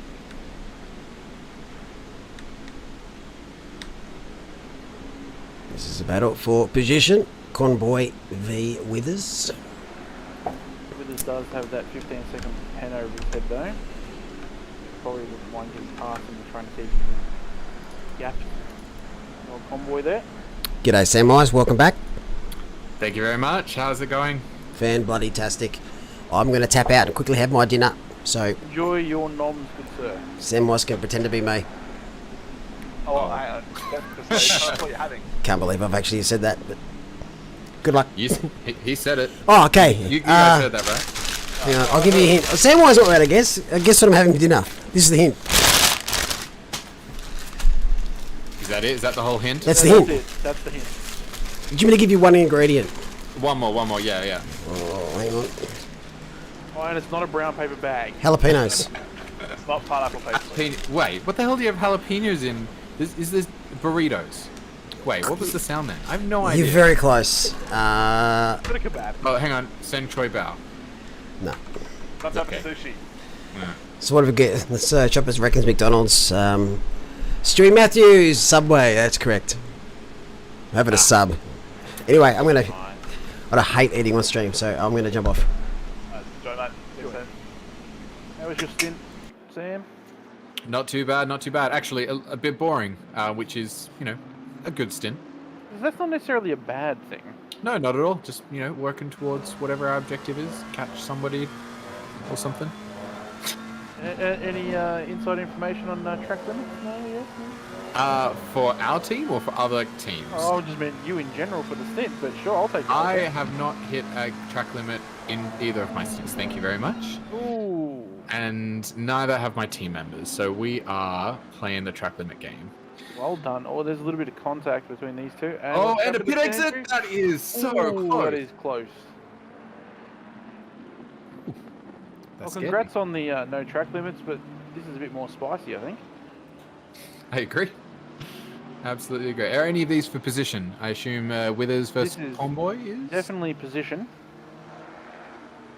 Excellent. So, how long has this one been going on for? We've been viewing it for probably the last sort of lap and a half, so you come in at the perfect time to throw your little special sauce on top of it. That sounds excellent. The sweet onion sauce of commentary. Subway sauce, anyone? No, nothing? Yeah, that's no, alright, nothing. thanks. Yeah, I'm more of a sweet chili man myself, but that's alright. It's fine.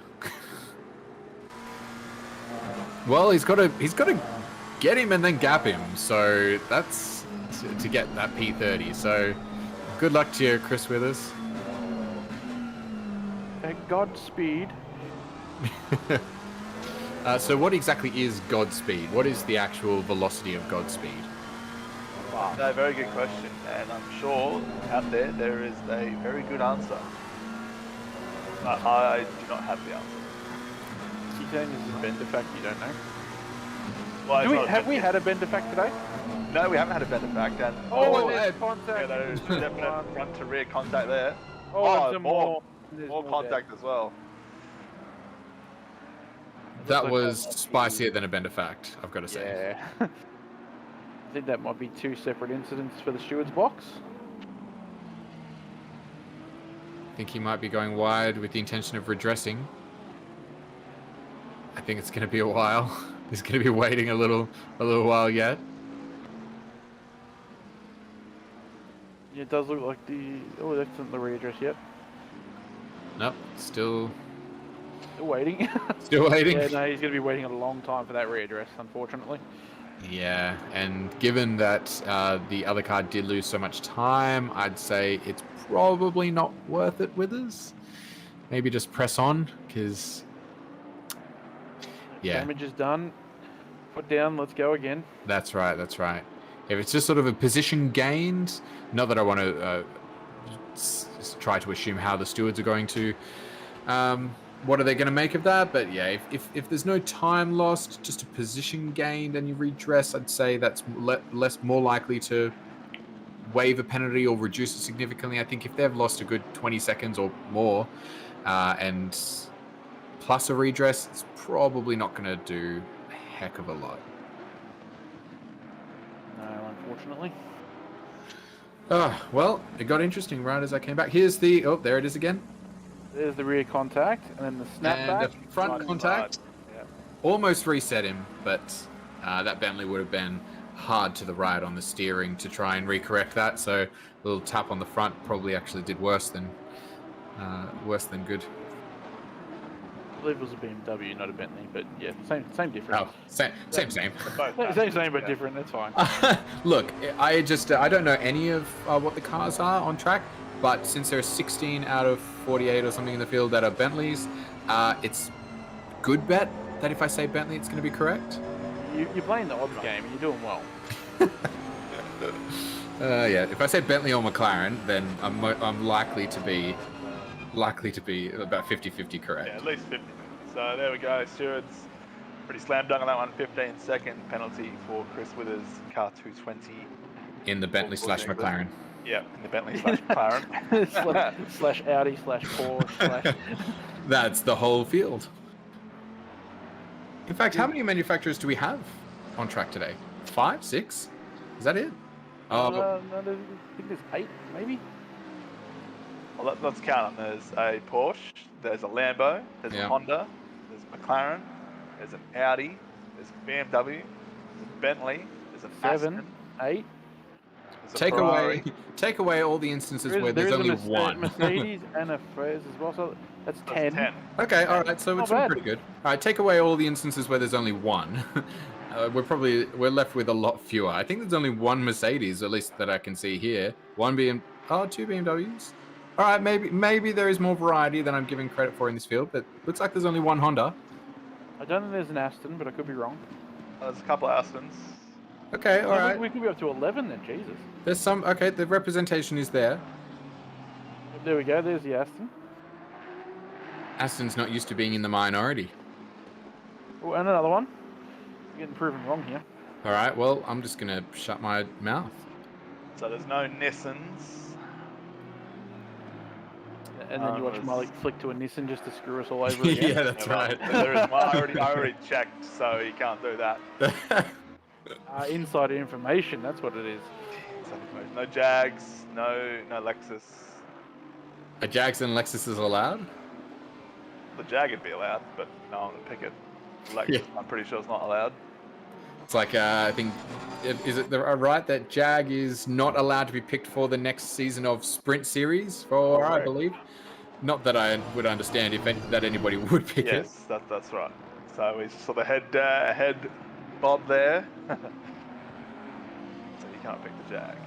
Cannot pick Yep, the Jag. Jag banned. But you can pick the Lexus, is right? in. Yes, you can pick the Lexus. Very nice. Can you pick any of the really obscure? What's that Lamborghini? The Huracan, the old one. The old 2015. BOPs. or the Super Trofeo.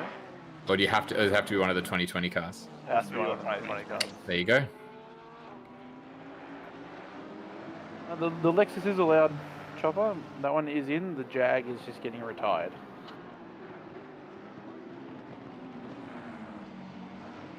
So now I'm correct, I think, in thinking that the McLaren that we're seeing there is not the McLaren that is chasing Gorowski, but rather is a different McLaren? Yes. Yep. Yes, okay. So the battle is between Gorowski and Naoto up ahead in the Lamborghini. Oh, we're back to another close one. Herbert and Lowe. We've watched quite a few passes on Herbert, I think, in this stream so far over the last 5 hours. Yeah, I remember he was up around P9, P10 earlier, so He was trending backwards. I think Was he involved in an incident though, or did they get drive-through not sure. potentially? potentially. We definitely saw a double overtake, which might have. You know what? I'm not even going to speculate on whether there was a collision because I'm probably wrong. We'll just look at what's going on now. So. Herbert in the Ferrari ahead of Lowe. I'm guessing it's also a blue flag up ahead potentially, or is that a? Could be someone up further field too. That's certainly not for position up ahead. Now that looks like one of the Kovacs purple, I think, judging by the roof panel. I don't know where they are in perspective to the race.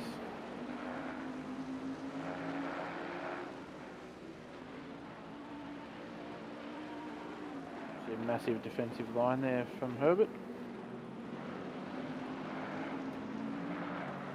You got to be smart on the brakes to run defensive lines through there.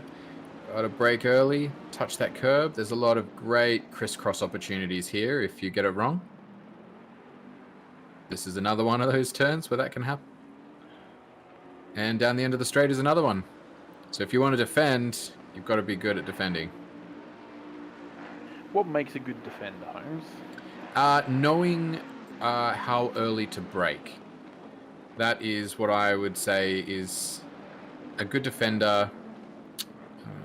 Obviously, you've got to stay within the rules. You can't move twice.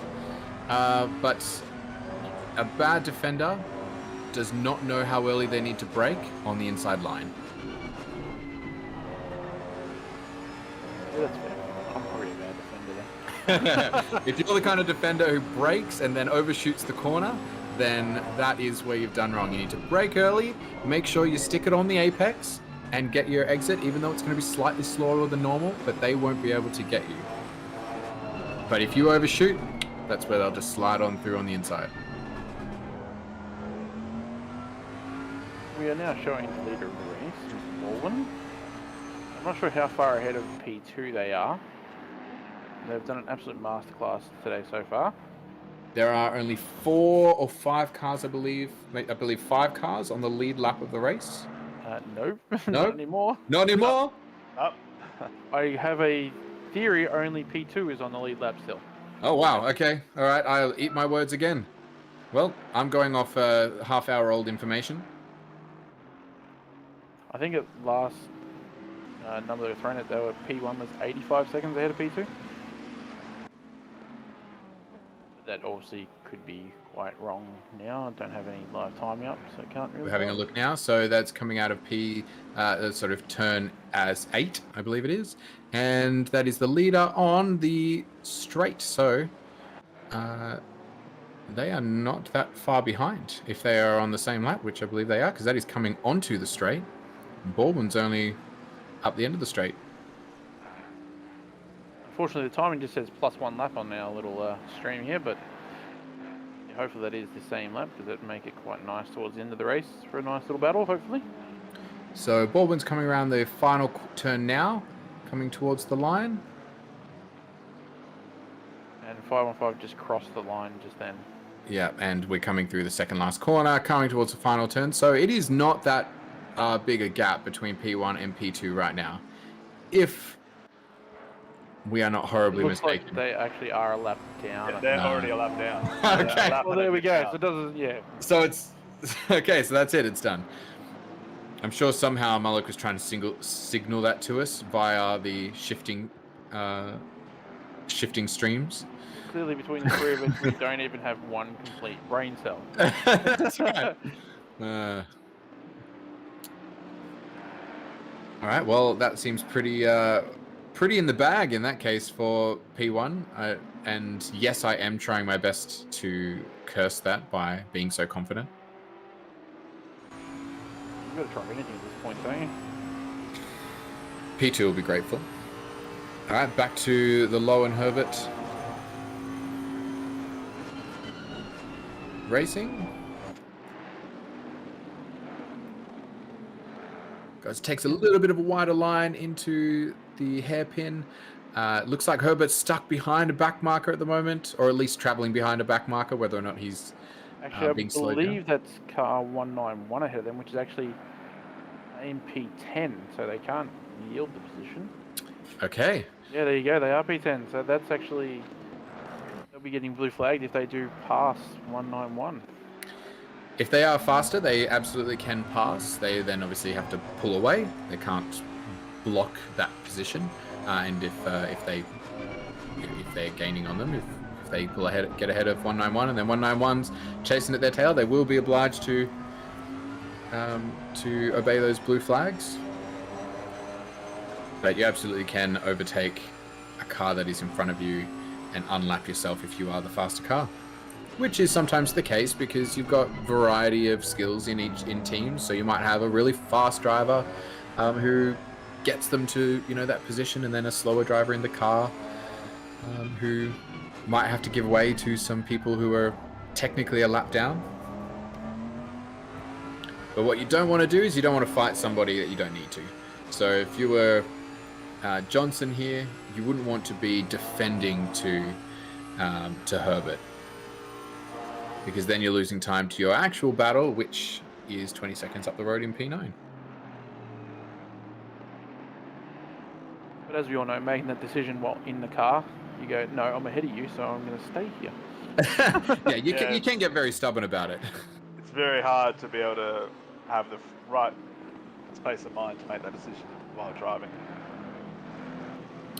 Absolutely agreed. I'm in P10, so you're P14, you deserve to be behind me. Yeah, no, it is a tough call. Well, you've got to think about your own race, but yes, some people can get very hot-headed and just not want to give up the position at all.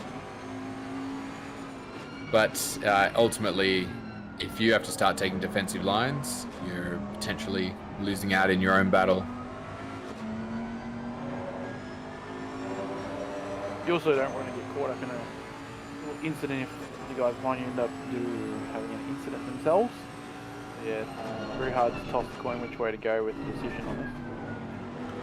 Also, we were told repeatedly in the comments that P2 had been lapped. We just ignored everyone. Oh, really? Oh, well then we need to pay more attention to chat. Hey chat, how you going? Chat.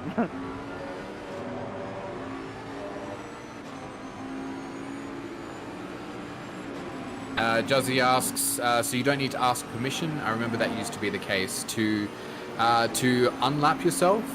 I don't believe you need to ask permission. That is a good question that I'm sure somebody with a deeper knowledge of the rulebook might be able to answer. I believe you can have your teammates message one of their teammates to request a pass. They give you, like, it's up to them to say yes or no, obviously. If they say no, you have to respect it. If they say yes, then it's on you to get past and then make sure you yap them. Yeah, that's right. So as far as they could let you past if you do that, but you can legitimately pass them on track. If they make a mistake or you just have a run on them, you can make a clean pass. There we go. So we have confirmed. Malika said, no, you don't need to message them. Teams, oh yeah, that's right. Teams abused the crap out of that rule and argued, and so no. And I believe so. Similarly, you know, you're not supposed to go into the radio channels with the other teams and that sort of thing. No, that's a big no-no going into other people.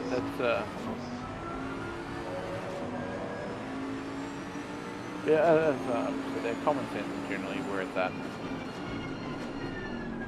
Very, very close between Lowe and Herbert right now. Riding in the cockpit with Lowe on cam 1. He's right tucked in behind that Ferrari. I wouldn't be surprised if he had a look to the inside here. That Ferrari is going to defend, but it's going to make him slower through the final kink. If he went wider, that would have been a very good entry for the Bentley. Bentley have to go a bit wide there, I think, to avoid the possible contact.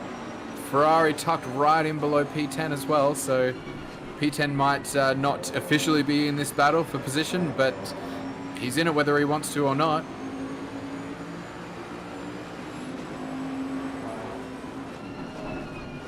I wouldn't want to be in P10's situation, to be honest. I think if it was me at this point, I might be inclined just to back out and let them do their thing.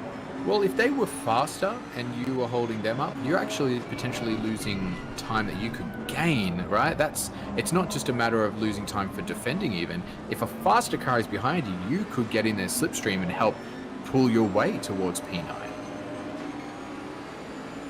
What about you, Bender? What would you do? It's a tough one. For me, I'm always just more inclined to let them through because you're just going to drive slower and I don't want to lose time. And then if you're ahead and they're holding you up, then they've just got blue flags, so you just go past them again. Very true. I guess the tricky thing to try and wrestle with at the time is looking at that delta between you in P10 and the car ahead in P9 and going, oh, but I'm going to lose 2 seconds or something to them by letting a car or 2 cars ahead of me. That's the thing you've got to wrestle with whilst thinking, oh, but ultimately I could gain more if they're faster. I'll lose 2 seconds this lap, but then the next 10 laps I might gain 15 seconds sort of thing.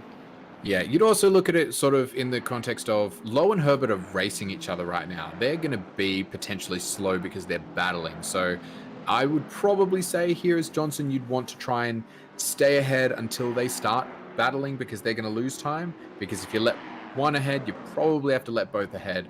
And if they start battling in front of you, then you've just lost all the time you were hoping to gain. The worst thing that can happen is they battle in front of you and then crash and then you get involved and lose time. In the comments, we've got some other opinions. So no use letting them pass as if they come up to back markers, we just catch them again. Potentially, if they are not quick enough to actually pull that gap.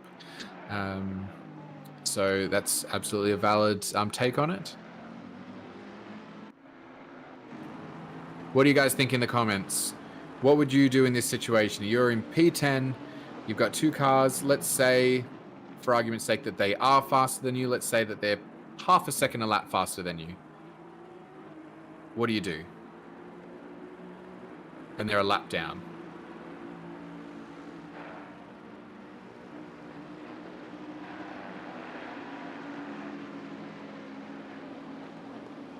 And chat goes quiet. That's right, for the first time in the race. As soon as you start paying attention. And that was a little wobble from the Bentley from P10. No diaboles, no rain has happened at all, unfortunately. I know, I'm very sad, Diaboles. Very, very sad, mate. And Kakombob Breaker 6 says, let people go if they are faster. It's a free tow.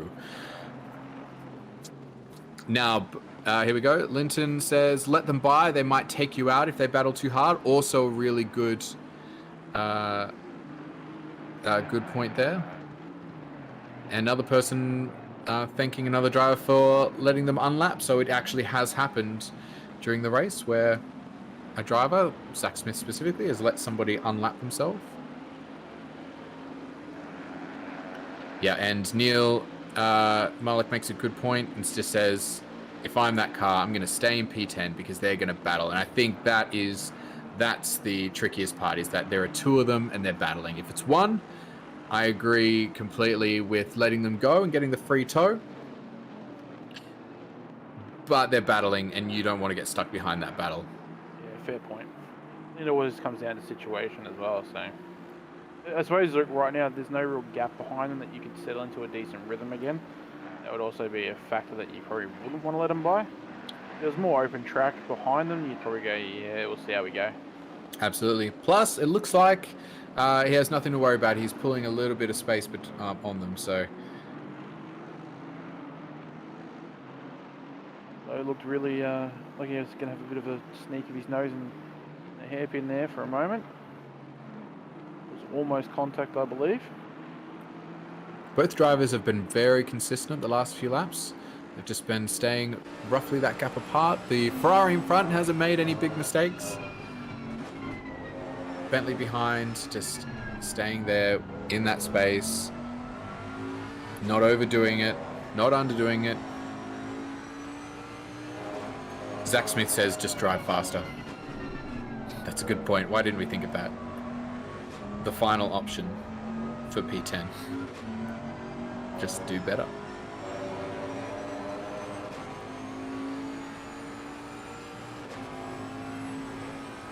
I'm not that quick, that's why. That's why you just follow Zach Smith's advice and you just drive faster. I should just learn to just drive faster. You are correct. I'm sorry. Forever doubting this information. There we go. All right, looks like we've got a back marker who's planted themselves between the P10 Bentley and the 2 that are battling, getting out of the way, the right side of the straight, and they're going to ease off, and maybe they're going to have to give up 4 positions by the end of this. Oh, just compromising the inside there for the battling pack. And another back marker they come up on who's going to go wide. That's a great place to let people past as a back marker. Go wide, get yourself a good run. You lose very little time. Another one is turn 4. A great turn 4. 1, 2, 3. Yeah, turn 4. Great place to go wide.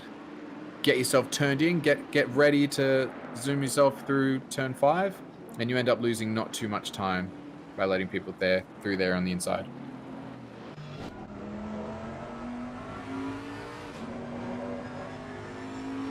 I generally like letting people through on the exit of turn 6, yeah, to that little straight. I mean, you can sort of take a tighter line. You still don't lose that much speed from it.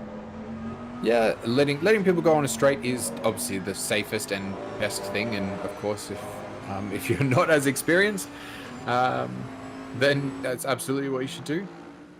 But yeah, if you really need to save that time, You want to do it on one of those turns where you can go wide and get a good run from your wider line and not lose much time. As we go and we ride along with our leader of the race, Jake Baldwin, sitting in P1 very comfortably. They're just cruising now, aren't they? I think when you're that far ahead, yeah, cruise is a very relaxed term for what they are doing. So that's Jake Baldwin, Ben Floyd, Andy O'Hara, and the Bentley 515, just chilling. Listening to some tunes. We're just seeing what the latest news is, you know. Yeah, that's right. The weather outside. Here's an interesting question for you. When you guys are driving, and this goes for chat as well, do you listen to anything in the background? Do you listen to music? Do you listen to podcasts? Do you have second screen going and you're watching sport or whatever as well? Or are you just focused on the race? Is this during a race or is this practice? During the race. I listen to the engine note so that I know when to shift. I'd be interested to know if anybody does listen to, Lockie Nichols says he listens to Nightcore. So I know Bunnings Snags listens to podcasts while driving. To listen to something that's going to get your adrenaline spiking, like disturbing and occasional screaming that you don't expect. Well, there you go, guys. Confirmed by the boss of OOR. Anyone listen to music while racing is a serial killer. Confirmed. So, how many people just admitted to being serial killers?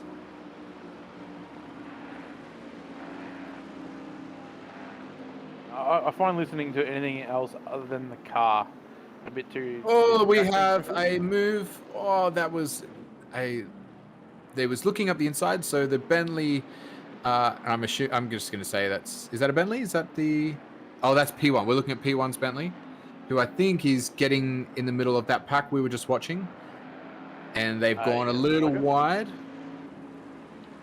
And I believe it's Low behind who...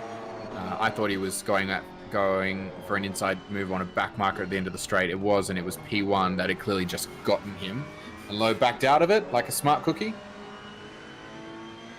Now he's going to follow as close as he can because very soon his arch nemesis, Herbert, is going to have to move out of the way.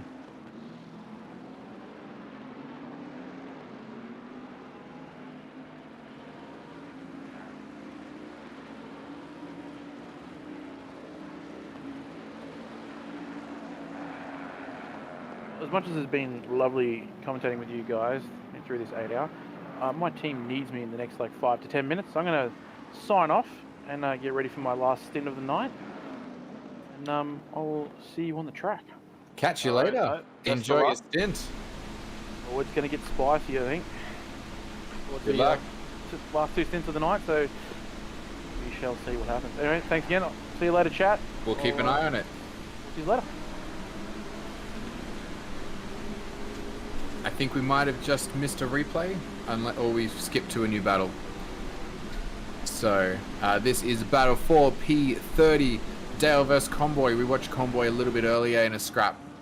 Oh, and unfortunately, I believe that was Dale and Convoy coming into collision, unfortunately. Now, if I'm not mistaken, Convoy, was he involved in the other tap from behind earlier on? I think he might have been.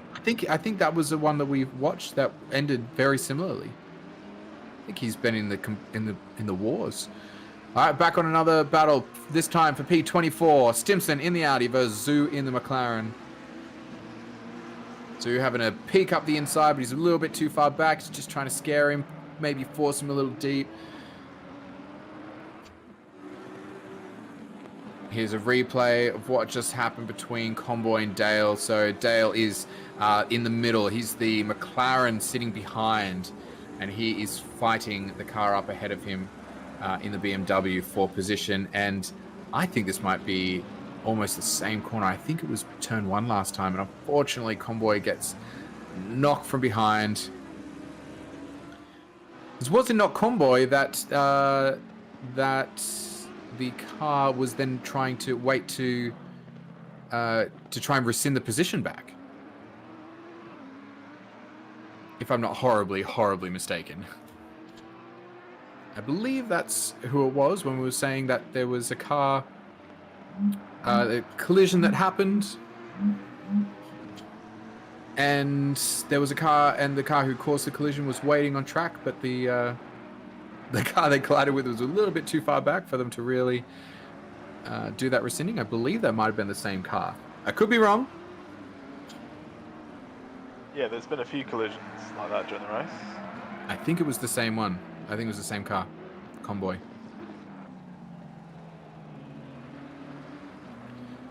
All right, back to this one.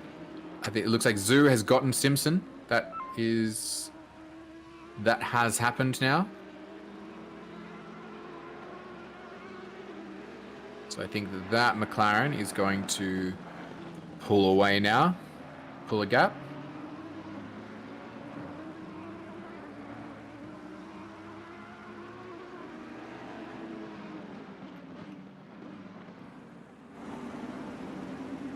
And here we are. Is this is the pass? No, we're live. This is not a replay. The P14 Herbert again with low. Yep. I thought these two were battling earlier.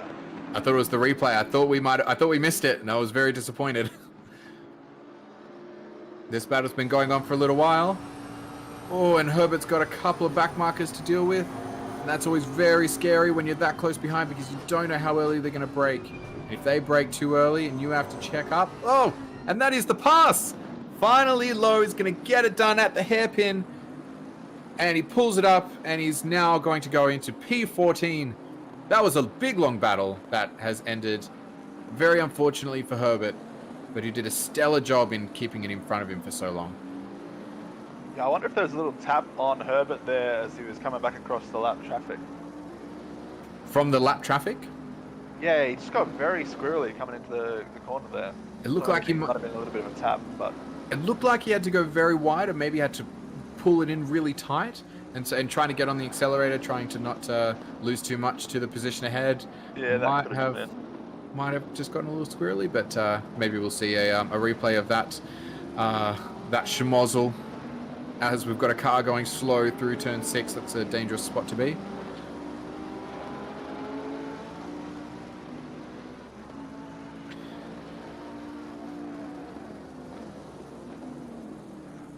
And the battle of the stint is over. Where's the now? Where's our next battle? That was our closest one, I think, on the track by far. I don't think this one's for position behind. Might be worth having a look at where everyone is on the leaderboard at the moment in the race. So, is this a battle we're looking at? Unfortunately, we've got a... Alright, here we are. So, we've got Baldwin in first place. That is the Andy O'Hara car. And Ben Floyd. Britt sitting in second. The Andy O'Hara car. Wait, what did I say? There's two other teammates. There's Baldwin and... was it? I said Baldwin in front, the Andy O'Hara car, and... You know. And Ben Floyd. I said Ben Floyd too. Yeah. There's other guys in the team. It's not just the Andy O'Hara car. Okay, I mean... He's good, but... No. I mean, if anyone's going to deserve their name to be the name of the car, I feel like it's probably Andy O'Hara. Yeah, probably. All right. It is the car that also features Andy O'Hara, along with Ben Floyd and Jake Baldwin. All right, P2, here we are. So we've got Rural Brits partnered with Mia Rose, Duong, and Serpiel. And then back in P3, who I believe those two cars are on the same lap, but my assumptions have been wrong pretty consistently recently. So it's P3 at the moment, Washington, Smith, and Bowen. So that is your podium, Washington, Smith, and Bowen in the Odyssey Gold entry. So that's how the podium sits at the moment.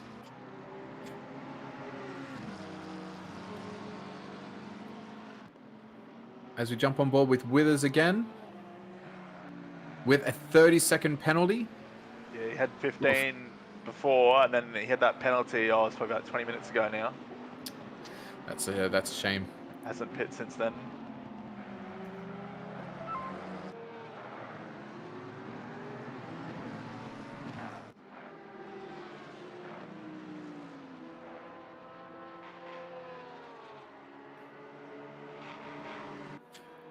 So what's your favorite corner to get a track limit on here?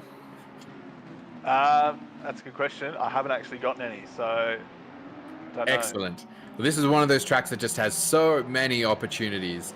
So what's the one that catches you out the most? Because almost every corner has a potential track limit here.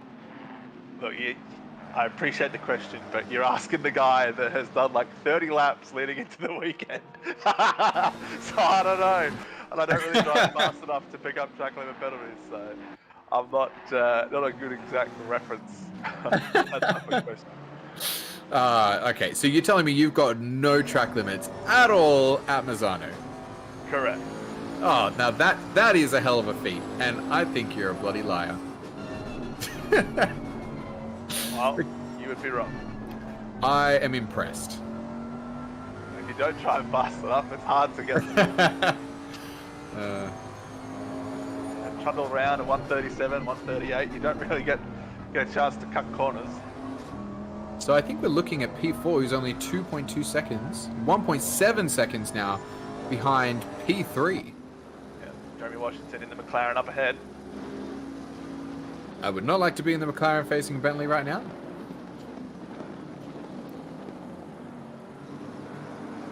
No, I think that's pretty favourable for McLaren. If you're pretty similar on pace, the McLaren would just kill the Bentley in the traction zones out the corners, so, or at least in theory should. Bentley will be out the Macca and top speed, but if you just get good exits onto the straight, then you should be alright. Well, to give you some context, on the last lap, now this doesn't take into account whether or not they were impeded, was a 135.7 for Jeremy Washington in P3 and a 134.3 for Hobbs behind. So that's 1.4 seconds faster on that last lap was Hobbs in the Bentley. And as Washington into the pits, Hobbs is going to go around again. He's setting some pretty fast laps at the moment. Perhaps the P3 of Washington's, their car was a little bit worse for wear right at the end of the stint. Come out with some fresh rubber, fight another day.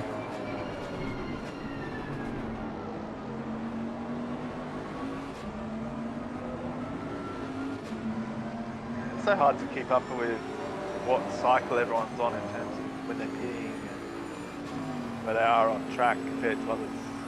So if you are doing a 70-minute stint now, then this is the time to pit. So we are in the pit window for your 70-minuters. The other window, you'll find if anybody's pitting on the hour, they are on an 8-stop strategy. And so they'll have to do an extra stop, obviously, to everyone who's on a 7-stop. I know that at Paul Ricard, some cars had to do 8 stops. I know the Porsche did.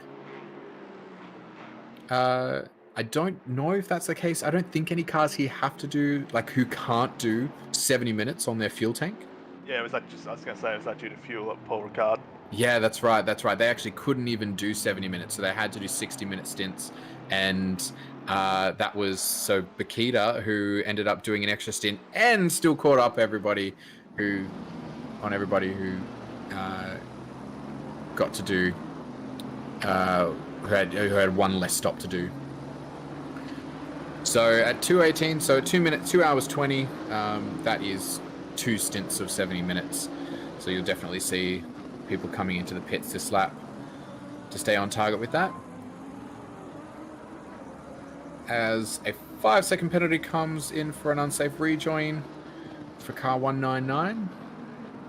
It's pretty generous, only 5 seconds for an unsafe rejoin. Well, we saw an unsafe rejoin 5 seconds earlier, and that was the Lamborghini. Who was it? Completely forgotten who it was. But was it Dowd? No, I've forgotten. Who was when the car lifted off, coming through turn 5, and they came into collision. So they didn't get a penalty, it seemed, for the accident itself, but they got a 5-second for what was a near miss. So if you haven't caused an accident, but you could have caused an accident, seems like that's the way the stewards are treating that.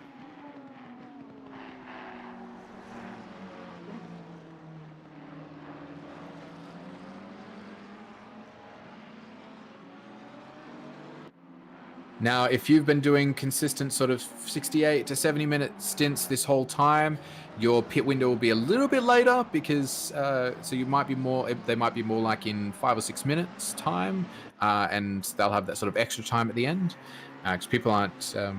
You don't actually have to do a full 70-minute stint to get home. I think it's 60. It's about 67-minute stints plus your pit stop time in order to get home. So you'll see that some people have been running a little bit longer, a couple extra minutes each stint. So yeah, you'll see we can see a bunch of cars in the pits on this lap already, and I think we'll see some more coming in shortly.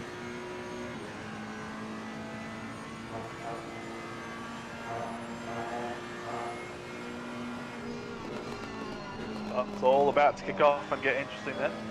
That's right. On board with Kijinami, doing a great job sitting in P6 right now in the number 8 Ferrari. Currently only 1.1 seconds behind P5. That's very tempting, and they have to pit. And there is Odyssey Gold going around again. So I don't know if they haven't pit yet or if they have. This was the battle, was it? So yes, so we are watching whether or not. Yeah, so Hobbs comes out behind.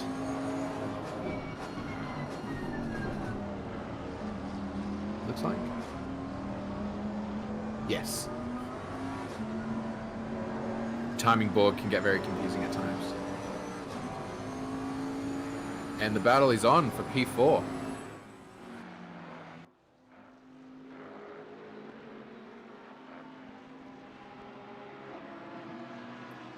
I think it's now Hopkinson in the car for the number 34 Bentley.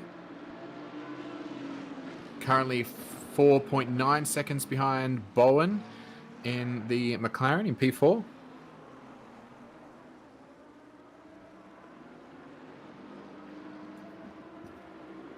And Rashuti sitting in right behind. They've got a 10-second penalty, but they are only a fraction of a second behind that Bentley. I don't know if any of these cars haven't pit yet. It'd be really nice if we had an update that instead of the nice green boxes, just had a little number in it that said how many times you've pit, as it looks like Giantini dives into the pit lane from P7 there. Yep, that looks about right. Or there was some sort of spectator overlay that said how many times everyone had pit, or the time since your last pit stop.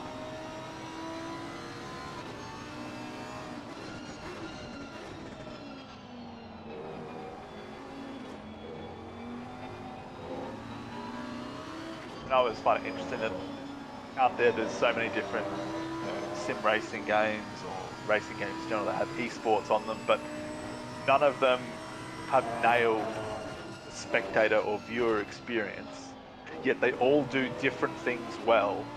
Like some of them will be really good on detail. So F1, for example, is great for how many stops you've had, what tyres you're on, how old the tyres are, and all that sort of stuff. ACC, not so much, and then you've got iRacing, that's great for mini sector breakdowns, timing, splits, all that sort of stuff. So none of them really do anything or everything great, but they all do one thing really well.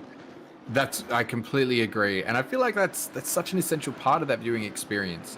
One of the benefits we get from the games is that we have a really good real time understanding of how far apart the cars are, not just on each sector, but we can actually see it in real time if we want to. But yeah, it is frustrating not being able to see how many pit stops they've done. Are they on the lead lap? Are they not on the lead lap? That is a difficult one to figure out as well. But especially, yeah, where are they in the? How many pit stops have they done? Now, the race timing, I've got to say, the timing tool that I don't know is active for this race, is it?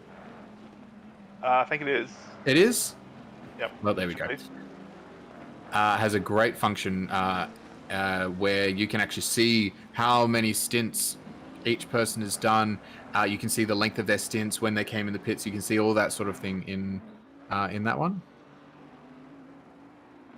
But if that is live, then that is probably something I should jump on. Now P4 actually had a drive-through penalty I saw as they came into the pits. They're not P4 anymore. Is that this car here? Sonicus? There was Hopkinson in the car at the time, I believe. Yeah, it was Hopkinson just before. And they actually got themselves a drive-through penalty by the looks of it. And that was, I think they were coming in to serve their mandatory and they had a drive-through. Oh, that's never a good combination. No, it's absolutely not. So you cannot do them at the same time.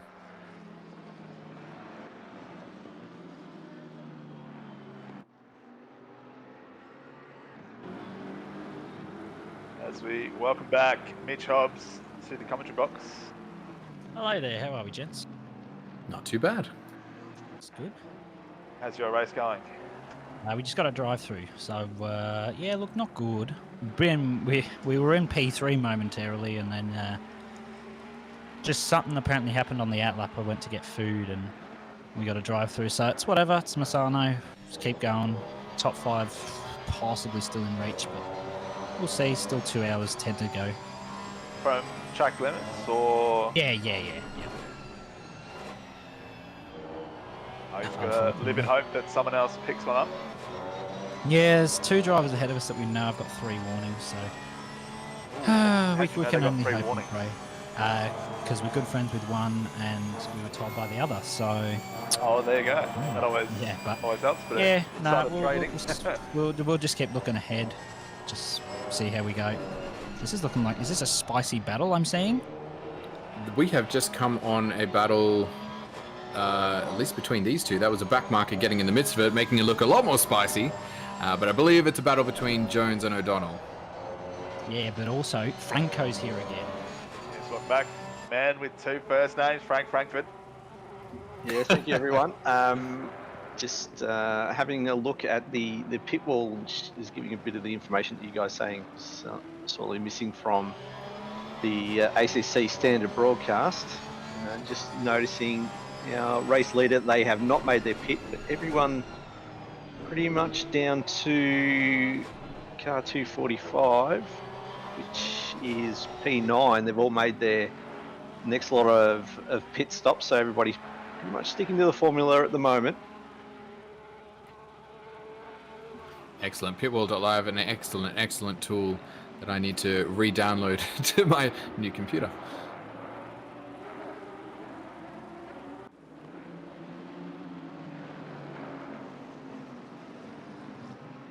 Just getting into the phase where teams will be possibly rejigging their strats, seeing who they think they need to have in the car when they need to come in.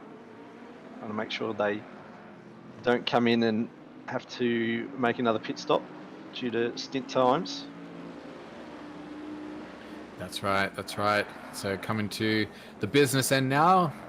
If those who've just gotten in the car, this is the second last stint of the night.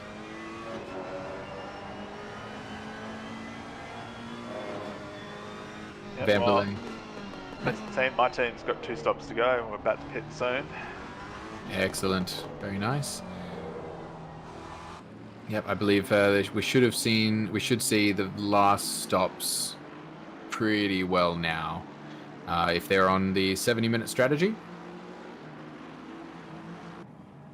Anyone we see after that is possibly on an 8-stopper. Sticking to the old 60-minute stints. Is that right?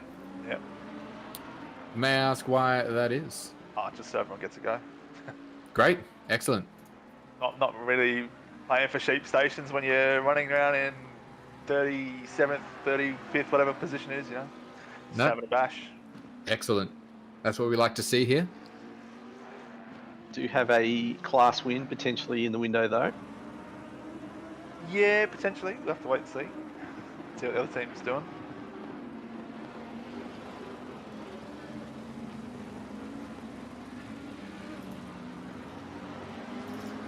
It's been a very long day for some of these drivers. I can probably speak to myself, having done 2 stints and still have a 3rd to go. But it's just been, I can't even describe how amazing the race has been. It's just been battling consistently, blue flags, drive-throughs, everything. Stewards have certainly been busy this evening. Approaching the last 2 hours of this race. So, but at the moment, the P1, they have lapped the entire field, so you've got to feel they're pretty comfortable no matter what their strategy is. Probably afford an extra pit stop and they'll be okay. Have they lapped P2, Franco? Yes, they have. Yes, they have. Okay. Well, they've still got a pit though, P1, so... That's true, but they had lapped them before the pit stop. Ah. And Right. P1 has pit now. Yes, they've So just done their 5th pit stop, so yeah, it's fairly safe, although anything can happen, be it incidents on track or a hardware failure. So if you're P2, you've still got to try and circulate and, you know, be there just in case something does happen. Hobbsy, did your team have to survey drive-through? Yeah, we did. I can see that. So, fantastic tool on pitwall.live, which tells you the stints, and there was a 1-lap stint. Yes, there was. You hate to see it.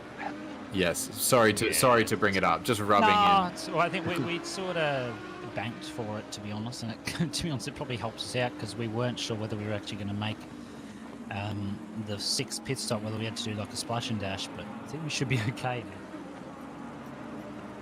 So it looks like so 2nd and 3rd have both done 6 stops, whereas the leader has only done 5 stops, which is the normal strategy, I believe. Yeah, looks like P2 did a 4-lap stint, so I'm wondering if they copped damage or either didn't change the tyres or drive-through. Drive-through potentially. So whereas P1 have been very, very clean. And Anyway, gentlemen, I have to say goodbye. Need to get in the car in a few minutes.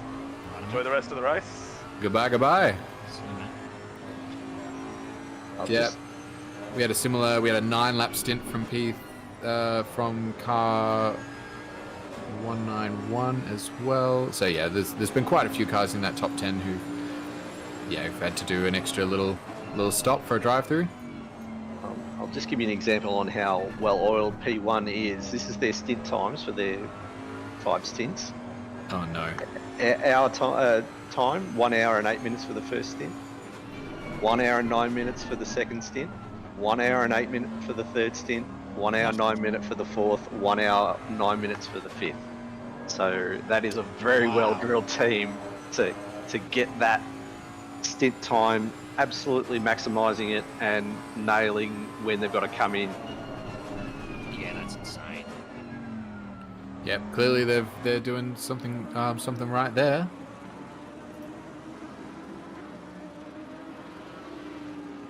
It's just things like that that just make them a standout team. Not just Andy O'Hara, who is a tremendous driver in his own right, but he's been well backed up tonight. Absolutely. This is the fight again between Jones and it's O'Donnell now in the car. I think they may have both pitted, or I'm just going blind and they're going to pit soon. Very close battle. Jones just did a 35.2. Not quite sure what O'Donnell did. I'm sure Franco can tell me using pit wall. What am I looking at? Sorry. 919. He's 16. He's their last lap. Last lap was a 1:35.4. Okay, so they're what's the word? 2/10 slower than the car behind. So this could get pretty spicy pretty quickly. So look forward to seeing where this evolves to. It's a very orange Porsche, I must say. It is a very orange Porsche. Very rare to see Porsche on Porsche violence this race tonight. Yeah, that's right. And Are these our top 2 running Porsches? I Yep. think so, unless there's a Porsche in the top 4. And they Don't certainly think are. there is. I think there's a couple of Bentleys and a Lamborghini up there.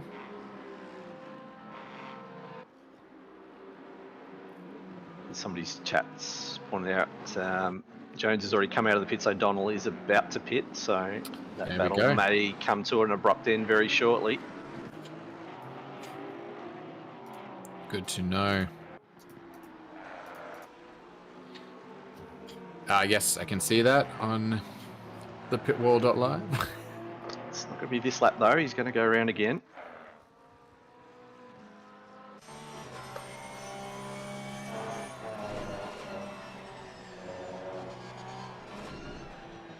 Just looking at the back of O'Donnell's car as he looks back at Jones.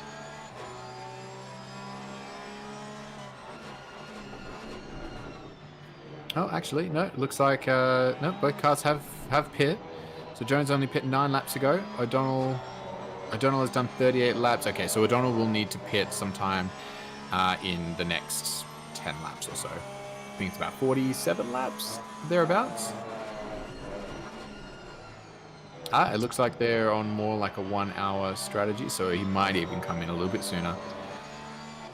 So it is Jones that is going to benefit out of this one.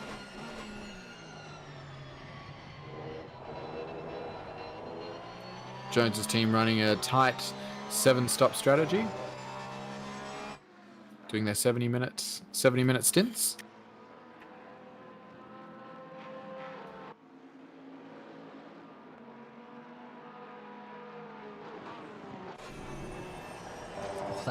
That's a lot of cut there. That might actually be a warning. I think he might have touched the grass there, but kept it well. The Porsche can be deadly around here if you drive it wrong, especially hitting all those curbs, but these two are definitely giving it a good run for its money. Very good. The exits there. I miss the days when the Porsche was OP. Well, I think Makita won the sprint round here in the Porsche, so it is certainly competitive, but it is. But Bakita could win the sprint round probably in any car, let's be fair. yeah, so it's more down to the driver than the actual car. Absolutely agreed. But the thing I liked about when the Porsche was the best car was that it was also slated as the hardest to drive. So you had to be really good to make it work. When you've got cars like the McLaren and the Bentley, which are arguably some of the easiest ones to drive or the easiest ones to handle, it feels like you're not getting that difficulty factor. You're not working hard enough to make it BOP. Well, I'm back.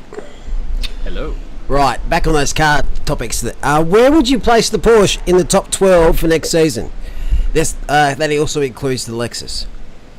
Are we talking popularity or are we? No, as in competitive? strength. No, I couldn't answer that. I don't drive enough. What's a good question?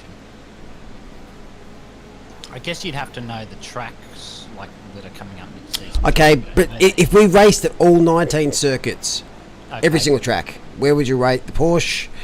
I'm just interested to know because we've got our own rating system and I want to see what you guys think. 19. Like 5th or 6th. I'd put it pretty high up. I'd probably say. Are you eating? McLaren Are you eating, top. Hobbsy? Do you mean Not in this current second, no. I'm going to fly to your house and kneecap you.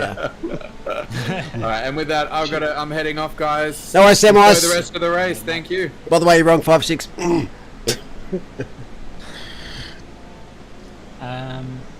Well, McLaren would be first, and then Bentley, then probably Ferrari, probably ties with the Bentley maybe.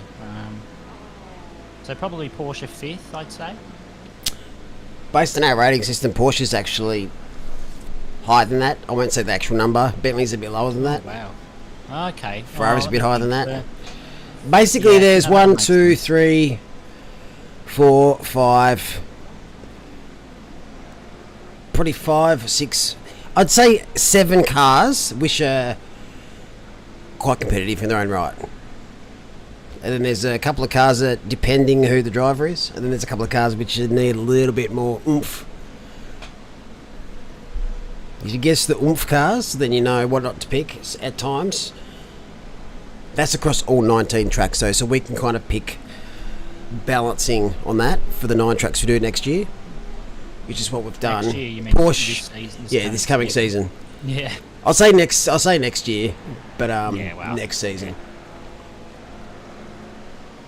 Lexus is a hard one to kind of gauge. It's not as strong I'd as people say- think. Is it because a lot of people haven't driven it as well? Like Yeah, well, it's- I'm sure there's people in OOR that drive it in like their spare time and stuff, but it's not really one. I'm guessing it's probably not one you've tested because I know It's you've not tested uber. it. It's not super competitive. It's No. okay at a couple of tracks, but that's it. And just to Yeah. add, a lot of people's last memories of the Lexus in OOR was when one of the original OG goats of this game, Cucumber, used to drive it to victories literally every week. So it's got a Games, little bit of a hazy memory. yeah, games like changed a modding. little bit since then though. It's Yeah, it certainly has. a lot But it might different. might be seen through rose-tinted glasses though. Possibly, if you looked at the cars based on their strength across the whole of the tracks, BMW shits over Lexus, and I bet you people pick Lexus more than BMW. 100%. This is what I'm saying when people pick cars that are popular or have an opinion of, rather than actual I facts. didn't pick a popular or opinionated car. So you picked Honda, The Nissan. did you? Yeah. I did. This is in the same boat as a BMW. Like it's Yeah. Yeah. Like, it's not like it's a slow car. You've just got to know how to make it competitive. yep, and it's been a And, lot like, more the competitive BMW's this the season. same. Yeah, Yeah. Like there's some tracks with the BMW, great, absolutely brilliant. Others, absolute rubbish, absolute garbage. But if you can at least make it somewhat competitive at the garbage tracks, you should be okay for the ones that it actually is good at. yeah, that's exactly right. And you got to enjoy it. That's the main thing. Oh, Like you got to enjoy driving the car. I found a few got put into cars that they didn't actually want to be in when they put down their thing. That's kind of why we changed a little bit. Yeah, and look, Now it's on you. You can't blame us anymore. yeah, you can't. Yeah, exactly. I can still blame you. Yeah, that's fair. You Yeah. can. But we can't. But the Porsche is still one of the most competitive cars in the game. It's just got that factor where it's a bit trickier. Yeah. So Audi's And I ranked a think- little bit lower, but again, Audi's in the same boat. Audi Tings. Yes, Audi Tings. I experienced them all of season 6. Woohoo!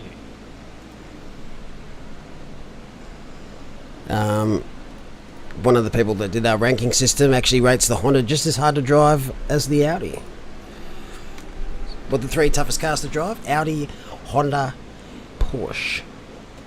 Oh, and Lamborghini's in there as well, apparently. It's because it's funny because I think I know who did your rating system, and I agree with them. And I was talking to that. What's the easiest car to drive? Oh my god, the easiest probably McLaren. Nah. Oh, Aston. Probably. Yep, Aston. Yep. Yeah. I know when I started the game I chose a Lambo. That was a big mistake.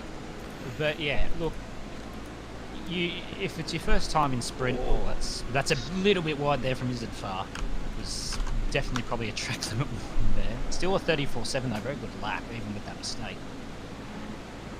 If you are new to sprint and you have no idea what you're going to pick the Aston or pick something front engined. Because it's just going to, even if it's the BMW, which is not great of a car, you can at least get a sense of the racing and at least understand the premise of basic setups if that's where you want to go, if you're just going to get one from a teammate or something and just drive basically. You don't have to be competitive. It's just, Yep. you know, sometimes for the experience. Oh, agreed. Well done by that Bentley there, just letting Yeah. Far get around, saw the flashing lights. I think this is probably How far one of the how better far are we away from the shops? Is it far?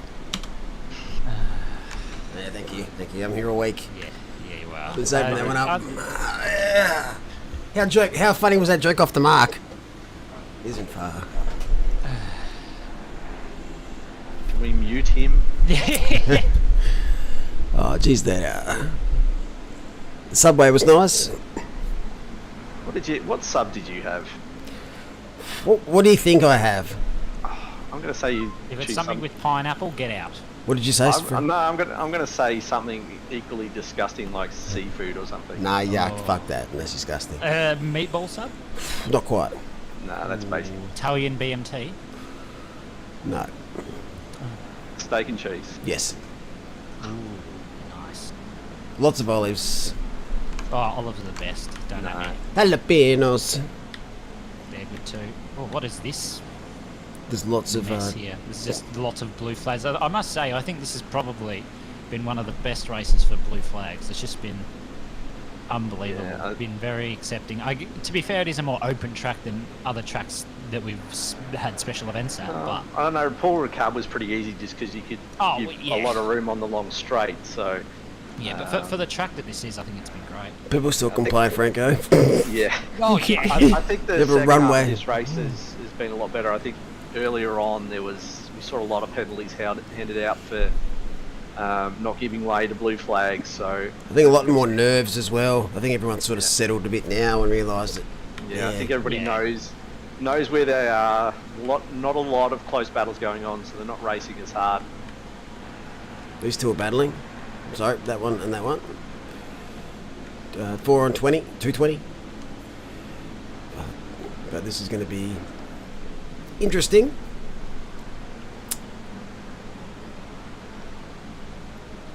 Straight after this race, we have F1 qualifying. Actually, is it at 11 o'clock tonight, Australian Eastern Standard Time? I'll have a look for you. Thank you, sir. Don't think we'll miss any this time. No, I think it's Yeah, I'm going to watch it no matter what, I'll tell you that. Sames. Apparently it's raining. Oh, you beauty. Yeah. Spa things. I looked at their free practice 1 and 2. 11 o'clock Australian Eastern Standard. Sweet. Plenty of time to have a spa after this. Yeah, I don't want to get off track from this battle that's going on too far. But Yeah. I don't know if anybody saw the accident in the W Series this weekend. Do you think there will be a change? Because we've had a fatal accident 2 years ago, and a numerous high speed, almost fatal accidents in other series. Do you think we'll see a change to Eau Rouge? Well, I was going to say, I think there's there will a be. chance. There's got to be, because you're down the bottom, can't see anything, up the top, smashed into someone. I think there needs to be a change. I don't know what they could do. My suggestion and my idea would be that what's the biggest issue that hill faces? It's visibility. And runoff at speed.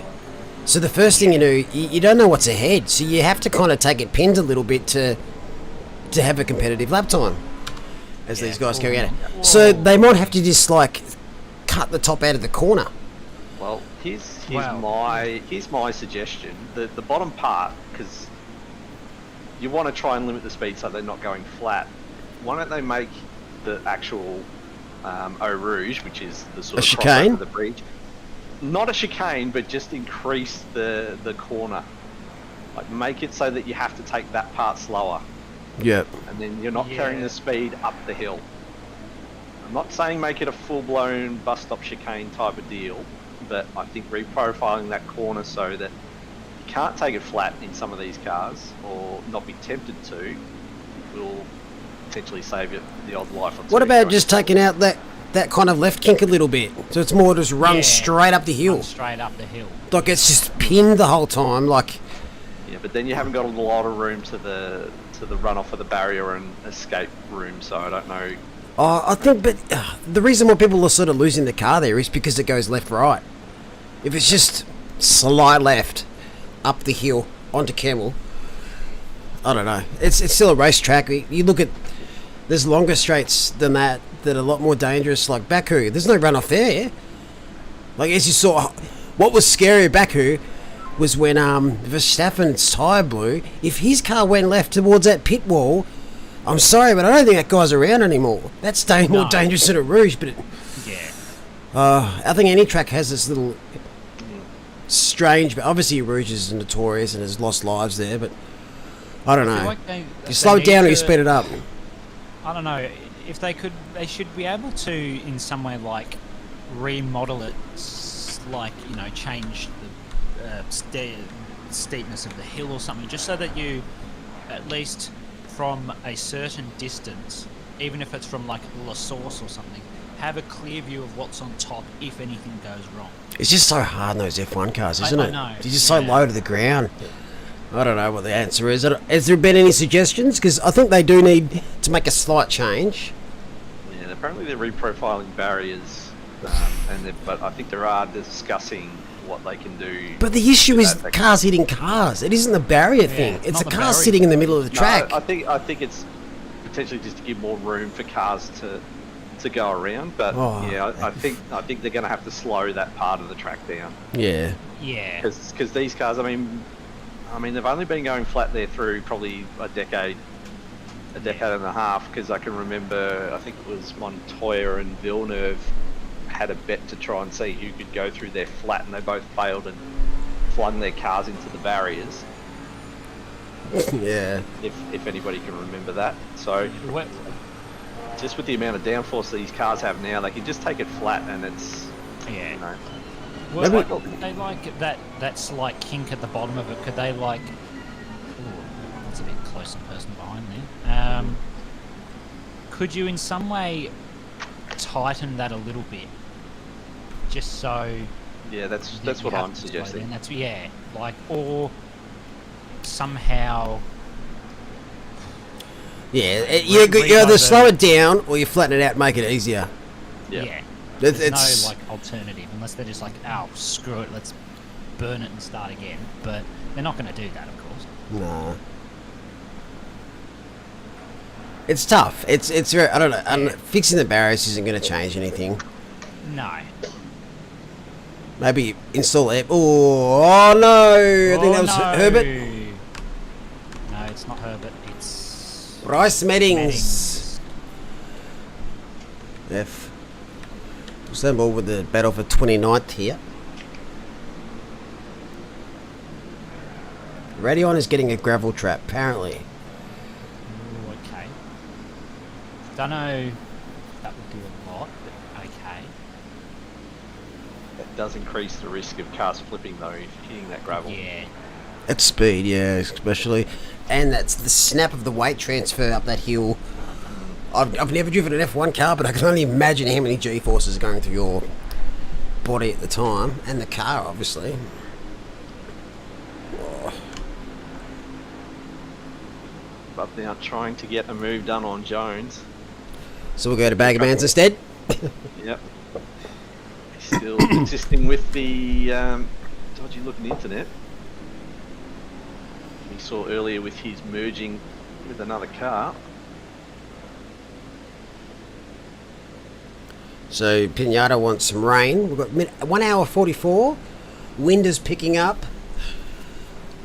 The only chance we'll see rain is if when you get to that 30 symbol, it turns into full-blown cloud. If that changes to cloud, then there's a chance, but sorry, Bender, but I don't think rain's coming. I don't think it's going to be here quickly enough to make a difference. I think they're probably going to run dries all the way through. We'll keep an eye on it. Winds are up, but it's probably not enough. I think we saw at one of the circuits like 16k winds, but nothing changed. Ooh.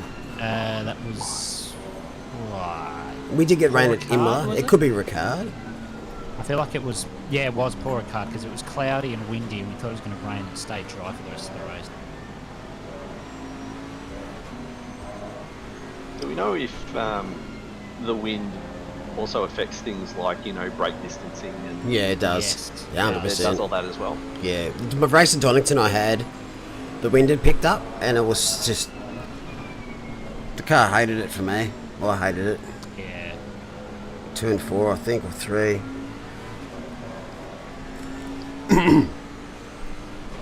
But that doesn't kind of increase the chance of rain any more than it used to. Yeah. It used to be a fairly good indication, where I think they're now trying to make it a bit more random when the wind picks up. Yeah, that's a bit wide. Probably. It's nice and cool out there, 12 degrees, 4:22 a.m. Let's just have a quick browse of the night sky. It's not quite light yet, starting to come through. Do we know? I haven't checked the time when the race finishes. Will the sun rise before the end of the race? Do we know? Look like it's a little bit lighter over in that direction. You Yeah. turn around, Malik. Yeah, towards that way. Is that Let's go have a look. potentially the direction the sun's going to come Oh, from? gonna go- okay. Yep. Yeah, just gonna have a look. That's a good view. Yeah.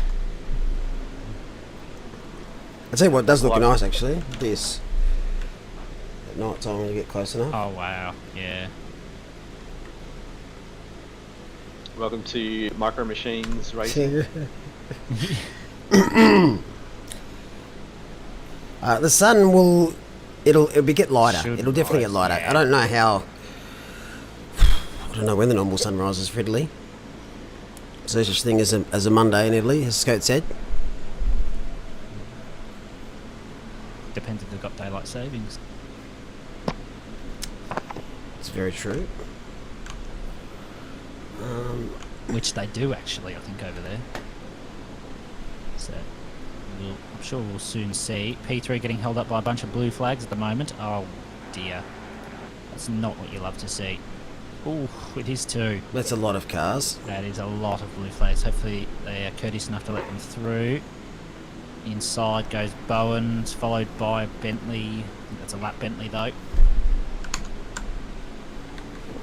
I'm going to say, how good is it going to be for Alex Bowen, given his season, if he manages to finish P3 here tonight?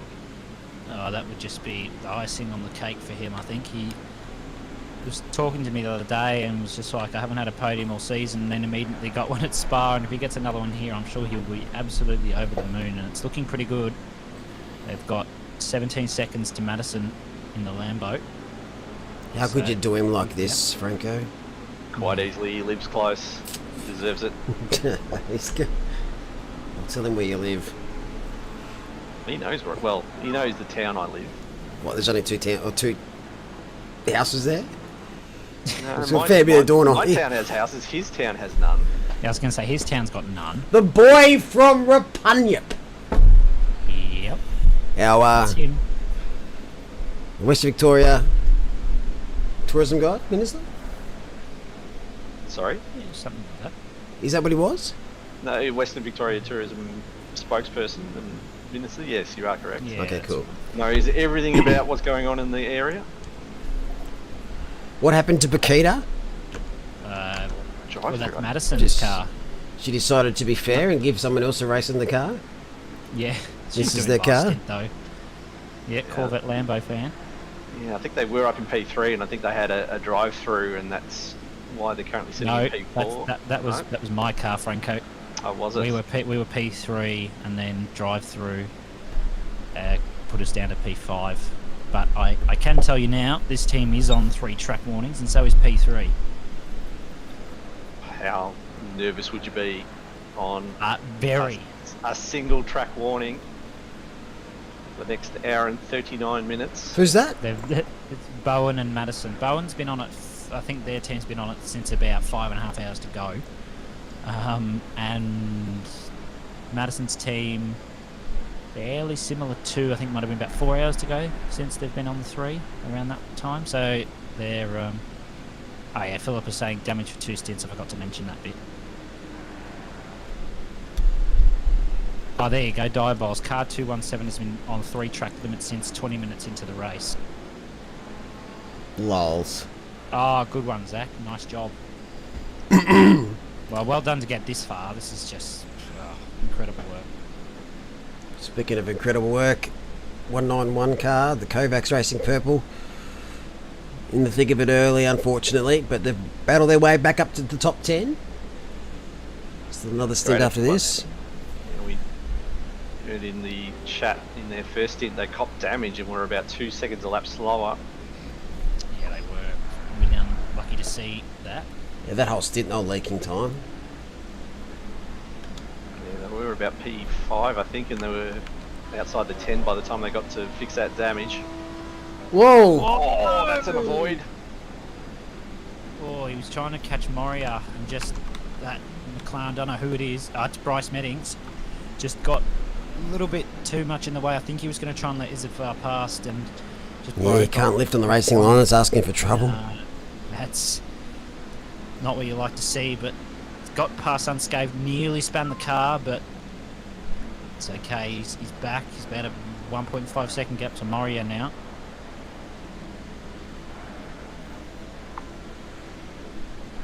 Fredko and I both haven't got track limits tonight. Nope, they're both clean. Yep. Got the good old Misano 2-for-1 deal. Oh, I haven't seen that happen much. Like, I've seen that happen. I haven't experienced it myself though. I've seen it in a couple of open lobbies. People going, "Oh no, 2 warnings in one corner," and it's just, it's what happens. It's just, I think it's a little bit of a bug actually. I don't think it's meant to be there, but don't think it actually can be fixed. So just need to get good. Yeah, well, that's the key. Don't use the track limits. Don't get 2-for-1. Simples. Just nice of you to take some for some others. I'll tell you what, Izafar would be really unlucky if he copped a drive penalty there for avoiding that incident and had to go wide. He would be fairly unhappy about that. Yeah, I think it's pretty lenient on the outside there, from memory. You're not really picking up anything because you can't use it as more of an angle. It's really got to slow the car up. Well, he would have definitely been off throttle, trying to avoid that car. Yeah, I think it just caught him out a little bit. I think he's going to need a change of underwear after that one, and so he'll be just trying to make his way back up. P7 at the moment. He's got a 4.6 second gap to the car behind, who's got a big gap to the car behind them, so he's got a fair bit of breathing room if he does make a mistake, and he's got the pace to catch back up to P8 if required. Here's the leader though, Ben Floyd, currently in the car. Just, I think, had it handed over from Baldwin maybe. So been great from the start. Andy O'Hara has put them into the lead. Started P1 at the start of the day and hasn't moved. Neither's Duong's team, neither is Bowen's team. But team containing Sean Madison, Ryan Houlihan, Philippa Bokita and James Vecchio moved up to P4 from starting P9 at the start of the day, so that has been a massive drive from them. Yep, so the BOP team, they've completed 5 pit stops. Ben Floyd's been in there for 21 laps. Meanwhile, Duong and Bowen, they've actually completed 6 pit stops, but that's probably because of a drive-through penalty, yes. Bone's still on his 5. He's on 27 laps, so probably 44 minutes just ticking over. So he should be coming in probably the next 20 to 30 minutes, you would think, for their last change.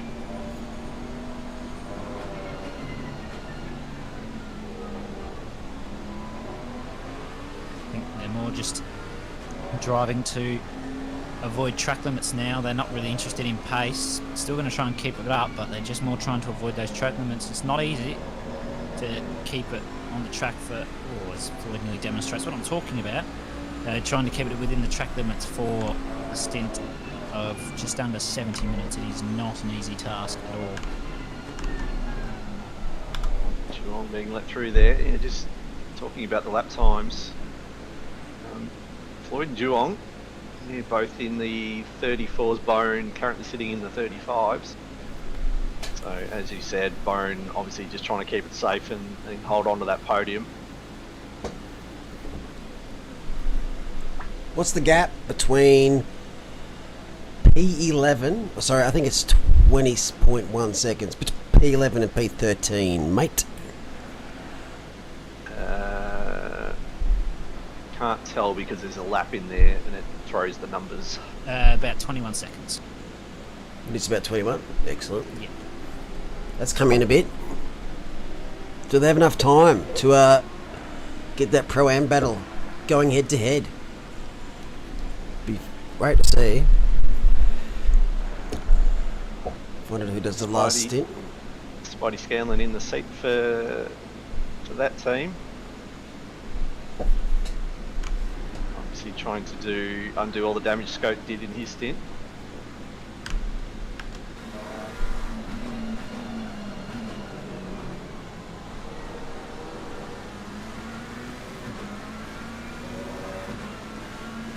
And that'd be something to see that gap come right down towards the end of this race. The battle for a class win.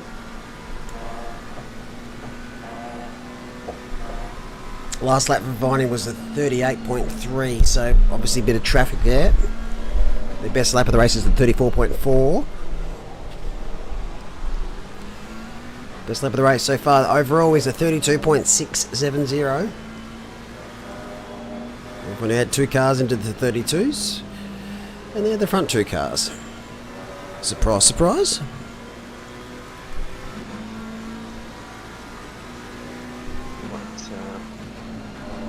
Simon's last lap was a 35.9, so a couple seconds quicker than Viney. That's what he needs to do. Give themselves a chance here for the Pro-Am win.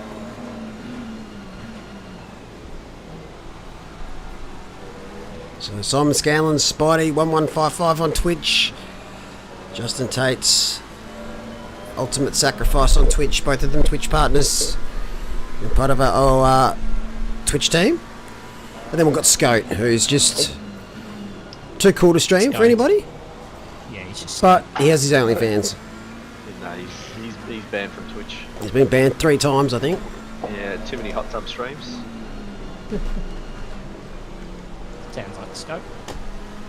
That was horrible. Oh, glad I didn't witness it. Did you witness it, Franco? I've never seen so much. He was he was the one that run the bath. I've never seen so much body hair in a kiddie pool in my life.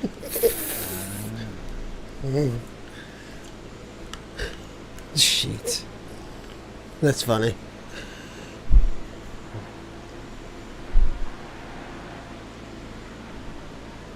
Oh. Man with the surname that Mullock likes to pun. Yeah. That's great. Now he's now on the back of Moria. These 2 cars seen some sights the last 6.5 hours.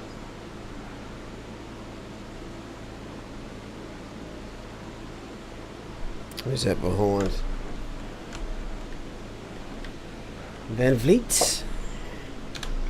Got a camera, favourite camera angle for Mr. Franco. Right on the back of Moria now. Wow, he's really pushing at Moria, just going to the defence, just in case Izafar pulls off a sneaky move like he's looking to here. Getting very close using the inside. Moria's got the better run. But will Izafar have the better run on the straight? Use the slipstream. Yes, he does. Geez, Moria really whipped that car around. Behind. Yeah, he's really pulled that out of the corner really well. See who's earlier on the brakes. Izafar going late. Going to try and go for the later apex to get the better exit. And he almost had it done, just getting a sniff of the back end of the Ferrari. Going to push to the outside, might try go around the outside or switch back maybe on exit. It's going to compromise him a little bit though, because Moria's just putting the rear end in the way. Yeah, he really shut the door there very well, did Moria. Now this is a dangerous section. Territory. Oh, he's there, and he's put his nose there. Moria knows he's there, but he's not going to let him have it. Oh, he does. Just knows, okay, yep, he's faster. Lets him go. Very well played there from both drivers. I think Izafar just saw the opportunity. It's not probably one that a lot of drivers would take, but he's gone and done it, sent it. He's done well. P6 for him.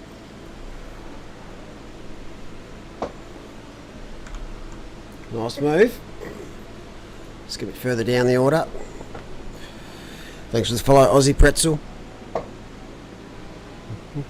Do you like pretzels, Franco? No, not really. Too bready and salty for me. What about you, Mitch? Probably. No, I'll eat them at a birthday party though, because I thought they were birthday party food. Yeah, my little brother loves them. Just eat bags and bags of them. He's a little weird little bastard. Okay, yeah, no, I wouldn't go out of my way to do that. I wouldn't go out of my way to eat them. Does he say the line? What's the line? You know the line. I don't.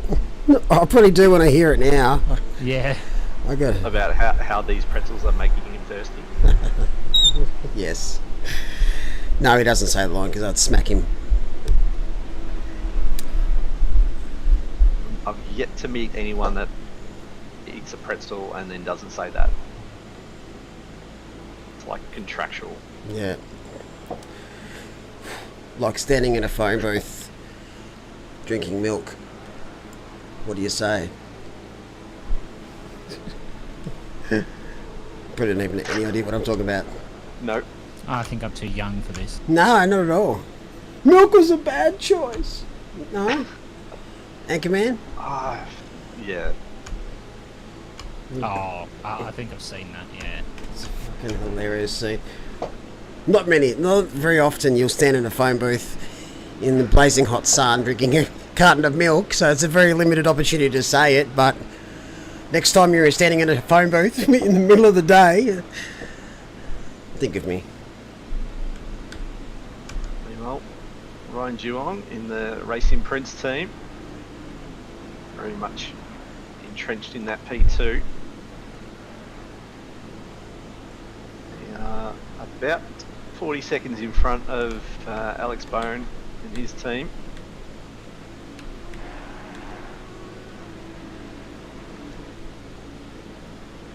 So Here we go. starting to see some natural light creeping onto the racetrack at the moment. Well, There is actually natural. a lot of natural light. I'm just having a look in my game now, and it's very Natural. bright, in fact. It's very Yeah. natural. Oh shit, that didn't sound good. Don't panic, we're good. Did something just explode? No, I had Windows notification. It's that sound it makes when something fails? Oh, It was just- Not the sound it That's not makes the that it says we're going to do an automatic restart. No. oh no. That's when we punch on. I have them at work and it is the worst timing every time. Let me do some work. No, automatic restart time. Whoa! Had a look, had a peek. Decided Yeah, against just it. looking there. Puts a nose in there just to put the pressure on Schneider there. Really just showing, hello, I'm here. I've got some pace. Can I get past? I'm not going to hold back. Looks like going to defend the inside. The Porsche's got better brakes than the Fez. So maybe he just sticks the nose in again. Gets a tighter line. Won't get the greatest exit though. Schneider left the door open a little bit there. Kingston probably had a half think about sticking it up the inside, but decided against it.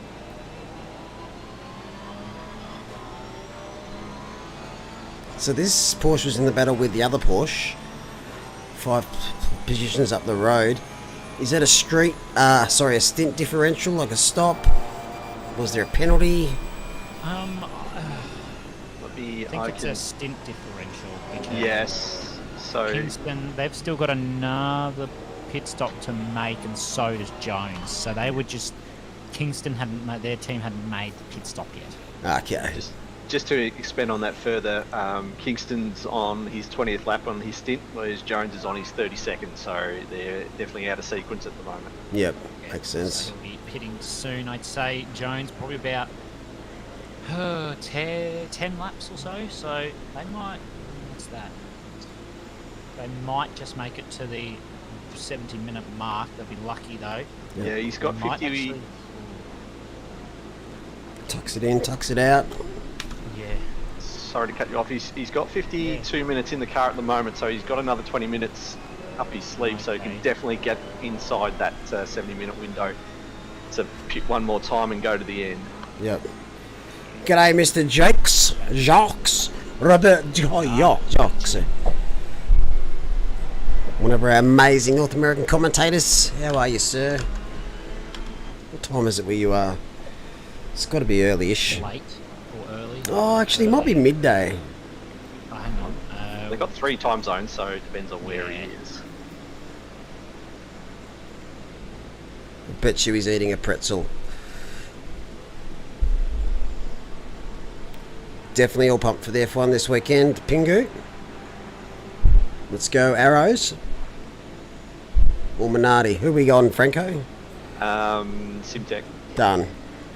Hey Joe, we're going well, thanks mate. How are you? I speak for everyone in the commentary box, by the way. We're all good. Well, maybe Footwork Arrows.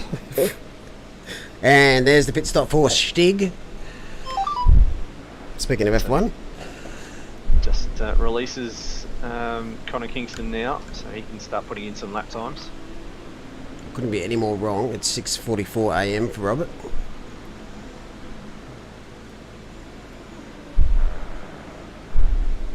So is Moria now still on the back of Izzard Far? It's not really. Favourite person. G'day Sydney. How are you? He's behind. Great performances by the Lamborghini teams today. Yeah, well, very well done. Izzard Far's team earlier got a drive-through, unfortunately, but they've pulled it back to P6. A very stellar effort from them. Joe Williams is saying that he's just doing alright, he's just watching Bender do his magic. Are you watching the same Bender that we know? I was going to say, yeah. I'm not sure. If it's your version of magic differs from mine. I mean, he is doing magic, it's just different definition to what we would call Joe's easily pleased. Yeah. Oh, you got water running from a running tap. Magic. Wow. Don't tell him I said that, Joe. Thanks, Robert. Don't forget to like and subscribe if you like what we do. All helps spread the love. Just having a look at that, keeping an eye on that Pro-Am battle. Viney to Scanlon now down to about 14 seconds. They might punch on for the last stint. Certainly. That is getting very spicy. Who's going to be going into the car into the last stint. They're both on exactly the same pit strategy, both pit at the same time, although obviously one team's had a drive through, but at the moment they're all pretty square. We've got Shoesmith now having a look at Tunks.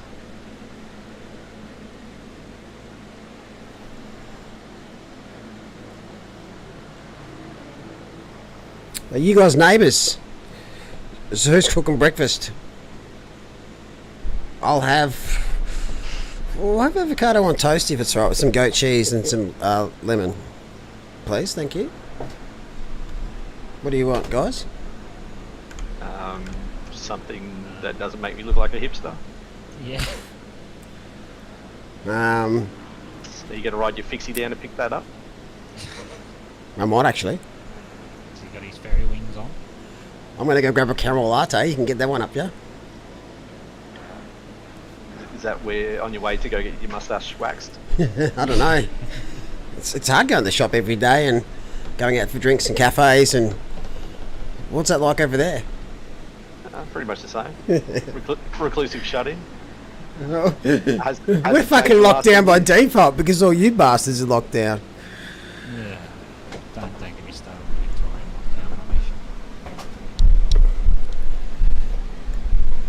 lockdown. Look, if you came to Tassie, honestly, we've obviously got the check-in. Obviously, there's a lot of masks we use down here, but there's obviously the same check-in, same hand sanitizer, some rules for masks. But you wouldn't know. You wouldn't know that we're going through a pandemic. It's just crazy how we've managed to keep it out of the state. If it came to the state, we'd be absolutely doomed because everyone's complacent.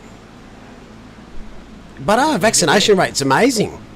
Oh, our vaccination rates would have been okay because the government just recently announced for all Year 12 students, which is me, that we would get priority for the vaccines. Yep. And yet they literally yesterday said that they're going to withdraw that because they're tight asses and literally said, oh, but we want all Year 12 students. We recommend all Year 12. Oh, hang on, there's someone dead back there. Who was that? It was a McLaren. If that helps. 72.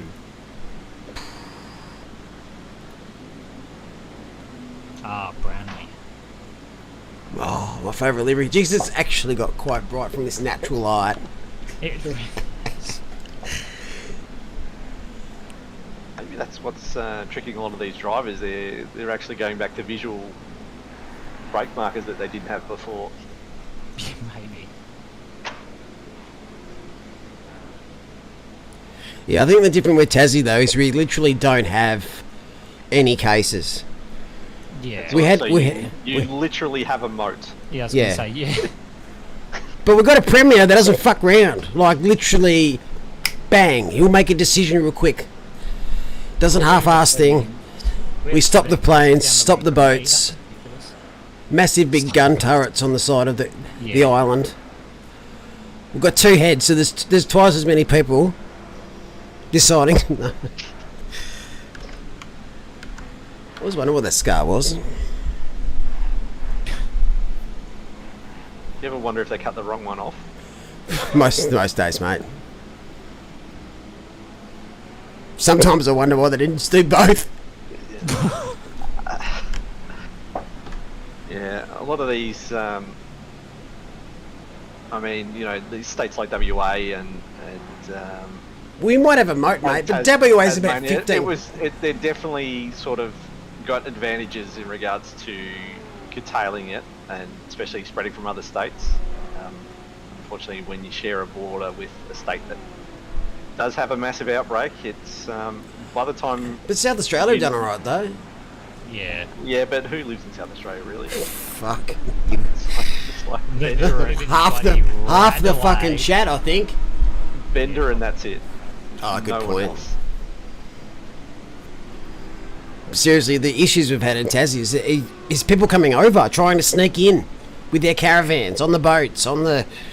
Many people say we get fined as they get off the planes and then sent back is That's a bit ridiculous. staggering. No, it's great because they don't have a pass. If you want to get a Tassie, you have to have a pass to show that you're allowed in. Like, as in you haven't tested positive, you've been vaccinated and stuff. Oh, yeah. That's Yeah, true. it just... This is what people do, just go anywhere they want, even if they're sick. It's just dumb and selfish. Pandemic 2. Oh, I don't think I've played that one, but I have played another type of one. I've been playing Project Hospital. And it's got an infectious pack where it has COVID-19 as one of the things. Oh, great. Have you cured COVID-19? Nah. I just let it run rampant. Hospital gets overrun and shuts down. It's alright, Gladys is working for me. She's been sacked 8 times, hasn't left. Now, unfortunately for New South Wales though, it's a bit of a runaway train until we get vaccinations up. But that's a whole another ball game to talk about. And Yeah. too political. Don't want to get that. That's political, yeah. I've been playing Humankind as well, Chris. It's been this week I've been chilling out leading up to this race. Humankind's a lot of fun.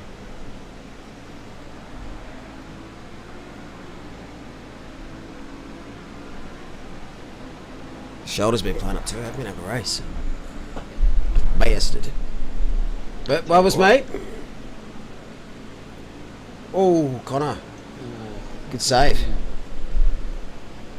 I think he was just hunting down Baggerman's there and then just made a little bit of a mistake. The Porsche's very, very oversteery at certain points. So probably a bit of a snap oversteer there just occurred coming into turn 1 and out on the exit there, but saved it.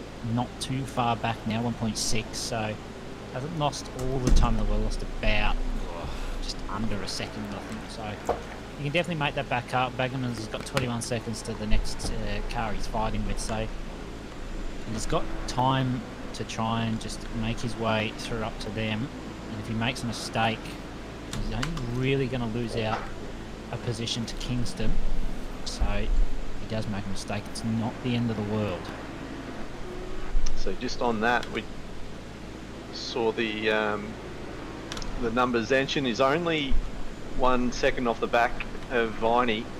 He's currently leading the Pro-Am class. Now if he starts getting in a battle with those two guys starting in a battle, it's going to allow Simon Scanlon to come back. He's got the gap under 10 seconds.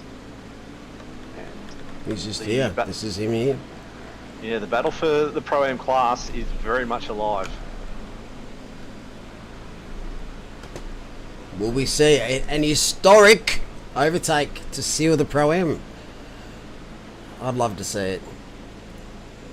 going to be in about 3 minutes. That pit lane is going to light up.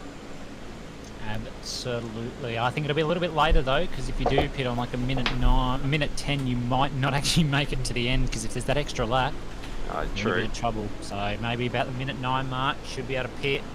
You should be sorted. Speaking of pitting, I'm going to go because I've got my final stint coming up, as you say, Frank, in about 3 minutes. So I'll leave you to call the end of the race. Hope it's good laughs and no death. Thanks, Mitch. All the best with the rest of your race, mate.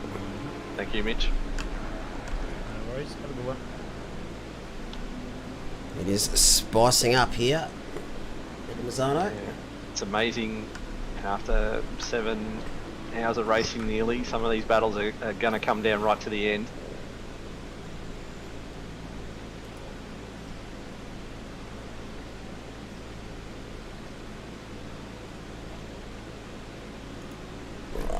We're going. Staggle of cars here as well. Zanchin got that gap now down to about half a second. Here he is. See him in the green Audi as we jump on board with him. And then jump on board with the Zanchin looking back, and then you can see how much he's probably going to start pressuring Viney. Just watch someone pit right now. That's cutting it fine. Yeah, somebody's just coming out now. That's going to require another pit stop. Splash and dash. Just watch Zanchin get super close to the rear of that Bentley. Yeah, if you're going into the pits now, you obviously got your numbers wrong somewhere. Had to make it an extra pit stop at the end.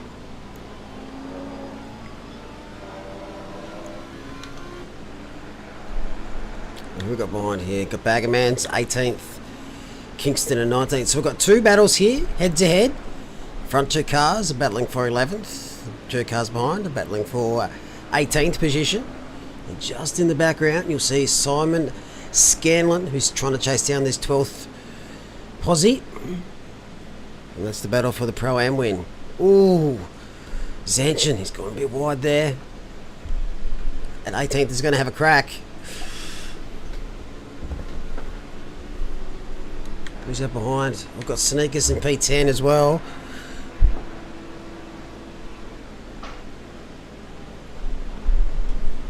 Big play there by Brock. Sorry, it's Baggermans.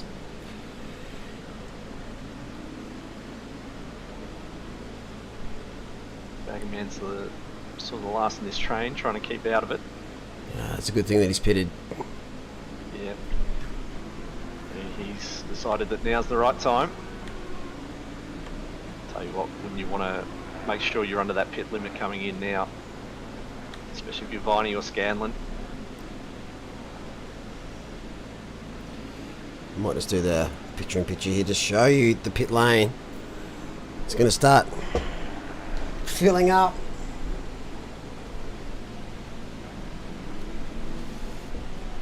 Now in chat saying F1 quality is done. Is it? Bullshit. Unless it's not one of those sprint rounds, is it? I'm not sure. Maybe it is.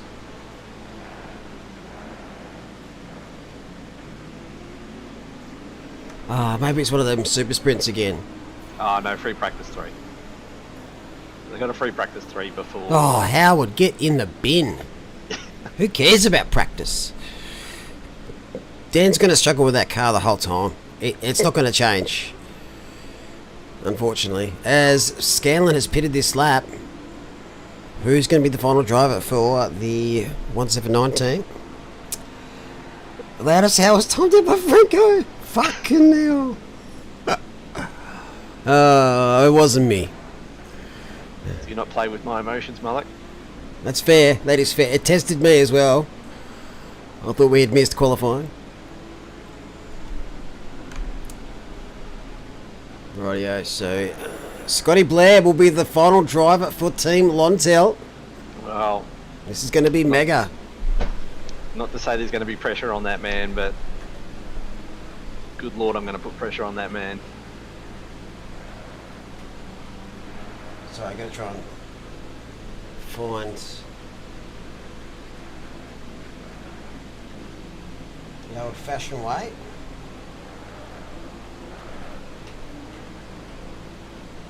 I feel like I've passed it. He's in the pits. There we go. So he's in the pits. So what? Blair's come out under a bit of pressure as well. Is that behind him? One of the white yellow Lambos, I think. Yoku Suzuki Strables. So Scout will be probably trying to keep him behind.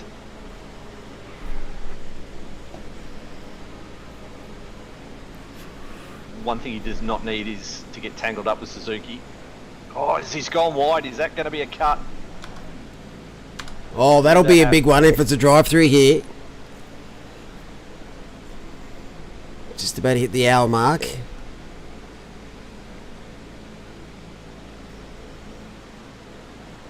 Picture-in-picture is on the current Pro-Am leader. That is Kovacs Racing Blue. Pete Chalmers is going to be doing the final stint.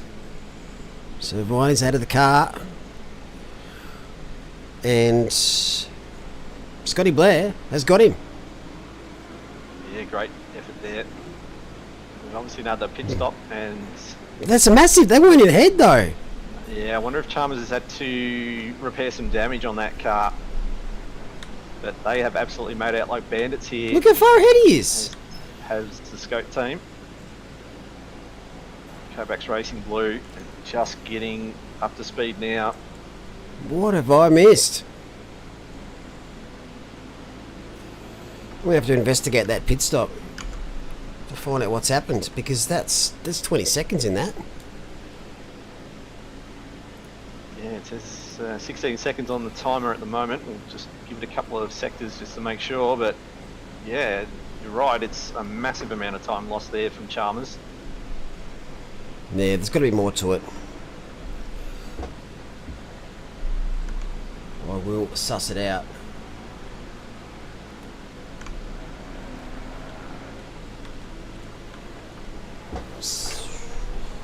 Replay.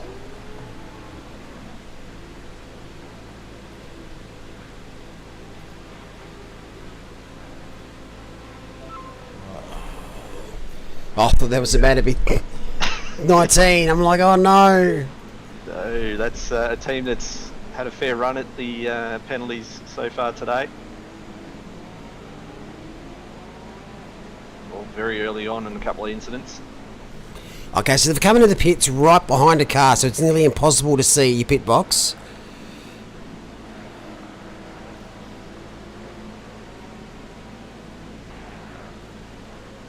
So they had to reverse up. It hasn't dropped to lifted yet.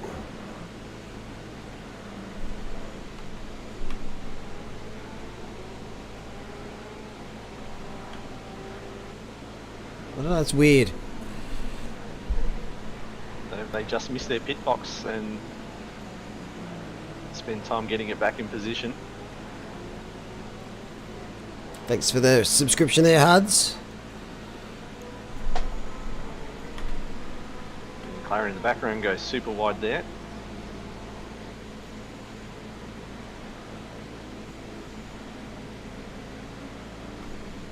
David Hughes in one of our few Porsches running around. These two Porsches though have managed to be sort of near each other in the standings the entire race though.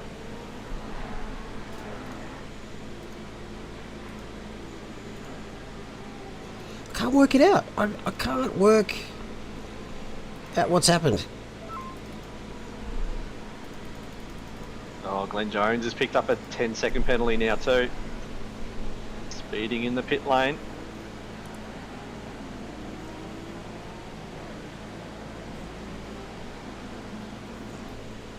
You might be right. There might be damage, but I can't see any damage on the... Oh, actually, no, I take that back. There's a little bit on the front.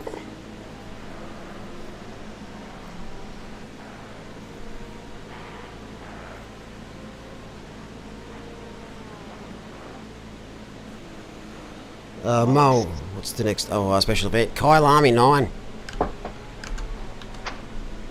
It's been 12 months since we did the 9 hours at Kyle Army. Yep. One of my favourite tracks. Time has flown for driving that one last time out.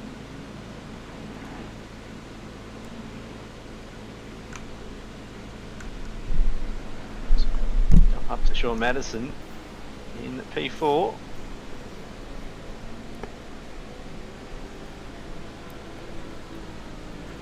So your top three still unchanged. It's Floyd, Rose and Smith.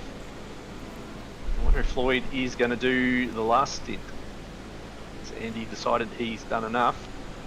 No, Floyd's still yet to come in for his last stop. He should be very shortly because he's up to about 106 minutes. So I think the race leader will be in very shortly to do their last change. Just looking at this. This is going to heat up for P4 here.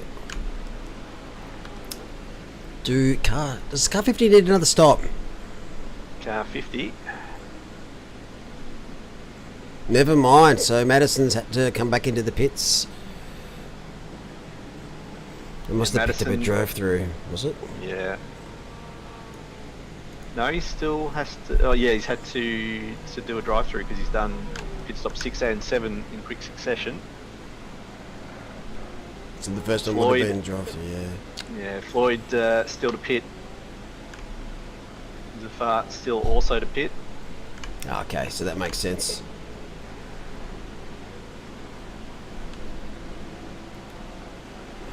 So aggressive preset, currently P4.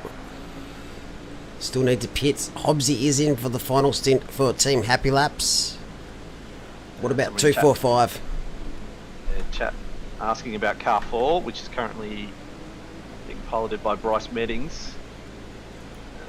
Currently sitting down in P28 in a fairly big bubble to everyone else, so unless there's pit stops still to shake out around him, I don't think he'll make many more than that. So for 245, R. McCain have pitted. 8 Nameco.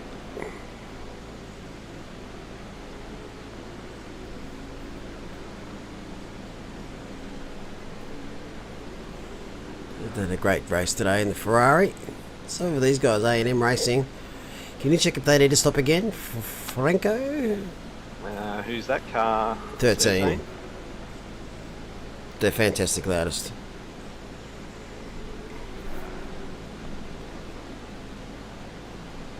Car 13, no, they've made their stop. For a About great 2 laps race. to go.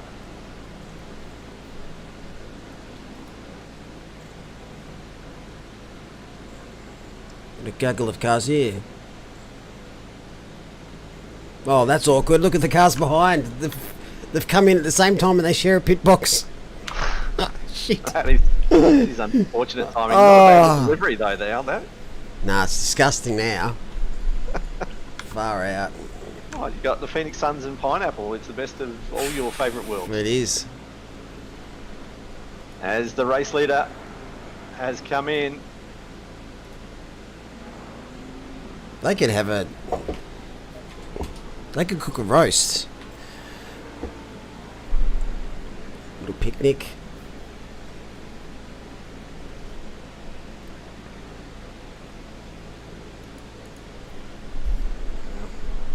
Connor now having a look. Oh, there's a little bit of a squeeze going on there from Chalmers. This is for position. Yeah, Chalmers may be a little upset over losing the Pro-Am lead in the pits. Considerably as well.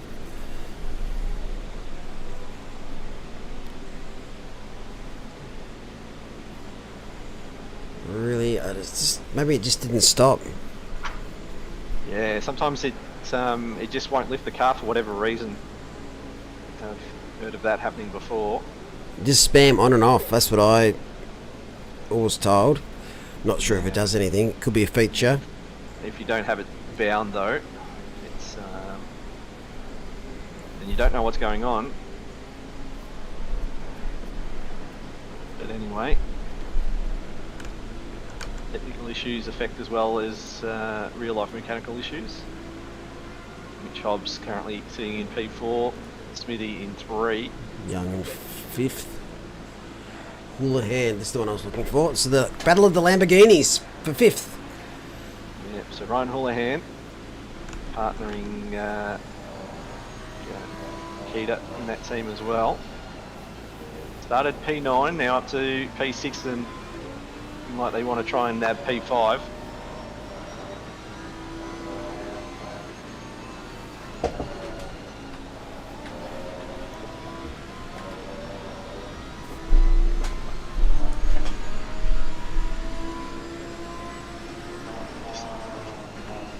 Under an hour to go, so a lot of teams will be making their last pit stops if they haven't already.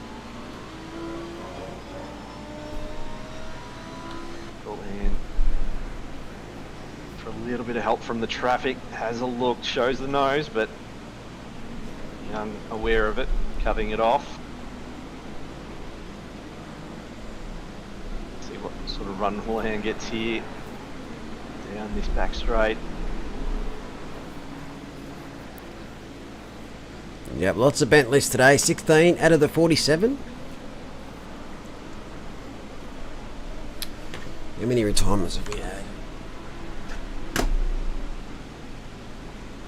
4 down to 43. Ronan in chat preaching the truth.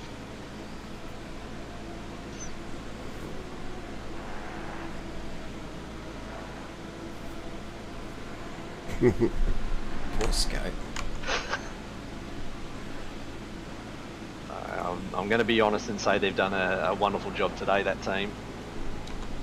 Up into P11. How much did he pay you to say that? No, nothing.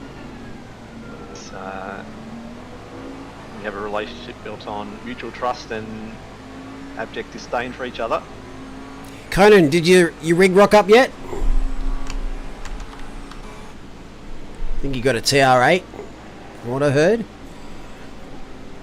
Getting the big bucks is Conan.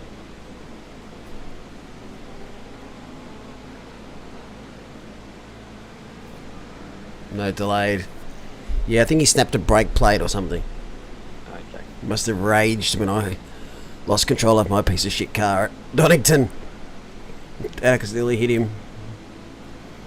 Tried to save it. Yep. But if there's someone I wanted to kiss any more than another driver, it'd be Conan. We've had some great battles.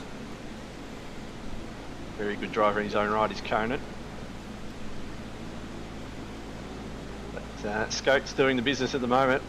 Looking on track for a Pro-Am win with the rest of his team.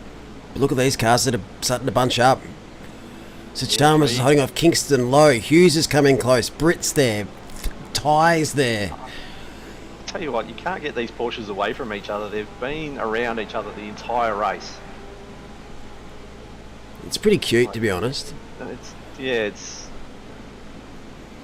a love story where two people just find each other over time and space for whatever reason, get drawn together. It's a better love story than Twilight. Yeah, exactly. I've always loved that saying. Oh, this could be a big move here for Lowe. Gets it done.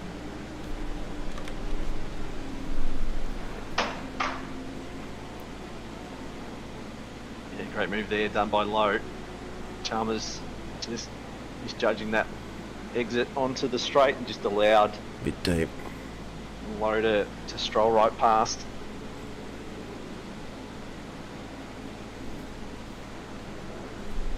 Looks like one of the Porsches is coming in. Kingston. Kingston is in. To see Hughes go past there too. Let's have a look at the pit situation for those two Porsches. No, if I was the other Porsche, I would have followed him in. That's how they've been racing today. Yeah, no, but he will be in very shortly though. Well, Kingston's in now. Sorry, Hughes has completed his stop. They should be right. They've got it's done 12 minutes, so they should be okay. 8 laps by Hughes done so far. What is this?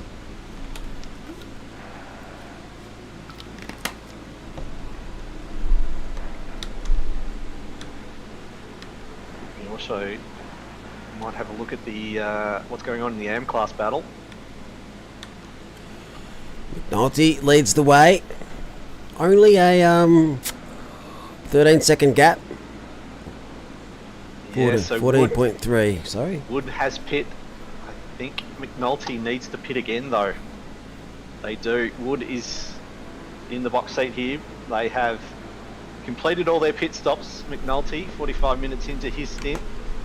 And it's going to be a short stint for someone to finish off for that team, so not enough of a gap. So McNulty currently leading on track, but still yet to make his final pit stop. Looks like Houlihan has got past Michael Young. So Corvette Lambo fan now up to P5. Aggressive preset at P6. Both cars have gained positions since the start of the race though. Let's go back down to 16th. This is where the action is. Hughes, Britt and Ty. All managing to find each other in the same bit of racetrack. An hour to go.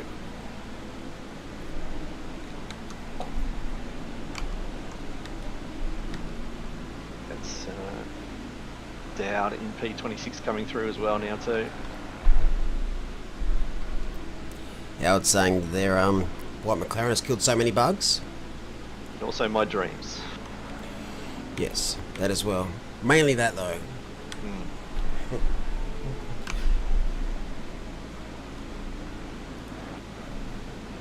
Let's go look at it closely. That's a bit too... Wow, that's a bit too... Fuck. Let's start again. Fucking Christ. Right. Don't go so quickly. There we go. Oh, that's not too bad. Oh, That that's side's a a bit worse. disgrace. It'll buff out. It'll buffer, exactly. Like a lot of that's obviously melted rubber. That's how hard is that to get off the car? Realistically. You think it'd be pretty tricky once it dries. Windscreen though, look how beautifully clean that is. Not a thing on it. Literally not a thing on the windscreen. X'd it out. I don't know why they haven't. I mean, obviously they haven't done it so that everybody has the same vision as the race goes on. I think they do get dirty though. I swear I saw someone with a really dirty windscreen. Maybe it's after a pit stop. Maybe I'm a liar. Maybe it's Maybelline. Yeah. Somebody's saying one of the Porsches has gone. They're still on the live timing. They're down in P21 now. Thanks to making their final pit stop. They're gone. Yeah, I think they just meant they couldn't see them on the... they're not on the timing chart now, so... Oh, Wenzel! 10-second penalty for speeding in the pit lane. That's the AM class leader. Naughty boy. That would have been David, actually. Yeah, either David... Yeah, it would have been David on entry, so he's... What a bastard. What thing to do to your teammate. He's absolutely cooked his own team. Looks like Min Newen is in the car for the final stint for Alpha Venturi 919. Yep, so these guys were leading the sister Porsche, but had to make another pit stop, so that's why they're down in P21.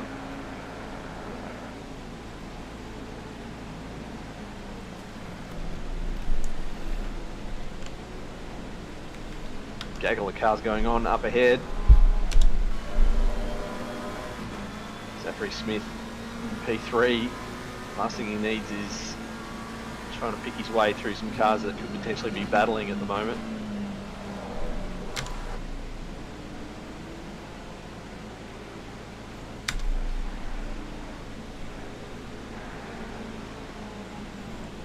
Yeah, I think Odyssey need to rethink their liveries. They're getting a bit darker. There's so much traffic on this side of the track at the moment. So we've got 20th, 30th, 8th, 3rd. Such a variety of laps. We've got 40th.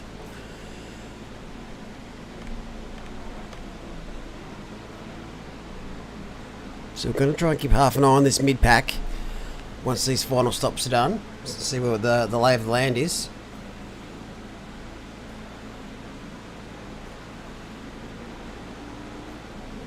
19 lost Pro-Am lead in pits for damage. Ah, there we go. Mouse fell on keyboard and changed When... to tag. Tarkman, was that on entry? Because I couldn't see it. I was trying to find why you lost like 20, 25 seconds. That's horrible.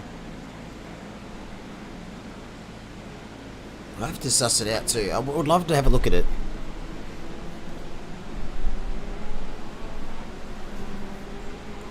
Still in P2 in the Pro-Am, but yes, it's unfortunate.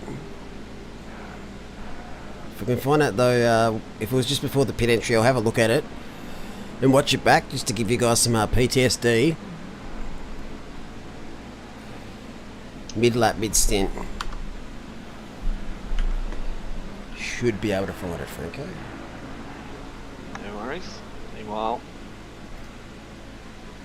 fairly hectic group of cars at the moment, all on different amount of laps and different positions, so these drivers will be very careful, making sure they don't get involved in anything potentially ruin the race or potentially make a mistake that gives them a corner cut, because we see a Lambo go wide there.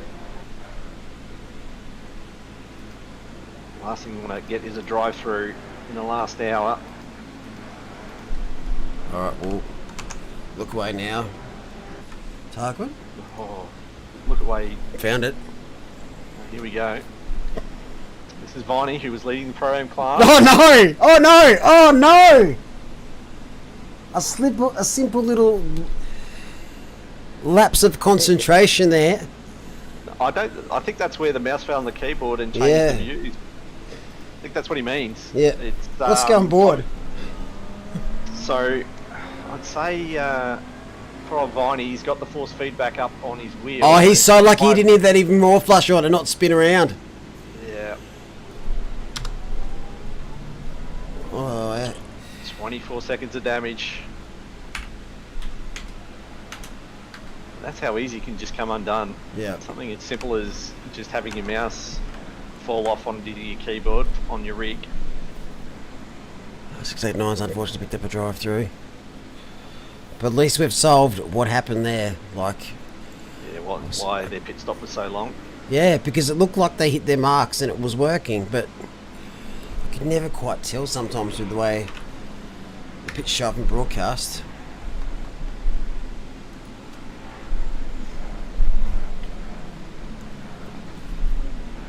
Right, let's go with the race leader. Jakey Baldwin.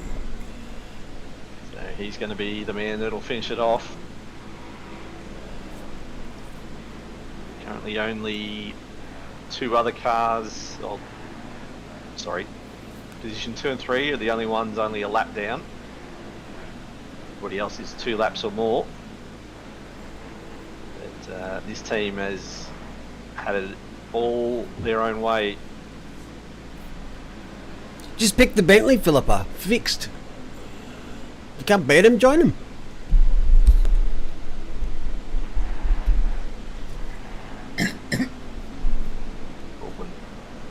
Sliding the car a little bit as well. I think actually all Bentley drivers at this track should drive in this camera.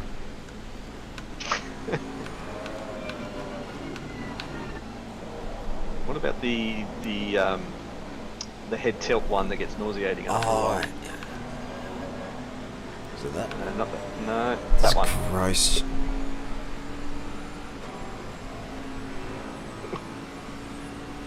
Oh, you use this for camera, don't you? Yeah, this is me. What's wrong with you? What's not wrong?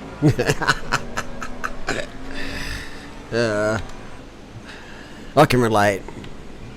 I use this one. Oh shit. Hang on, let me just undo it myself here. This camera. But a little bit different. Yeah, some people like the wheel in front, some people don't. It's a weird thing. They can't have the physical wheel they've got and the digital one. Throws them out for some reason, and then some people need to have that wheel turning in front of them as well.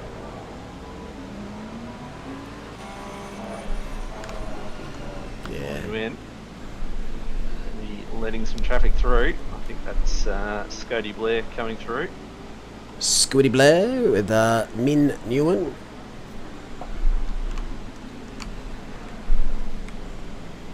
Braden Ross.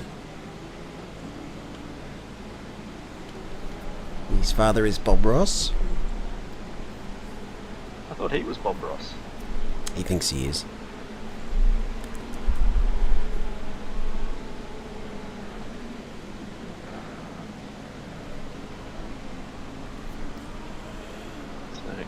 Starting to wind down now. So a few battles still to play out.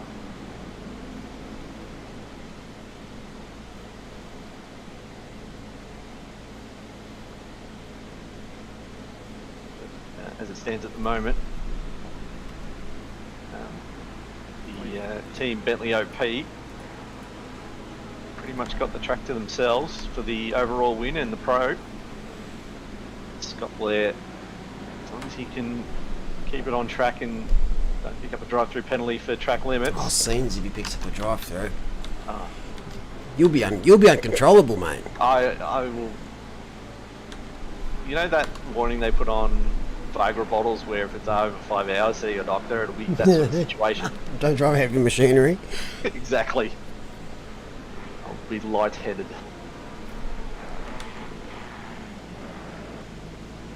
McGarry looks like got a little bit of damage in the front of that Ferrari. It doesn't look great, does it?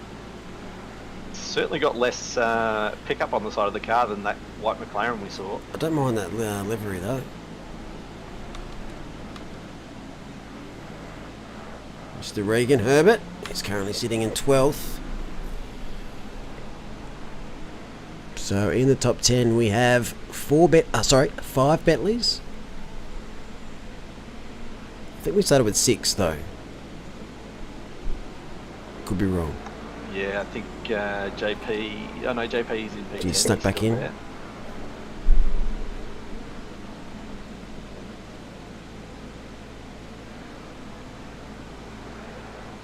I swear there was another. But anyway, I'm pretty wrong. I'll go through the top 10 from quali. There's Bentley OP, currently still sitting P1.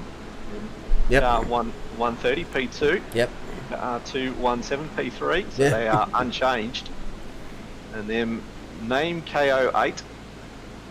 The Lamborghini. No, sorry. That's Hirai in the Ferrari. They were Oh, yep. P4.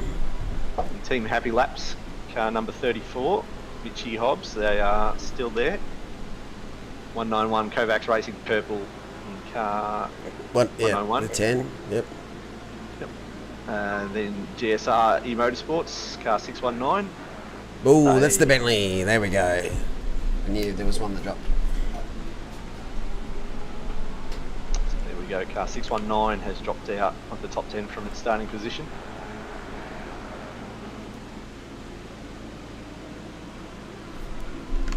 So, actually, George Farrell asked me when the next special event is on. I'll tell you in a second, sir. On the website, all the events are there for the rest of the year. Kyalami is on the 15th and 16th of October. So, 48 days' time. Tell you what, Mullet, given what's going on in Australia lockdown wise, it'd be a bad shout to organise an enduro on New Year's Eve because we won't be able to go anywhere. That's a good point. Won't be able to do anything. The race to midnight? Yeah, could maybe. Who knows? So yeah, so that's 15th and 16th of October.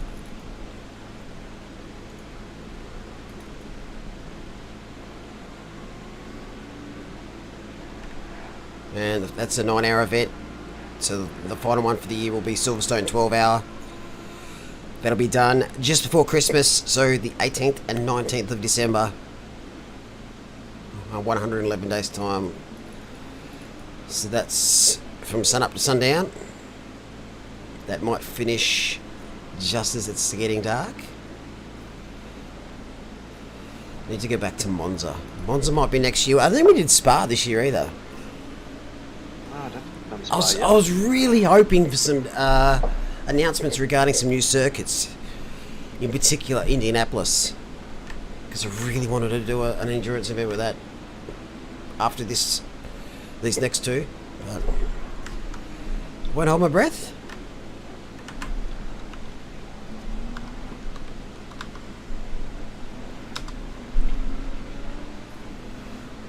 So they're saying there's like 5 to 6 other cars that they're thinking about. Is that another?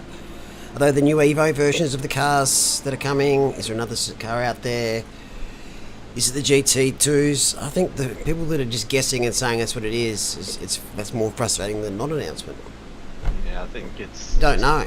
complete lack of information from Kuno, so it's going to lead to speculation.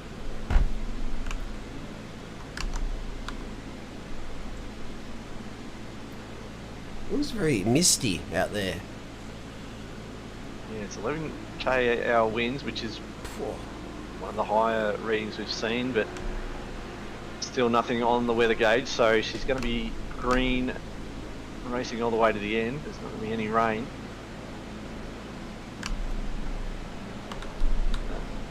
Bit of a gaggle here.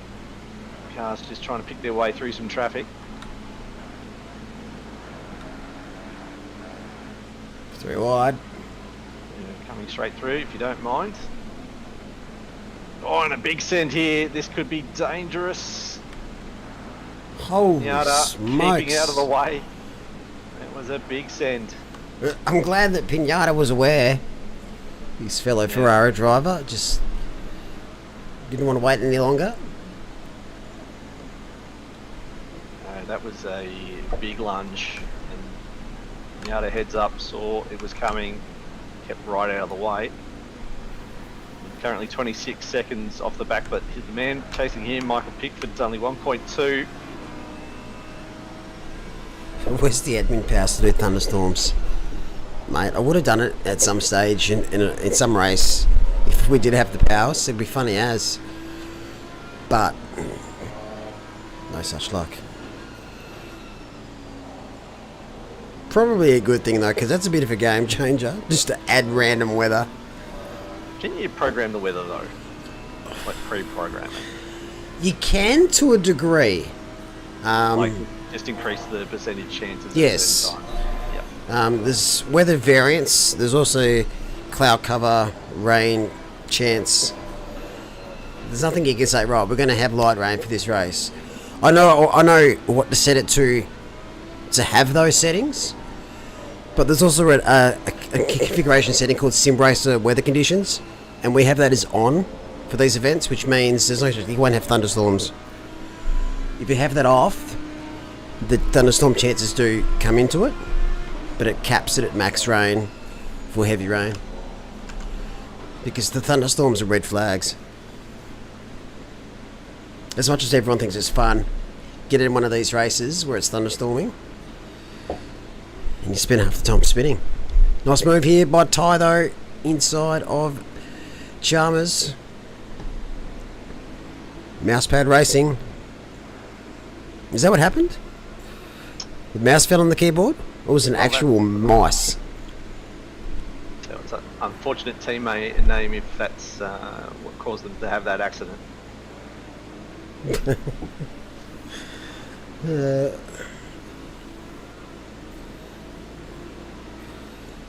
G'day, Eric Schmidt. Just trying to look through the current stints of drivers and just see who potentially may have to make another pit stop. Matthew Pinata may have to. In car 445. Last meetings, car 4 has just made his pit stop. And Ferguson's in that now, so they're okay. 6 on 6 is around.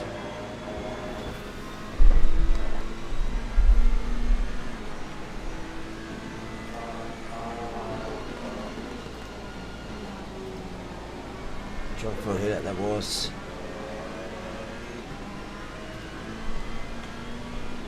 Looks like the majority of their field car 22. Just trying to... It's Dale Reith. For some reason it says he's been in the car for 2 hours and done 0 laps, so... That's impressive. That's... I'm sure that's a bug. This is unfortunate. This is rapid binners. Oh! Surely if you were that Bentley, you would have just moved forward to get right off that... I know hold your brakes, but being aware that just poking that rear on the corner as he's round, although he wasn't stopped for long, so probably being a little bit harsh on him there. Just unfortunate. Just trying to find out what happened below. This is for 13th. Just caught the group in front and he's looking to get the lap and he's just gone way too late to try and get that move done. And yeah, unfortunately he's just got tagged following Lambo. No doubt that'll may get looked at by the stewards.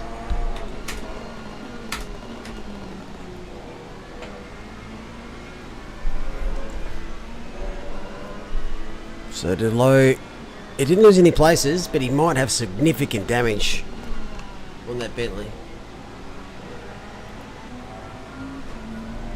There's no point. Oh, yeah.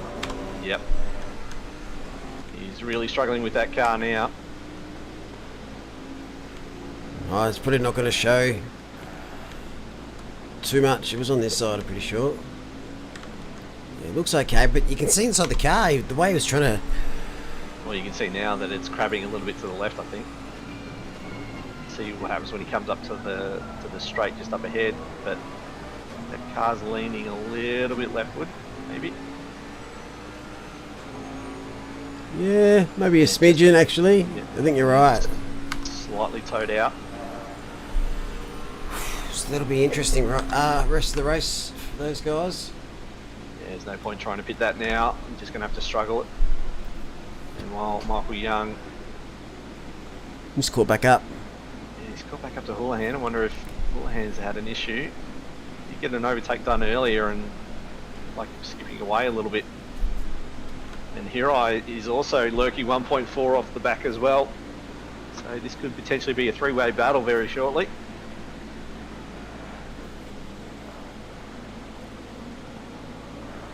Yeah, you can see in the background the Ferrari, who's been absolutely flying. Last lap at 34.3. I think the second fastest on the track. Sorry, third fastest on the track last lap. So it won't be too long till they're there. Yeah, I know it's wet, Chaser. How are you, mate? Hope you're doing well, buddy.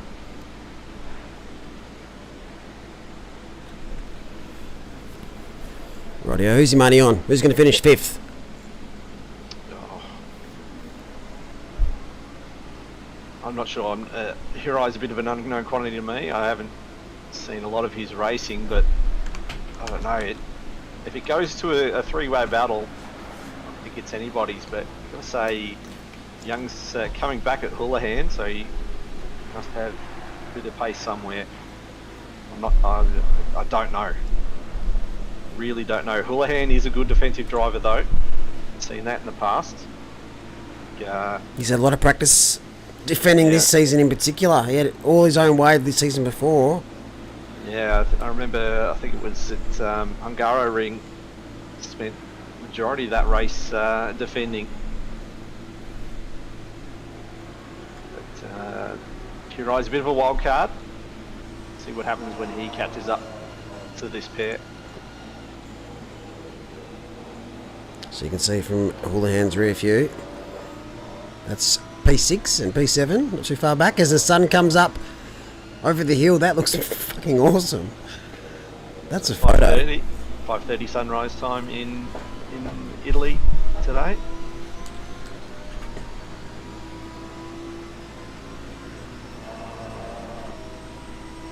Yeah, it's hard to bet against Houlihan and it's hard to bet against track position.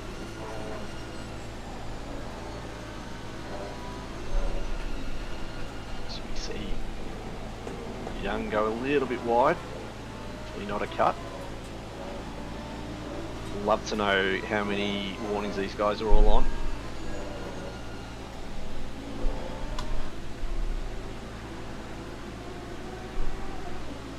See Houlihan pushing really hard going out onto the grass. You've lost a K or two as he was coming down the main straight. 27 minutes to go. Currently sitting on 283 laps. So what were you predicting? You were predicting 299, were you, Malik? Yeah. I don't know how close I'll get. Check this out. Well, there you go. Just beautiful. It's funny how the cars aren't moving, but all the flags were. It's a feature. Not a bug.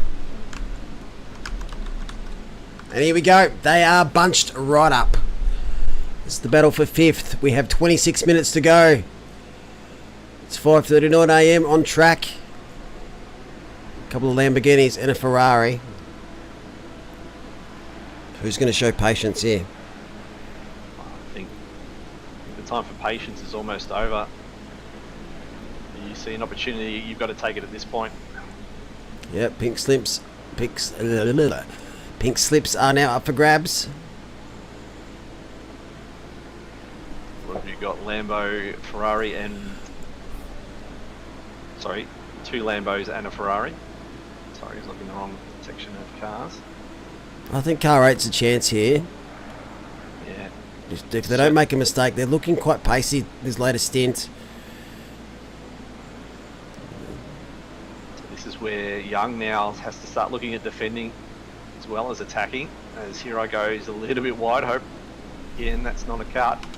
Got a Bentley in the background there too. Fairly certain that's a lap car. So hopefully it stays right out of this, because this is on for young and old. Pardon the pun.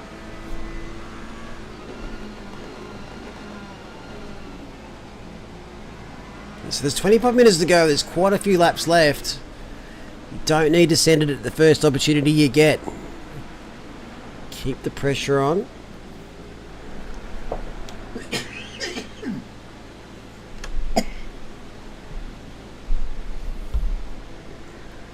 Is that Chalmers in the background as well?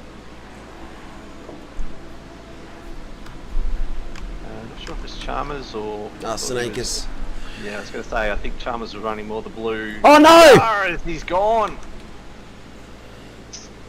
Luckily enough, he keeps out of the back of that. Oh, that was a slide enough. Those tyres are going to be squared off. Certainly are. If I could sum up their race today. How far ahead of Blair was that team? A lap. Okay. Quite a Should be bit, I think, okay. yeah. 151 is around. Suss that one out.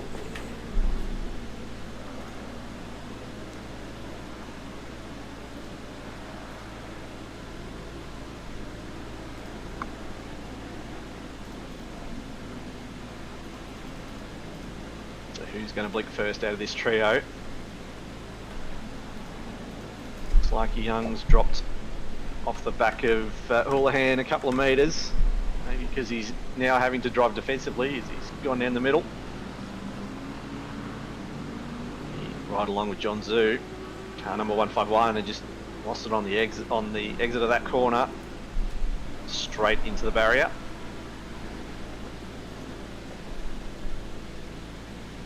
There we go, Houlihan going a little bit deep, allowing Young to close right up onto the back of him. So they make their way now down to the fast triple corner section of the track.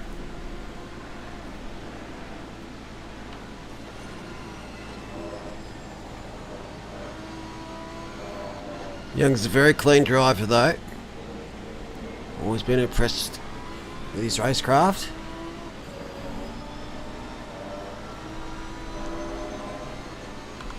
So, let's fight another day.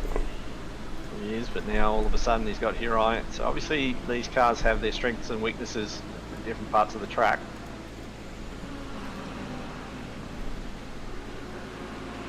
Watch JP here.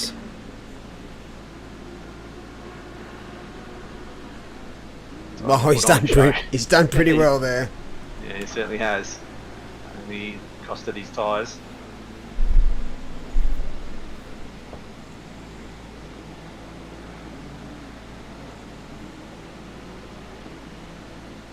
So,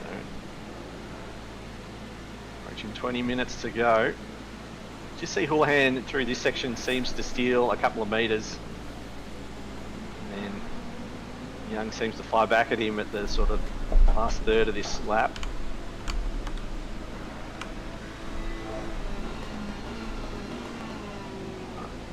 Thank you to De Murphy.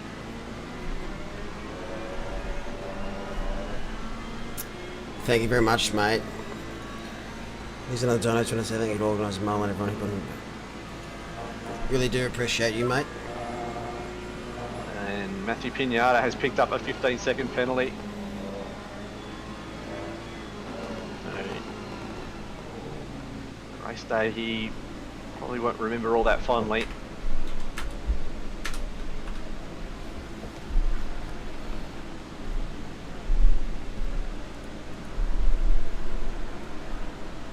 Down in P18, that team. Probably we were looking at knocking on the door of the 10 if everything had gone their way.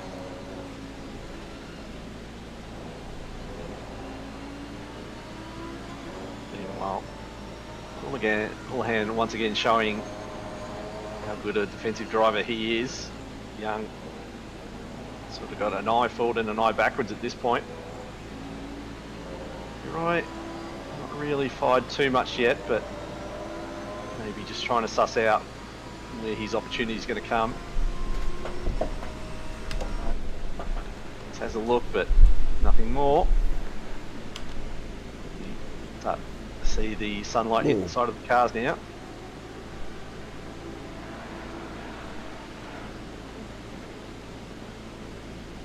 Strange little black line when it crosses. Yeah, that's just your graphics card dying, Malik. That's okay. No, no worries, sweet. We get. That's what I like to hear.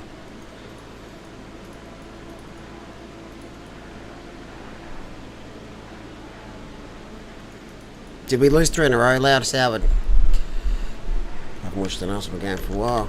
Bring back Wenger. Wenger out. Yeah, how good does the sun look? It's going to be some great photos post-race. If you're pretty snazzy on the old ACC photos and screenshots, get snapping, send them through into the photo drop on Discord, and we'll post them on our social media during the week. Please no.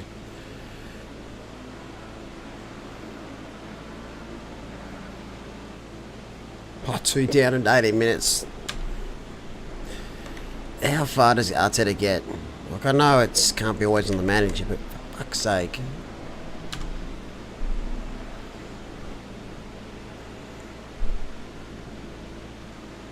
Is there a chance that Jake Baldwin could lose this race? 0. Barring... imagine if they'd got disconnected. Well, as I said, barring a hardware No, you failure can't say it now. or internet, I cannot see them losing this race. Could probably pit again, put someone else in the car if they wanted to, just to do a parade lap.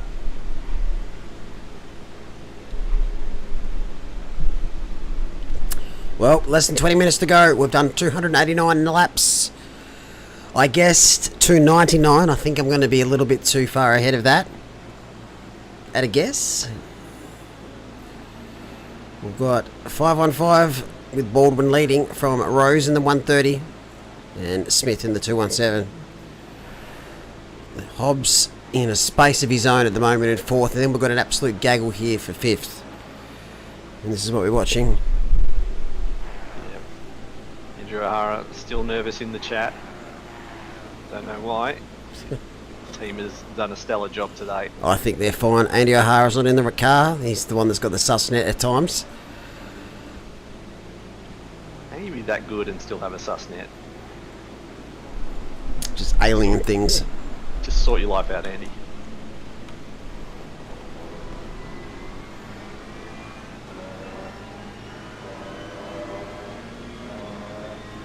I don't know, but you actually look at the sun though in real life?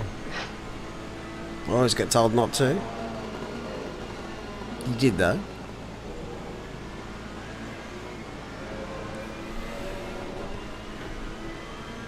Well, still not a lot has changed in this 3.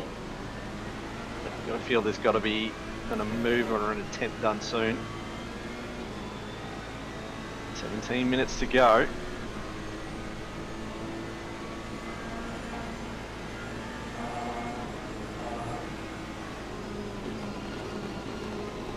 See, you're right. Having to dance that car through those corners.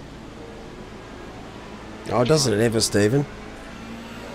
Yeah, you're right, Franco. Something's got to give here soon. But it's just great driving by all 3 teams. Good defence, good pressure. No need to panic yet.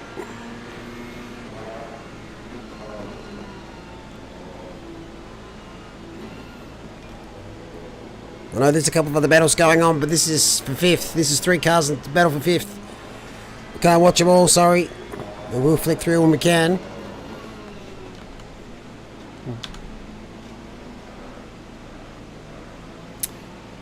I only send it if the opportunity presents itself. If it doesn't present itself and the defending's been perfect, then no, I'm probably not sending it. So car 8 started in P4.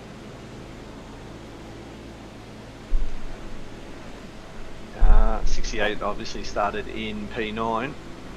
Then car 50, Young, they started in P8. So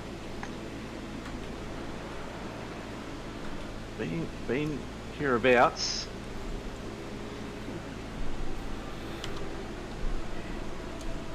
Just starting to see a little bit of gaps now.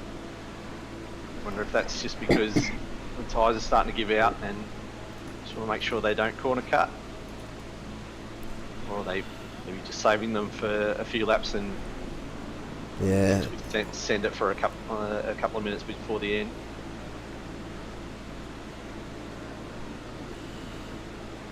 Maybe just the pressures are a bit. I don't know if they got their pressures right.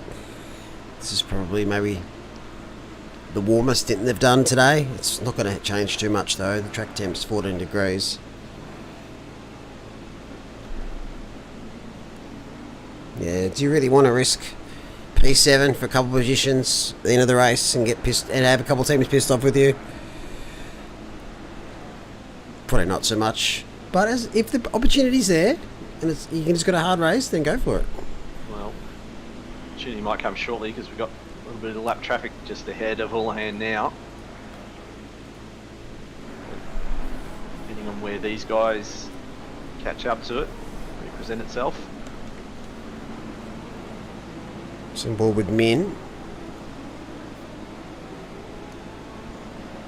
Newcastle starting to bunch up here for looks like 17th.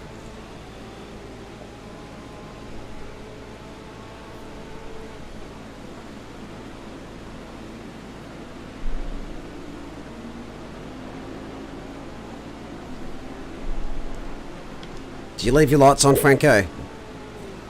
What, on the car? Yeah.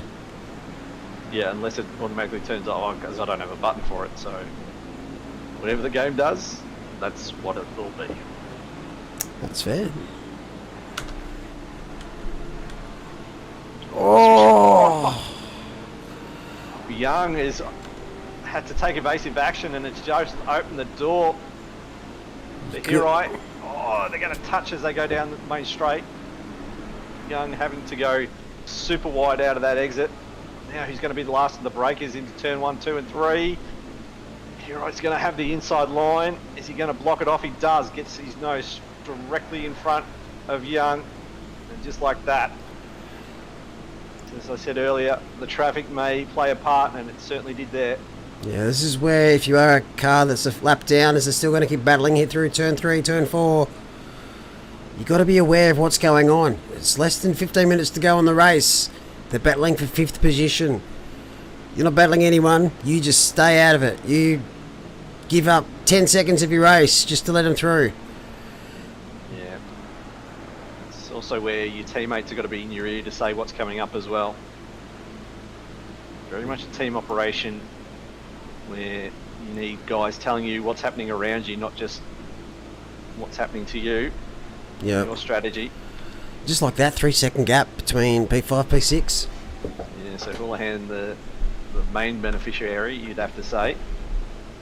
See what Hero can do. Still got 12 minutes, so we'll see what his pace is like. Certainly hanging with Michael Young. Young obviously dropping a little bit behind Houlihan, so we'll see what the lap times are on the next one. Nichols, using the centre quote gets you a stop-go 30 for any reason to throw a move.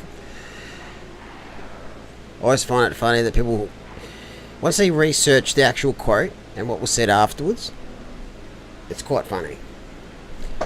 And if out in centre race sim racing, he would have been shithouse. He'd be the Maldonado of online race. I wonder if Maldonado races on Sims. Pastor, if you're watching, mate, would love to get you involved. I think he'd be like the Santino Ferrucci of sim racing. What's that?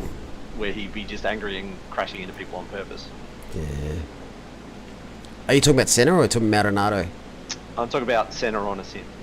Yeah, he'd probably get pretty ragey. Yeah.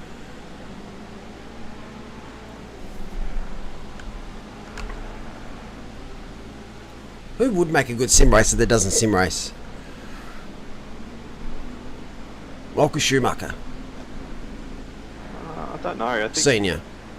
Yeah, I think some of those older drivers really rely on the feel of the car. I don't know how much they would enjoy not having that sort of feedback from the car. Oh, he'd find a way. Mika Hakkinen. I think Mika Hakkinen actually does a little bit of sim racing.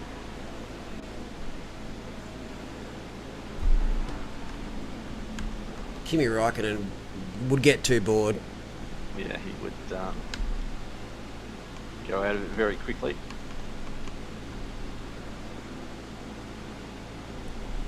So Hero's got that gap down to 2.2. It was 3, so We'll keep half an eye on it.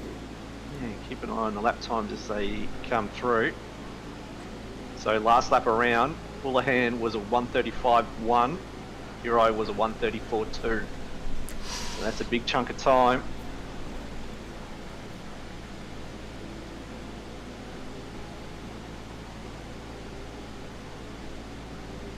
Always a chance here for Min. Not quite. The big bad Bentley. Oh, the door's open there, but at the same time he's going to have... Oh, will he get a decent run out of this corner though? Still does. Look at that punch. That's what we're talking about, the Bentley's strength here. It's at low speed corners, which has got so much power. Because that was such a compromised line into that corner. Timmy Brock's no slouch either.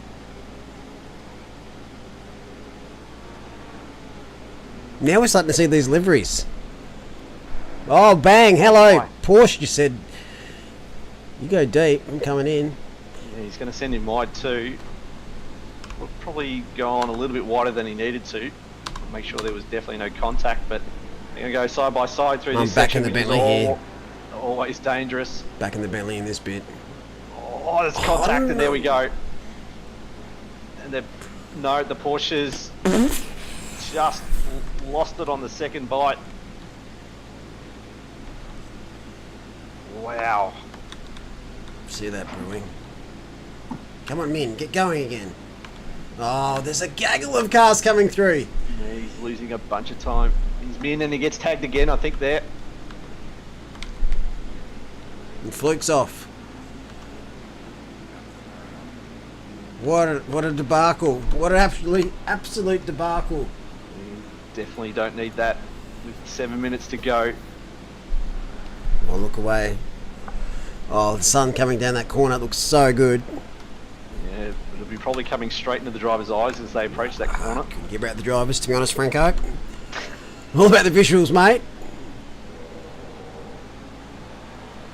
Oh, I'm trying to think of the track that's got the worst sun glare. It would have to be an F1 game. I can't remember what track it was, but Silverstone, perhaps? ACC with over Skyline. Pretty bad. The sun's coming directly at you is not fun. Remember in the last Bathurst Enduro we did, I got the stint where the sun was coming directly at you as you come across the top of the mountain. It was not fun.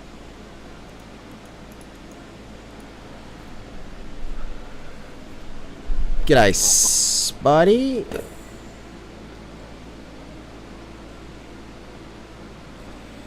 Do we get a free OOR shirt? You do if you win. Overall, you'll have to ask the boss of Race Imprints if we're doing it for Pro-Am, but I think he's only doing it for the overall. Or you'll have to ask one of the Andy O'Hara team or Baldwin. I think it's only going to go to Pro, to be honest. Yeah, that's my fan. Sorry if you can hear that. But it's fucking hot in here. I've got 7 monitors going, 3 PCs, in a little shoebox. Yeah, you're the class winner, but you're not a champion. Sorry, Spider. You didn't want to be in Pro. You told me that quite clearly by the messages that you guys sent me. And there we go, penalty for 10 seconds for Min. And that gap, Uriah Houlihan is now down to 1.4. Yeah, it's got to be for overall. It makes the shirt more significant. But we do have these shirts for sale.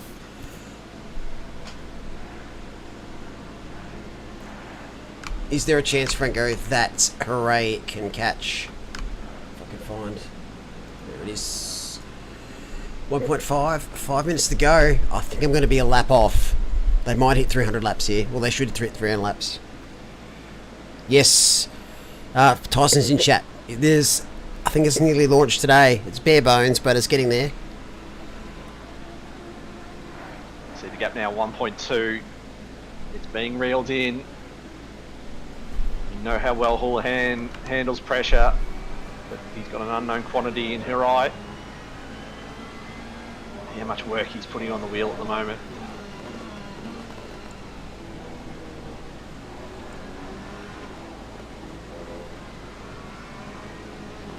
This is very exciting 8 hours, and it's going to come down to potentially less than a second between these two. Top 3 are pretty much settled for the overall win.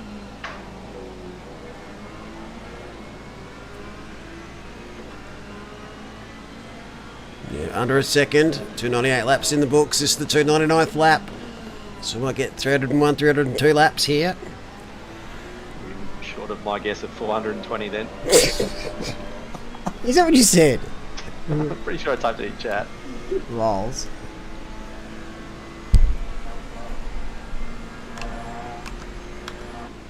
Did Bender guess? I don't think he did. Oh, he did, because he thought it was going to be rain and the laps are going to be down at 294.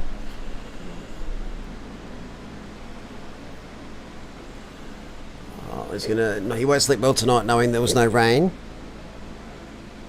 He'll sleep well tonight. So normally before these races I do a quick test on the server. I boot it up, make sure the settings are right, turn it off. When I did it, did I tell you that the grid was wet? It was raining. It was clearing up in 15 or 10 minutes. I'm like, oh, they're going to hate this if this happens. But it didn't. 3 minutes to go, and this is probably the battle we're going to be most interested in these last 3 minutes. You're right. Can he bring a bit of a surprise on Houlihan as they once again start to approach traffic? So that's another complication.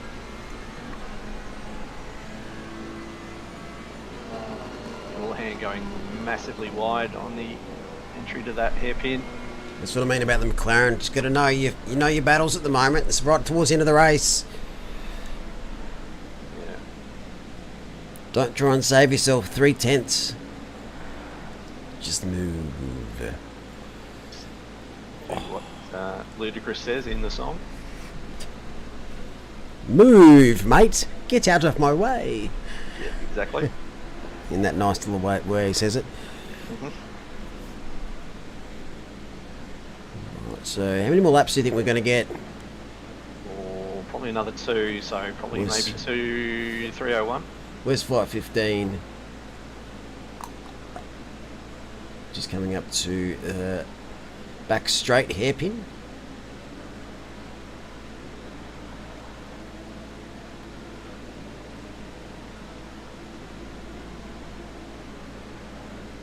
So, whoa, what lap time is 1:34? Yeah, 2 more, I reckon. This is the penultimate lap. Is that right? Penultimate lap, Eve. No, I don't think there's a name for all that. Let's make it up. Super ultra mega penultimate. There we done. Sounds good enough for me. We're going to see it. We're going to see something from here right here. Oh, look, my money's on Houlihan here. It's hard not to back him in. He's got the runs on the board as a defender. To be honest, they could probably park the car in the pits now, the leading car. As we hit the 300 mark here at Misano. Gotta stay with this battle for now. It's so spicy. Might have to get some picture-in-picture just to see where the lead is at. Oh, as we see here, right, really closing up there under brakes. That's obviously where he's strong. Does go a little bit deeper. What the fuck?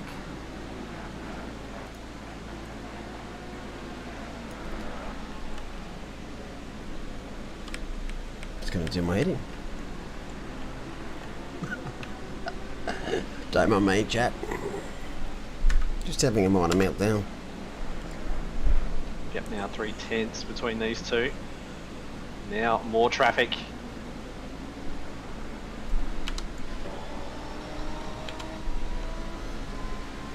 Oh, cute little view. Look at that. Right on. That looks cool. Board with all hand. You can see Hirai in his rear vision mirror, taking it all up. That was a mistake, but it looks cool. Alright, so who's ahead here? Ferguson and Imey. They're fighting for And 28th, 29th. Yeah, they're battling for position. Oh no. Oh, and there's contact. Oh no. And there's contact again. Oh, did they back off? They must have backed off. I didn't hear last lap being called. Well done, Jake Baldwin, 436 laps ahead of the next car. Well done. But in the meantime, we're going to keep watching this battle. So this is the final lap of the race. I'm going to have to suss out if they actually got off the throttle. So that little incident there might have cost the chance for Hooray to get past. They did have a little bit of a contact. Nope, that's going to do it. Yep, and that's going to be it for Houlihan. Is going to hold on. Well done, Mia Rose. Race Imprints P2 here at Misano. And Zachary Smith in the Odyssey Racing Gold. The 217 car. Winners at Imola. Going to pick up P3 in a podium here at Misano. 8-hour event. Well done. Let's try and find some more winners. It's like Scotty Blair. Scotty Blair has taken out the Pro-Am win. Some decent little donuts going on there. Let's check out Oren McNulty. No, they've got done. Apex Rear Wing picks up the AM class win. Yeah, they had to make another pit stop. They Well done. They did an extra one over Apex, so they got them the AM win. So there we go. 8 hours at Misano is done. Alright, we'll check out the proper little ladder here. I actually want to watch what happened to the right at the end there. Do you think he lifted? Because the way Yeah, I think so. Baldwin backed off right at the end, according to Lockie Nichols. Ah, that's what threw me. Okay, so let's look. Overall, we have BOP Bentley, P1. 1 lap ahead of Mia Rose and the Race Imprints team. Followed by Zachary Smith and the rest of Odyssey Racing Gold. With... What else have we got there? So the top 12, all pros. Over to you, Franco. You can do AM Pro-Am for me. Thank you. So Scott Blair, Your Scanlon man. and Tate, my favourite people in the world, they have taken out the Pro-Am win. Great drive from them, from Chalmers, Viney and Neighbour, Hughes, Homer, Jones and Weichner in the Porsche. Will take third in the Pro-Am. Oh. Using the wrong mouse. I've got 15. AM class, we have Wood, Cradich and Dixon, Apex rear wing. They've done every single special event we've done so far, I believe. And then we've got Wenzel, McNulty and Williams in the team. Last name. And Rapid Binners, McGarry, O'Brien and Miller, P3 in AM class. So an Aston Martin winning AM, McLaren winning Pro-Am, and a Bentley, unsurprisingly, taking out the overall here at Misano. Whoa, what a race. Yeah, it certainly was. Apart from a little bit of a brief period where they're in P2, the Team BOP were virtually unchallenged all race. Indy O'Hara not doing as many laps as I thought he would have, but obviously not needed. Done enough in his stints. I want to thank you, Franco, for all your help over this weekend. You've been stellar, mate. No worries, thank you. Also, big shout out to all of our stewards for their work this weekend. Without you guys, this stuff just isn't possible. So much love to you guys. Also to those others that helped out the commentary box with your dulcet tones. It's been a fantastic event, and also everyone that watched and participated. Thank you very much. I'm going to go and have a nice cold bath and get ready for some F1 qualifying. What are you up to now, Franco? Franco's already gone.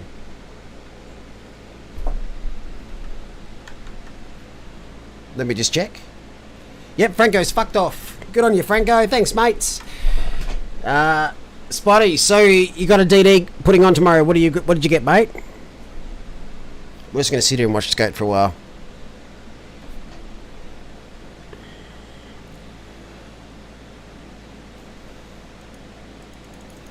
Yeah, everyone say goodbye, Franco.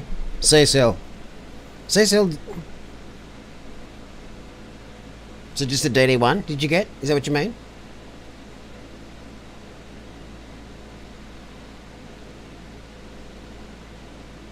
No, it's fine, Franco. That's all good. So sprint 1 is done. Yeah, that was the sprint. Now we're going to get the real stuff. That's all good, Spotty. Well, you'll enjoy that, mate. I'll have to pop in on your stream and see how you're going with it.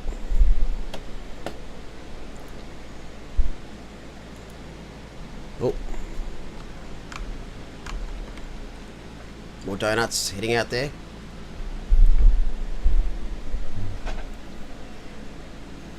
I've got half a direct drive on my shelf, just not all of it yet. Anyway, we're going to sign off. It's been an absolute pleasure to host. We will be back for our sprint finals next week as we head to Nürburgring. So that'll be Wednesday night for Asia Pacific and Thursday night for all other regions. And next weekend is our first round for Endurance Series. So if you're in Europe and North America, we still have some seats open for you guys. Head to our website, sign up, get on our Discord. Asia Pacific is full at the moment, but we're still taking sign-ups. We'll add you to our reserve list. There's some decent burnouts here from Mr. Baldwin. Anyway, we're going to head off.